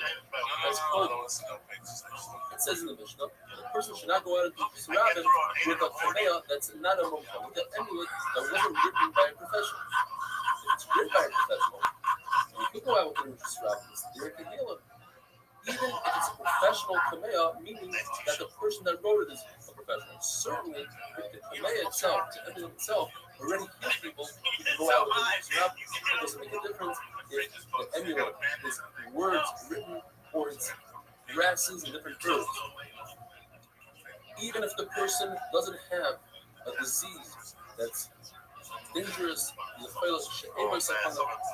even if he's not even sick, he's just concerned that perhaps because of his genetic makeup, he will have a particular disease. His family has epilepsy, for instance. The wear a kamea, tie it and untie it with a strap, as long as it's not on a bracelet or on a ring, because then it's a marasani and he's carrying it as jewelry.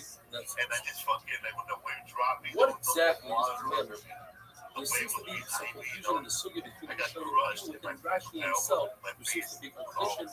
We're going to go according to Rashi based on something like if a person wrote three kameas, three amulets for three different diseases, and they all work, this particular person is a mumma. You can write any kind of kamea or any disease that you're allowed to carry it on Shabbos. If you wrote one kamea, which would work 3 times for the same disease, even on one person, the same disease, 3 times on one person, that particular kamea is a mumma. In other words, anybody in the world can write that exact kamea and it will be considered a kamea mumma and you can walk out with it on Shabbos. The Gemara remains in the table. What happens if you wrote 3 kameas for 3 different diseases, but for the same person? And they all work. We say, look, he knows what he's doing, he's professional, he's able to heal 3 diseases. Or perhaps you say, the person that was healed, he has a special mazel that is healed by these kameas. The Gemara remains in the suffix. The halacha is that a kamea and brachas, such as the brachas of Restream have the name of Hashem. You don't save them from fire on Shabbos. However, obviously you have to bury them. You use them just like you bury even a foot, a leg on a table that has Hashem on it. If the kamea is covered with leather, you can bring it into the bathroom. If it's made out of herbs, you can bring it into the bathroom. If it's a chayla that has a sakana, his life is in danger, he could go into the bathroom even if it's not covered with leather. Somebody that's not a chayla shoes with sakana, if it's covered with leather, he may go into the bathroom. Even a chayla sheyesh with sakana, he's in great danger. He's not allowed to walk Daled Amos with the kamea. Tefillin. It seems like they are covered with leather, but since they have a shin, and the shin is part of Shem Hashem, because we have a daled on the back of the tzus of children, and we have a yod on the tefillin sheyah, together we spell Hashem's name. Therefore, it's also to go into the bathroom with tefillin. Having a wonderful day.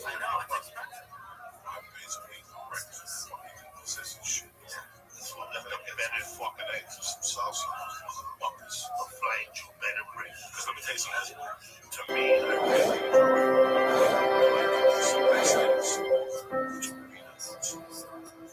cheese. I had a real egg for the first time. A real egg in a while. That's an egg place. Shabbos Daf Samach Beis.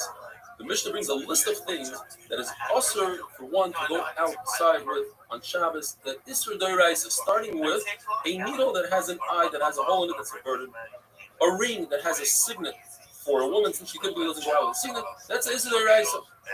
Ula says for men it's the exact reverse when it comes to it. If it has a signet, that's normal for him to run around with a ring with a signet.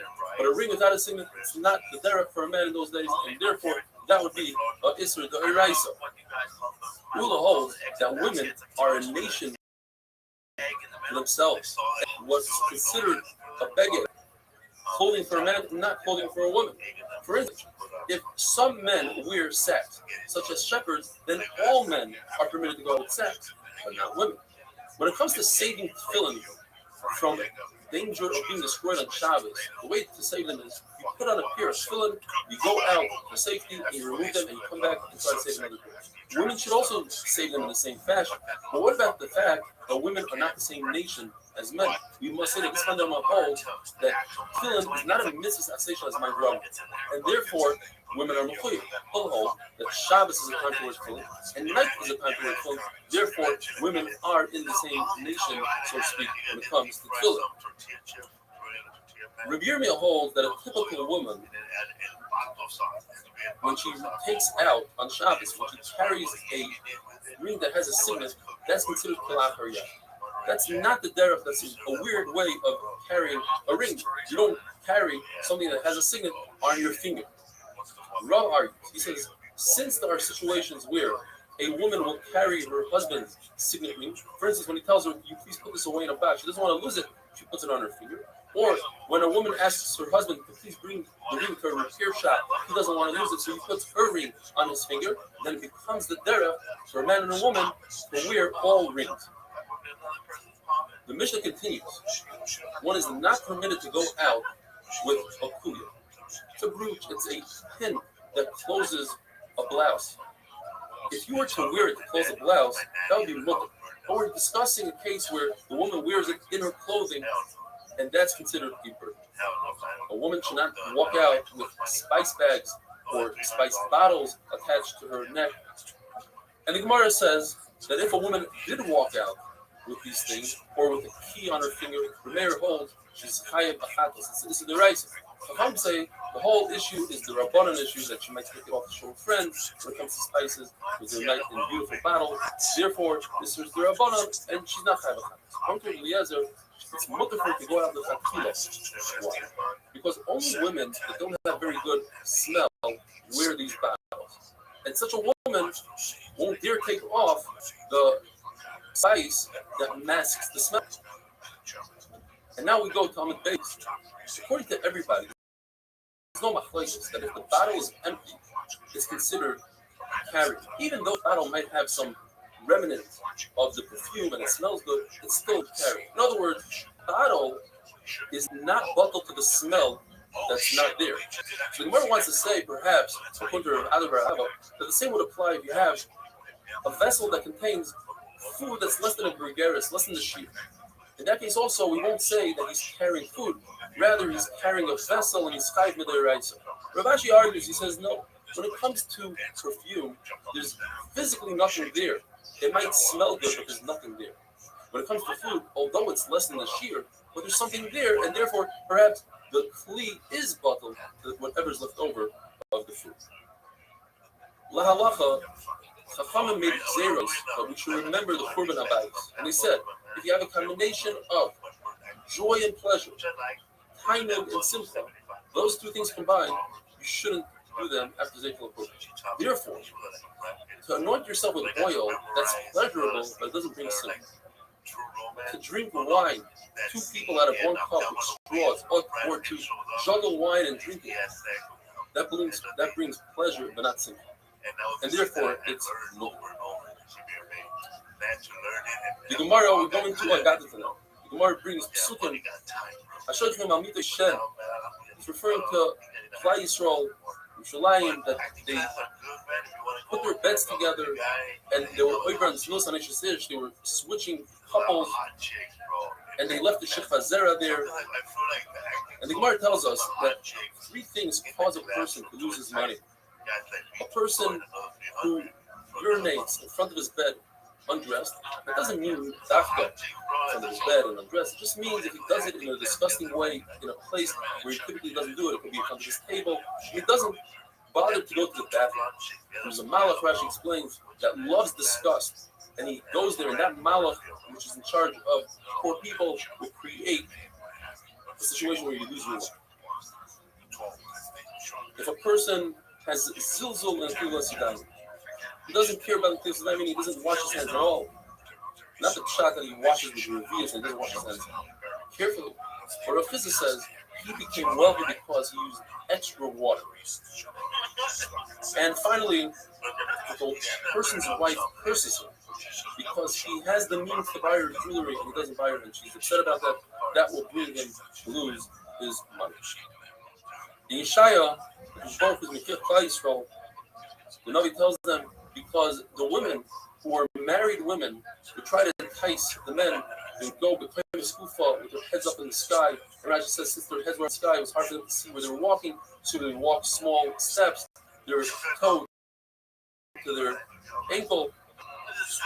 They'll put a lot of makeup on and wink to the boys, and the tall walk with shorter ones so they look better. They would also put perfume in a bottle by their feet, and when they would walk the boys, they would bang it on the floor so that it sprays, and it would be like a mad snake. Would put the eres into the boys, they bring them in Sahara. What was their punishment? Mida to negative. Everything they did, they got punished back. In the place that they put the perfume, their flesh decayed. In a place where they put a nice belt, they got wounded. They did their hair up to entice the boys, they became bald. Their erva, they have to put a sack. As Rava says, instead of beauty, they had wounds. Gemara says, some say they even got saras. Gemara tells us that they said, we don't care, let the Goyim take us. We're beautiful. And the Goyim took them, and immediately like broke and made them disgusting to the point where they threw them off the carriages and the wagons and killed them. Why? Because they saw a lot of damida or a lot of hair. They were disgusted by them. Gemara says the people of Restream were disgusting. They said in the Remes, they were referring to Shnus, and they said, they would say, ask each other, what do you have for breakfast? Meaning for Shnus. Do you have a well-kneaded dough? In other words, a non-basula? Do you have white wine or dark wine? Do you have a wide bed, a narrow bed, skinny, fat? Do you have a good friend, meaning good-looking? And finally, Rabbi Yehuda says that in Yerushalayim you had cinnamon trees that made such a beautiful smell throughout the entire city. But after the Korban, all left with was one barley amount, which is at the king of Tzimtzumai. Have a wonderful day. Sunset fucking tremendous. I don't know how many times that buffet fucking say a buffet's good. That buffet is delicious, and I used to hit that once a month. Damn, this is yeah,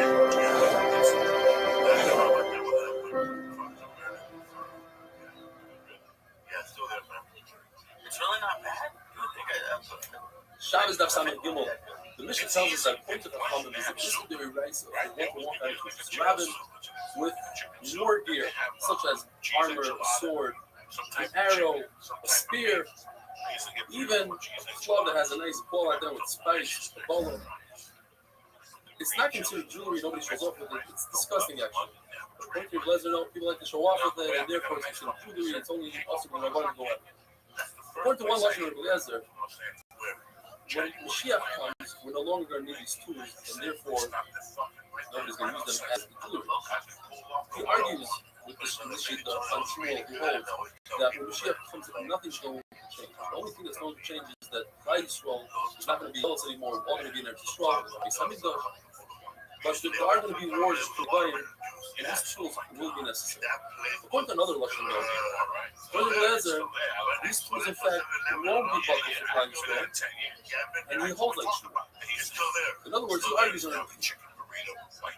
Why does Eliezer hold that these tools are considered an adornment, takshet, jewelry? Because it says in the pasuk, take your sword and put it into its holster on your hip. This should be your splendor and your glory. The Gemara says, wait a minute, the pasuk is referring to the Torah. Says the Gemara, yes. It's referring to the Torah. We can now look away from the simple meaning of it. The simple meaning of the pasuk says, take your sword, referring to a real sword. Says Rav Kahana, I was 18 years old when I finished Shas. I knew all of Shas, and I didn't know about this concept of in relates to the Pshuta until I learned it now. In other words, says Rav Kahana, you have to learn all of the Torah, the Chag and then only afterwards go into depth, go to the lumbus, try to understand the people. First, you have to know all of the Torah. The Gemara goes into a series of Chavrusas. I mean, they're learning together, and they're on different levels. Two Talmidei Chachamim that sharpen each other with halacha, with Torah, so the Baruch Hu gives them hatzlacha, and they rise to greatness. But they have to be learning Lishma, and they can't be learning for Gaiva. And then they'll be Zoicha to Torah that was given in the right hand. It says in the pasuk, the famous pasuk, Oyrech Yamim B'Yamina B'Smaila Isher Chava. Says the Gemara, it doesn't necessarily mean that you learn Torah with your right. In other words, you do everything to the end. You'll only get a reading Yom longevity, and you won't get Oishah. It means you'll get longevity and wealth. But if you learn Torah like a lefty, in other words, not complete, you don't go down into its depth, then you'll be Zoicha to something. You'll be Zoicha to wealth, but not to longevity. If two Talmidei Chachamim sit together and they're calm with each other, they talk in calmness, they listen to each other, so Midah Keneged Midah, the Baruch Hu will sit down Kaviyachol and listen to them. If they teach each other Torah, in other words, they accept from each other, then Midah Keneged Midah, the Baruch Hu will listen to them and answer them, just like you accepted me, the Baruch Hu will accept what you asked me to do. You don't do that. You don't listen. You don't take your Chavrusa. That's the Baruch Hu will lead. If two people get together to understand Torah, then if the Baruch Hu loves them. Says Rava, that's talking about a situation where they already had the seed. They heard some of this Torah, now they want to elaborate. And they don't have a Rebbe to teach them, so the Baruch Hu loves them.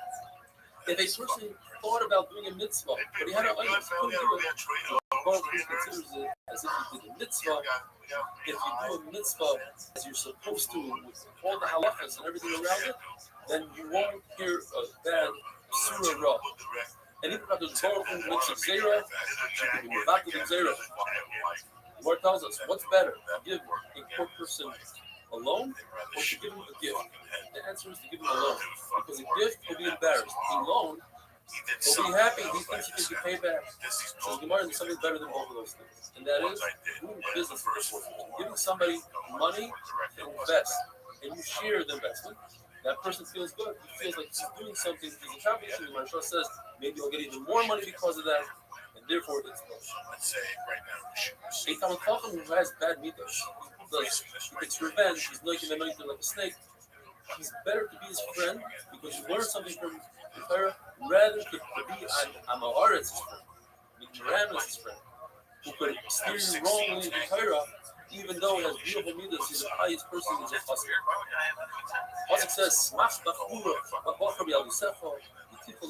in other words, when you're young, enjoy life, do what you want, follow your heart. And that same positive the Torah flips around and says, with that, you should know that there's going to be a din one day.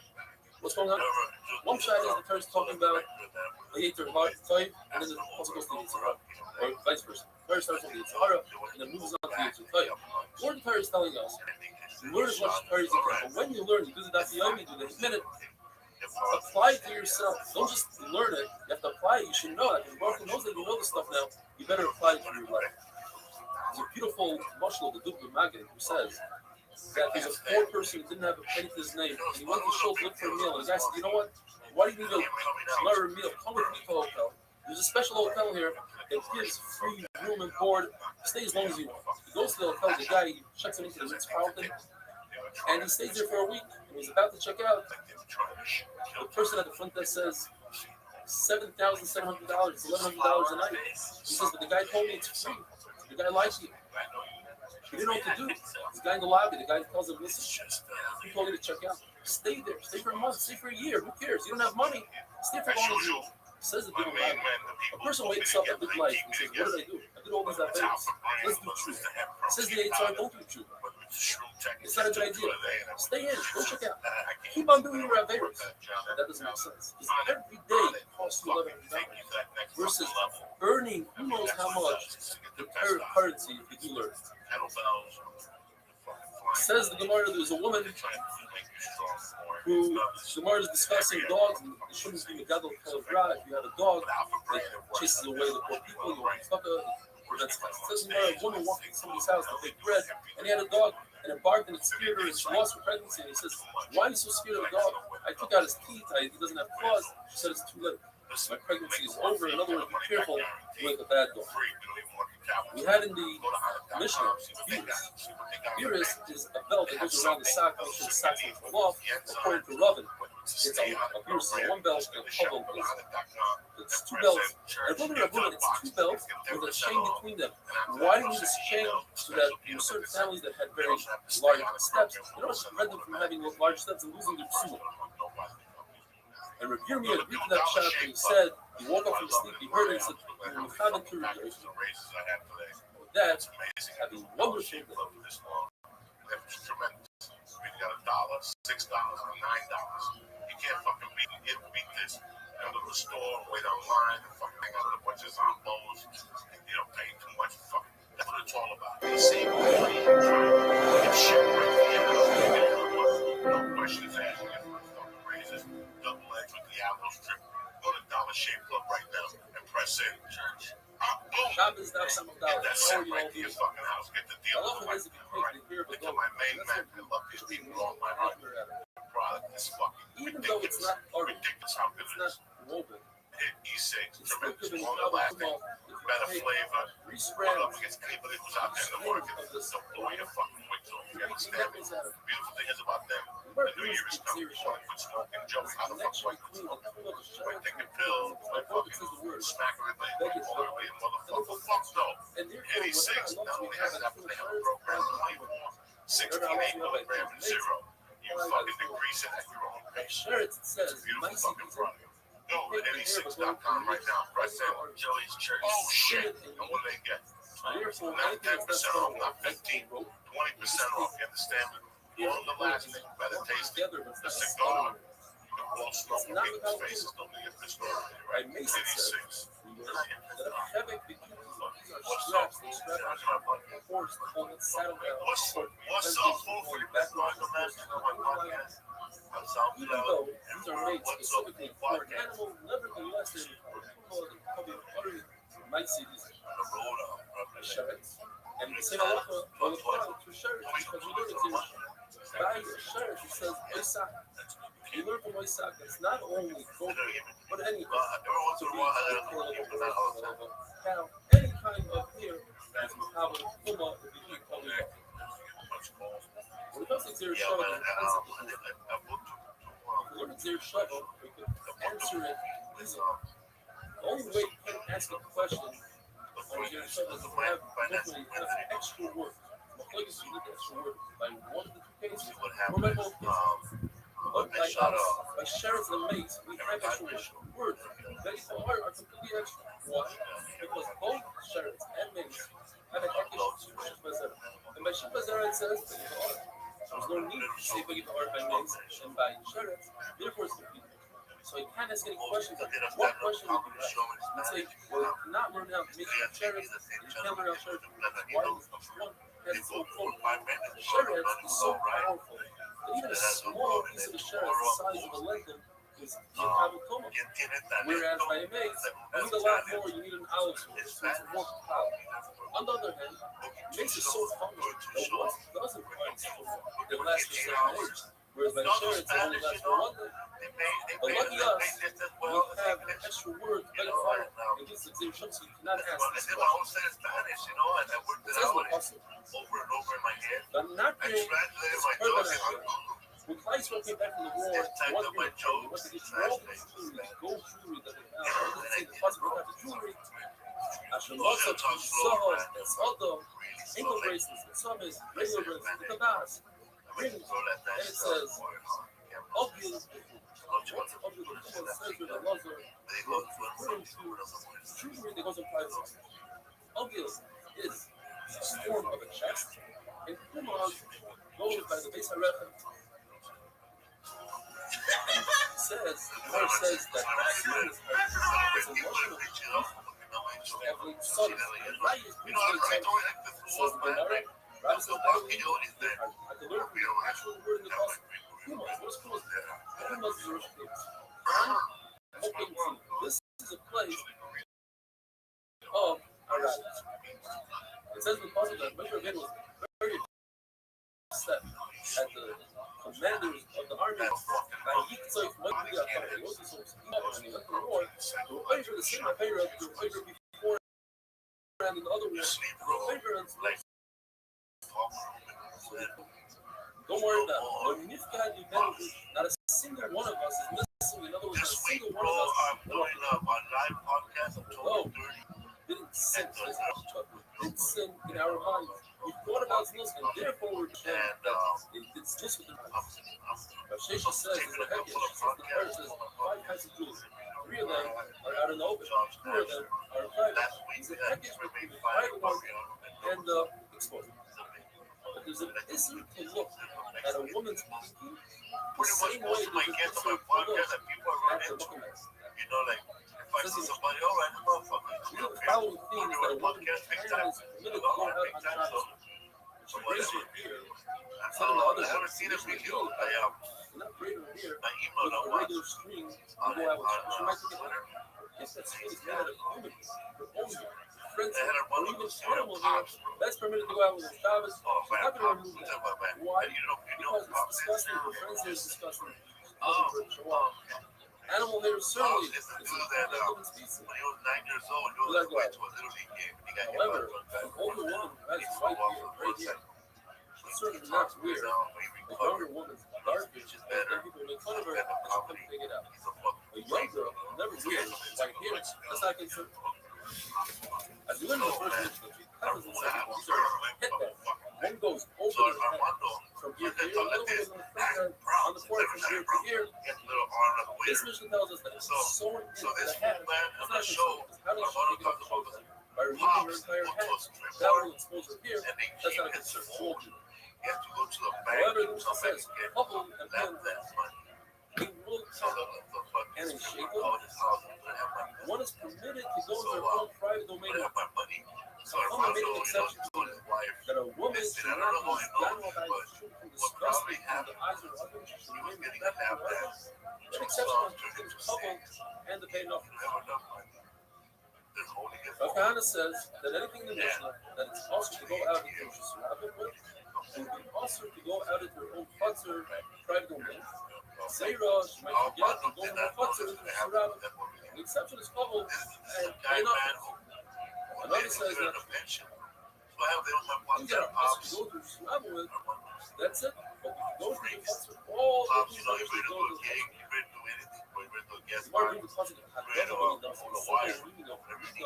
He had to be really high, and I was in the green room when this guy walked in. I'd never seen him before, but and my father, green room, it sounded like he was doing well.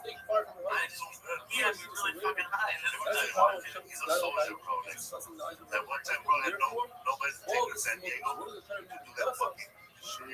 Nothing happened. You know what? I had nobody, bro. This motherfucker drove me, okay? And his car is built for a handicapped person. Like the steering wheel, like the acceleration of the truck, it's on the gas, it's on the steering wheel. So to accelerate, he just holds it down with his palm. Person's shirt falls And the brakes are like Seneca says dried out in the sun. on his foot. Everybody The else accelerator is is on coming up and like He has saying stretch feet on both feet. that So it's usher. the accelerator is on the steering wheel and the brakes and on the steering wheel. So it's good that the fucking steering wheel has a handle like a bus driver, like a fucking doorknob. For real, the fucking steering wheel is built like a doorknob, right, dog? So this motherfucker drove like a soldier to San Diego, bro. Went on tacos, had my fucking nap dance, paid him $60, gave him gas. Shabbos Av Samachet. How's everybody doing today? The Mishnah tells us that you're permitted to go out with a wad of cotton in your ear, provided that it's tied around the ear, wrapped around the ear. You can go with a wad of cotton on your foot if you have a wound on your foot, provided that it's tied to your foot. A nida does not need to tie it to herself because it's disgusting, it's Mos, and we're not concerned she'll pick it up. Even if it has a handle where it's not that Mos, it is still considered Mos. The Gemara tells us that when Rebbe got older, he had a lot of earwax. So he went in Rosh Hashanah on Shabbos with a wad of cotton in his ear without tying it to his ear. The Gemara explains because he put it in really tight where it doesn't fall out, he wasn't concerned. His friends argued with him and they said that's also. When Rabbi Yanai did it, the entire generation argued on him. The Gemara tells us that a woman could go out with peppercorn in her mouth. She'd use it as a mouthwash to have good breath, or salt in order to relieve tooth pain. Other things that you're permitted to go out with, such as ginger and cinnamon, much to go out with on Shabbos. If a person has a false tooth, if it's made out of gold, the concern is, according to Chachamim, a woman might take it out to show her friends what a beautiful tooth she has. Rebbe says that's not a concern because once she removes it, that'll cause her an embarrassment. She won't remove it. If it's made out of silver, there's no reason for a person to show off silver. You're allowed to go out with a false tooth. That's silver, certainly if it looks like other teeth or if it's from another human being. There are three Manda Amrim that say this svara of Rebbe. Rebbe says that if it causes an embarrassment, we're not concerned she'll show it. We also learned earlier that if a woman wears tzleiches of pleiton, it's a little flask of perfume. The only people that wear it are people that have body odor, and she won't remove it because that will tell other people of her issue. The other Manda Amrim is Reb Shimon ben Elazar. He says that anything under the svacha, the wool cap, a person is allowed to go. So let's say she takes a needle and wraps her ear around it, and then she puts it under the svacha, you're allowed to go out on Shabbos. What's the concern? She might show it off. She won't, because in order to get to it, she has to expose her ear. She's a married woman. She wouldn't do so. Says the Mishnah, the person has a wound on the bottom of their foot. What they're going to do is they take a coin, a selah, and put it under the foot, and that would heal. Because it has three attributes. Number one, it's hard. Two, it has moisture. And three, it has a form to it. Those three things together heal the foot. This matbea is for refuah, and therefore you're allowed to go out with it. The Mishnah says that young girls are allowed to go out with threads in their ear. They pierce the ear, and rather than getting them earrings, training earrings, they would put in threads or even a toothpick. Let it go out with it. It's not something that you take out to show your friends, unless, like the Gemara says later, Abu the Shmuel didn't allow his daughters to go out with it because they were colorful. That's something you should fix. Women in Arab nations can wear, you realize they can wear the ninja suit where only the eyes show, or in Madai they would wear kufas. Basically, you take an object, let's say a stone or a coin, and you put it behind the clothing and you push through. And then that creates like a button. And you can tie it. So says the Mishnah that you're allowed to go out with that on Shabbos, provided that if it's a coin, you designated it before Shabbos, because on Shabbos you cannot designate a coin, because it's muktzah. You might be able to designate a specific stone if it's the right shape for this purpose. Says the Gemara that Abu the Shmuel did not allow his daughters to go out with these strings that were colorful in their hair, and he didn't allow them to sleep together, his daughters, in one bed, so they shouldn't get used to a string body next to them, and then they'll have a taiva. And he made a mikvah for them in the days of Nisan. Why? Because in Nisan it rained that much. The halacha is that if you have a natural spring, even if the water flows from a natural spring, you're allowed to use it as a mikvah. Rainwater you can only use when it's still, but if it flows, you're not allowed to use it as a mikvah. The concern was there's so much rainwater that it became the roiv, and in the Nahar Prash, in the Euphrates, there was more rainwater than the spring water, and therefore it was usher to Bible. So he made them a mikvah. He either made a channel and took water out of the Euphrates, and he created a mikvah. In Tishrei, he put mats there. According to Rashi, he put the mats so that they don't step in the mud and create a chatzitza. According to Taishas, he put mats for tznius purposes. Shmuel argues, and he says, even in Euphrates, even if it has a lot of rainwater, most of its water comes from within, from underground. But he himself argues on himself, because in a different place he says that it could only be called in the Har Pras in the days of Tishrei. In other words, he was concerned about the rain. There's a shaila in the Gemara that if a woman could take a nut and put it, making a button out of it, do the croissant, put it behind the clothing, and create a button, real intent to travel across the Shusarabah. Are you allowed to do harama? Are you allowed to do tznius? What's the question? We know the halacha is that if somebody has clothing, trying to save from a fire, wants to bring them into a mother, you could do trickery, you can wear many clothing. Perhaps only by a fire, because we're concerned that if we don't allow him to do so, he might extinguish the fire and be over their rights. We're not concerned that this woman is going to be over their rights to get a nut and candy over to her son. On the other hand, perhaps over here it's mutter because it's kufik to afriyak. That's not the natural way of carrying. Carry a nut in your hand. You don't put it in your clothing and pretend it's a button.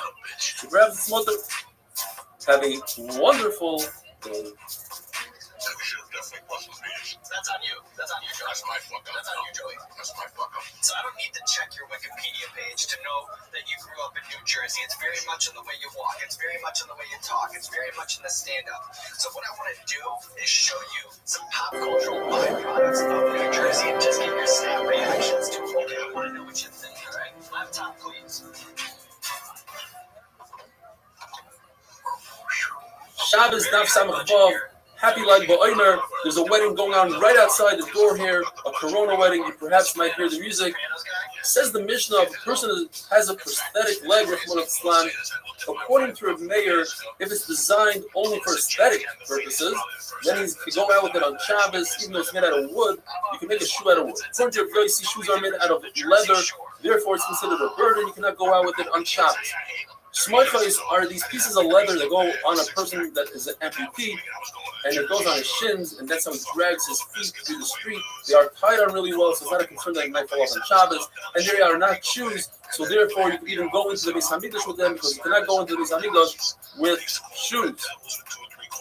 If an amputee sits on a small chair, and in his hands he has pegs that he walks with, but the bottom of his stumps, like you see in red, he has like a sort of a shoe that goes on them.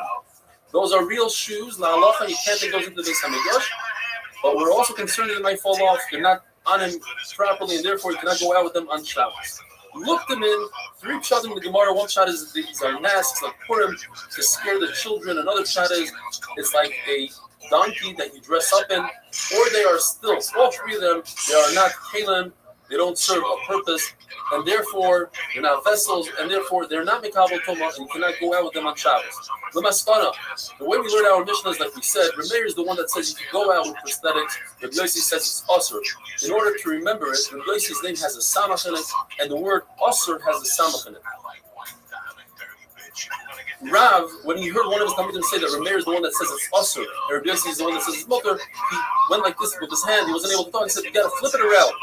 Shmuel, who initially said like that, he also retracted his shita and says like we have in our Mishnah, because he says a yavam could do chalitza on a yavam that has a wooden shoe. So you see a shoe to be wood. Other adams then said it, and he brings a raya from our Mishnah. The Remeir says wooden shoe is considered a shoe you go out with it on Shabbos. In addition, he says that if he wears his left shoe on his right foot, he can do chalitza, and if he wears somebody else's shoe, he can also do chalitza. Rav Huna also retracted, and he said that if the sandal shows sayadim, it's a plasterer's shoe that goes over his regular shoe to protect the shoe. It's made out of straw. It's considered a shoe. You do chalitza with it, it becomes coming to a smedris. Who's v'haydula? Rabbi Meir says the Gemara who holds that wood is good shoe, says it's good shoe. And who didn't? Rabbi Yossi says that it's also or Rabbi Benuri also said mat made out of straw that you lay on. He says the straw is not considered wood, and it's not a kabel tuma. The other one says it is the kabel tuma. Why? Because Tyson, that there's a shita that says other Marie ate from Eitzadas, which was made out of wheat. So you see, wheat, which is straw, is considered Eitzadas. Says the Mishnah. This shoe of a prosthetic leg, if it has a base people, it has a place to put the soft material, then it's considered a shli, and it's a kabel tuma. Otherwise, it's not a kabel tuma. If the main purpose and design of a kli is to lean on it, then it can be the kabel tumas medrus. Tumas medrus, when the zavan zava lean, sit, lay on something, it's a kabel tumas medrus only if it was designed so. If a kli is not 100% designed for that, only sometimes you use it. Says Abaya, it's not mikabel tumas medrus. Rava says it is mikabel tumas medrus. Says Rava, prove it to you. Is that halacha that if a child plays with a toy stroller, it's mikabel tumas medrus. You see from here that you don't really need to lean on it. Says Abai, well, the child does lean on it. That's how he learns how to walk. But Abai says, I'll bring you a walking stick that you don't lean on typically. The halacha is it's not mikabel any kind of tumah, even maga. It's a pshudik it doesn't have a base kilo. Says Rava, no. A walking stick, you're right, is never designed to lean on it at all. It's only designed to walk in straight steps and to straighten up the old man's spine. Says the Mishnah that a boy go out with kesher. One shot of the Gemara is that he uses flowers that are called madder. And says the Gemara that if you use 3 of these, they will contain the disease. 5 of them will heal the disease, and 7 of them are so strong that even through witchcraft, the person won't get this disease. The Mishnah also says that the name of the children of kings, they go out with these bells. It's not only the children of kings, anybody, but typically only the name of Allah go out with it. Rabbi Yaakov says that this matter stuff that we discussed is only if it never saw the sun, moon, or rain, and never heard the sound of metal, of a chicken, or of footsteps. Says the Gemara, then basically there's no such thing as matter. You're getting rid of this whole healing thing. There's another shot what a kesher is. There's a son that he's homesick, so before he goes away to camp or whatever, the father takes off his right strap from his right foot, and straps it on his left hand like you do with tefillin. If you reverse it, like I almost did, then it's a sakana. If you take a hot cup that had water in it, hot water before, and you put it on a intestinal ache, and you manipulate it, that's okay to do on Shabbos. It's not considered shkikas amamarim. It's not healing. You are manipulating with your hand. You can take a baby who has his bones out of place and wrap him up real tight. That's also allowed on Shabbos. To take oil and salt and smear it on the palm of your hands and the bottom of your feet in order to alleviate someone who's too drunk you could do that on Shabbos, and you could whisper in his ears. These are all the chashim. You whisper, just like this oil is thinning out, so too the wine should thin out. If you don't have this concoction of oil and salt, you could use wax from a barrel and thin it out in water. You're allowed to choke somebody. In other words, if somebody has misplaced the vertebrae, you can hang him by his neck and pull it into place on Shabbos because he has a lot of pain. Many times in Shas, Abaye was a Yosem who was brought up by Rabba's wife, and used to say, my stepmother told me. And basically what she says are important things and they are halachas. And she says, by the way, she was the one that said 3, 5, and 7 sharas. But she says over here that anytime you do a lachash, you do a whisper like for this drunk person, or we bring la halacha, all the mishaberachs that we say for a chayla are with the mother's name. How do we know this? From this Gemara from Amali A, you mention the mother's name. If you don't know how many times to say a lachash, you must say it 41 times.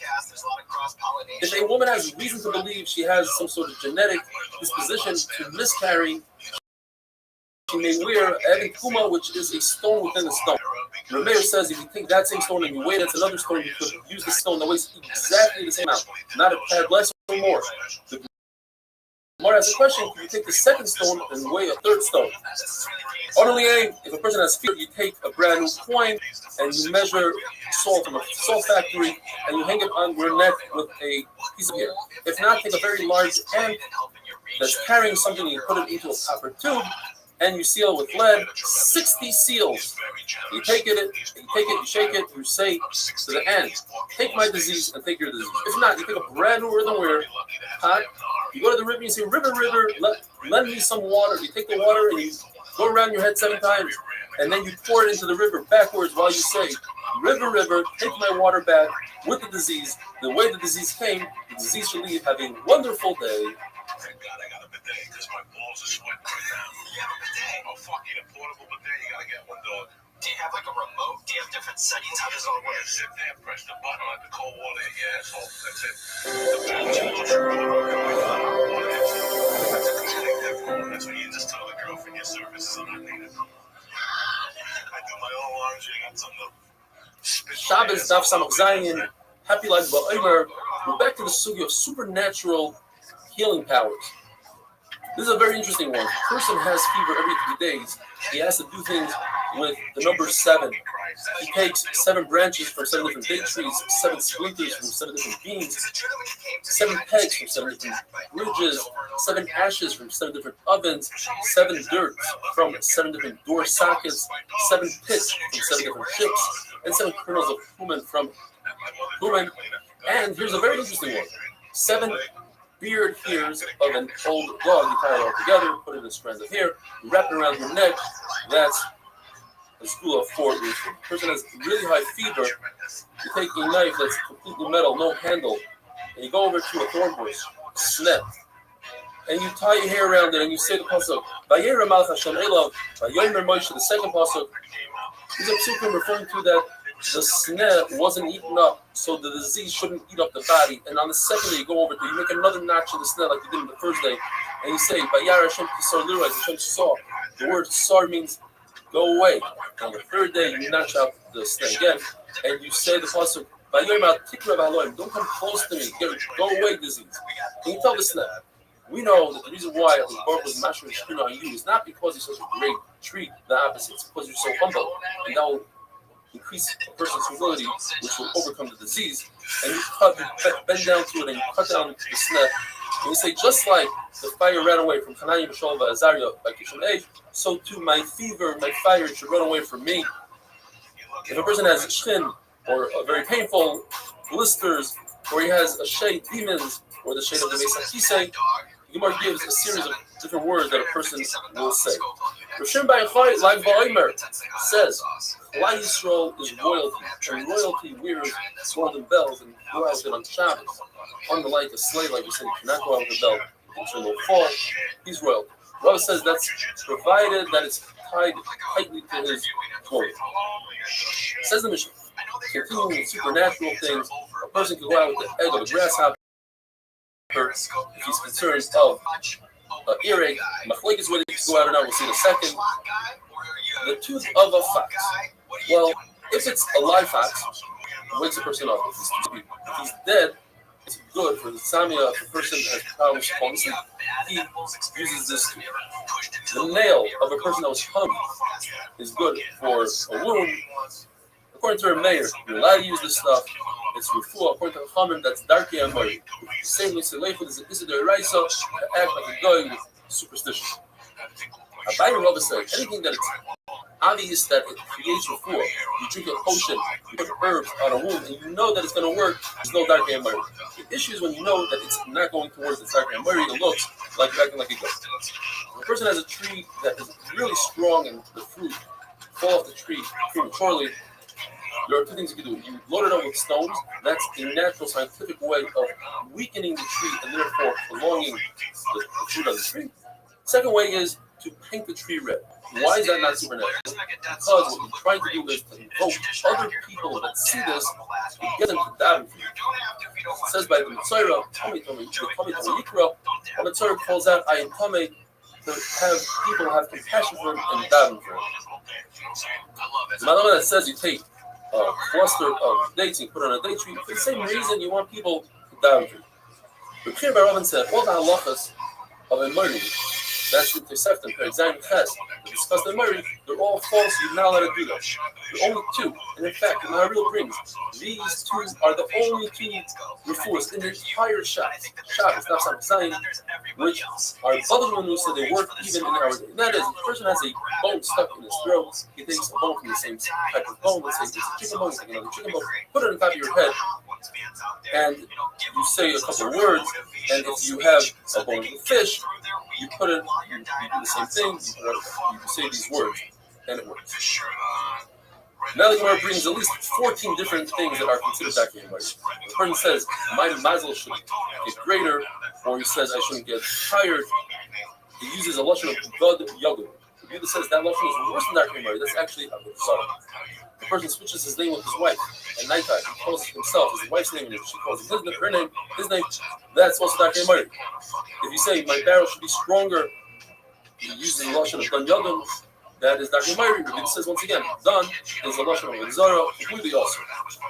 Another thing, if you tell a raven, scream, or you tell a female raven, shrieky, and turn your tail to me, and everything will be good, that's darkei amori. You see a chicken acting wrong. In other words, the chicken, instead of crowing in the morning, he crows at night, or he crows like a raven, and he says, I'm going to shut you because of that, that's darkei amori. Same thing if a female chicken screams like a male chicken. If a person says, I'll drink, but I'll leave over, or he breaks eggs on a wall in order to save the chicks, or he dances in front of the chicks, or counts to 71, or a woman who dances in front of a kutaf, which is a dish, or she urinates in front of the dish, or she tells people, don't talk loudly when I cook my lentils, or she says, let's scream so that the beans will cook. All these things are darkei amori. These are things that are more scientific. You take a splinter of mulberry in order to increase the speed of the dish, or you take broken glass. That is scientifically proven to work. So say, if you use glass, you have other issues. The issue is sakana. You don't want to really eat glass. Not a very good idea. To say l'chaim, the wine l'chaim, it should be on the mouth of Rabbanim. That's okay. In fact, Rabbi Kiva, by the chassan of his son, he said l'chaim to the chachamim and to the talmidim. You let it take salt that thins out the oil and creates a brighter flame. That's scientifically proven. You let it take clay, mud, and put it underneath the flame so it should go slower. It chills out a little bit, and the flame goes slower. Sudra says, if you are to cause your flame not to increase but to consume more oil, you're over an Isidore Raisa according to most training of Baal Pashkas. You're consuming oil when you don't need to. With that, we finish the amazing parak of Bamet Isha. And tomorrow we are going to start the Neder. Wow, Godol, have a wonderful day. This is the worst part of Englewood. Like even the top of the drive-thru has bars. Not good. It was Sunday night. There was one black girl blonde hair. Yeah, that's how Miami was fucking Shabbos Daf Samaches. We're starting a brand new Perek Klal Gadol, one of the most famous problems in Shabbos. Klal Gadol, there's three major rules the Mishnah tells us. The first rule, Klal Aleph, let's call it, is a person that doesn't know about Shabbos. And therefore, he only brings one chatos on all the Shabbosim and all the various he ever committed because there's only one mistake that he made. He didn't know about Shabbos. The second one, if a person knew about Shabbos, but he forgot that today is Shabbos, so he's chayiv on each and every Shabbos. And the third rule in the Mishnah is, if a person forgot about the malacha, he knew today is Shabbos, but he forgot that the malacha he's doing is awesome. So he's chayiv av malacha, including if he told us one av, he's chayiv only one carbon for the two of them. But for each and every av malacha, he's chayiv one. Says the Gemara, why is it called Klal Gadol, a major rule? Says Rabbi Yossi Bar Oven, because compared to Hilchos Shemitah, which it also says Klal Gadol, Shabbos is a major rule. Why is it a major rule? Because Hilchos Shabbos applies even when things are not attached to the ground. For instance, cooking. You're not cooking attached to the ground. It's on the oven. It's a major rule. So then why does it say major rule by Shemitah? Because Shemitah from Meiser is a major rule. Meiser doesn't apply to animal food, only to food. Therefore, Shemitah is a major rule. Shemitah does apply to animal food. But according to Bakar Party that says Klal Gadol by Meiser as well, how does he explain? He must explain the Meiser compared to Peah. Oh, that's a big rule. Why is that? Because Meiser has three conditions. It has to be oichel, has to be, and not fruit that's designed, let's say, to dye clothing. It also has to be nishmar, guarded, not hefker. Like you do them in aretz, as from the ground, whereas let's say mushrooms don't grow from the ground, potter from Meiser. When it comes to Peah, two things. It has to be you reap it in one shot at one time, it's one period of time. Whereas let's say figs, where you don't reap it at one time, you can pick them off the tree at different. And finally, it has to be something that you could store. And all vegetables are cut from Peah because you don't store it. So that's why it's a Klal Gadol. Meiser compared to Peah is a Klal Gadol. Machlokes Rav and Shmuel versus Rabbi Yochanan and Shmuel. Rav and Shmuel say that if somebody never knew about Shabbos, he's a Pinot Shenishba. That's what our mission is referring to. That and somebody that knew about Shabbos and forgot about the concept of Shabbos. Too late. Those two cases, you're chayav a carbon. So even somebody that becomes about Tshuva, he never knew about Shabbos, he grew up in who knows where, never heard about Shabbos. When he comes about Tshuva, he must bring a carbon according to Rav and Shmuel. You see, no. Somebody who never knew about Shabbos is a Tinnik Shenishba, doesn't have to bring a carbon. In fact, it's machlokes Tanaim. It says in the Brayso, it's a Klal Gadol. If it's a Tinnik Shenishba, and he didn't know about Shabbos, he didn't know about Chaylev, he didn't know about the Dam, and he didn't know about Avodah Zarah, he brings one carbon for each Aveira for his entire life. One carbon for Dam, one carbon for Avodah Zarah, one carbon for Chaylev, and one carbon for Shabbos. Where Munbaz says, no, he's parted from all carbonates. Munbaz learns that there's a hedge between Shogig and Mezid. Mezid is called a chayta, Shogig is considered a chayta. And just like Mezid, he has an awareness, so through Shogig you had to have awareness. And somebody that's a Tinnik Shenishba never had an awareness. Asks Rebbe Akiva, wait a minute, if you're comparing Shogig to Mezid, Mezid knows while he's doing it, he knows that what he's doing, he has an awareness as he's doing it. How can you say so by Shogig? In fact, Munbaz holds that yes, he does have an awareness. When he does a Shogig, we'll explain that tomorrow. Munbaz learns from Avodah Zarah. In Avodah Zarah, it says, there's one halacha for Shogig and Mezid, and just like Mezid, he has an awareness, so to Shogig. And Chachamim hold Torah Achas comes to tell us another halacha. That in order to be Chayav Achatos, it has to be Shdoine Kares. Only something that if you do something to Mezid, you Chayav Kares, then on the Shogig part, you bring a Chatos. Otherwise, you don't bring a Chatos. Have a wonderful day, but if you want to stick around for bonus material, just explain the Gemara's Havamina and Rav and Shmuel. The Gemara says in Rav and Shmuel that they hold like Tinik Shenishba. So I never had an awareness about Shabbos. Didn't know about Shabbos. He's having one carbon. And that would mean what we consider Klal Aleph on the list, Klal Aleph, would have to drop down to be Klal Beis. And that is, if somebody knew about Shabbos, but he forgot about Shabbos completely, that would be the second Klal in the Mishnah. And on that Klal, he'd be Chayav on each and every Shabbos. And Klal Beis that we have would drop down to Klal Gimel. In other words, if somebody forgot that today's Shabbos, would drop down to Klal Gimel and he'd be Chayav for each and every Malacha that he does. The big issue with that, and the reason why the Gemara goes away from that is, then why does the Mishnah say Klal Gimel is a person that forgot that the malacha that he's doing is also, let's say, much bigger. The person forgot that today is Shabbos and he's chayav on each and every malacha. And therefore, the Gemara says that when Rav says, Rav and Shmuel, they say, Tinik Shenishba, that goes together with somebody that knew that it was Shabbos but he forgot Shabbos today, and somebody that never knew about Shabbos. They're all equal. They bring one carbon, a wonderful day.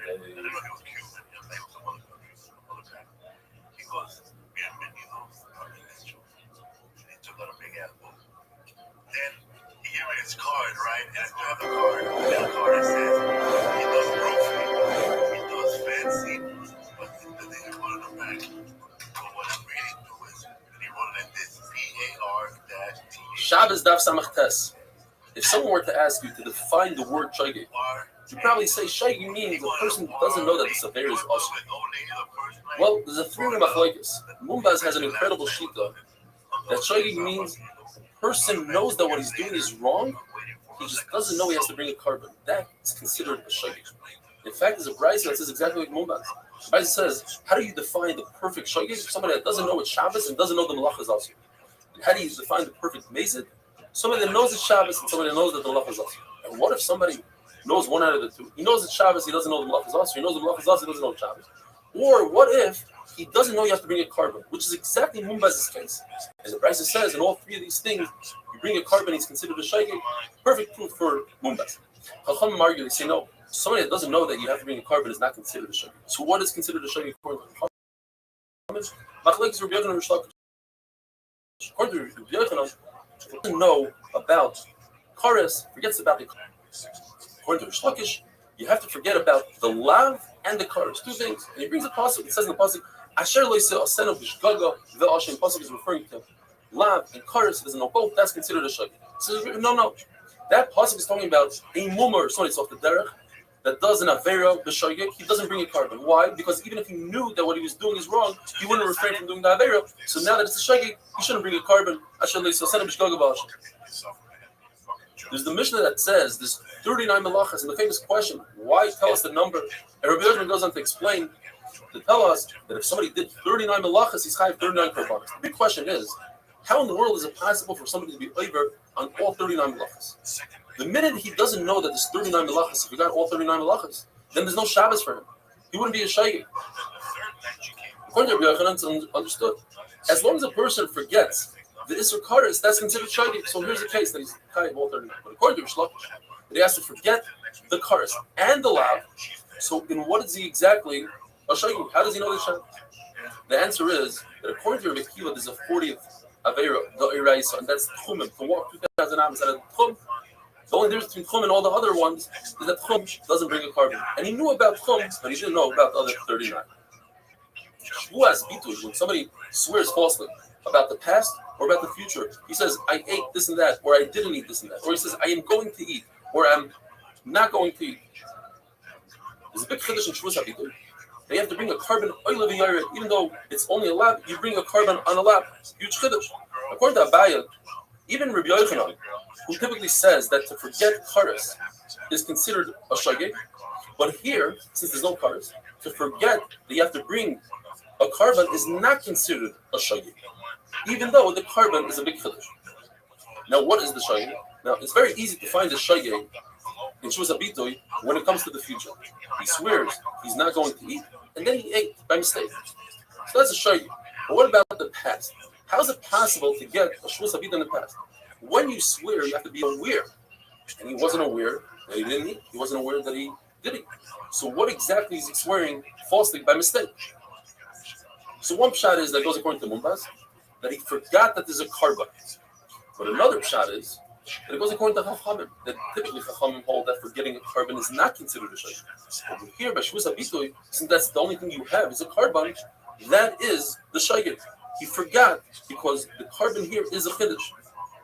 And that would be a bomb question on Abaya, who says that according to everybody, you have to be shayk in the lav and not in the carbon. If somebody eats truma with mezid, he's chayiv mis v'dei shomayim. The shayk, he has to pay back the truma plus a fifth. What if he doesn't know that there's mis v'dei shomayim? Is that considered a shayk? According to Abaya, Rebbe will hold that mis v'dei shomayim is not like, and therefore it's not a shayk, and he doesn't pay the extra fifth. According to Rava, Rebbe will hold mis v'dei shomayim equals cars. It's like the same thing as cars, and therefore you do pay the chayk. What if somebody found himself in the desert, lost track of time, doesn't have a calendar, doesn't know what day it is? When does he keep Shabbos? Can you do malacha today? Can you not do malacha? So Rav Huna says the moment he realizes that he's lost, he doesn't know what day it is, he counts 6 days of weekdays, and on the 7th he rests Shabbos. The day that he finds out, he does Shabbos in the evening, and he counts 6 days. The Machlokes says, do we go by Bria Soilam and do 6 days and then Shabbos? Or Cheber says, no, it's like other Rishon. He was born, there was immediately the Shabbos, then 6 days of weekday.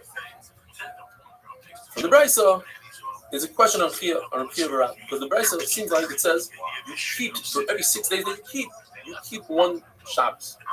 In fact, as the Brisa says, no forish, you count 6 days, and then you keep Shabbos. What do you do? Says the Gemara, all 7 days. This is amazing. The guy wakes up in the desert. His life is really bad, but it gets even worse. He cannot be Mechal Shabbos every single day of the week, only to sustain himself. He can only take enough food to live. And the day that he keeps for Shabbos, he makes Kiddush and Abdullah. If he recalls the day that he left, you could assume that day was definitely not Shabbos because he wouldn't travel on Shabbos. But he cannot assume that that day was also not Friday. In other words, get 2-3 days, because it's very possible that he got a good ride and he left on a Friday. We learned in the Mishnah that if a person forgot that today is Shabbos, has to bring a carbon for every Shabbos that he forgot. If a person forgot the concept of Shabbos, he brings one carbon for his entire life. Why? What's the difference? There's a contradiction in the Psukim. The Shamru B'nai Yisrael as a Shabbos is singular. You have to keep one Shabbos. And then it says the Shmoiru in the plural. So which one is it? Says the Gemara of a Shamru is referring to if a person didn't have the concept of Shabbos, according to Rav Nachman, he brings one carbon for all the Shabbos. But if he knew about Shabbos, just he forgot that today is Shabbos, he has to bring a carbon for each and every Shabbos. Rav Yitzchak says the same thing, but he learns from the opposite of the Psukim. He says, V'shom b'nei Yisrael says Shabbos means every single Shabbos you're over in Aveira. It's one Shabbos. So he's like the Shmoiru, all the Shabbosim that you machalo equal one carbon, and that's referring to the case where you lost the concept of Shabbos. Have a wonderful day.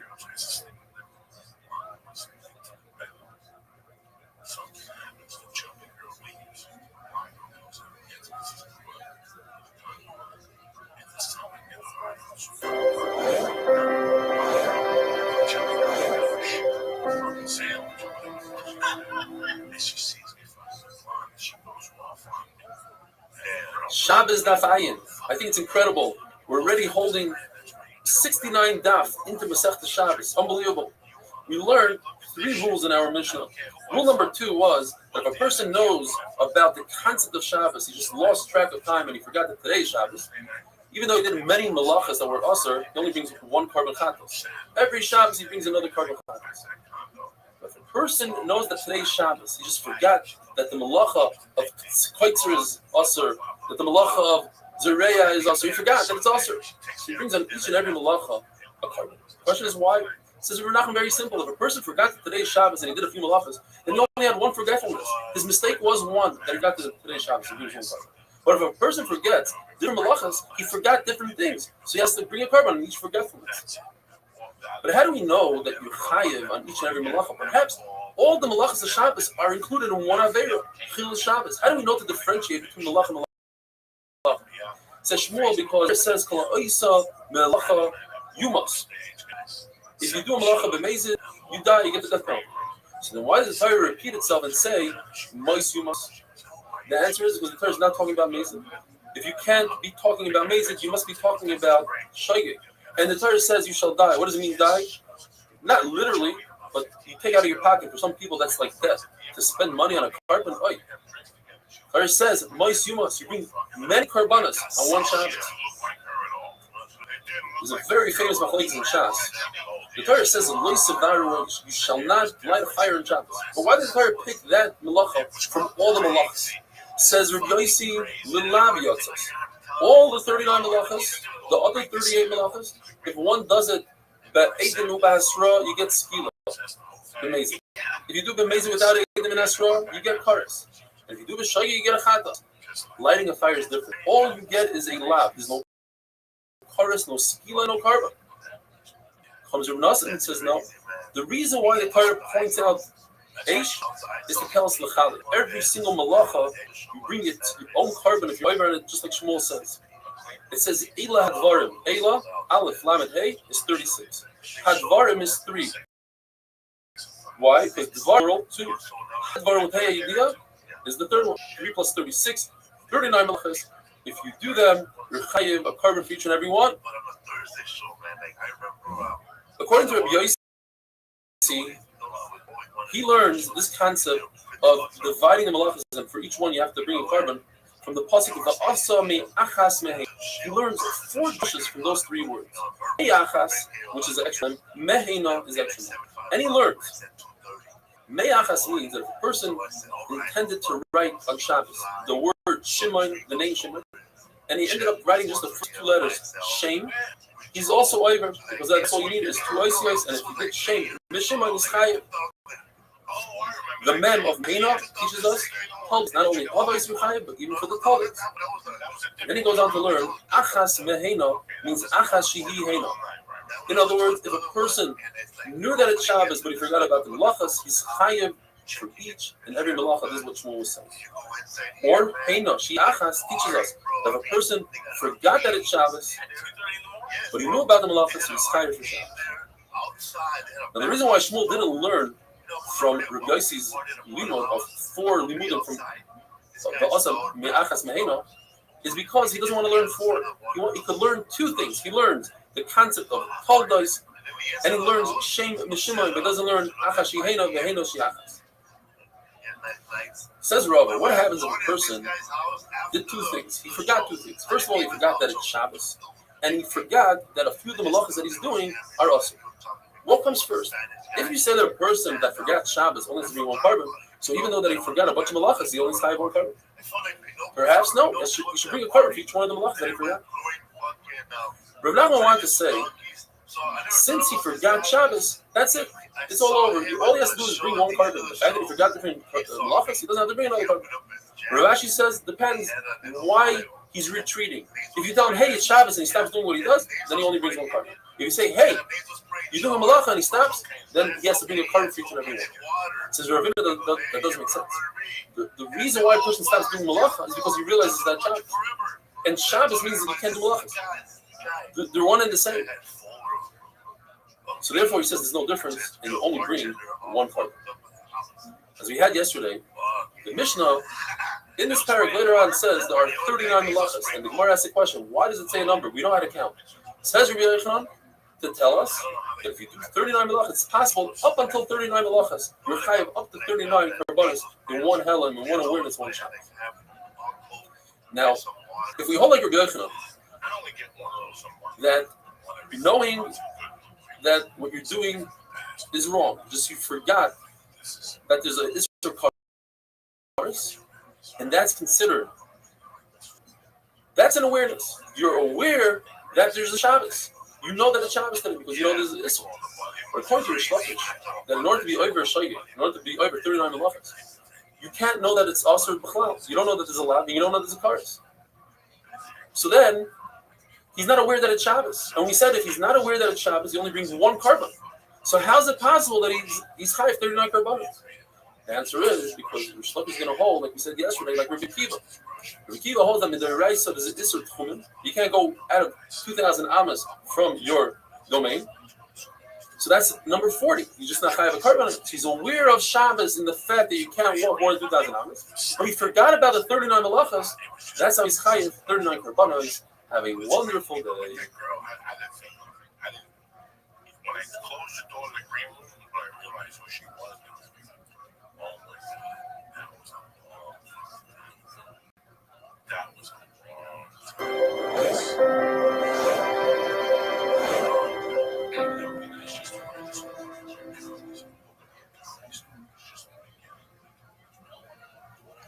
Shabbos Daf Ayin Aleph. The word tells us a very interesting concept called greira, to drag something.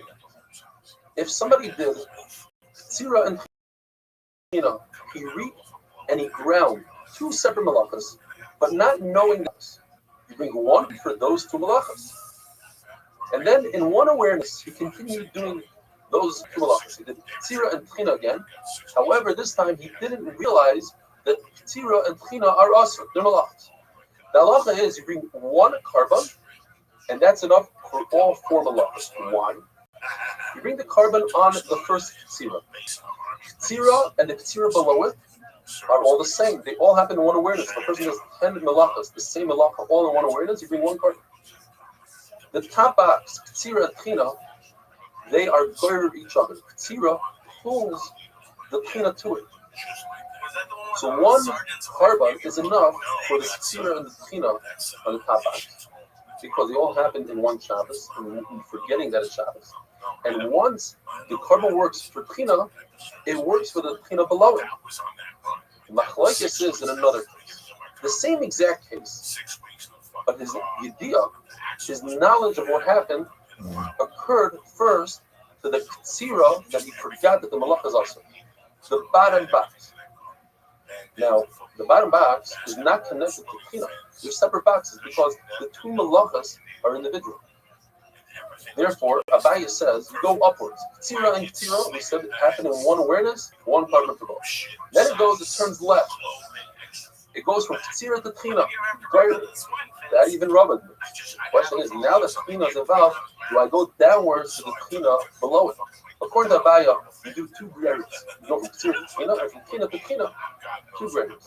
According to Rava, I only go one grade. So I go from tzira to tzira, and then from tzira to china, one carbon for three things. But the china on the bottom of Shigios Malachas, you need to bring your own carbon.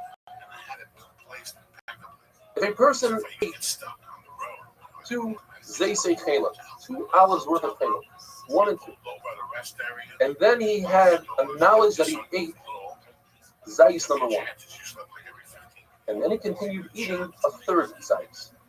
The center chela, the center olive worth of chela, is connected in awareness of olive number 1 and connected to awareness of olive number 3. So if you were to bring a carbon for the center one, it would work for 1 and 3. But what if you brought a carbon just for number 1? According to Abaye, it works on all the kazesim because of the concept of greira. 1 is connected to 2 and 2 pulls in 3. According to Rava, it doesn't work. It only works on 1 and 2 and not on 3. If I bring a carbon on 3, it only works for 3 and not for 1 and 2. But after Rava heard the concept of greira from Abaye, he admitted to Abaye that it works, but it only works once and not twice as he explained before. Rabbi Zera argues in Abaye and Rava, where Abaye and Rava say that tzira that was done, the Shigig Shabbos, I forgot that it's Shabbos, the carbon I bring on that could work on tzira that I forgot that the malach is also. Even though there are 2 types of averis, one is forgetting that it's Shabbos, one is forgetting the malach, one carbon works for both. Rabbi Zera argues, he says no. And therefore, if I have a half a kazayis of Shigig Shabbos, it doesn't, with a half a kazayis of Shigig Shabbos, be mechayev me 1 carbon. Rituah says that 2 pieces of chaylev that were cooked 2 different ways. Let's say 2 pieces of chicken. One was Kentucky Fried Chicken, which is straight, and one was Panda Express, which is straight. One is fried and one is Chinese. Even though they're both chicken, since Rituah seems to prepare differently, we have 2 concepts. One Lashon says, even so, that they are completely different. But when it comes to two halves, if one was conducted fried, but only a half a gazais, and the other one was Panda Express, a half a gazais, they are mitzvah together to create one whole gazais. That he would be high of a carbon because Rabbi Shua doesn't say zalacha to be makel to pattern the carbon. The other lashon is no. Rabbi Shua is consistent throughout, and even if it means that a half gazais and a half gazais do not combine together, it makes a kula. He still goes with his shita that two types of food are not the same. The Gemara tells us that that when you have 4 different types of food that are also to eat, chaylev, dam, noiser, and pigul, you bring 4 korbanos. If you have 2 types, 2 of the same, 2 chaylevs, you'll bring 1 for both, if it happens in 1 chaylev. That's the chum of different types over 1 type. Now, one type has a 2 types. If a person ate a half a gazai, and then another gazais, even though he had knowledge in between the 2 half gazais, that knowledge is not enough to be mechalik and say that he doesn't have to bring a carbon. Big machlokes in the sugya between Rav Yochanan and Rav Lakish, it takes up almost a full amud. If a person ate 2 kazaysi chaylev in 1 awareness, but his knowledge on kazayis number 1 happened before the knowledge of number 2, how many karbanos does he bring? 1 or 2? Rav Yochanan says he brings 2 karbanos. He brings a pasuk. It says al chatason, each chet and chet. And Rav Lakish says you bring 2 mechatason, even part of it you bring a carbon. Now, if you'll say that the machlokes between Rav Yochanan and Rav Lakish is discussing a situation before he designated the carbon, that's where the machlokes is. The machlokes is whether Yediyah is mechalik or hafrash mechalik. In other words, when I say that the knowledge is what separates the first Aveira and the second Aveira, and you have to bring 2 chatais, or perhaps it's the hafrash that's mechalik, the designation. So if you say that the machlokes happened before that hafrash, so Rav Yochanan will say Yediyah is mechalik, and according to Rav Lakish, the hafrash is mechalik. And the word mechatasa, according to Rav Yochanan, we'll have to explain in a very interesting case. If there's a person ate 1.5 kazayim in 1 awareness, but his knowledge happened later on only on 1 kazayis out of the 1.5. And then later on he ate another half a kazayis. Perhaps since the second half of kazayis can combine with the first half of kazayis because they are in 1 awareness, bring the second carbon on those 2 halves. And says Rabbi Yochanan, no, Meichatasa tells me that since I'm bringing a carbon on the first kazayis, including the first kazayis, is its partner, the half of kazayis. And the half of kazayis cannot be mitzvah the second half of kazayis. And if we're going to say that this is on after the donation, and Rabbi Yochanan is going to say that hafrash is machalik, and Rish Lakish will say kapara machalik, that only once you shut the animal and you use rika, the kapara, that's when you start all over and you have to bring another carbon. Then al chatasai, what does Rish Lakish do with al chatasai? He'll say that that pasuk is referring to after the having 1 day.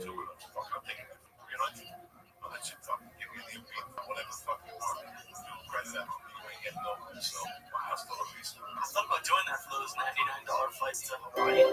It's like a time journey. And apparently they get really mean when you start saying no, they'll go to your wife and be like, hi, you with this loser of a guy. But apparently at the end of it, it's like $99 flights to Hawaii. So Shabbos daf ayin beis. I don't want to say anything, but yesterday's daf ayin aleph was one of the most difficult daf, at least for me, to give over. Today's daf is a lot easier. The Gemara describes Ashim Kali and Ashim Badai. If a person has a suffix whether or not he ate a piece of meat, he has 2 pieces of meat in front of him, and he's not sure if he ate the one that belongs to Hekdesh or the one that's Chulin. So he sets aside a carbon Ashim Kali. According to a carbon, he can stipulate and make it now and say, if I find out at a later time that what I ate was indeed Hekdesh, so the carbon I already brought today, Shomar. In other words, it's not necessary to have knowledge. When it's not necessary to have knowledge doesn't accomplish anything. Says Zula, a tremendous chiddush. If so, if a person was boiled a shifach harufa 5 times, shifach harufa is a shifach knanis, engaged to be married to Eved Ivri, and a person had 5 relationships with her. In between each relationship, he had knowledge. That is idea, the knowledge, to accomplish anything. I could bring 1 carbon at the end and it would capture all facts. The Gemara goes on to say that to everybody, if a person designated a carbon for his first act, that designation stops everything. It's mechalik. And anything past that designation, you'd have to bring another carbon. Really? But according to Rabbi Akiva, who argues on Rabbi Tarfon, it says that by Osham Vadai you need knowledge in order to bring the carbon. Then Osham Vadai is no different than a chatas. And just like we had the other day, that is machlik between Rabbi Yochanan and Shlokish in a chatas. If a person ate two pieces of chaylev in one awareness, and then he had knowledge that one of those pieces was chaylev, that knowledge, yediyah, is machalik according to Rabbi Yochanan. It separates and divides, and therefore you would have to bring two korbanos. According to Rish Lakish, that yediyah is not machalik, you bring one carbon. The same halacha would apply to Hashem. So if a person had a yediyah in between acts, you would have to bring two korbanos. According to Rabbi Yochanan, according to Rish Lakish, just one carbon. And now we go on to the sugya of misasek. Misasek is someone that's preoccupied. He does something inadvertently because he's preoccupied. For instance, if there's a knife on the ground and he lifts it up to himself, and by doing so he cuts a fruit off the ground, does zero. That's a misasek. He's completely putter according to everybody. What happens if he intends to cut fruit A, which is detached from the ground, but he ends up cutting fruit B, which is attached to the ground? According to Rava, this is not a chatika b'yisur. He didn't intend to do a wrongful cutting, and therefore he's putter. But according to Abaya, he intended to cut. You're right, it's not a wrongful cutting, but he intended to cut, and he accomplished cutting, and therefore it's a shogeg, and he's chayv. The Gemara goes into Raya to Rava from a brayso that has a reisha, and the reisha the Gemara says is referring to why Shabbos is more stringent than other averos, meaning the zara. In other words, if a person does two malachas on Shabbos, he's chayiv two korbanos. That's very stringent. Versus avodah zarah, if he does three avodah zarah in one awareness. He shmos avodah zarah. He brings the animal on the mizbeach for avodah zarah. He pours wine for avodah zarah. All three. You only bring one carbon, which is stringent in Shabbos. The brayso, the sifa of the brayso, and that's the other, says the opposite. And there's something in other mitzvahs are more stringent than Shabbos. For instance, the person is shogeg without cover by other mitzvahs. He's in Shabbos. He's father. What's the example? If he thinks that he's eating fat, but it turns out that he's eating chaylev. In other averos mitzvahs, he's chaylev carbon, and in Shabbos he's father. What's the case in Shabbos? That if he tried to cut, he thought that he's cutting a fruit that's detached, and he ended up cutting a fruit that was attached. According to Rava, or according to the Brayso, he's potter. And it's exactly what Rava said. It's a good raya to Rava. Abai will say that the shogeg over here is talking about a person who thinks that he's swallowing spit, but indeed he's swallowing fat. And he would be chayiv. Mashenkin Shabbos is referring to when he tried to lift the knife up, and by doing so, he cut a fruit, and that, according to everybody, he's potter. But in Rava's case, where he thought that he's cutting a fruit that's already detached, but he ended up cutting a fruit that's attached, he'd be chayiv. Now the Gemara just goes on to say that we can't say that the reisha is not talking about avodah. The reisha, let's say, is talking about two malachas of Shabbos versus it's like chaylev and dam. Well, it would be equal. Shabbos, you'd be chayiv two korbanos, and chaylev and dam, you'd be chayiv two korbanos. So therefore, the Gemara is forced to say we're talking about avodah zarah. Now the Sefer cannot be talking about avodah zarah. The person did a shogeg, he's chayiv. That's not true. By avodah zarah, all shogegim are potter. For instance, the person thinks that he's bowing in a shul, but in fact he's bowing to avodah zarah. He's completely potter because his heart is HaKadosh Baruch Hu. And if a person is bowing to a statue, and he decided that the statue is avodah zarah, then it's avodah zarah. Then he's amazing. And if he doesn't decide that the statue is avodah zarah, then he didn't do anything. What if he bows to avodah zarah out of fear for his life or out of love? Now, of course, he shouldn't do it. He should give his soul. He should be meiser nefesh. But what if he did do it? He's also potter, according to Rava. So therefore, the Gemara is forced to say that the Sefer is talking about other mitzvahs and the Reish is talking about avodah zarah. Have a wonderful, wonderful day. Some places, people are scared because it's empty. The place is empty, don't lose money. You want to having a good time. At the end of the week, you're going to be enjoying all the weddings. And later on, never find out a year later that everybody that was involved in that trouble went to prison. Including now. Shabbos Daf Ayin Gimel Continue with yesterday's amazing sugya of Masasik. We had a case where a person thought that he's cutting something that's detached from the ground, and in fact, he cut something that's attached to the ground. According to Rava, that's not a chaticha de yisura. It's not a wrongful cutting because he thought that he's cutting something which is mutter to cut. It ended up being asur, so therefore he's completely putter. It's not even a shayk. But according to Abaya, since he intended to cut, the fact that he didn't know that what he's doing is asur doesn't make him a misasik. He's a shayging and has to bring a color. The Gemara brings two more cases where Abaya and Rava argue, and they're a step more than what we're talking about. The second case is where a person takes, let's say, a ball, and he tries to throw 2 amas in Rosh Hashanah, which is half of the shear that you have to throw in order to be chayiv. The shear is 4 amas. The ball traveled 4 amas. Over here is different. He intended to do a half a isser, whereas the first case, he didn't intend to cut something that's attached. It's detached, it's completely mutter. Rav in this case says he's potter, and Abaye says he's chayiv. And finally, the third case, which is worse than the other 2 cases, is where he intended to throw an object 4 amas. And he knows that throwing 4 amas in Rosh Hashanah is asur. He just doesn't know that he's standing in Rosh Hashanah. He thought he's standing in Rosh Hashanah. According to Rava, he's potter. According to Abaya, he's chayiv. But if we go back to the middle case, a person intended to throw an object 2 amas, and it traveled 4 amas. In other words, he intended to do a half a shear, and it went the whole shear. Abaya says he's chayiv. If so, we take the sugya. We had this question twice already, and it's on today's Mishnah. Mishnah tells us that there's 39 Avos Malachos. Why tell us a number? The answer is to tell us that you could get up to 39 karbanos in one Shabbos, in one awareness. But if a person is a shaygig in all 39 Malachos, the Gemara asks, then he doesn't know what Shabbos today. If there's no Yisurim, then it's not Shabbos, then Shabbos is no different than say Monday. So the Gemara says that according to Abaya, it's possible that he knows that all these Malachos are asur. He's a shaygig. He doesn't know what the shear is. Not knowing the shear, let's say the shear is a Kiseva, Sagasa, whatever the shear is, he thinks it's more. And he didn't have. According to Abaya, it's a shaygig, he's chayiv. But according to Rava, it says that he's potter in that case. So we have to say the two reasons that we said the other day, either according to Rabbi Yochanan, his shaygig is that he doesn't know this consequence that he gets paris, or according to Rish Lakish, there's a 40th malacha called the Tumen, he's aware that you're not allowed to walk more than 2,000 amas on Shabbos. And now for the amazing, famous Mishnah, which will take us through the entire Masechta Shabbos, describing the 39 Avos Malachos. Avos Malachos are the headline categories. There are many that are below, and in those categories, according to Yerushalmi, each Av Malacha has 39 Taldos. Rabbi Yochanan Rish Lakish discovered after 3.5 years, and each one is chayiv v'deraisa, just like the Av. But we can break them down into groups. 11 of them have to do with baking bread or the cooking of the samamanim, the dyes, and all these 39 malachas have to do with the meleches hamishkan. These are 39 steps that they took in the midbar to build the mishkan, and 11 of them were steps needed to cook the dyes. 13 of them are to make fabric, and the fabric was needed riyas hamishkan. Some are for the hides, for the tachash, for the top of the mishkan.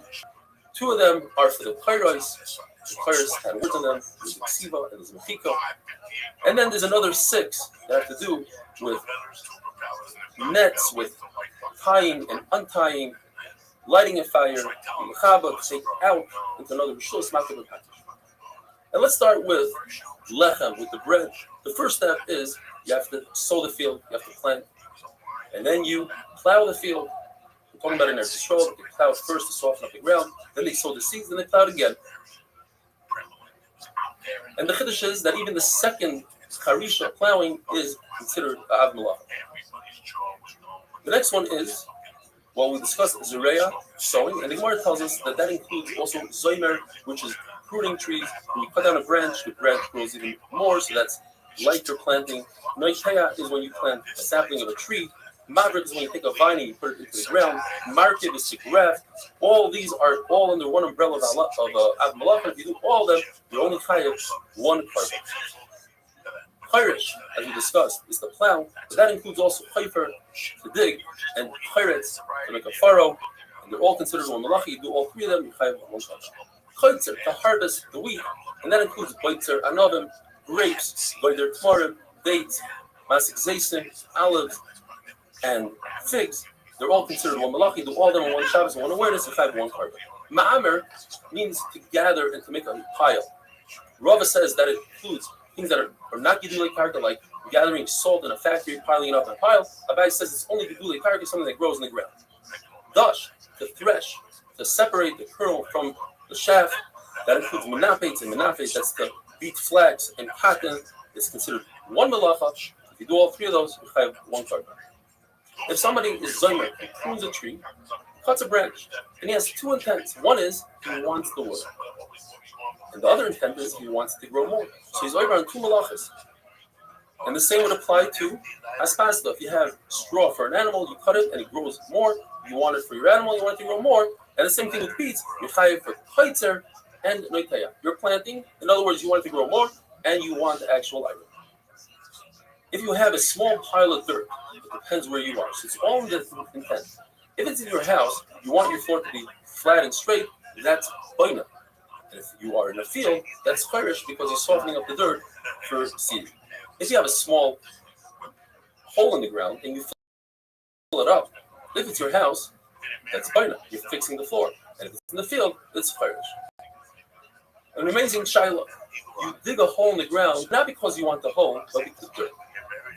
You are plucking. Even according to Yehuda that says, Melacha shein tzricha legufa, you are chayiv. Meaning, if you do a melacha, but you don't want that, the melacha is the solution. For instance, you have a dead body in your house and it's making a terrible odor. You take the body out. You don't want to take it out. What you want is you don't want to smell. You don't care about the outcome. You don't care about carrying. You care about not having a smell. Over here, you don't care about having a hole. You care about having dirt. But in this case, where you would agree that since you are metaltal, you're ruining something. You are puppet. But Papa says that you take dirt and you throw it at a palm tree in order to get the dates. You're chayiv on two things. First of all, you are toilish, which is kaitzer. You're taking fruit off the tree. Second of all, you're mefarim, which is a malach of dash. You are breaking things up. You're separating. You're separating the dates from the wood around it. Rav Ashi says no. Since that's not the way to do it, you are puppet. And tomorrow we'll be talking about the three types of separation, Boyer, Zoyer, and Merake. Have a wonderful day. It took her 3 hours to do, man, and it spiced it up. It tastes like pretty good. What's it made of? No, jackfruit. Jackfruit? Yeah. Jackfruit. This fruit out in China. It comes in a can, it comes in ours. It's like an artichoke. And you gotta break it up. Shabbos daf ayin daled. Within the 39 malachas, 3 of them are one and the same. Zoira, winnowing, boirer, selecting, merakit, sifting, they accomplish the same thing. You're separating the good from the bad.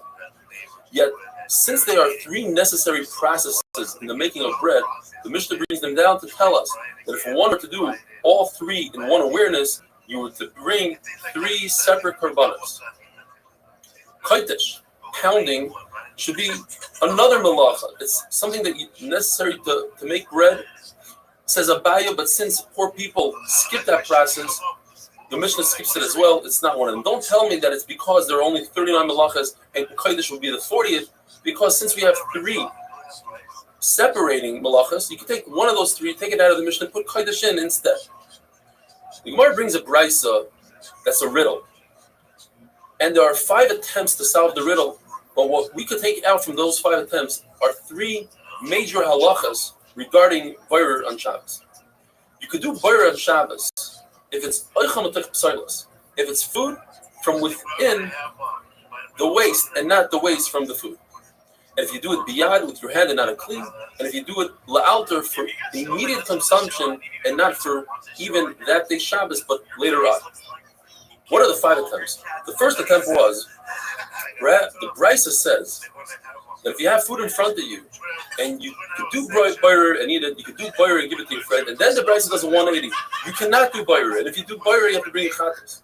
Perhaps the Reish is talking about for that day, and that's mutter, but if you do it for Sunday, that's a chiyuv chatas. The Gemara says that can't be. There is no malacha that you could cook on Shabbos, but you can't cook for Sunday. Perhaps the brisa is talking about a half a shear. If you do a half a boirer, half the amount, that's okay. But if you do the full amount, that's a chiyuv chatas.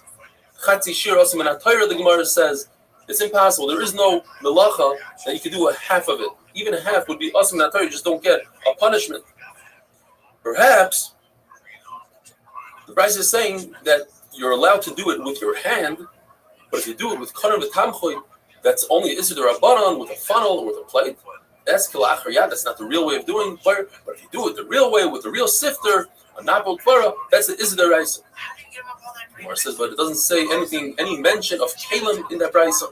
Perhaps it's talking about oichal mitoch psoilos, and that's mutter. But psoilos mitoch oichal is also again. The brayso doesn't mention anything about oichal mitoch psoilos. Says Abaye, therefore, I say the pshat is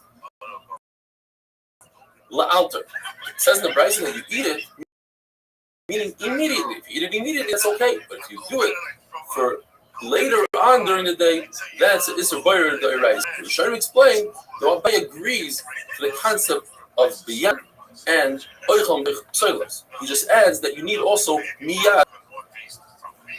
Gemara doesn't threw a whole box of fruit that included different leaves and psoilos on the table in front of Rav Ami and Rav Asi. And Rav Dimi saw this and he wasn't sure if it was because Rav Bibi held that even oichal psoilos is asur, and therefore he spread it on the table that there shouldn't be a problem of buyer. It just selected itself. He just grabbed an apple, or perhaps he wanted to show ayin yafa. He wanted to show that he's large. He threw all the fruit on the table. Chizkiah says that turmasin, type of bean, is considered psoilos and toichaychel, even if you take out the actual food, because it requires 7 cookings. And even after 2 or 3 times, if you don't remove the oichel, the actual bean, it turns into psoilos. It can ruin other beans. And now we go to Amud Beis. The Gemara tells us halacha, not in Bayer. Now we're done with Bayer. If somebody takes a beet and chops it up really, really thin, he minces it, that is considered toichem, grinding. If it applies to all vegetables, if you were to take a piece of wood and saw it and create sawdust, that is also toichem, grinding. Rav Ashi says if a person is careful about the size of the wood, he will be over a mechatech. Like in the Mishnah, if you cut it to a certain size, cutting. The Gemara asks, why does the Tana talk about afiyah, baking, when in the Mishkan there was no baking, there was cooking samimanim? Says the Gemara, because that's what people are familiar with the process of baking, and therefore the Mishnah is about baking. You're over on the Issur of mevashel, even on non-food items, such as wood, pegs. If a person takes a peg and puts it in the oven, since it first softens it up like bishul, it extracts the moisture and then hardens it up. That's bishul. You'd also be over on bishul if you take tar, which is hard, soften it up.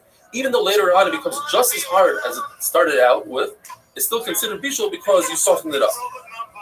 If you take, the Gemara says it's possible, it's a riddle.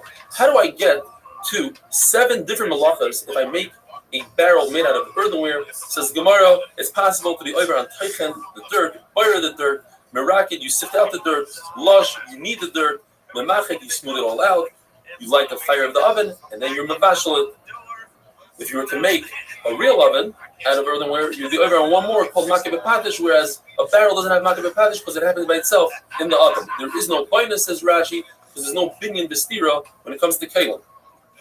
If one were to make a basket out of reeds, you could be over on 11 different averis. How? You have to plant the reed, you have to reap the reed, you have to gather the reed, you have to select it, you have to smooth it out, you have to grind it, you have to cut it, you have to start it on a reel, mesa, you put it, you set it out in the 2 loops, oireg, you put the reeds together, and makeh b'patish. And if you were to bend over the top, a lip for it, to be over also on haifer, on sewing, and kosher, making a knot. If you were to do tviyah, spin the wool of an animal while it's still attached to the animal, machloikas. According to Rabbi Bechani, it could be over on 3 things. Guy says, minapitz, untangling it, and tviyah, spinning. Rav Kahana says, but since it's on the animal's alive, or it's still on the animal, that's not the way to do it, and therefore you're not over, and that's klachiyat, you're not over. Even though in the Mishkan you had women that did the tefillah, they spun it on the animal while the animal was alive, that's chachama, it has special chachma, but today it's considered kilach or yad. If one were to pluck a feather from a bird, you're over on geizes. If you cut it specifically on the top, you're over on mechatech, and if you pull off the feathers, the small feathers, off the stem, you're over on memachek, smoothing it out. Where was there knots in the Mishkan? the folks who were trapping the chilazon to make tchelas, they used nets and they would add to the net and take off from the net. So they made shiras and they made knots and they would undo the knots. Now, you can't say that the pshat is that there were two knots and two threads in the Mishkan and you undid one, because even for a regular king you wouldn't do so. So certainly not for HaKadosh Baruch Hu. Taifer, sewing means one in, one out. In other words, one full stitch. It doesn't come apart because you make a knot on it. Have a wonderful day.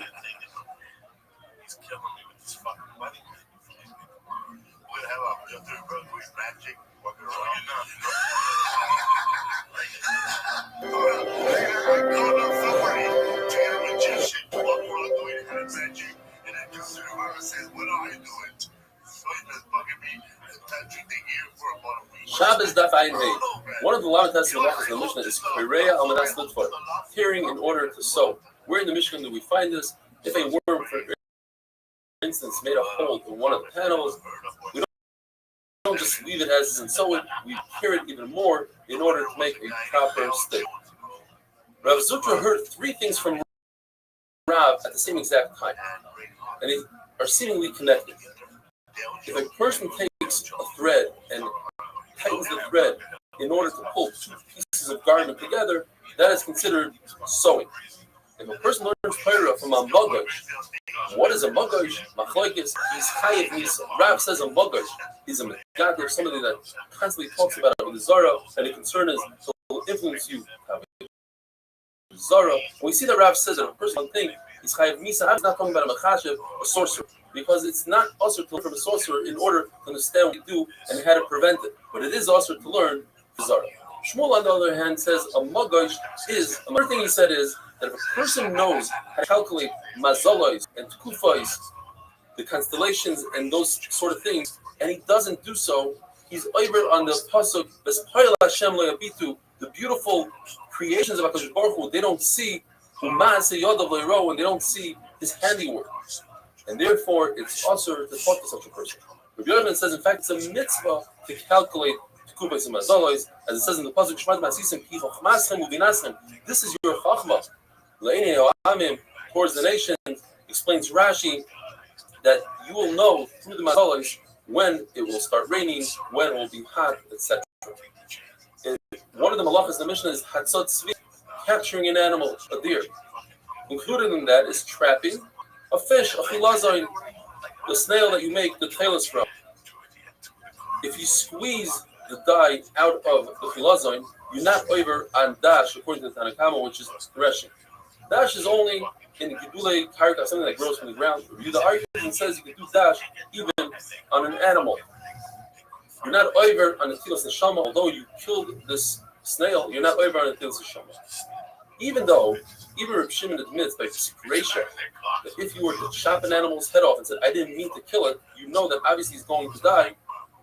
In this case, since he wants the snail to stay alive, it's in his benefit that the snail should continue living, since the dye will be clear, therefore it's considered a misaseh, and he's potter. What is the isra to chef an animal? According to Shmuel, it's netilas neshama. According to Rav, there's also netilas neshama, but in addition to that, there's the isra of tzeiveya of a dye. Says Rav, I don't want people in future generations to make fun of me and laugh. Let me explain myself. A person can have blood on the neck of the animal by the makam shchita, so that other people will see that it's meat and they'll come and they'll buy it. It says in the Mishnah, two malachas. If you salt hide and you tan the hide. The Rebbe and Shlokish both say that those are one and the same, and therefore let's take one of those away and instead insert the malacha of misarte, of creating lines like we have in the Sefer Torah, putting lines into the hide. This is also Doraisa. Rabbi Ravuna says, and this is explained by Ravashi, if you salt meat because you want to keep it for long term, you want to go on the way with it, that is ma'abed, that's tanning. Rava says there's no such thing as tanning food, and it's not also. The Mishnah says, smoothing out and cutting. Says Ravacha Bar Chanina, you could be over a memachik of smoothing out if you smooth out dirt between the pillars of a building. Rishon Levi says 3 halachas. If you cut wood for a fence and you sharpen the top so people can't climb over, you're over on cutting wood in specific lengths. If you take a bandage and you put it over a wound and have a cream and ointment, and you see that ointment, that is memachet. Anything that has that you're doing a gemara malacha, you're finishing off an object that's called makeh b'kadish, one of the last malacha in the Mishnah. For instance, if you take a stone that's already not attached, detached from the ground, and you smooth it out, or you try to make a depiction, a kli, you blow, or if you have a garment that the small things in little fibers bother you and you pick them out, that's makeh b'kadish. They had writing in the Mishnah, and that was just like on a shul, right? This is one, it's out. They had the same thing in the Peiros of the shul. However, erasing is more stringent than writing. Writing, you need 2 ICOs. Doesn't matter how big the ICO is. But erasing, even erasing one very large ice, where you can write 2 ICOs, would also be over. The Rush points out, it doesn't have to be erasing a letter, it could be erasing a glob of ink, as long as you're making room to write 2 letters. We learned in the Mishnah, these are the Avis Malachos. What is it? These are the Avis Malachos that tell us that there aren't more than the 39 mentioned, although according to Rabbi Lezer, you also chayav on every tolda. If you do it together with the Av, you'd be chayav. In addition to the Av, you'd be chayav for the tolda. Our Mishnah holds you're chayav 1 for the Av, and all the toldas are included in that Av. According to Review, that there are an additional 2 malachas, bringing you up to 41. Shoyveit and medaktik. These are malachas concerning weaving. You bring down the chassis, the erev. But we have in our Mishnah, arba'im chaser achas, 1 less than 40, meaning we don't include those 2. Those 2 are included in Mesach and Erev. Says a new Mishnah. There's another rule, not a large rule like the first Mishnah, not a major rule, but a rule, nevertheless. Now we're talking about itself. For the next few days, we're talking about itself for a while. In order to be over on itself from one rishus to another rishus, it has to be an item that you typically store, and it has the right shear that you store. If typical people don't store this, but you stored it, you yourself will be over, no one else. In the place of the Gemara, what's an item that people don't store? One man says dam nida, the other man says asherah tree. Now the Zara tree, which is also bad enough. Man says dam nida certainly would agree with asherah, since it's also bad enough, is not something people store. Although dam nida, even once you showed it to the Rav, there's no need for it at all. You could possibly feed it to a cat. The Papa says that's a terrible idea. The person that the dam will suffer if it drinks that blood. And finally, our Mishnah cannot be going according to Restream by Yochai, who says that there's a difference between a wealthy person and a poor person in terms of the shear.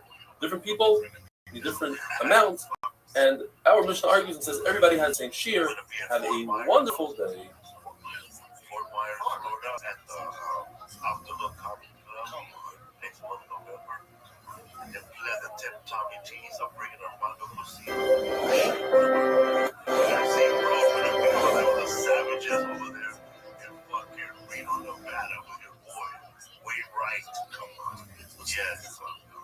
Shabbos Daf Ayin Vav. We're continuing with yesterday's Mishnah. What constitutes an object that people care about, and therefore it's possible to bring out from one domain to another? Rav Shimon the Logic comes up with the third opinion, and he says, if this object typically people don't care about, but you do care about it, you showed interest in it, and you keep it, you just cause the entire world to be over the Isra Beitzah if they take it out.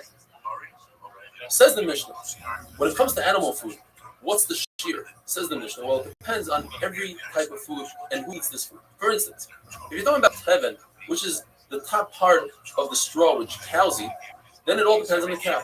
So the shear is a cow's mouthful of teven. Anything less than that, you're not chayav. If you're talking about atzo, which is bean straw, which only camels typically eat, so then the shear is a camel's mouthful, which is larger than a cow's mouthful. If you're talking about the bottom part of the straw, the kash, that's what sheep eat. So it's a sheep's mouthful, which is, in fact, a gregaris, a dried fig. Grass and garlic and onion leaves, if they're dry, that becomes goat food. and it's a goat's mouthful. And if they are moist, it's no longer raw for a goat, that becomes human consumption, and therefore it's a gregaris, a dried fig. This is machlokes. What happens if a person takes out camel food, this bean straw, and he takes out the right amount for a cow? A cow's mouthful, and he wants to give it to the cow. The Rebbe says since it's a cow typically don't eat this, then he's popped. The Shlosh says, but occasionally a cow would eat it, chai. But everybody agrees if you take out regular straw for a camel, but the shear is the shear of a cow, mouthful. Now you have the proper shear. Yes, you're going to feed it to a camel, and the camel's mouth is much larger. Nevertheless, you're chayiv because you took out the proper shear for a cow.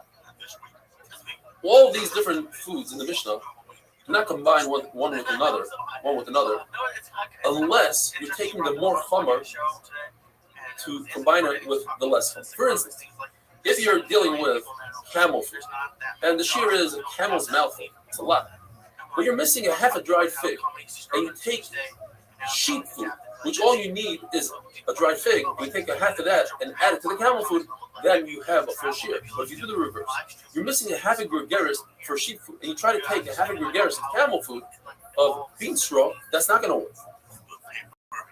And the reason is because people would take and combine these foods to show as samples to sell. And we have similar halacha when it comes to different garments and different fabrics. What constitutes a fabric to be mekabel tumah? So a regular fabric is 3 tefachim by 3 tefachim. If you're talking about a sack, it's 4 tefachim by 4 tefachim. Leather is 5 tefachim by 5. And a reed mat is 6 by 6. Each one can combine with the one below. So the mat can combine with the leather, and the leather can combine with the sack, etc. Why? Because they can combine to the tumah of Moshe. So since there's a situation where they can combine with each other, they combine in all situations, and therefore, by us also, since there's a situation where you sample this and sell it together, they combine together. Human food, the shear for Eitzah is a gregaris, a dry fig, and that's why all foods can combine with each other because they all share the same shear. When it comes to human food, don't consider the pit, the shell, the oikets, the little piece the little branch that sticks out, subin and mursin, which is fine bran, coarse bran. Review this says that the peel of lentils and beans are mitzvah to the actual food, but old beans are not mitzvah because they look like dead flies in your food. The coarse and the fine bran are mitzvah for the shear of challah. Why? Because it's considered lechem haaretz. Poor people eat it, so it's considered bread. But in terms of Shabbos, when you need something to cook, that's not fun. It's not considered food, and therefore, for the shear of Shabbos, it's not mitzvah. And with this, we finished Perek Klal Gadol Hadron Aloch Klal Gadol. The next Perek is called Hamoitzi Yain. We're continuing with the halachas of Eitzah. When it comes to liquids, what is the shear? So wine, the shear is enough to make kiddush, which is a quarter of a revius of wine, which you add 3/4 of a revius of water to. When it comes to milk, as much as you can swallow. Honey, as much as you put on a wound. And oil, enough to anoint a small limb. Water, in order to make anointment for an eye. And other liquids is revius, and other waste liquids is a revius. Reb Shimon says all the shiurim in the Mishnah are one, and that is a revius. Now, if you decided to keep and hide, put aside the smaller shiurim, then you just created with those smaller shiurim a chiyuv. However, the Tanna Kama holds that once you decide that something is valuable to you, then you don't need a shiurim of the Mishnah. Even less than those shiurim also are chayiv and Eitzah. Have a wonderful day. Waffles, apples, oranges, fruit, white bread, rye bread, English muffin, coffee's 24 hours, fresh coffee maker in your room, a gym that wasn't bad, a heated pool, a wake-up call, a business office, or 3 different terminals that you don't have to pay for. So when I'm flying with my family, I know like Shabbos Daf Ayin Zayin. Robert proves from our Mishnah that since most liquids, the shear of Eitzah, take out liquids into Rishus Rabbim is reduced. Therefore, wine, the shear is a quarter of a revius. Because in order to drink wine, you need to dilute it with 3 parts water. Asks Abaya that in Mesechus Nida it says Yain HaShiroini is 2 parts water, not 3. In addition to that, asks Abaya, but you didn't add the water yet. So why are you chayav on just taking out a quarter of a revius? Says Rabba, because a quarter of a revius is chashuv, and in order to be over on it has to be something that's chashuv. Since you could add water, even though you didn't, it's chashuv. The fact that you asked me from Mesechus Nida and Shirayim is very weak wine. It's 2 parts water to 1 part wine. Or we're discussing declaration red. It's 2 parts water, 1 part wine. Nothing says the site where wine needs a revius or a quarter of a revius. When it comes to congealed wine, you need a full kezayis, which equals to a full revius, not a quarter of a revius. And we have a similar halacha, says Rabbi Yosef, when it comes to tumah of the blood of an avela, where Bishamai says it's one of the places that Bishamai is making. And Basil say it's time provided that's a full revius, which in turn could turn into a kezayis of congealed blood. Kezayis blood. So Gemara has 2 questions. When it comes to tumah, the shear is a kezayis. When it comes to Shabbos, the shear is a revius. Therefore, there's no correlation between the 2 esanim. Perhaps blood, which is thicker than wine, requires a kezayis. But wine needs a lot more than a revius to create a kezayis. And therefore, if you take out into just rather less than kezayis congealed wine, maybe you're already over. Maybe in that you have a revius. On the other hand, perhaps wine this thin needs a revius. Perhaps blood that's thicker needs less than a revius to create a kezayis. The Mishnah uses the word gemia. The shear for milk is the swallow, gemia. Says Gemara, in our Mishnah, gemia is spelled with the aleph, not an ayin. But there are 3 other Mishnayos in Masechet Shabbos that have words that could be spelled either way, aleph or ayin, and they're all spelled with the ayin. Yarinim, oimemais, amtzim. They're all with the ayin. The milk of an animal, the shear is enough to swallow, but though the milk of a woman and the white of an egg is enough to put into the ointment called keeler. And keeler itself is enough to mix it with water. That's the shear. The Gemara remains in the tekel. As Rashi explains, we're talking about putting this ointment in 2 eyes. Is it enough to put in 2 eyes, or 2 eyes plus whatever remains on your finger, the larger shear? Rav says an amazing, famous saying: "The God created this world is for a purpose. Even an annoying fly serves a purpose to heal the bite of a hornet, the sting of a hornet, and the slug, which you think has no purpose, could heal the wound. A mosquito could heal a snake bite, and the snake itself could heal boils. That is, if you take a black snake and a white snake and you boil them up, you smear it on the wound. A spider could heal the wound of a scorpion. And the Gemara tells us there are 5 irrational fears where the strong is scared of the weak. One of them is that the lion is scared of a certain animal that screams really loud. Some say, the Yoda, I think, or others, want to say something similar to a honey badger, which is known today as a very small animal that's fearless and scares the lion away. Elephant is scared of a mosquito going into its nose, into its ear, and a scorpion is scared of a spider, an eagle is scared of a swallow, and the leviathan is scared of the kilbis.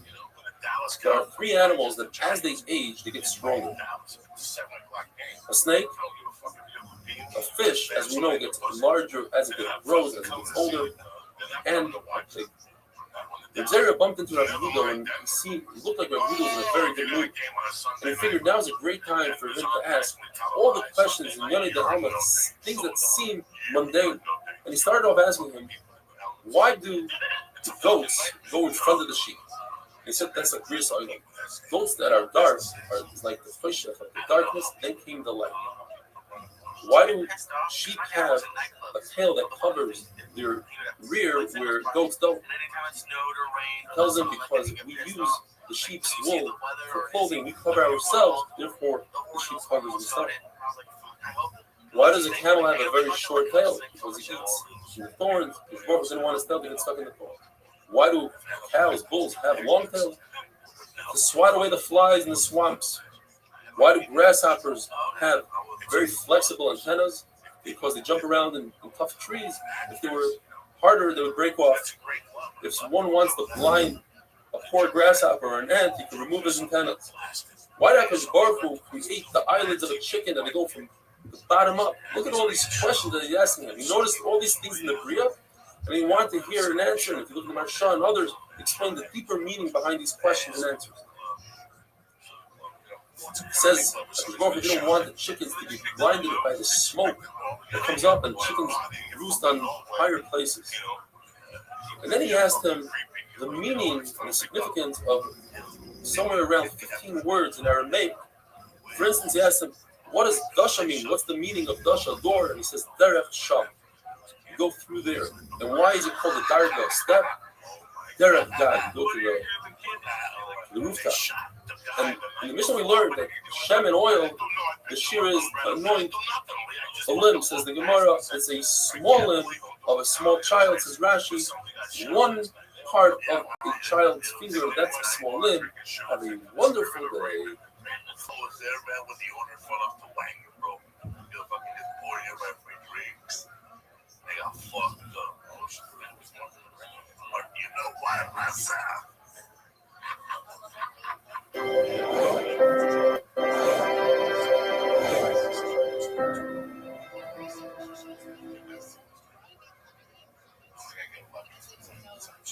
Shabbos Avayin Ches.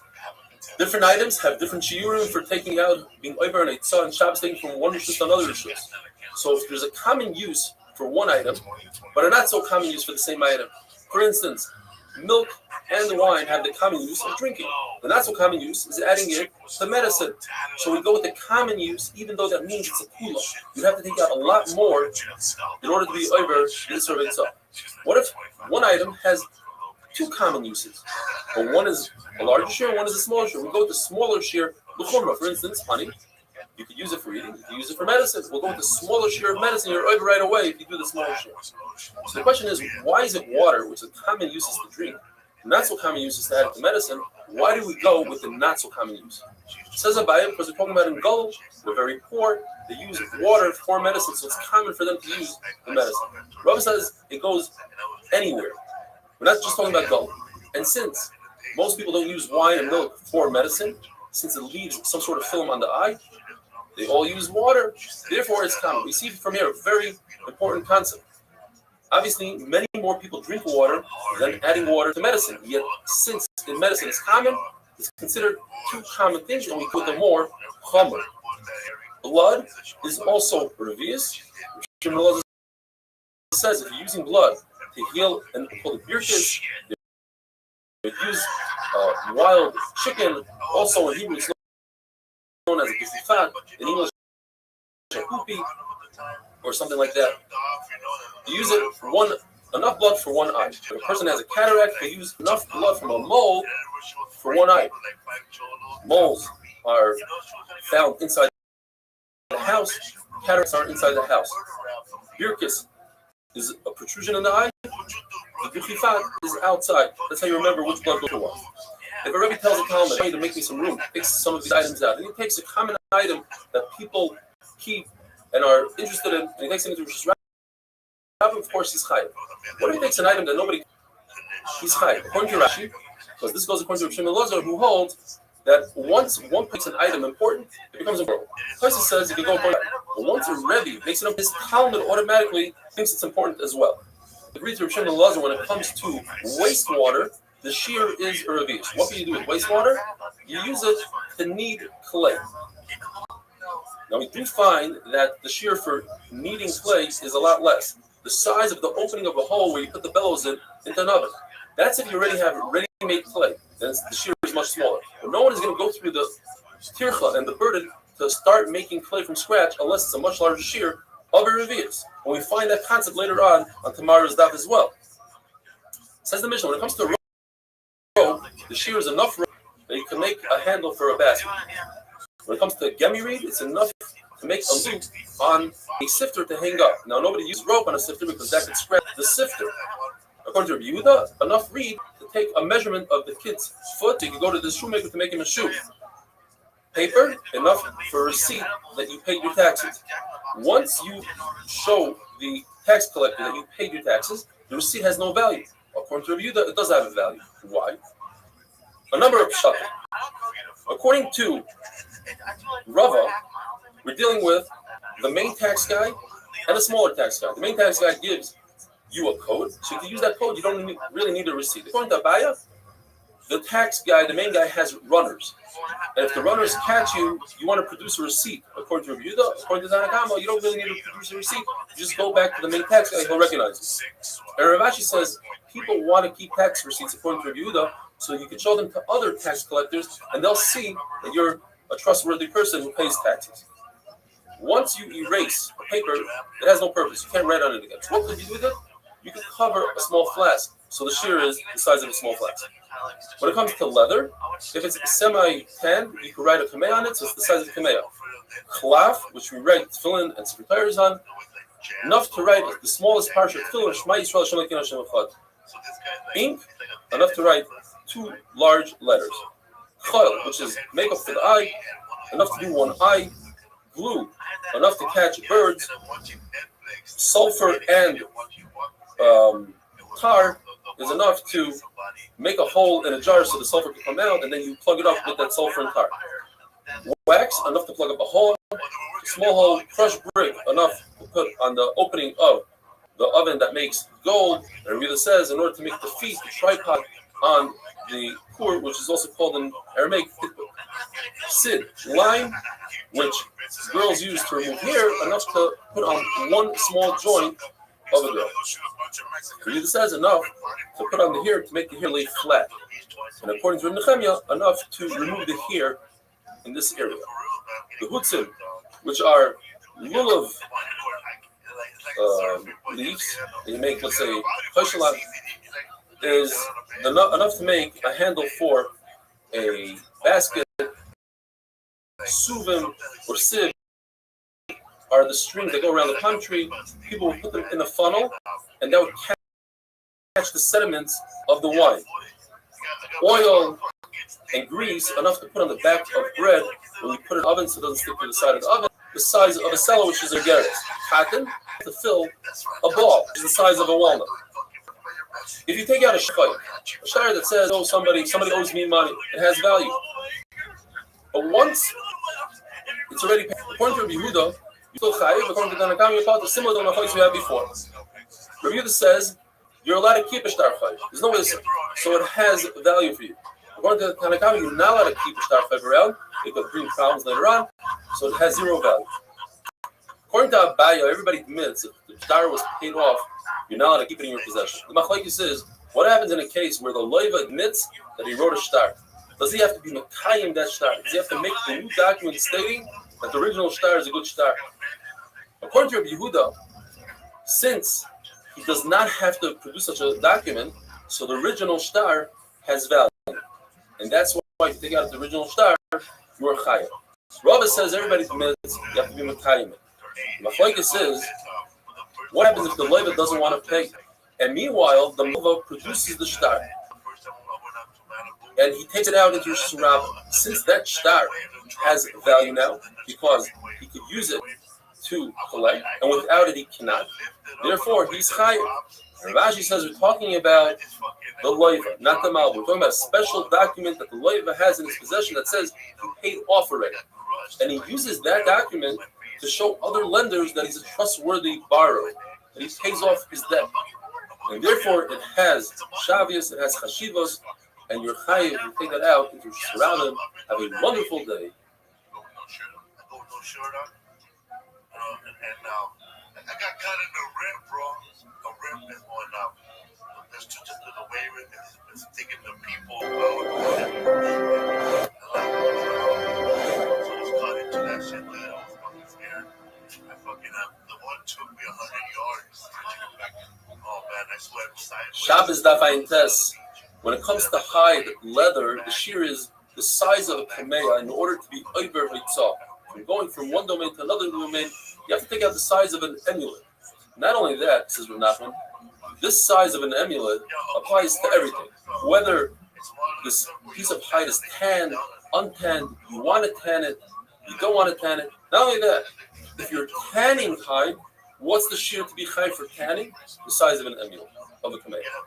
Similarly, we say the same thing by spinning. The malachas of melaben, to clean the wool, menapetz, to untangle, tzivea, to dye, and toiva, to spin, are all the same exact shear, even though some of them are before the finished product, some of them are after. The shear is the same. Kisit kafel. This is a sit from finger to finger times 2. Anytime you find the inconsistency in the shiurim, that the shear is a lot larger before the finished product versus after the finished product, that is because people don't want to burden themselves with a small shear. They'll only take care of that melacha when there's a larger shear. For instance, 3 different examples the Gemara brings. When it comes to herbs, tzivea dyes, before you cook the herbs, the shear is much larger. It's the size of a walnut, enough to dye a full svacha, a woman's cap. But once it's cooked, then the size is dugma li'ira. A dugma is a sample cloth that vendors will show different colors. Li'ira, the size that you put on the device that holds the Erev string that goes through the chassis. The end has a small piece of fabric that keeps the thread from unraveling. It's a smaller piece, much smaller than a svacha. And then again, that's because people don't want to bother with undone products, so therefore the uncooked samamanim have a much larger shear. When it comes to seeds, unplanted seeds, the shear is much greater than planted seeds. Unplanted seeds are either, according to Tanakama, enough to have a gregaris, slightly less than a gregaris. According to Rabbi Yehuda, it's 5 seeds. But once they're planted, it's 1 seed for a leek or a cabbage, according to Rabbi Akiva. Again, people don't want to be matriach themselves with 1 seed unless it's planted. When it comes to wastewater, we say that wastewater, the shear is a revius in order to knead clay. But once the clay is kneaded, then the shear is much smaller. It's the size of pikur. There are 3 levels, or 3 stages, that is, when you make hide, when you can hide. And they involve salt, flour, and gallnuts. If there's only salt, that's called kippah, and the shear of that piece of hide is bikameya. If there's salt and flour added, but no gallnuts, that's called diphthera. The shear of that is to write the main essential parts of the get, and the name of the person. If there's no salt or flour or gallnuts, that's called a matzah. It's plain, like matzah. And that the size is in order to protect a weight. That's a much larger shear than a kameya, and that's because it's moist and you cannot tan it.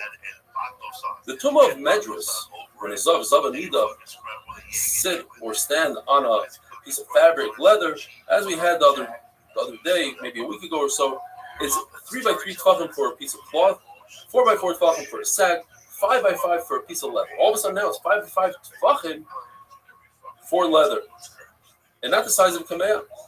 And the answer is because we're dealing with something that's cooked and really hard. The only thing you can produce from this leather is things like that. We said in the Mishnah that klaf is enough, the shear for klaf is enough to write the smallest parish in the tefillin, which is shema. And the Brisa says the chsustos is enough to write a mezuzah. What's the chsustos? Well, the parchment comes in something called gvil. Separate the two, you have the part closer to the flesh of the animal is called the chsustos, and the part closer to the hair of the animal is called klaf. According to Taisvus.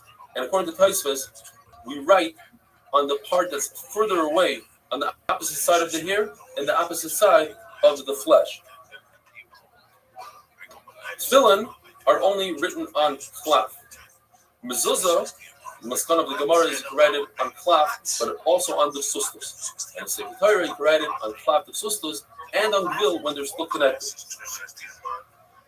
The sustos, which is not roi for tefillin, therefore it needs a larger shear, the size of a mezuzah. Sometimes you could call the parsha of tefillin by the name of mezuzah. For instance, the halacha is that if tefillin has the ritzua, You shouldn't touch it. That's one of the 18 enactments of Beis Shammai. It's with top of the Yadayim, the top of the hands for Truma. The Truma by itself, not. Restream says you have to touch the actual box of the tefillin. Exactly says you have to touch the actual mezuzah of the tefillin, meaning the parish of the tefillin. Rav says a statement. The sustus is like flap. As part of the Gemara, what he meant to say is opposite of what we would think. That chlaf is like the sustus. In other words, just like a mezuzah can be written on the sustus, it can also be written on chlaf. The halacha is that if a current tefillin that you're about to put in the shemus, you cannot cut out the parsha of a mezuzah and use it as a mezuzah. Because malim b'kodesh v'lo reading, you don't go downwards in kedusha, you go upwards. We have to be talking about that the tefillin were written in a chlaf, and therefore you can write the mezuzah, even a mezuzah, on chlaf according to the mayor. The mayor holds that you could write a mezuzah on chlaf since it's better for the mezuzah. It'll last longer. It's better protected like that. Have a wonderful day. And that was a seed that I learned over and over. She be mad to learn it, and after a while got good at it, you know. Yeah, money got tired. But acting class are good, especially if you want to go and you're like a ugly guy, you want to hang out with hot chicks. Shabbos daf pay. How much ink does one have to take out from Rosh Hashanah into Rosh Hashanah in order to be over and mitzvah? 2 letters worth. It doesn't matter if it's dry, if it's in a pen or in an inkwell. 2 letters worth. The Gemara remains in a suffix. What happens if you take 1 letter's worth in a pen and 1 letter's worth in an inkwell or ink in a pen? A different combination. Peku. Says Rava, we know that when it comes to Hitzah, a person has to lift something up from Rosh Hashanah or Rosh Hashanah and place it down in the second domain. Writing consists of putting down. So if you're walking Rosh Hashanah and while you're walking you write, it's as if you put it in its resting place in Rosh Hashanah. If you wrote 1 letter and in one awareness you wrote the second letter, however, by the time you wrote the second letter, the first letter dried up. The 2 letters do not combine to create a shear, and you are perfect. If you put down a half a shear in Rosh Hashanah, half a fig, and before you had a chance to put down the second half in order to be over, you lifted the first half. It's as if a dog came and consumed it, and the 2 halves do not combine. If a person puts down a half a shear in Rosh Hashanah, and he takes the second half, and he doesn't place it down, but he walks above the first half, and he's within 3 tefachim. You have the concept of lavud. Lavud within 3 tefachim is as if it was touching the other piece, and they combine for 1 shear in his chai. If a person takes out an object, a half a shear into Rosh Hashanah, and another half a shear into a second Rosh Hashanah, they are mitzdaref as 1. Yosi says if there's a reshus between them, it separates the 2 Rosh Hashanah and he's potter. What about a carmelist? A carmelist divides the 2. That's considered another reshus, and therefore he's potter. Rabbi says a carmelist, since it's only the Rabbanan, is not mafsik. It's not considered another reshus. Rava says even a beam between the 2 Rosh Hashanah is enough to create a separation, and they don't combine, because we see in Gittin that if a husband gives his wife his domain just to be kind of the get, and the get lands on a beam, it's not considered the wife's, because a beam is a different rishus. How much makeup, eyeliner, is 1 chayiv taking out? Well, it depends. In the cities where women dress more tznius, and they only showed 1 eye, so they would use eyeliner for 1, so the shear is 1 eye. Villages where they didn't have so much pizzas, so they didn't have to cover both eyes. So both of their eyes were uncovered, and they would put eyeliner on both of their eyes. Therefore, the shear is for 2 eyes. The Mishnah tells us wax, the shear is a very small amount to plug a small hole that wine, which is very thin, come out of, not oil or honey. Glue, enough glue to put on top of a post to catch it, which is a lot of glue. Sulfur and tar. What they would do is they would have flask for mercury, and they would cover the flask with tar. Then they would punch a hole in the tar to let out the mercury, and then they would plug that hole with tar. So that plug is the amount of tar, which is a very small amount. Rabbi Yehuda is consistent throughout all the Mishnayos here and he always takes the smaller measurement. We saw that by a segemi, a reed. The measurement according to Yehuda was to measure a child's foot, and according to Chachamim, to make a loop on a sifter. When it comes to our Mishnah, charsis, this crushed brick, the Tanakama says, to create the hole on a kur. And according to Yehuda, it's to fix the foot, which is a smaller shoe. This brings us to the base. How much hair are you trying to take here outside? Enough to mix in clay. How much are you trying for clay? Enough to make the pikur of the kur that creates gold, which is a smaller measurement. Line, enough to cover a girl's finger. The Gemara tells us that a girl that isn't 12 years old and she's embarrassed from her hair, if she's young, if she's poor, she would use lime. If she's wealthy, she would use fine flour. And if she comes from kingdom, from the kings, she's a princess, she would use shemen hamar, like in Megillah Esther, shisha chadasha b'shemen hamar. What shemen hamar? Rav Huna Bar Chia says it's perfume oil. Rav Yirmiyah says it's olive oil, but didn't come to a third yet. It didn't grow a third. What does this lime do? It removes the hair and causes a glow in the skin. And the Gemara tells us that Rabibi, he did so for his daughter. He took limb by limb, one at a time, covered it in lime, and he was able to get a great guy for his daughter who actually gave him 400 zuz. There was a guy that noticed this, and he said, let me do this for my daughter. And he covered her in one shot with lime, and his daughter passed on. And he went around screaming, Bibi killed my daughter, Bibi killed my daughter. Says Rav Nachman, it's only Rav Bibi that had to do so because he drank a lot of beer, and beer causes the hair to become dark. And we've had in the Mishnah review that says how much lime? Enough for kilkul.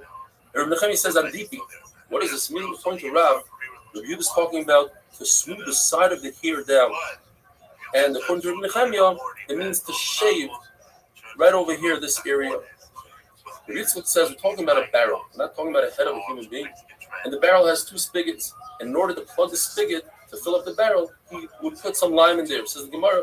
But that's not going to hold. The wine will corrode the lime, and the wine will come out. Says Rav Kahana, we're talking about a measuring cup. In order to make indications in the measuring cup, for instance, in the Beis Hamikdash, we had a measuring cup called a hin.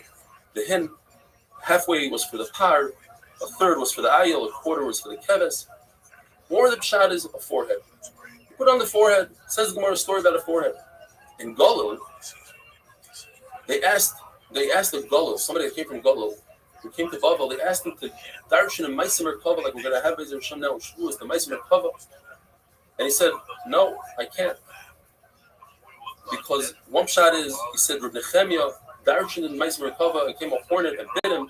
According to others, the shot is, he himself darshan, and a hornet came and bit him on the forehead. What's very interesting, that Ben Yoyada says that in the time of the Mageva, you're supposed to wear a mask, not like we do today, over our mouth and nose, but rather on the forehead. And Jesus Gemara to explain that the forehead is where the Malach HaMavis sees a person's deeds. So if you cover the forehead, you won't have any clue.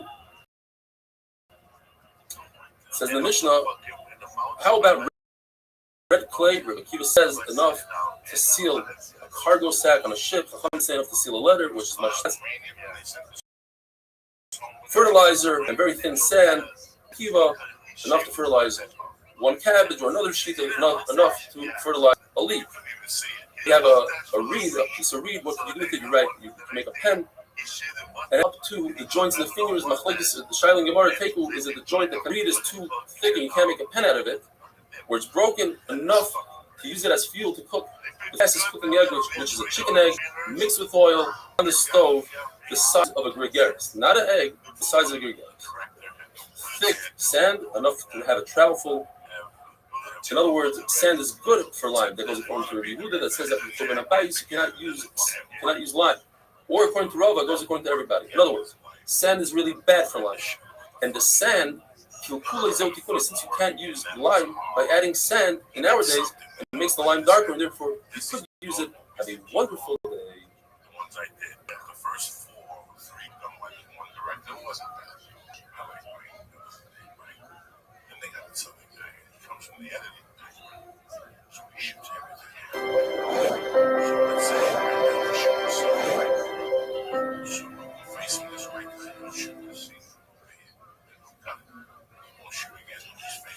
Shabbos Pei Aleph.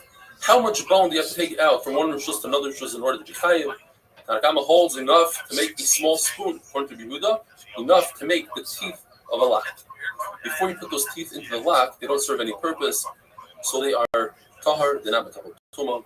Once you put them into the lock, they are makabel tuma. The pshutei kli esem, simple pieces of bone that have no shape, have no form, are not like wood, they are like metal that are makabel tuma. Once you attach them to a gate, they become they become attached to the ground, no longer can they be makabel tuma. How much glass do you have to take out from one domain to another in order to be chayiv? Enough to sharpen a weaver's tool. Some say enough to cut 2 woven threads from the spool from the loom.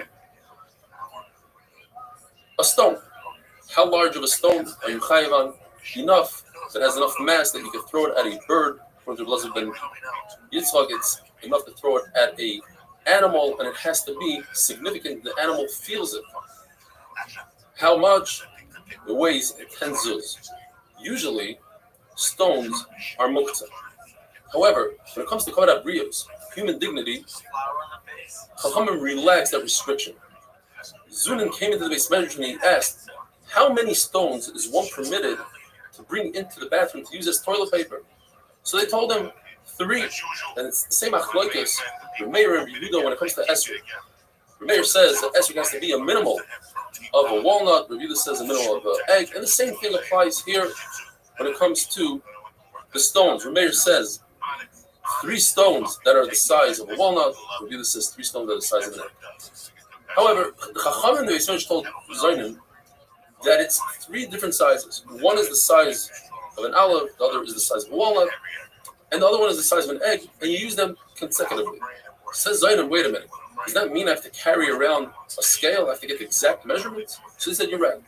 The shear is whatever fits into your hand. We don't care, 5 stones, 2 stones, what size, whatever fits into your hand, that is the shear. Rabbi Yanai says, if it's a permanent bathroom, so whatever fits into your hand, because whatever you're not going to use now, you'll use later, so it's not muktzah on Shabbos for no reason. However, if it's not a permanent bathroom, then the shear is kechreya, like the compromise, meaning the middle shear. We have olive, walnut, egg. The middle one, the size of a walnut. Rabbi Yehuda says it's also to use for toilet paper. You're not allowed to use something called pipes, which are pebbles that crumble. Rava says you're not allowed to. They would, in order, if somebody was constipated, they would massage with some sort of stone. So you're not allowed to massage on Shabbos with a stone or sand because of the issue of goizes. You might come to shear here. If you do it till achar yad, instead of holding it with a full hand, you hold it with 2 fingers. That's mutter. If you take a mortar, which is designed to crush something, so it's pushing left of the issue, and you want to use that for toilet paper. If it has remnants that somebody else used it before, so nobody's going to use this any longer for klishim lachta this, and you're not going to use it for food, then it's mutter to use it for toilet paper. What if it got washed off with rainwater? You can still see some remnants. It's a mutter. You want to say kasha. There are 10 things that enhance or help the ability to have hemorrhoids. One of them is using a stone that somebody else used already. How can you say that you use it? So the one brings 3 through. It's also use a stone that somebody else used when it's waste, or if it was used on both sides, or it's a stone that somebody else used. And here we're dealing with a stone that you yourself used. What are the other 9 things? Gemara says if you eat reed leaves or grape leaves or rigid meat like tongue, esophagus, vesiciosis without salt, the spine of a fish, herring that's not completely cooked, the sediment of wine leaves, if somebody uses lime or earthenware for toilet paper. And some say even somebody that hangs himself to straighten out his neck in the bathroom. What about doing extra tirchan Shabbos, carrying up these stones for toilet paper to the top floor? Kavod habriyos allows us, you see in the Torah was relaxed when it comes to Hashem Saveda. If somebody's zokim the Fichpoidai, Talmid Chacham doesn't have to return on Aveda if it's below his dignity. So too, Chacham will relax when it comes to toilet paper. It's not similar to the case the Gemara says of somebody that got a piece of meat stuck between his teeth. Also, an issue of human dignity. He wants to remove it and he wants to use a splinter that's mukta. We don't care. We say you can't use it. Why? Because he should have been prepared with toothpicks before the meal. But when it comes to a bathroom, people don't know where they're going to have to use it. Maybe somebody will be occupied. They'll have to use a different bathroom. You can't be prepared. It's also to walk on a plowed field, even during the weekday, because you're ruining the other person's plow. On Shabbos, there's another issue of using a bathroom in a plowed field because you might come to take a stone and cover a hole. As we learned earlier, that consists of charisha. If it's in your house, that would be boina, smoothing out the floor. It's mutter to use a stone that has on the other side grass. If you pull the grass out, you're chayav on toilish. But we're not concerned you'll do it. It's dovshin and skaven, and it's certainly not a psik ratio. The Gemara wants to bring a raya from here. In those days, they would plant planters that had holes in them and use them as kaparas, Rashi says. They take it and go around their head 7 times and say, Zechalifasi, Zeturasi, and throw it into the river, do a tashlach with the kaparas. You're allowed to lift it up on Shabbos even if it has grass growing on the bottom. Based on this halacha, that you're allowed to pick up a rock. Says Gemara, what's the connection? Stone, I need to do it. I need it right now for human dignity, but I don't have to pick up this. Abayi says in halacha that if I have this pot with holes on it and it's on top of a stand, and I lower it to the ground, that would be planting on Shabbos. Now it gets more moisture out of the ground. And if the reverse was on the ground and I put it on a stand on Shabbos, that would be toilish.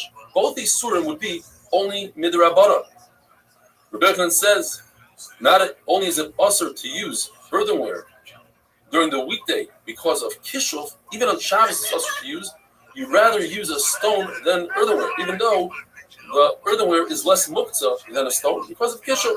Rav explains Rabbi Yochanan that he's talking about the problem of goizes shearing here on Shabbos and it's dovshin and skaven and saucer. The issue is that Rabbi Yochanan passes like the Stam Mishnah.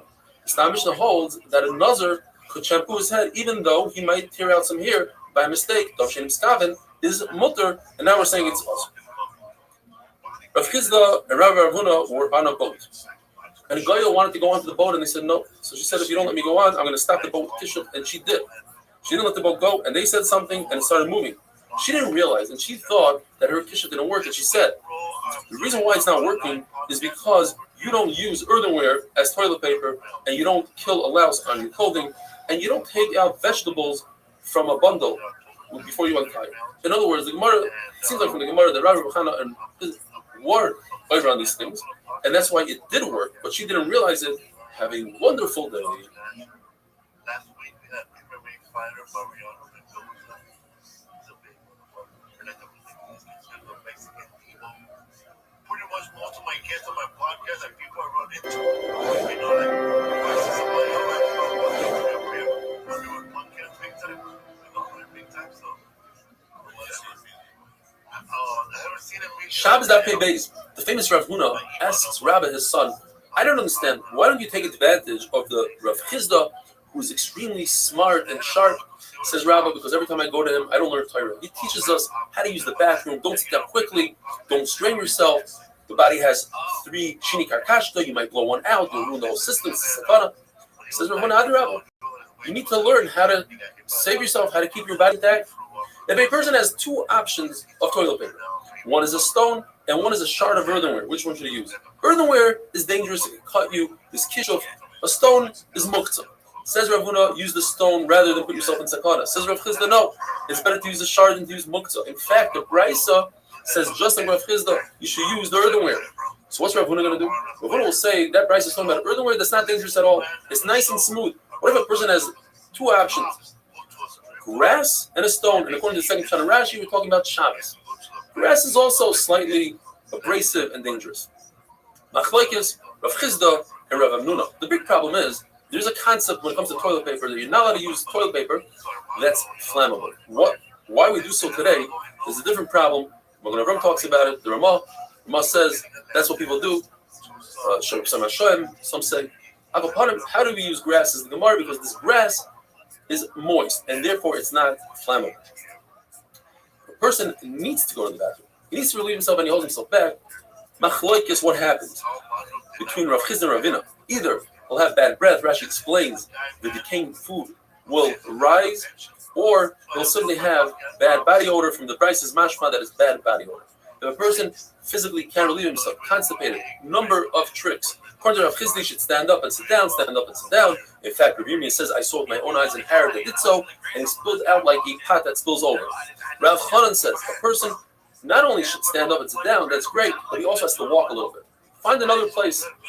And therefore, this fits into the halacha that if a person is about to have a very long meal and is embarrassed to stop in the middle of the meal and take a break, so before the meal, he should either walk 4 times 10 amos or 10 times 4 amos, which is helpful in the relief.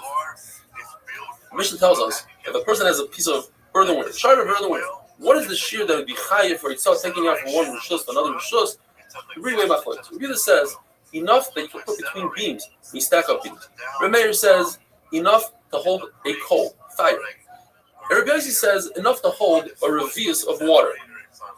Rabbi Meir says I have a zeicher, a hint from the pasuk.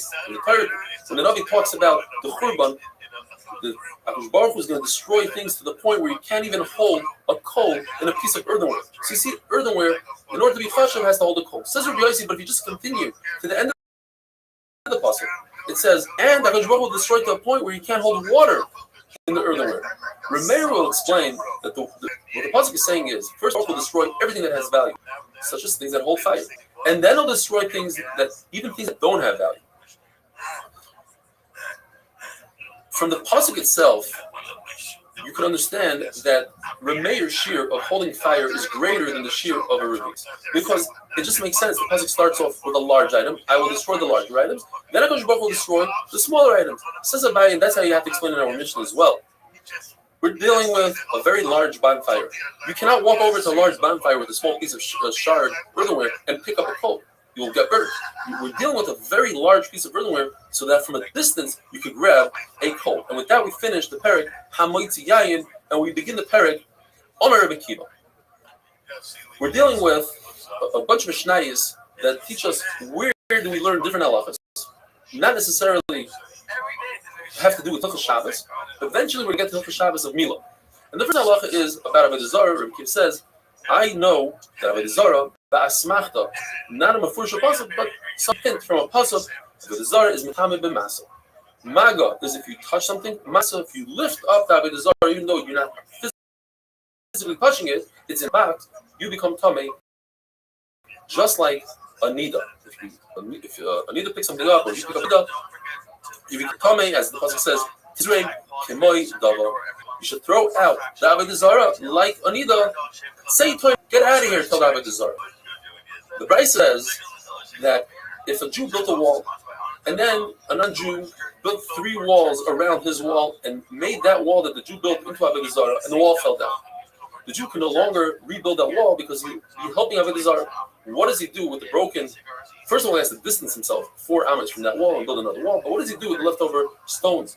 They are mitama, according to Rebbe Kiva, b'masa, just like Anida. Rambo explains that according to everybody, Avodah Zarah has a hekesh to Nida, and therefore Avodah Zarah is mitama b'masa. Where is the machlokes? The machlokes is in a concept called Even Misama. Even Misama is a very large boulder that's suspended, and if there's a zav Nida on top, the unbelievable chiddush, the tumah travels right through the stone, which is typically not mitama tumah. Through the stone is mitama any kli that's below the stone. Machlekes is, do we learn that concept that is by Anida?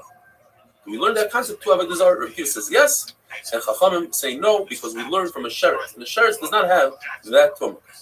What does Rabbi Kiva do with that hekesh that we learn from sheretz? That the Mishamshim Avodah Zarah, a kli that held Avodah Zarah, is not mitama b'masa, but it's mitama b'maga. And what do Rabbanan do with the hekesh of Avodah Zarah to Anida? That's mitama b'masa, but there is no Even Misama. Why? Because Chachamim learn the hekesh of Nida, Avodah Zarah, that tells the concept of Eivar. That is, if a limb, Rahman Islam, is cut off from a Nida, that limb loses the Tumas Nida, gains a new Tumah of Tumas Eivar Menachai, so it's Metame Ba'oyo, B'masa B'maga, but not the Even Misama. So too, Avodah Zarah is not Metama B'Misama, and is not Metama B'Eivar. The fact that Rav Chama on tomorrow's daf had a suffix whether or not this Eivarim if a limb of Avodah Zarah is detached, it's one of these attachable Avodah Zarah's pieces come on and off. One piece came off. Is that Nekama Be'ivar? Over here you see it's not, according to Chachamim. Obviously we have to say Rav Chama was asking in Rabbi Akiva. Does Rabbi Akiva use his hekesh all the way through, even if it means that it will be a kula, by saying that there is no tumah on the reiver? Lazar learns a whole new pshat in the Gemara. According to everybody, there's no Eben Misama by Avodah Zarah. Even Rabbi Akiva holds there's no concept of Eben Misama by Avodah Zarah. So where's the machlokes between Rabbi Akiva and Chachamim? Whether or not there's tumas masa by Avodah Zarah. Rabbi Akiva says, yes, I learned from Anida that there's tumas masa. Rabbanan say, no, I learned from Sheretz that there's no tumas masa. And Rabbi Akiva learns the hekesh that from Sheretz, that the mishamshim of the Sheretz, the tzli of Avodah Zarah, is not Mekam Masa, and Rabbanan are going to learn the Hekesh Tanida that there's no Tumah Be'evarim. Have a wonderful day. Janet Jackson came through us all. It was like the COVID, which was called. Oh, yeah, I heard how.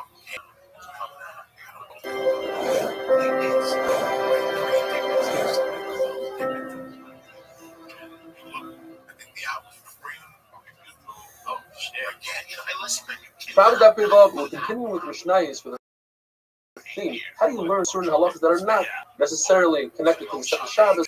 How do you know these halachas not based on a limud, rather on a smachta, a good raya from a pasuk? How do you know that shipazera, as the name implies, it's roila zriya, it's viable?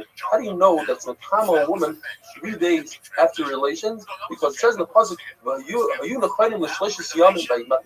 separate from your wives for 3 days. And this is the reason, because we want the women to be the tahara during Matan Torah. How do you know you're allowed to be Machal Shabbos and cook up hot water for a baby 3 days after the Bris Milah? It says by Shem that Shimon and Levi waited for 3 days after the Bris. When they're in pain, you see that 3 days after Bris, the baby's considered a further shesh b'sakana to be Machal Shabbos in those days. How do you know that the Soyer HaMishtaleach, the Lazazel, the goat you throw off a cliff on Yom Kippur, you grab a band around its neck, a red band, and another band you tie to the cliff, and you watch the band change colors from red to white? There's a pasuk in the Shai that says, if your sins are red, they'll turn white like snow. How do you know that on Yom Kippur? You're not allowed to anoint yourself, you're not allowed to put oil on your body, just like you're not allowed to drink, because the word Shem and water come in the same pasuk, but Shamayim b'kirbai, with the Shem and ba'atzmaisa. This is machlokes whether an anonymous Mishnah can be going according to two different Tanoim. If you hold that a Stam Mishnah could go according to two different Tanoim, so the ratio does not go according to Lazar ben Azariah, as you're going to see soon, who hold that a woman is only tummy for 2 days. Our Mishnah says 2 days. But the same can go according to Lazar ben Azariah by Milah. You say the Mishnah has to go according to one Tana, so we have to switch the word in the ratio. Instead of saying that 3 days you're tummy, you have to say 3 days you are tummy.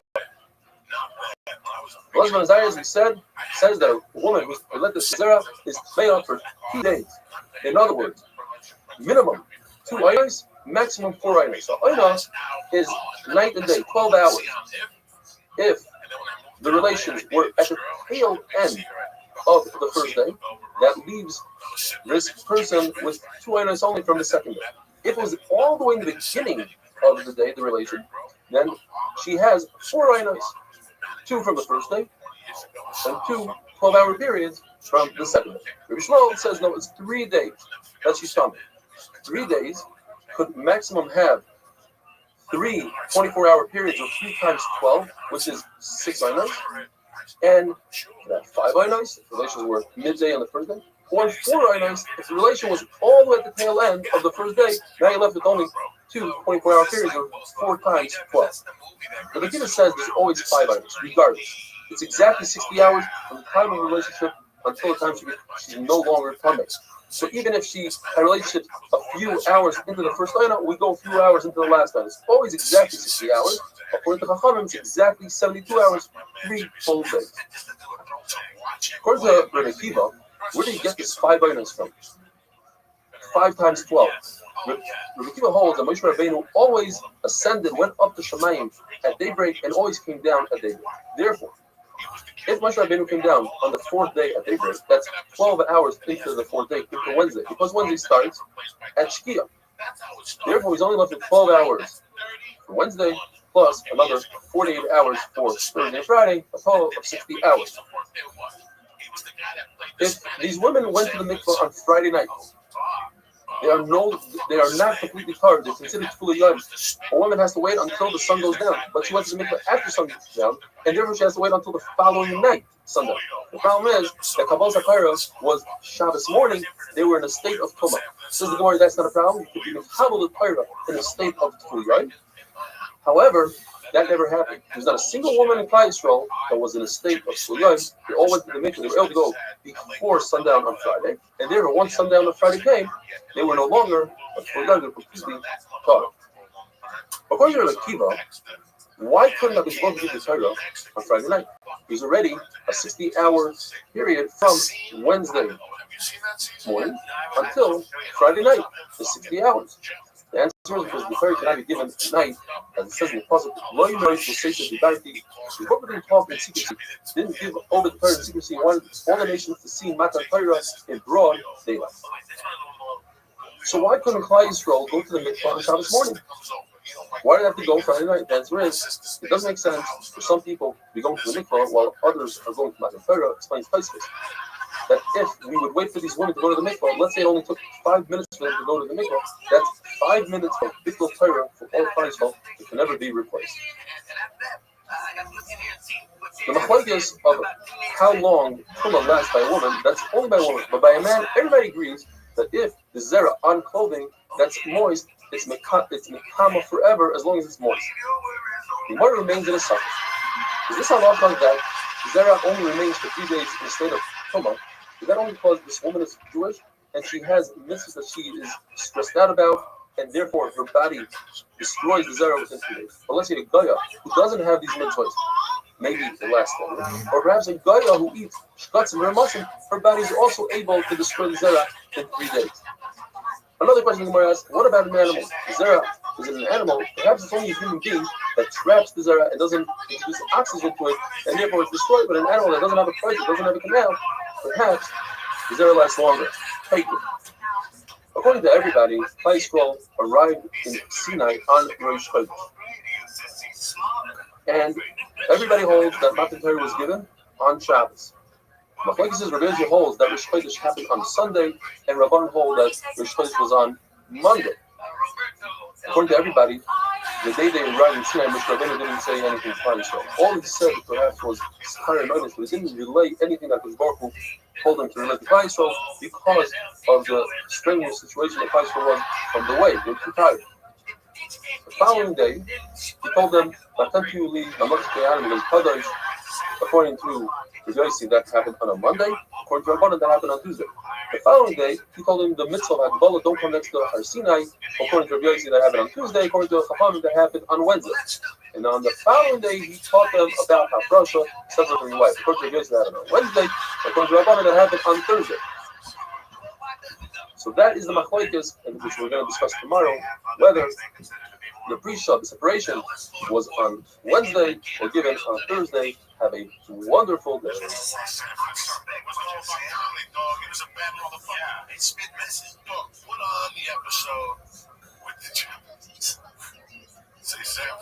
Japanese real estate.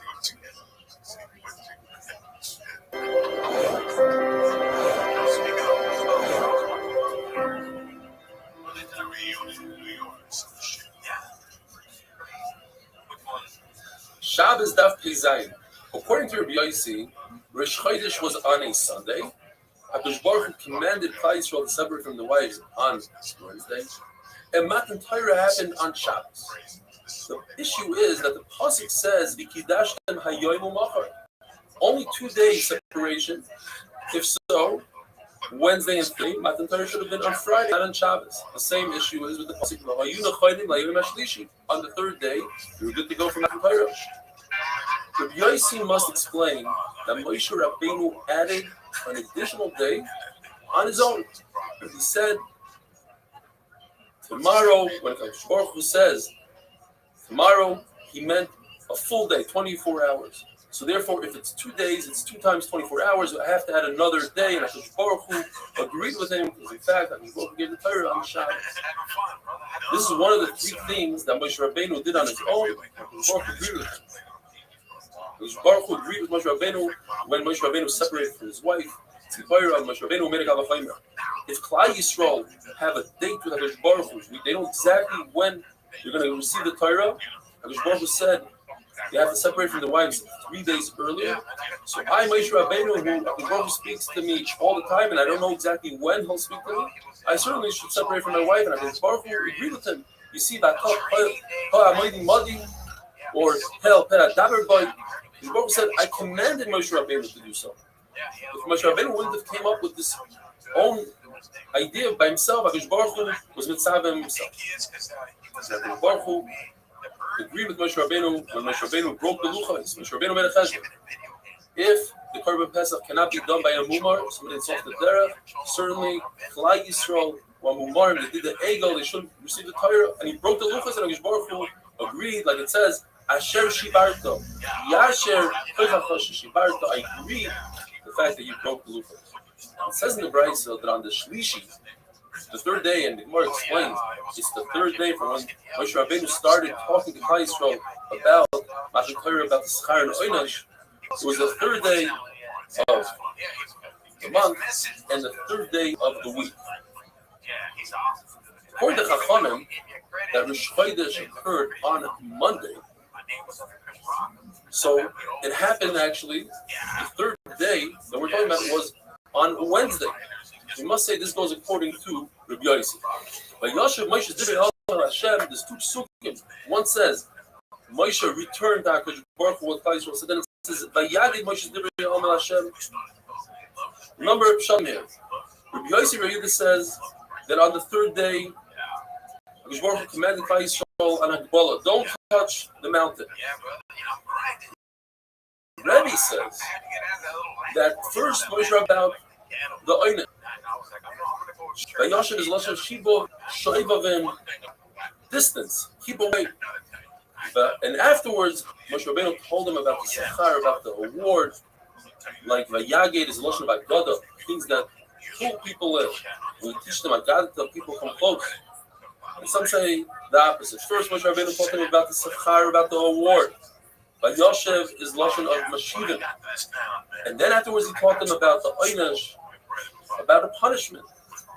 Vayagid is Lashon of Gidin, says Rashi, like bitter vegetables. Right, it says Shish on the sixth day. Sixth day of what? Machloikas, according to Rabbi Yossi, it means the sixth day of the month and the sixth day in the week, on Friday. According to Rava, it's the sixth day from when they rested. And according to Rav Achar Yaakov, the same day that they rested is the day that they left. And there's a fundamental machlokes. Klal Yisrael received Shabbos, the halachas of Shabbos before Matan Torah. The question is, what did they receive? Did they receive all the halachas, including Tchumen? Because it explains it means Chayitzah, going, and they wouldn't be able to travel. And therefore, when they traveled on Sunday, means they traveled and they rested within the same day. Or perhaps they received the Shabbos, but they didn't receive the Isra of Chayitzah and Tchumen. Therefore, it's possible that they traveled on Shabbos, they still didn't have that Isra. It says in the Brayso that first Nisan, the Klal Yisrael left Mitzrayim. First, the Shech did the Korban Pesach. That night was Makas B'chayros, and the following day, on the 15th of Nisan, they left Mitzrayim. And we know that whatever day of the week, 15th of the month, falls out, that means Rosh Chodesh was that same day. Brayso says that was a Thursday. They left on Thursday. That means Rosh Chodesh was on a Thursday. If Rosh Chodesh is on a Thursday, then the following Rosh Chodesh is always either one day after that Thursday or 2 days after the Thursday, depending if it's a full month or a missing month. So if it's a 29-day month, then it's 1 day later. Nisan is always a full month. That means that if Rosh Chodesh was on a Thursday, the following month Rosh Chodesh was 2 days later on Shabbos. Says the Gemara, and if Rosh Chodesh Iyar was on a Shabbos, so the following month Rosh Chodesh Sivan was on a Sunday, because Iyar is a Chassid, and it's 1 day later. Shabbos means the following Rosh Chodesh is on a Sunday. Now, according to Rabbanon, that Rosh Chodesh fell out on a Monday, you have to say that they made us another Ibor Chodesh that year on Iyar, and therefore Rosh Chodesh came out on Sunday. and Rosh Chodesh Sivan on. The Torah says, "Vayiv b'chodesh harishon, b'shon hashenish." That's on the chodesh. The second year, the first of the month, Hukam HaMishkan. That's when the Mishkan was permanent. So not only did they put the Mishkan up, but there's 10 things that happened. Number one, it happened on a Sunday, the day that the world was created. Second of all, that's the day that the Nisim brought the Karbanos. Third of all, that's when the Kohanim started doing Avodah. Fourth of all, that's when they started bringing Karbanos of the Tzibur, like the Chamin. That's when fire came down from Shemayim. That's the 5th thing. 6th thing was they started eating Chachim with in the closed area of Mechitza. The 7th thing is the Shechina Shari in the Migdash. The 8th thing, started doing Birkus Kahanim. 9th thing is there's the Isra Bamas. And 10th, that was the first of the Dashim. There's a rule that if Yom Tov falls out on a certain day this year, we know that last year the same Yom Tov fell out 4 days earlier, and if there's a leap year, 5 days earlier. So the Torah tells us specifically that Rosh Chodesh Nisan on the second year fell out on a Sunday. Then we know that the year before it fell out on a Wednesday. And if Rosh Chodesh Nisan fell out on a Wednesday, the following month, Iyar, always falls out 2 days later in the week because Nisan is a Molech. So it fell out on Erev Shabbos. If that's so, the following month, Sivan, is 1 day later in the week. Iyar is the Chasr, so Sivan fell out on Shabbos itself.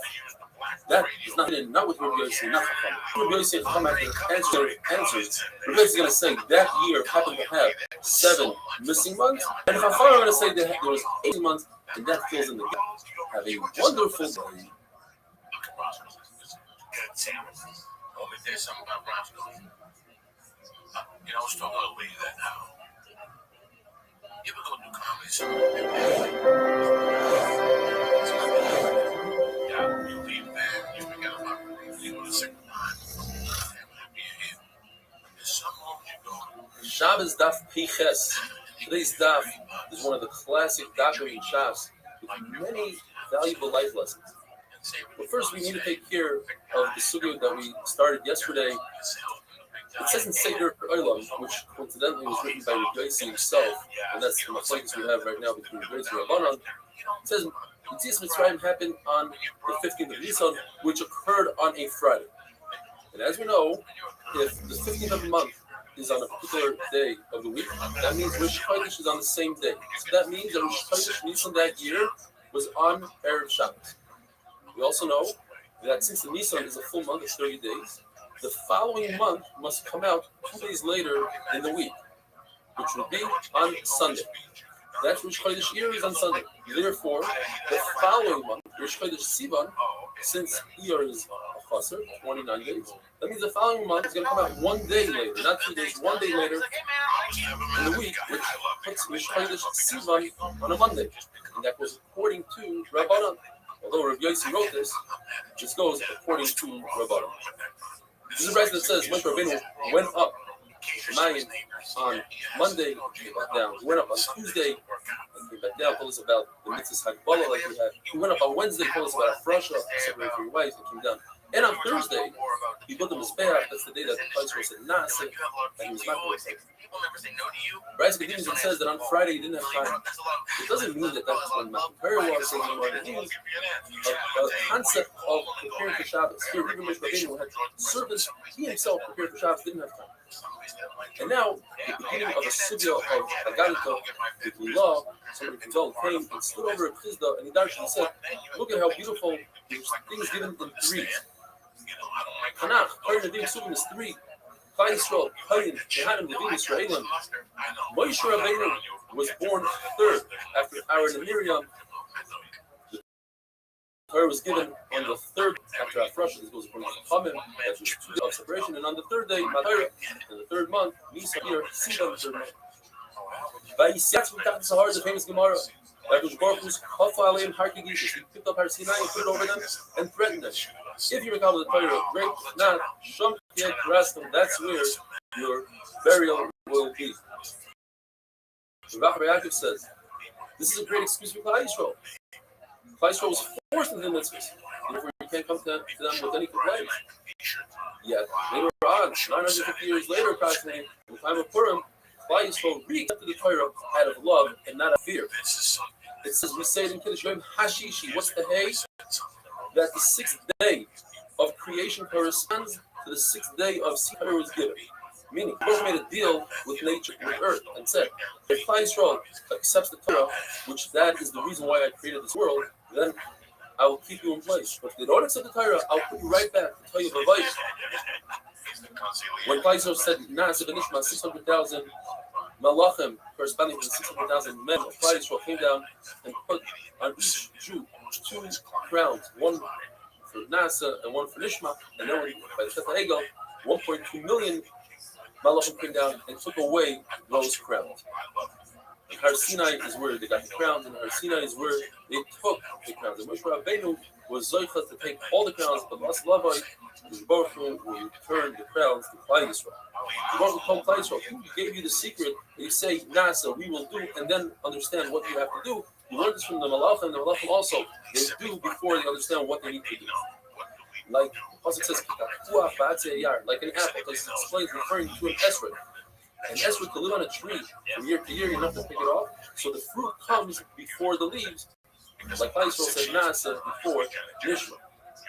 It was a min, a kaifer who saw Rava sitting on his finger and crushing his finger while his finger was bleeding because he's speaking and learning, and he didn't realize that he was bleeding. And the min tells Rava, I'm a pziza, you're impulsive nation.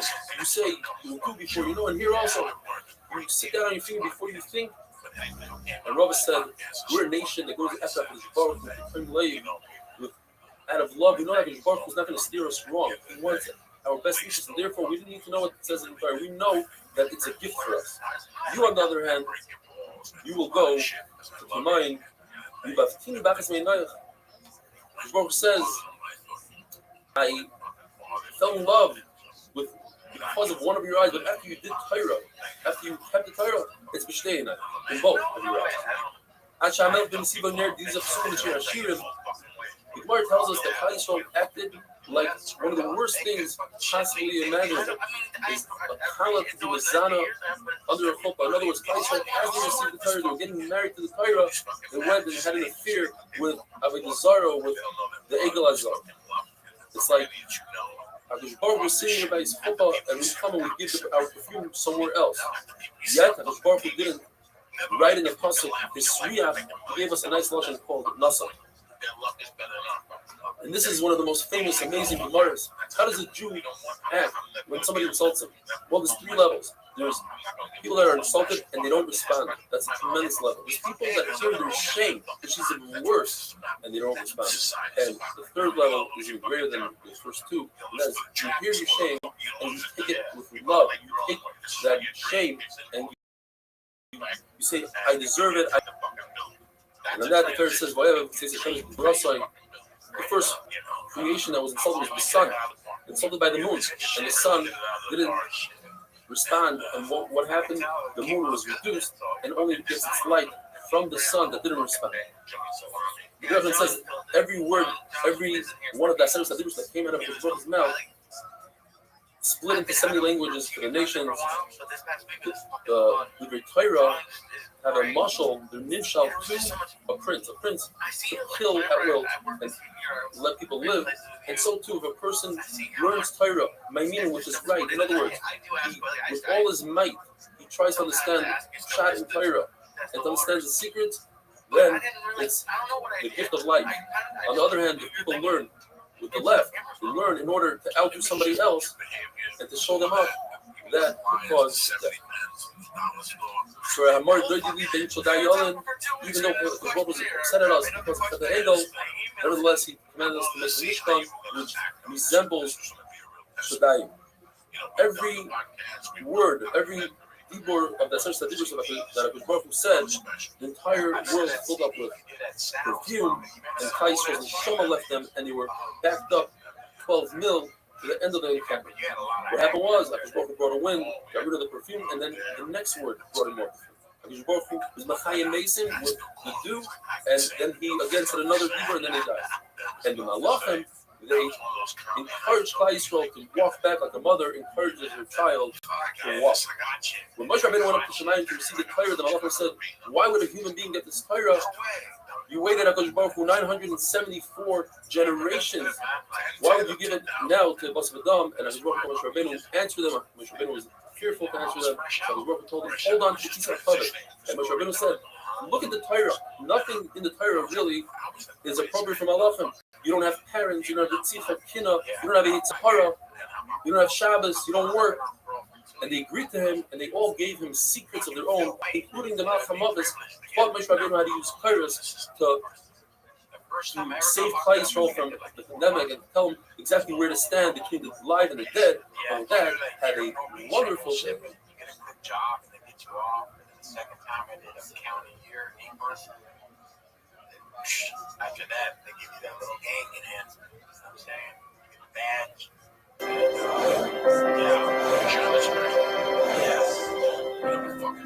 Yeah, payaso. And then you got arrested. How long after that? Once a day. Well, I already got arrested. Shabbos Daf Test was continuing with the beautiful Agadah Gemara. Shimon Levi said a number of statements. After Moshe Rabbeinu came down with the Torah, the Yishborim made sure that the Tzahara was occupied and didn't realize that it was given. And the Tzahara suddenly realized that it's not in Shemayim. He says, where's the Torah? He says, I gave it to the earth. He goes down and he asks the earth, where is it? I don't know. He goes to the ocean, to the Tahaim, to the depths, the Gehenna. Nobody knows where it is. He goes back to Jerusalem. I searched everywhere. He says, I gave it to Ben Amram. We know Amram is one of the 4 tzaddikim that never sinned. I gave it to his son. And Tzara goes to Moshe Rabbeinu. He says, where's the Torah? Moshe looks at him. He says, you think I'm worthy? I have the Torah. I don't know what you're talking about. Moshe Rabbeinu heard this. He says, Moshe Badoyata, are you saying a lie? He says, Moshe Rabbeinu, you delight with the Torah every day. You have a chemda v'nuza, coveted, beautiful Torah. You think I'm worthy of having the Torah? And Moshe Rabbeinu says, since you put yourself down like that, I'm going to name the Torah after you. This is the Torah, Moshe Abdi. At a certain point where Moshe Rabbeinu was in Shemayim, he noticed that the Rebbeinu Shalom was writing Sarim, crowns, like we have Tagim, Shakin's Gats, little Tagim on top of the letters. And asked the Rebbeinu Shalom, what is that? It's the whole Gemara Menachas. But the Rebbeinu Shalom tells Moshe Rabbeinu, why do you say hello to me? It's their heretz to say hello to somebody. It's Moshe Rabbeinu. It's not their heretz for a servant to say, the master, hello. The Gemara tells us when it says in the pasuk by Yara on Moshe Rabbeinu was delayed in his coming down from the mountain. That's why his eyes called. It says the Gemara Moshe is a lotion of Bo Sheikh. The 6th hour of the day, noon came and went. And Moshe Rabbeinu didn't come down. So we brought the story. The Tzahara first asked Klal Yisrael, "Where's Moshe Rabbeinu?" Now Moshe told Klal Yisrael was going to come down after 40 days. She wasn't coming. Klal Yisrael thought he meant a day earlier.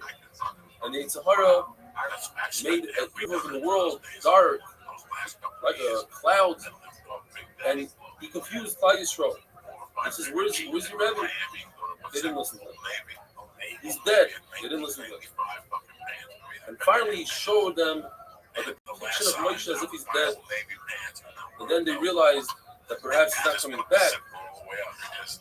Rav Kahana says that the word Sinai perhaps means that Nisim happened to Klal Yisrael. That doesn't really fit the word. Sinai, the Gemara says, Siman type doesn't fit in. So the Gemara says, what does Sinai mean?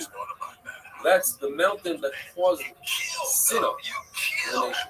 Once we got the term they did, it was Sinai to Klal Yisrael. We see the same thing about Restream. He says there were 5 names in the Midbar, 5 different locations in the one Midbar. One is called Midbar Tzin. That's where the Tzivoy, that's where the commandments of the Torah were given to Klal Yisrael. Midbar Kadesh. Klal Yisrael became Kadesh. Shedmos is where the Torah that was there before the world existed was given.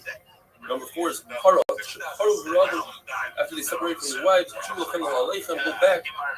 And Rashi says that every woman became pregnant with a Ben Zachar. And finally, Sinai. Sinai, from the Goyim to the Yidden. One man Omer says the name is Sinai, but we call it Chayrev. And one man Omer says it's Chayrev, but we call it Sinai. And Chayrev is a lotion of Purva, of destruction to the Goyim. Pasuk says,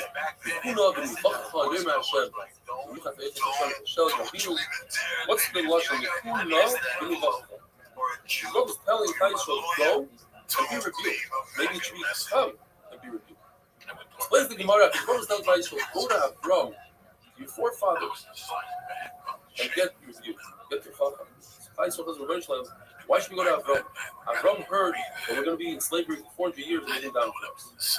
Yaakov, Yitzchak gave the brachas to Esau and he didn't daven for us.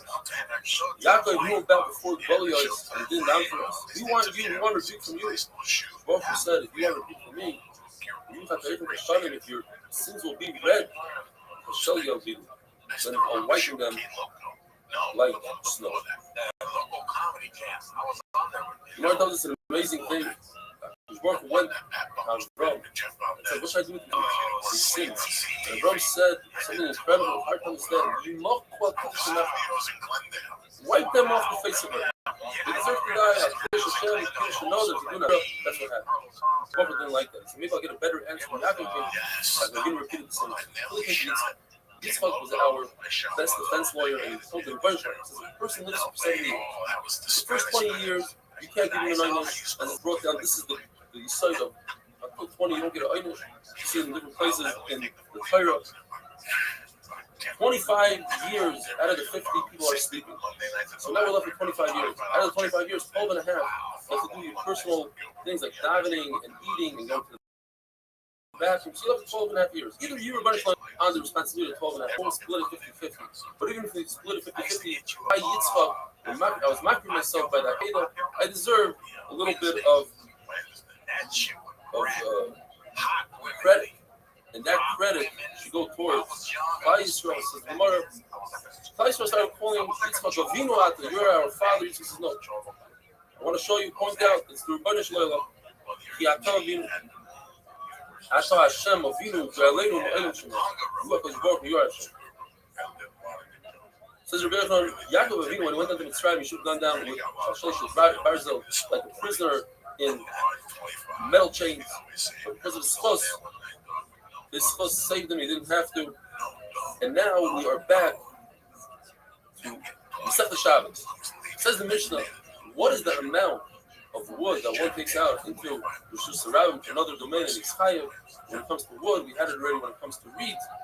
When it comes to wood, it's the amount of wood that it takes to cook up the easiest egg to cook, which is chicken egg, and the amount would be a great gerrit. The size of its right fit. This is the fact that we learned the same halacha by reed, and that is because by reed you can't do anything with reed. But with wood, you still can do. You can make teeth for a key, for a lock, and even so that you can make a key for a lock, the shear is the shear of bishul of food of a Greek.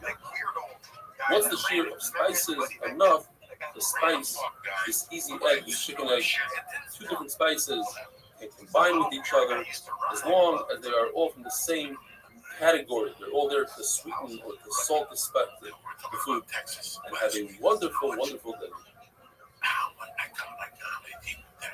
I really did. Texas was a mess. Texas had so much comedy. It's pain room. Pain. Texas State. A bunch of them. Like on the combo. Like fucking Midland. I did every other fucking. Shabbos Daf Tzadik will continue with the different amounts necessary in order to be chayav on itself from taking something from one domain to another. The Mishnah talks about things that you could create dye with. The peel of a pomegranate, the peel of a nut, suttis, kua, and the shear is peace svacha. Svacha is a head covering that women wear under their head. Peace svacha is the opening of that covering. That's a larger shear than if the dye is already made. Then it's dugma li'ira, which is a sample that merchants have of their garment. Ira is a weaver's bobbin, which is the device that holds the thread when they throw thread through the loom side to side. It's a smaller piece of fabric. Meraglayim, these are stain removers, and the shear is also piece vacha. According to Rashi in the Gemara, it's when the meraglayim is at least 40 days old. According to Pesach, it's from 3 to 40 days old. Rashi is in another place. Nesser. Says the Gemara, this is also a stone remover. It has to be from Alexandria. Boris, the Gemara translates as aloe vera. There's two types of aloe vera. In order to be chayiv in Shmita, it has to be a vegetable, something that grows in the ground that has roots. Therefore, when the Gemara says that they added virus to Shmita, it cannot be that it means it is sulfur, because sulfur obviously doesn't have roots. Moya is Shleif Dutch, which Rashi says he doesn't know what it is exactly. The article says possibly sulfur. Ashlai, which translates as Shoshana, which is in a pearl which is removed with a very sharp metal object. Hilbel, some sort of pepper, the shear is koshu, a very minor amount, and they use it as a mouthwash to remove the odor in the mouth. Idron, which is zephet par, again, it's koshu, it's used for migraine, certain besamim, koshu, anything that has a bad smell, which is used to chase away mazikim from sick people and young people, make smelling oils, fragrance, argamon, which is purple dye, which also has a nice fragrance, koshu. A young rose, one petal of a rose is the shear, different metals, the shear is koshu, very small amount, enough to make a product goat. If somebody says, I want to donate metal to the Beis Hamikdash, the amount would be 1 amma by 1 amma, enough to make a kalya oira, chase away the ravens which have sharp spikes. In Eretz, when we learned another sheet that means a physical bird growth. If somebody takes out copper, how much copper? Enough for Ma'a Kesef. The Blessed says not less than a small copper fork. What you do with it, you can clean out a menorah, the wicks, etc. Avnim Mizbeach, the stones of the Mizbeach, the dirt of the Mizbeach is kosher. If you have decaying secret Torah and the mantle, the covering of the secret, they decay because of a worm called mekek, it's kosher because you have to do kniza to it. The Gemara tells us there are different types of worms for grapes, for figs, pomegranate. They are all extremely dangerous. The Gemara tells us a story that Kalman told Rebbe Yochanan, I just ate a fig and it has thorns in it. So Rebbe Yochanan turned to others and said, this Talmud is going to die because it's not thorns, it's a worm called puff that drills holes through a person's neck. The Rebbe says, we're also chayiv on Misham Shabbat Zara, things that hold up with Zara.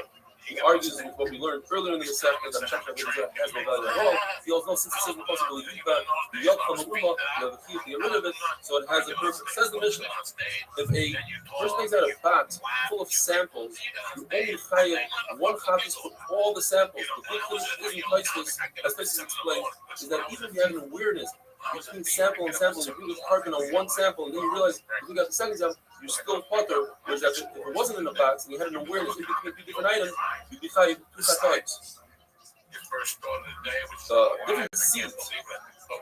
One man the kind of Mishnah says it's a little bit less than a gregaris, a dried fig. The Yudah says it's 5 seeds, whichever is less.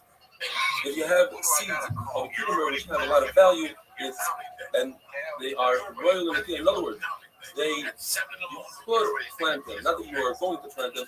It's 2 seeds. If you're going to eat them, it's 1 seed enough to fill a pig's mouth, which is 1 seed.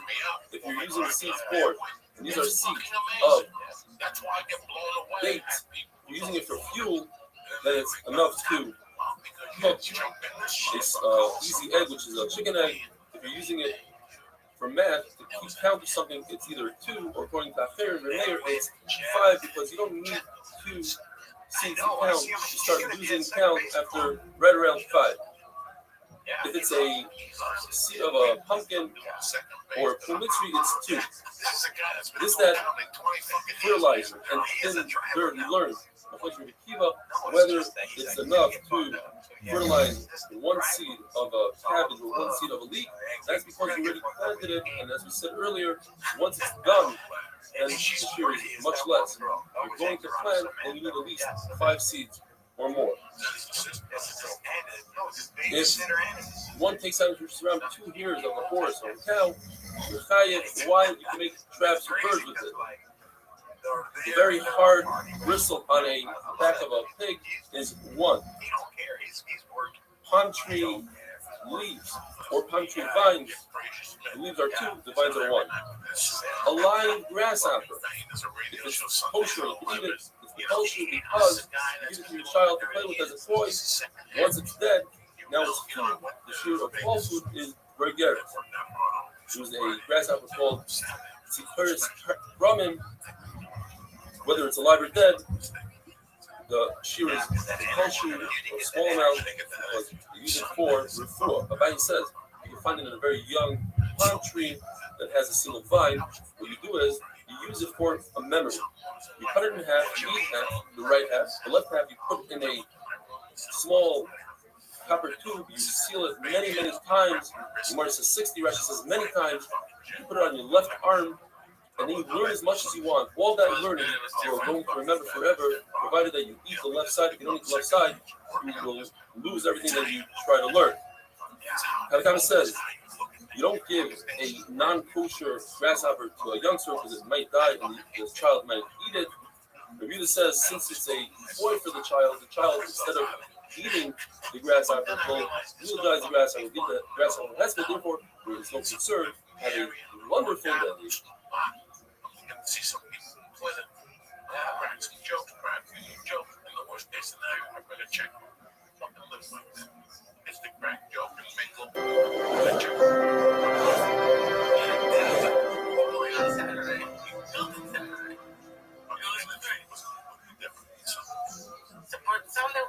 Shabbos Daf Tzadik Aleph.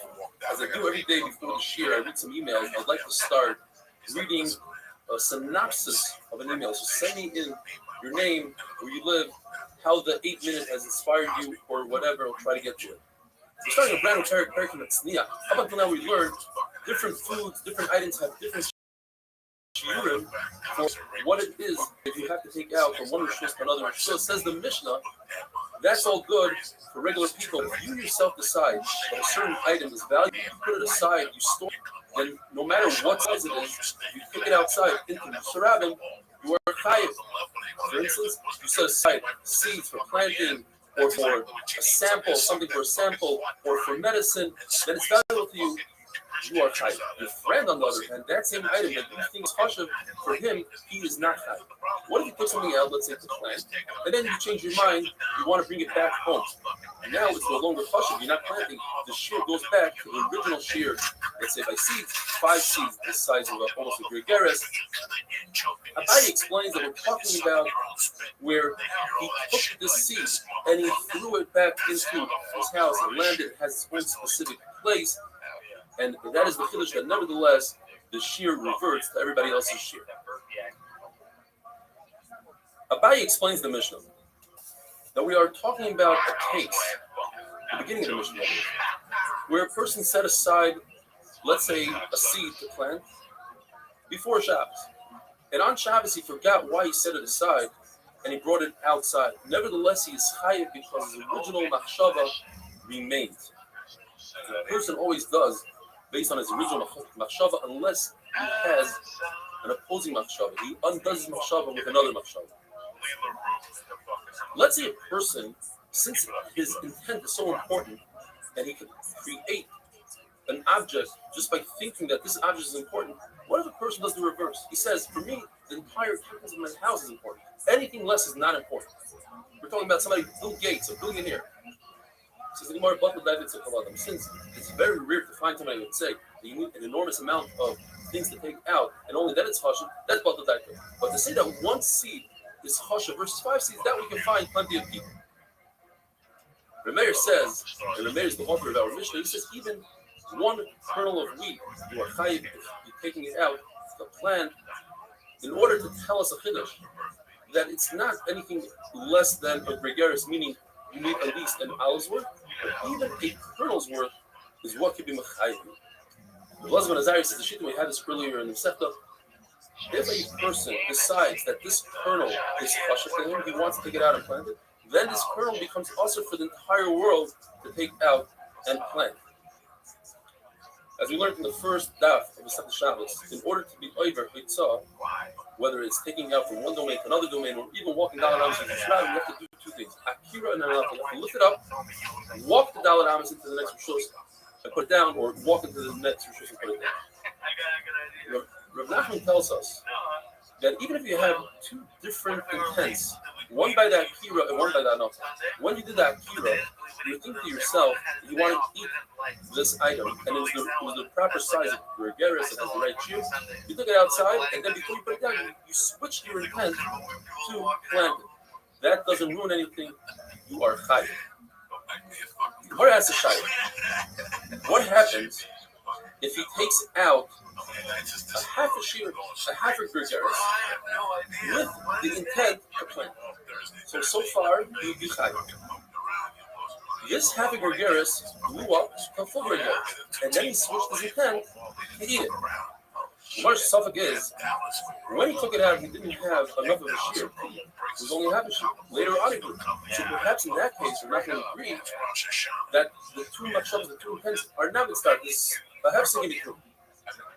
And if you say that you are chayiv in that case, what about if the reverse case happened? In other words, he started out thinking that this full sheer gregaris food, he wants to eat it outside. Then it shrunk. And only then he switched his intent to plant it. The first initial machshava intent is no longer here. He wants to eat it, and he can't eat it. If he left it as is, he wouldn't be chayiv because there's no sheer of a gregaris. He had to switch his intent. Perhaps in that case, he's bucket. And if you'd say he's chayiv, what happens in that case?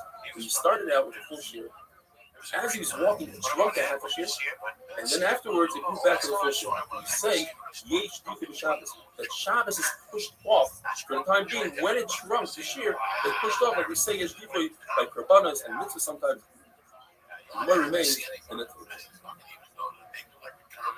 Another incredible shaila in the Gemara, what happens if a person has less than an egg's worth of food in a house where there's a dead body? That less than an egg's worth cannot be become other food. So he goes ahead and he throws a piece of olive size, onto that egg, and now together you have a full shear become. But this is on Shabbos. We say that olive's worth, since it had the ability to make an egg's worth for Tumah, so now it's a chashuv piece. It has worth. And therefore, it would be over on Shabbos where typically you need a larger shear than an olive's worth. You need a gregaris when you throw and land. Over here, since it did something, it accomplished something, that's enough to be chayiv. Don't bring your eyes to the Gemara from lechem upon him. If you want to be fair on a tzad Shabbos, you have to gregaris. But when the question is, when you take out lechem upon him, you are chayiv immediately on a kazayis. For yotzei, not for Shabbos, for yotzei from the now that kazayis l'chayra, and the reason should also go over on Shabbos, but that's not the only way we're going to do that. So the reason why I say is when you go out just of the Hazara, if there's a Russian person, you're chayiv on yotzei. In order to get to Rosh Hashanah, it's further to happen in different stages. The Mishnah, the person takes out food from a Yisrael and puts it on a stoop. This stoop says more as a caramel. Can't be Rosh Hashanah because then you're over from taking it from Rosh Hashanah to the Rosh Hashanah. And it can't be Rosh Hashanah because you'll be right away if you take it out from your house and drop it on the stoop. So the stoop is a caramel. What happens is you took it from your house, put it on the caramelist, and then it had to stop there. And from that point, you are putter, and even somebody else can scoop. It's not putter because it stops in the middle. That's the one continuous traveling. What happens if you cook food and he push it out of his house where it's mostly on the scoop of it? This scoop is already just around it. Says the Mishnah, you are not chayiv since there's part of the tree is still inside that house. The Nazai holds, by the way, that if you are going from a Rosh Hashanah to Rosh Hashanah and you walk by in a skufa, you are putter because walking is prohibited. When you have your feet on the ground, it's as if you stop. Our Mishnah doesn't go like that. This explains our Mishnah. Beautiful machlokes here. If the kli is ma'agid food, does it cause the food to be warm? In other words, what happens if in the kli? It says that our Mishnah is only talking about a case where there are long food converts or long food. So some of it is indoors and some of it is outdoors. And what if you have a food full of small food where some of the foods are in the surrounding? So since you can be chayiv because that food is already outside. So you're going to the kli is ma'agid the food. The kli makes all the food warm. So even though yes, you have one mustard seeds or one fruit that's outside, nevertheless, we don't look at the seed, we look at the whole thing, and the whole part is inside, and therefore you cut the Mishnah seems not to say, like, not like his, not like your reverend, each one will explain the Mishnah, add a word or two to make it fit his way, and with that we'll finish today. Have a wonderful day. Cigarette shit. I say you get fucked up. He cat rolled out of a bag and he's smoking cigarettes. Something that gives no chip. I was like,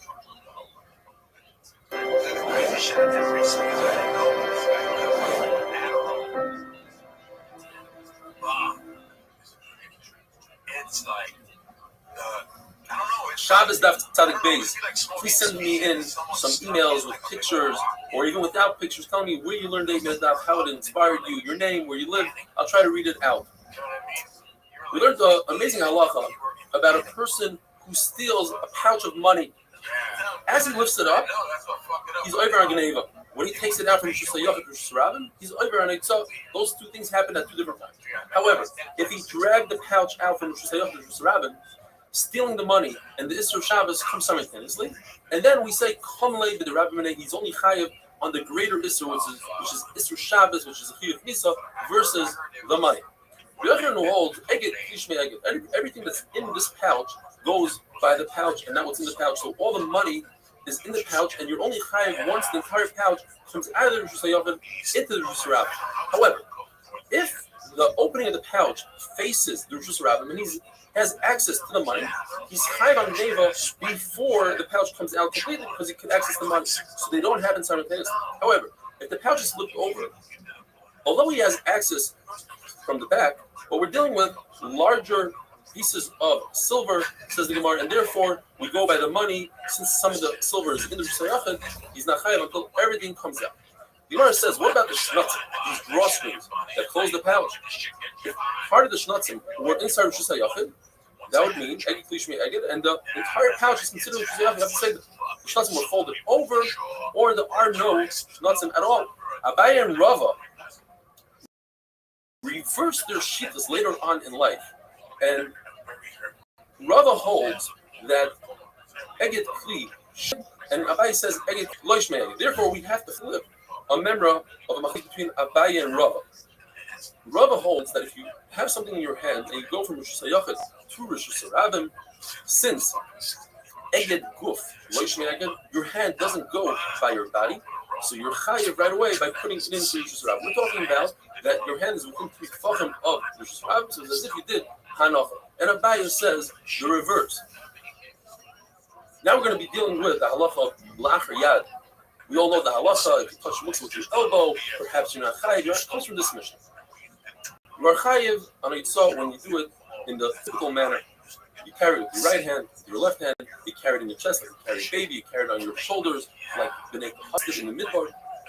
But what if you carried something on your feet, in your mouth? It's not food.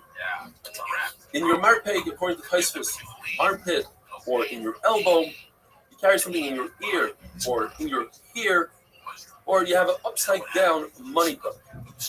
You carry between your belt and your garment, and in your shoe or sandal. These are all Shalei Kederach, and you are public. Blazer says, although Rosh Hashanah is up to 10 tefachim, if you carry something above 10 tefachim, and that's how B'nai Kasdim, you are chayiv. It says Moshe Rabbeinu must have been at least 10 amas high, which is about 20 feet tall. And that is because Moshe Rabbeinu himself put the Urias HaMishkan atop the Mishkan, that was 10 amas high. Therefore, we could assume that all of these were approximately 10 amas tall. And they carried the Mizbeach on their shoulders. And we know the Mizbeach was 10 amas, and you typically carry something 2/3 below your shoulder and 1/3 above. That would leave 3.3 amos, which is 20 tefachim between the bottom of the mizbeach and the ground. And we're looking for a ride that he carried above 10 tefachim. Here's a ride that he carried almost 20 tefachim. Now, if you're going to tell me that Moshe Rabbeinu is different, he's really tall, because the Shekhinah Shoyran and somebody who's the Shekhinah Shoyran has to be taller and wealthier and smarter and stronger than everybody else. So I'll say, okay, let's say that all the Levim were average height. It was, to be honest, approximately 6 feet tall. Don't forget, they also carried the Aron. The Aron was only 9 tefachim. Another type, but it was 9 tefachim. And if you do 2/3 below the shoulder, and 1/3 above the shoulder, it comes out that there was 11.3 tefachim between the bottom of the arm and the ground because the shoulder was approximately 18 tefachim tall. Rabbi says that even Anshe Hutzah, the people of Hutzah, used to carry things on their heads like barrels of wine and oil. If someone like that went out on Shabbos with something on his head, he would be part because Baba died them. They are the minority and we don't go by them. If somebody wanted to take out a fanny pack, a wallet, and put it in back of him, and it came out to go to the front of him, he is chayiv because he only intended to do a shmira tusa, to watch it not the best way. The front is a much better shmira, and therefore he's certainly chayiv. But in reverse, try to put it on the front, and it flipped to his back, he's potter because it went from shmira mu'ula to a shmira tusa. And according to Blazer, it's two different man saying this. The Mishnah says an interesting lesson. The MS Amru, the word tells us that means this is halacha. A woman who wears some sort of undergarment, Rashi says it's like pants, and she puts like a spoon or something between her pants and herself. The typical derech is that it's going to reverse it, go from the front to the back. And therefore, she is chayiv because that is the derech. Rabbi says even the male couriers who run and bring letters for the king, they have a tube, they put the letter in, and that tube will flip from the front to the back, from the back to the front, and therefore they're chayiv. According to everybody, if somebody put something, a fanny pack on his back, and it remained on his back, according to everybody, he's chayiv because his intention was done as he intended. According to everybody, if you do something to lachar yad, you carry something on your ear, you are potter. The machlekes says if the belt is flipped over, your money belt is flipped over.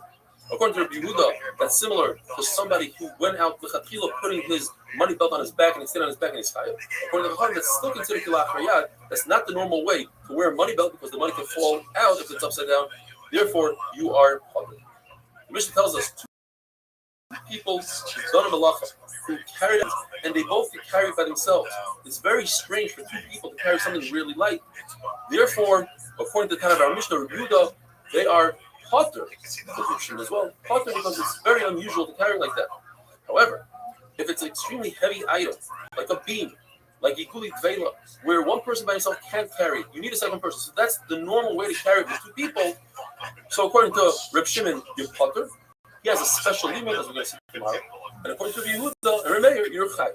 What about a case where one person is really strong, he can carry the other person? He's carrying it with one finger, he's not that strong. According to everybody, the person who carries is capable of carrying it, he is chayiv, and the second person is potter. Have a wonderful day.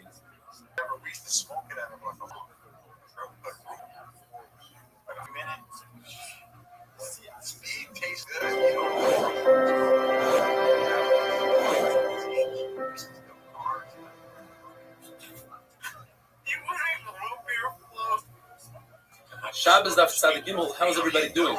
The pasuk says, "Nefesh achas hechta ba'asoisa." There are three words here in the singular. According to Reb Shimon, they come to exclude any time a person does a malacha with someone else on Shabbos, he's potter, because the Torah says, "You do it by yourself, you're chayiv." They come to exclude three cases, starting from the least chiddush to the biggest chiddush. Case where one person does the akira and the other person does the hanacha. Both potters. Second case, if both of them are capable of carrying this item by themselves individually and they do it together, that's different. No one really carries like that. Potter. The biggest chiddush is even if it's a very heavy item, where you typically need two people, and that's how people carry things, a heavy refrigerator, two people. Nevertheless, on Shabbos, both of them are potter. Rabbi says, I agree to you that there are three miyutim in this pasuk, all in red. However, two of them are referring to the case of Shnaim Shasu, and one of them is talking about something else. So therefore, according to review, the two easiest cases are excluded, and therefore, one person does akira, one person does hanacha. Or in the case where both of them can carry the item by themselves, both potters. The third meal comes to say that if Sanhedrin made a mistake, he said, for instance, you could eat chalev, and you go ahead and eat chalev, you are. Meir says no. This pasuk only has two words. Nefesh achas, together it's one meal. Ba'asisa is a meal by itself. Therefore, I'll exclude if one person does an akira and one person does an hanacha. In that case, but in the two other cases, Zeyachal, Zeyachal, or Zeyachal, Zeyachal, in both cases, you are chayiv. And the second meter of the puzzle was to exclude the case where Bez made a mistake, and made a mistake, and you ate chayla because of them, you are puzzled. In a case where one person can carry the weight all by himself, the other person does not, he cannot, let's say he lends one finger or he's physically too weak, the person who can carry all of it by himself is chayiv. The person that's helping out is potter. The question is, why is he potter? He helped out, he carried someone. The answer is because Misayeya, the helper, is as if he's a nobody. He doesn't carry anything. And the Gemara goes on to prove it in three different places. The halacha is that by a zav, who sits down on something or lays down on a beged, he's mechamed a beged b'medrash, provided that he puts most of his weight on the beged. So let's say he's laying on a bed and you put a beged on each one of the legs. He's not putting all his weight on each one of the legs. L'chayr, he's only putting down 25% of his weight. However, if you were to remove one of the legs, the bed will collapse.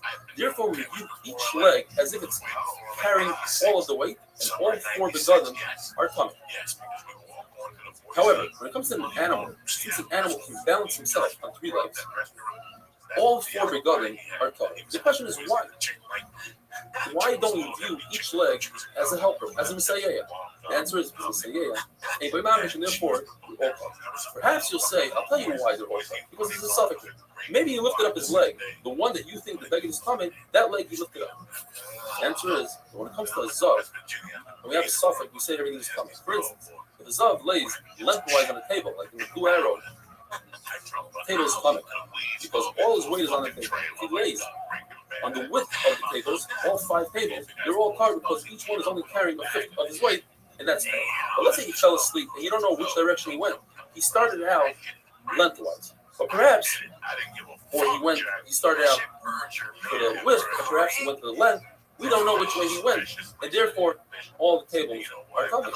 So we should say the same thing about the animal. The answer is because he said, even if the animal put the weight down, it's Messiah by Mamish, it's just the helper, and that doesn't happen. Rabbi Yossi says that a horse, when he leans forward on his forelegs on a beged, they're metama, but his hind legs are not metama beged. And a donkey is the reverse. And we don't say, perhaps, by a horse, for instance, the hind legs should also be metama, because they are helping the sayeya, a boy, the avoid on the base of Migdosh, if they had him put wear shoes, their feet had to be flat on the surface of the base of Migdosh. What if you put one foot on a stone or a bench? Well, if you remove that stone or bench and the claim to keep his balance, his avoid is question. The question is why? The bench was Messiah, helped him out. He put some of his weight on it. The answer is Messiah in Bayman. Halacha is when the blood comes out of the base of the shkita, you have to catch it with a cleat, you have to hold the cleat with your right hand. And if your left hand assisted in catching the blood, Kabbalah Saddam, that was this question. Why? It's Messiah who was helped by the left. The answer is Messiah pain by Mamish. This is Machlokes in Rameir when he says, Zeyachal, Zeyachal. Two people who are very capable of carrying an item all by themselves, and they help each other to carry it. According to Rameir, they are both high. The question is, do you need this item to have two shiurim, two dried figs worth, one fig for each person, or they share the chiyuv in one dried fig? And the Gemara brings three rights to this as well. First right is from the case that we had before, when the son is laying on a bed. You say that all four talesos that are under the legs are tamei, but we don't have four zavim here. Perhaps you should need four shiurim of zav. You should have four rows of zav. You have one zav that provides tumah to all four. You see that one shiur is enough. If a deer was trapped in a house, you close the door, you are chayiv. Two people close the door, they are potter. But if the door is very heavy, they are chayiv if they close the door. The question is, but you only have one deer. You should need two deer for two people. The answer is, all you need is one sheep. Another right, if two people captured stolen animal, they stole an animal, they shechted the animal, they are chayiv 4 times if it was a sheep, 5 times if it was an ox. The question is, why? You only have one shechita here. You should have to have 2 shechitas in order to be chayiv the 2 of them. The answer is, one shear is enough for 2 people, and so too in our sugya. The Gemara wants to bring a raya from a reed that helps out on the loom. If 2 people carry it, they are chayav. Your question is, perhaps have a raya. There's not enough material for both of them? And the answer is perhaps we are talking about a case that there's enough material, so that's not a good writer from there. It says the Mishnah, if a person takes out a kli into Rosh Hashanah, and in the kli there's food, but the food is not a proper shear, it doesn't have a full fig's worth. So he's putter on the food, and he's also putter on the kli because the kli is secondary to the food. If a person takes out a live human being on a bed, he's putter for taking out the human being and putter for taking out the bed. The bed is secondary to the human being, that's why he's putter on the bed. But the human being is a new concept called Chai Meises Atzma. The live person assists in lifting himself up. You're not carrying dead weight. You're carrying a live person, which is lighter than a dead person, because he assists the gravity or whatever you want to explain, and therefore you're putter on him, and therefore you also putter on the bed.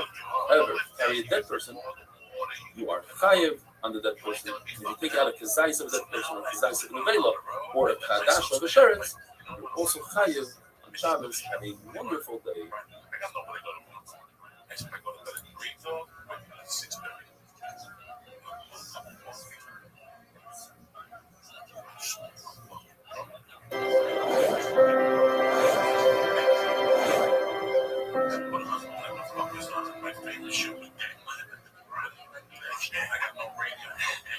Shabbos Daf Tzadikei. I'm going to try something new, to do a synopsis of emails that I read during the regular shiur. It's my privilege, as the first email, we'll read an email from a boy named Moshe Mosmav from Yerushalayim, a 13-year-old boy who sent it to me 2 days ago. And he writes that he's had 24 surgeries to correct a rear syndrome that he has, yet he learns the daf, he learns the full shiur, and then he does the 8-minute as a chazara, and he writes, learning the daf has made me feel so good about myself. So we wish you, Aaron Mosbacher, a tremendous amount of atzlacha. Hope to see you live at the shiur. And here's a picture of Aaron that he sent me, before and after. Such a zisa guy. So let's jump into the Gemara. We have two Lishainas here. Rabbi Oven, in the name of Rabbi Yossi, Rabbi Chanina says that when a woman braids her hair, she's over on the issur of oire, weaving. If she paints her eyes blue, that's kaisov writing. And if she does pekesa, she parts her hair, that's tefillah spinning. The Gemara says, but that's not how people spin and weave and write. Rather, Rabbi Bo, in the name of Rabbi Yossi, he says braiding and pekesa parting the hair is binyan. As a Baruch Hu braided Chavos here, and the Torah calls it Piyasa, which the translation is Piyasa, to build. And Pecheles, painting one's eye, is not Ksiva, rather it's Tzviya, dying. As the Gemara says, one should not put blush on their face because that is dying. Reb Shimon ben Lazar says that when a woman does these three things, Gudelos, Pecheses, and Pecheles, when she does it to herself, since it's not a perfect job, she's potter. She does it for a friend, that's where she's chayiv. Milking an animal, or making cheese by putting milk on top and having the water come down, and megavin, which means to take the curling of the milk and putting it together. The shear is a gregaris. To sweep a floor, to sprinkle water on a dirt floor, and to break apart a honeycomb and eat it, according to Rebbe Lezer, that's a issa deraisa, as the Torah says, yaris bash, the forest of honey. In other words, it's like taking off a fruit from Yontif, because this is issa deraisa. According to Rabbanah, it's only Shavuos, it's only issa derabbanah. The Gemara tells this amazing story. Nachman bar Guria came to a certain city, and they asked him, "What is the issur of chayla, of milking a cow? What's the issur of migat?" He didn't know. So he said, "What's going on here? Is your Rebbe a Tanya? Was he a reed chopper? He didn't teach you." So he went around and he asked, and he found out milking a cow is mafarid. It's the malacha of dash, of extracting one thing from the other. The malacha of mechabetz is bayred. You're taking the milk, you're pouring it, and out comes the whey, and the cheese remains on top. And megavin is taking the big pieces, the curled pieces, that is baina hedil. Amir says this issur of sprinkling water on a dirt floor is only dirt floor because that's mashkei kumais, that is baina according to Rashi. But sprinkling water on a tiled floor, 100% mutter. Why does this Rabbi Sva told Ravina, I see you're suffering from the dust, you have an allergic reaction or something, why don't you do it? Pretend that you're washing your hands in this corner, the water will fall on the ground, pretend you're washing your face over there. At the end of the day, you'll have water all over. The Lord tells us that Aishas Tam Chacham, the wife of Tam Chacham, daughter of Tam Chacham, they know this trick. You wash dishes in this corner, then you go to the next corner, and at the end of the day, your floor is watered and the dust goes down. The Lord tells us, since La halacha, we pass like Reb Shimon, the davar she'ein miskamen is mutter. If you don't intend to do that malacha, so over here, you intended to get rid of the dust. It happens to be that the water fell on the ground and straightened out your floor, but it's not necessary that's going to happen. Sometimes it happens and it doesn't. It's mutter. Says the Mishnah, there are two types of flower pots. One has a hole in it, one does not have a hole. The one with the preparation, it could have that hole on the side, on the bottom. Sometimes it's considered as if it's part of the ground, it nourishes from the ground, and therefore, if you remove a fruit from that pot on Shabbos, it's like removing a fruit from a regular tree. However, if it doesn't have a hole in the bottom, and it's separated from the ground, there's no issue on Shabbos with the rice, the Rabbanan only. Shimon says there's no difference. All pots are not considered attached to the ground, and if you remove a fruit from a pot, even if it has a hole, you are potter. The only part of Shimon makes the distinction is when it comes to machshir fruit, the kabatum. That is, in order for fruit to be kabatum, you have to introduce them to one of the 7 liquids. If they are attached to the ground, it doesn't matter how much liquid you pour in it, it's not mekabatuma. However, if it's in a pot that doesn't have a hole in it, then it's not attached to the ground. So it's not attached to the ground, you could introduce water to it. It says Reb Shimon. In this case, I agree that if it has a hole in it, it nourishes somewhere from the ground, it won't be mekabatuma even if you pour water on it. The Gemara brings a story from Abu Sab, or sometimes it means Eliyahu Hanavi. Ask Reb Zera, what if the hole has a root coming out of it? It's poking it, it's directly by the hole.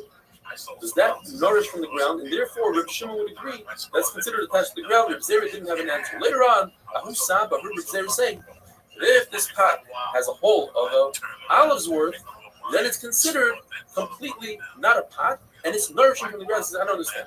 Halachically, you said it's not a pot, it nourishes from the ground. But when it literally nourishes from the ground because the root is poking out, that you don't know? And Abaye explains, well, the case was where the hole was all the way in the bottom and it wasn't even able to hold a revius of liquid. Says Rav, there are 5 levels of holes in the kli in the earthenware, that have different halachas. First of all, before we even get to the level, we have to talk about something called a distillate, a broken piece of earthenware. The only thing you can do with it is put it under another vessel that has a tiny hole in it, and it will catch the liquids. If that gistra has a hole in it, then it's a goner, because you're not going to put one gistra to catch the liquids that are coming off a broken gistra. The both broken pieces of shards of earthenware, you toss them out, they're not mekabatum. Now let's talk about the kli itself. If the kli has a small hole that water leaves it, then it's mekabatum like every other kli, and it can even receive the mechatos from the paradum. However, if the hole is large enough, and this is level 2, that water could go in, which is a much larger hole than water coming out, then it can no longer receive mechatos. However, it's considered that the kli is not attached to the ground, and as you said before, it cannot be mashur fruit. If you pour water on them, then they are mekabatum because they are not attached to the ground. The third shear is a root pokes out, small root. Now it is considered attached to the ground. It can no longer be mashur mekabatum attached to the ground, but it's still considered a kli for kabatum because it can hold olives. Fourth shear is that if it has a hole the size that olives come out, then it's no longer a kli for anything, unless you specifically designate that kli to hold pomegranates. Fifth shear is if it has a hole that large, and even pomegranates come out of it, there's no way out of it, it's completely not kabatum. And finally, the halacha is that if an earthenware kli has something in it, and it's in a room with a dead body, typically the oil hametz will go into the kli and be metam with it. But if it's sealed, it can protect that tumah. What if it has a hole on the side? Hole on the side doesn't make a difference. It has to have a hole on the top and the entrance. What if the hole is so large that it's as large as 51% of the whole kli? Then tumah will come in if it's a very large kli. If it's a small kli, if that hole is as large as a pomegranate, then the tumah will come in even from the side. Have a wonderful day.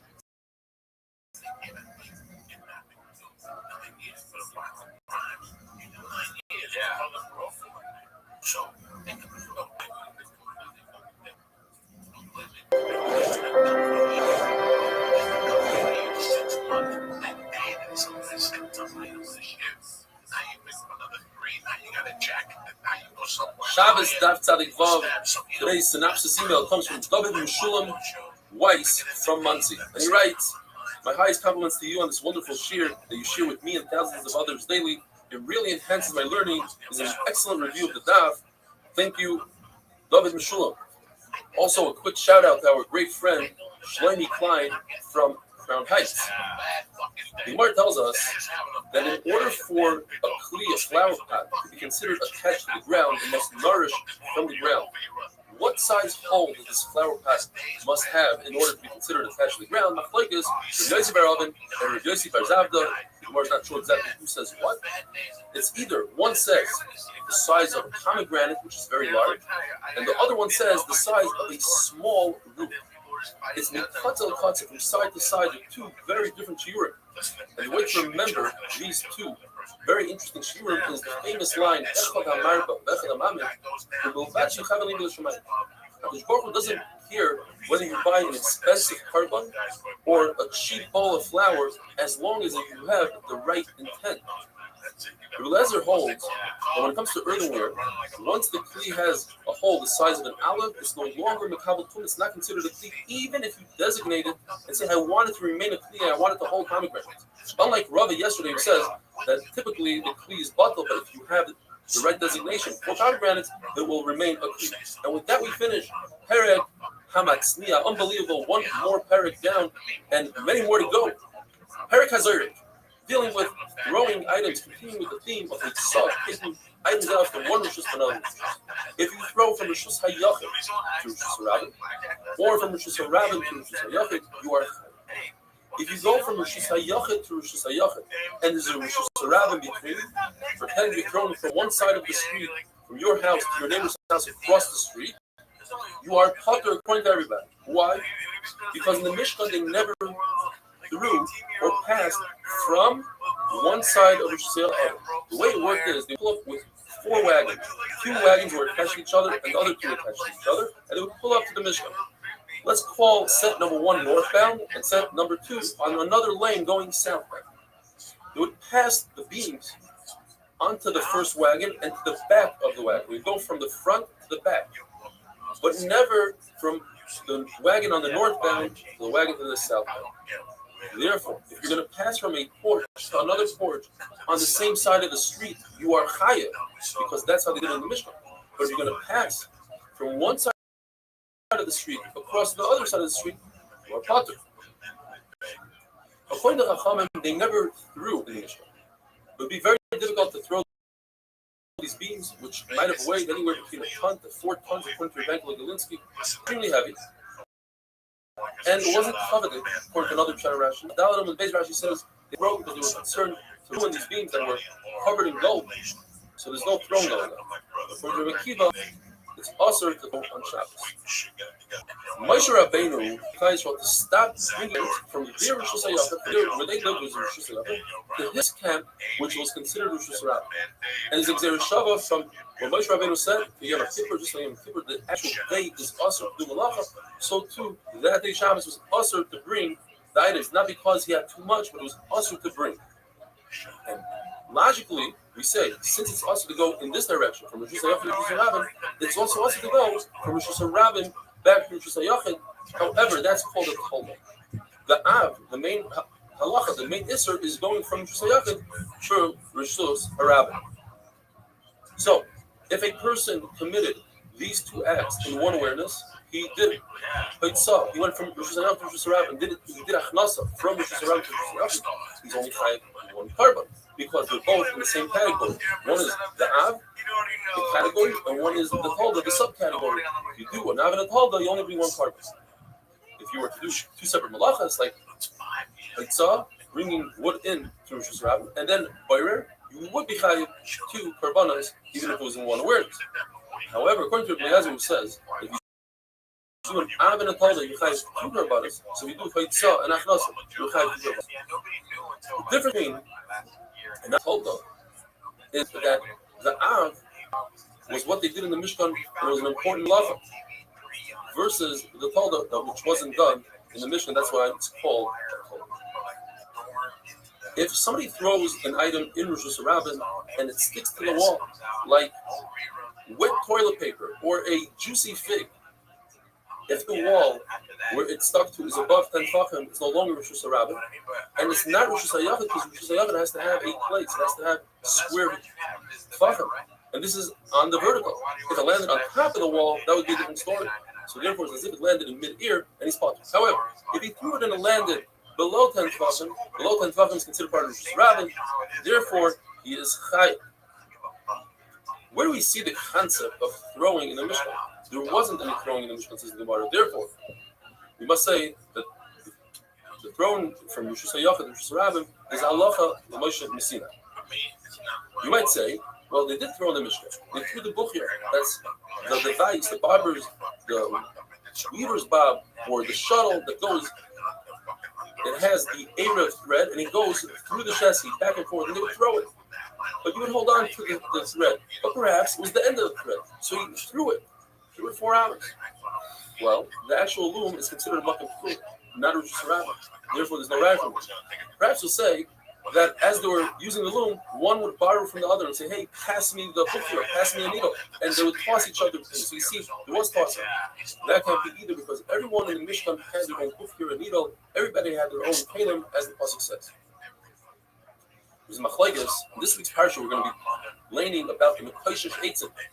What exactly did the Mekoshesh do? 3-way machlekes. One man Omar says, Shmuel says, he was over on Eitzah. He walked in Rosh Hashanah for hours with the wood. The Brisa says he cut the wood, Kailish. And Rav Acha says he piled up the wood to his ma'amah. What is the difference what he did? The difference is, if we know what he did, then we know in Megillas Skarim it says there's 1 out of 39 blocks you don't get a punishment. Now we know, according to whatever the man Omer, whatever you hold, let's say you hold the Mekoshesh did ma'amah, be sure it's not ma'amah. Ma'amah there is oil. Kailish is for sure. Who was the Mekoshesh?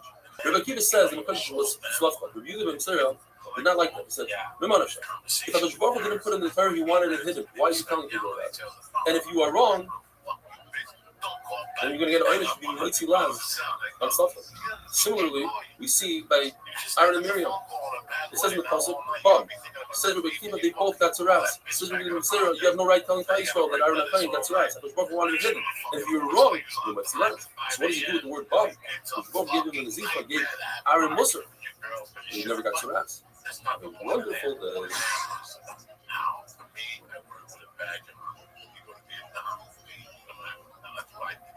Because it was, I didn't get a medal.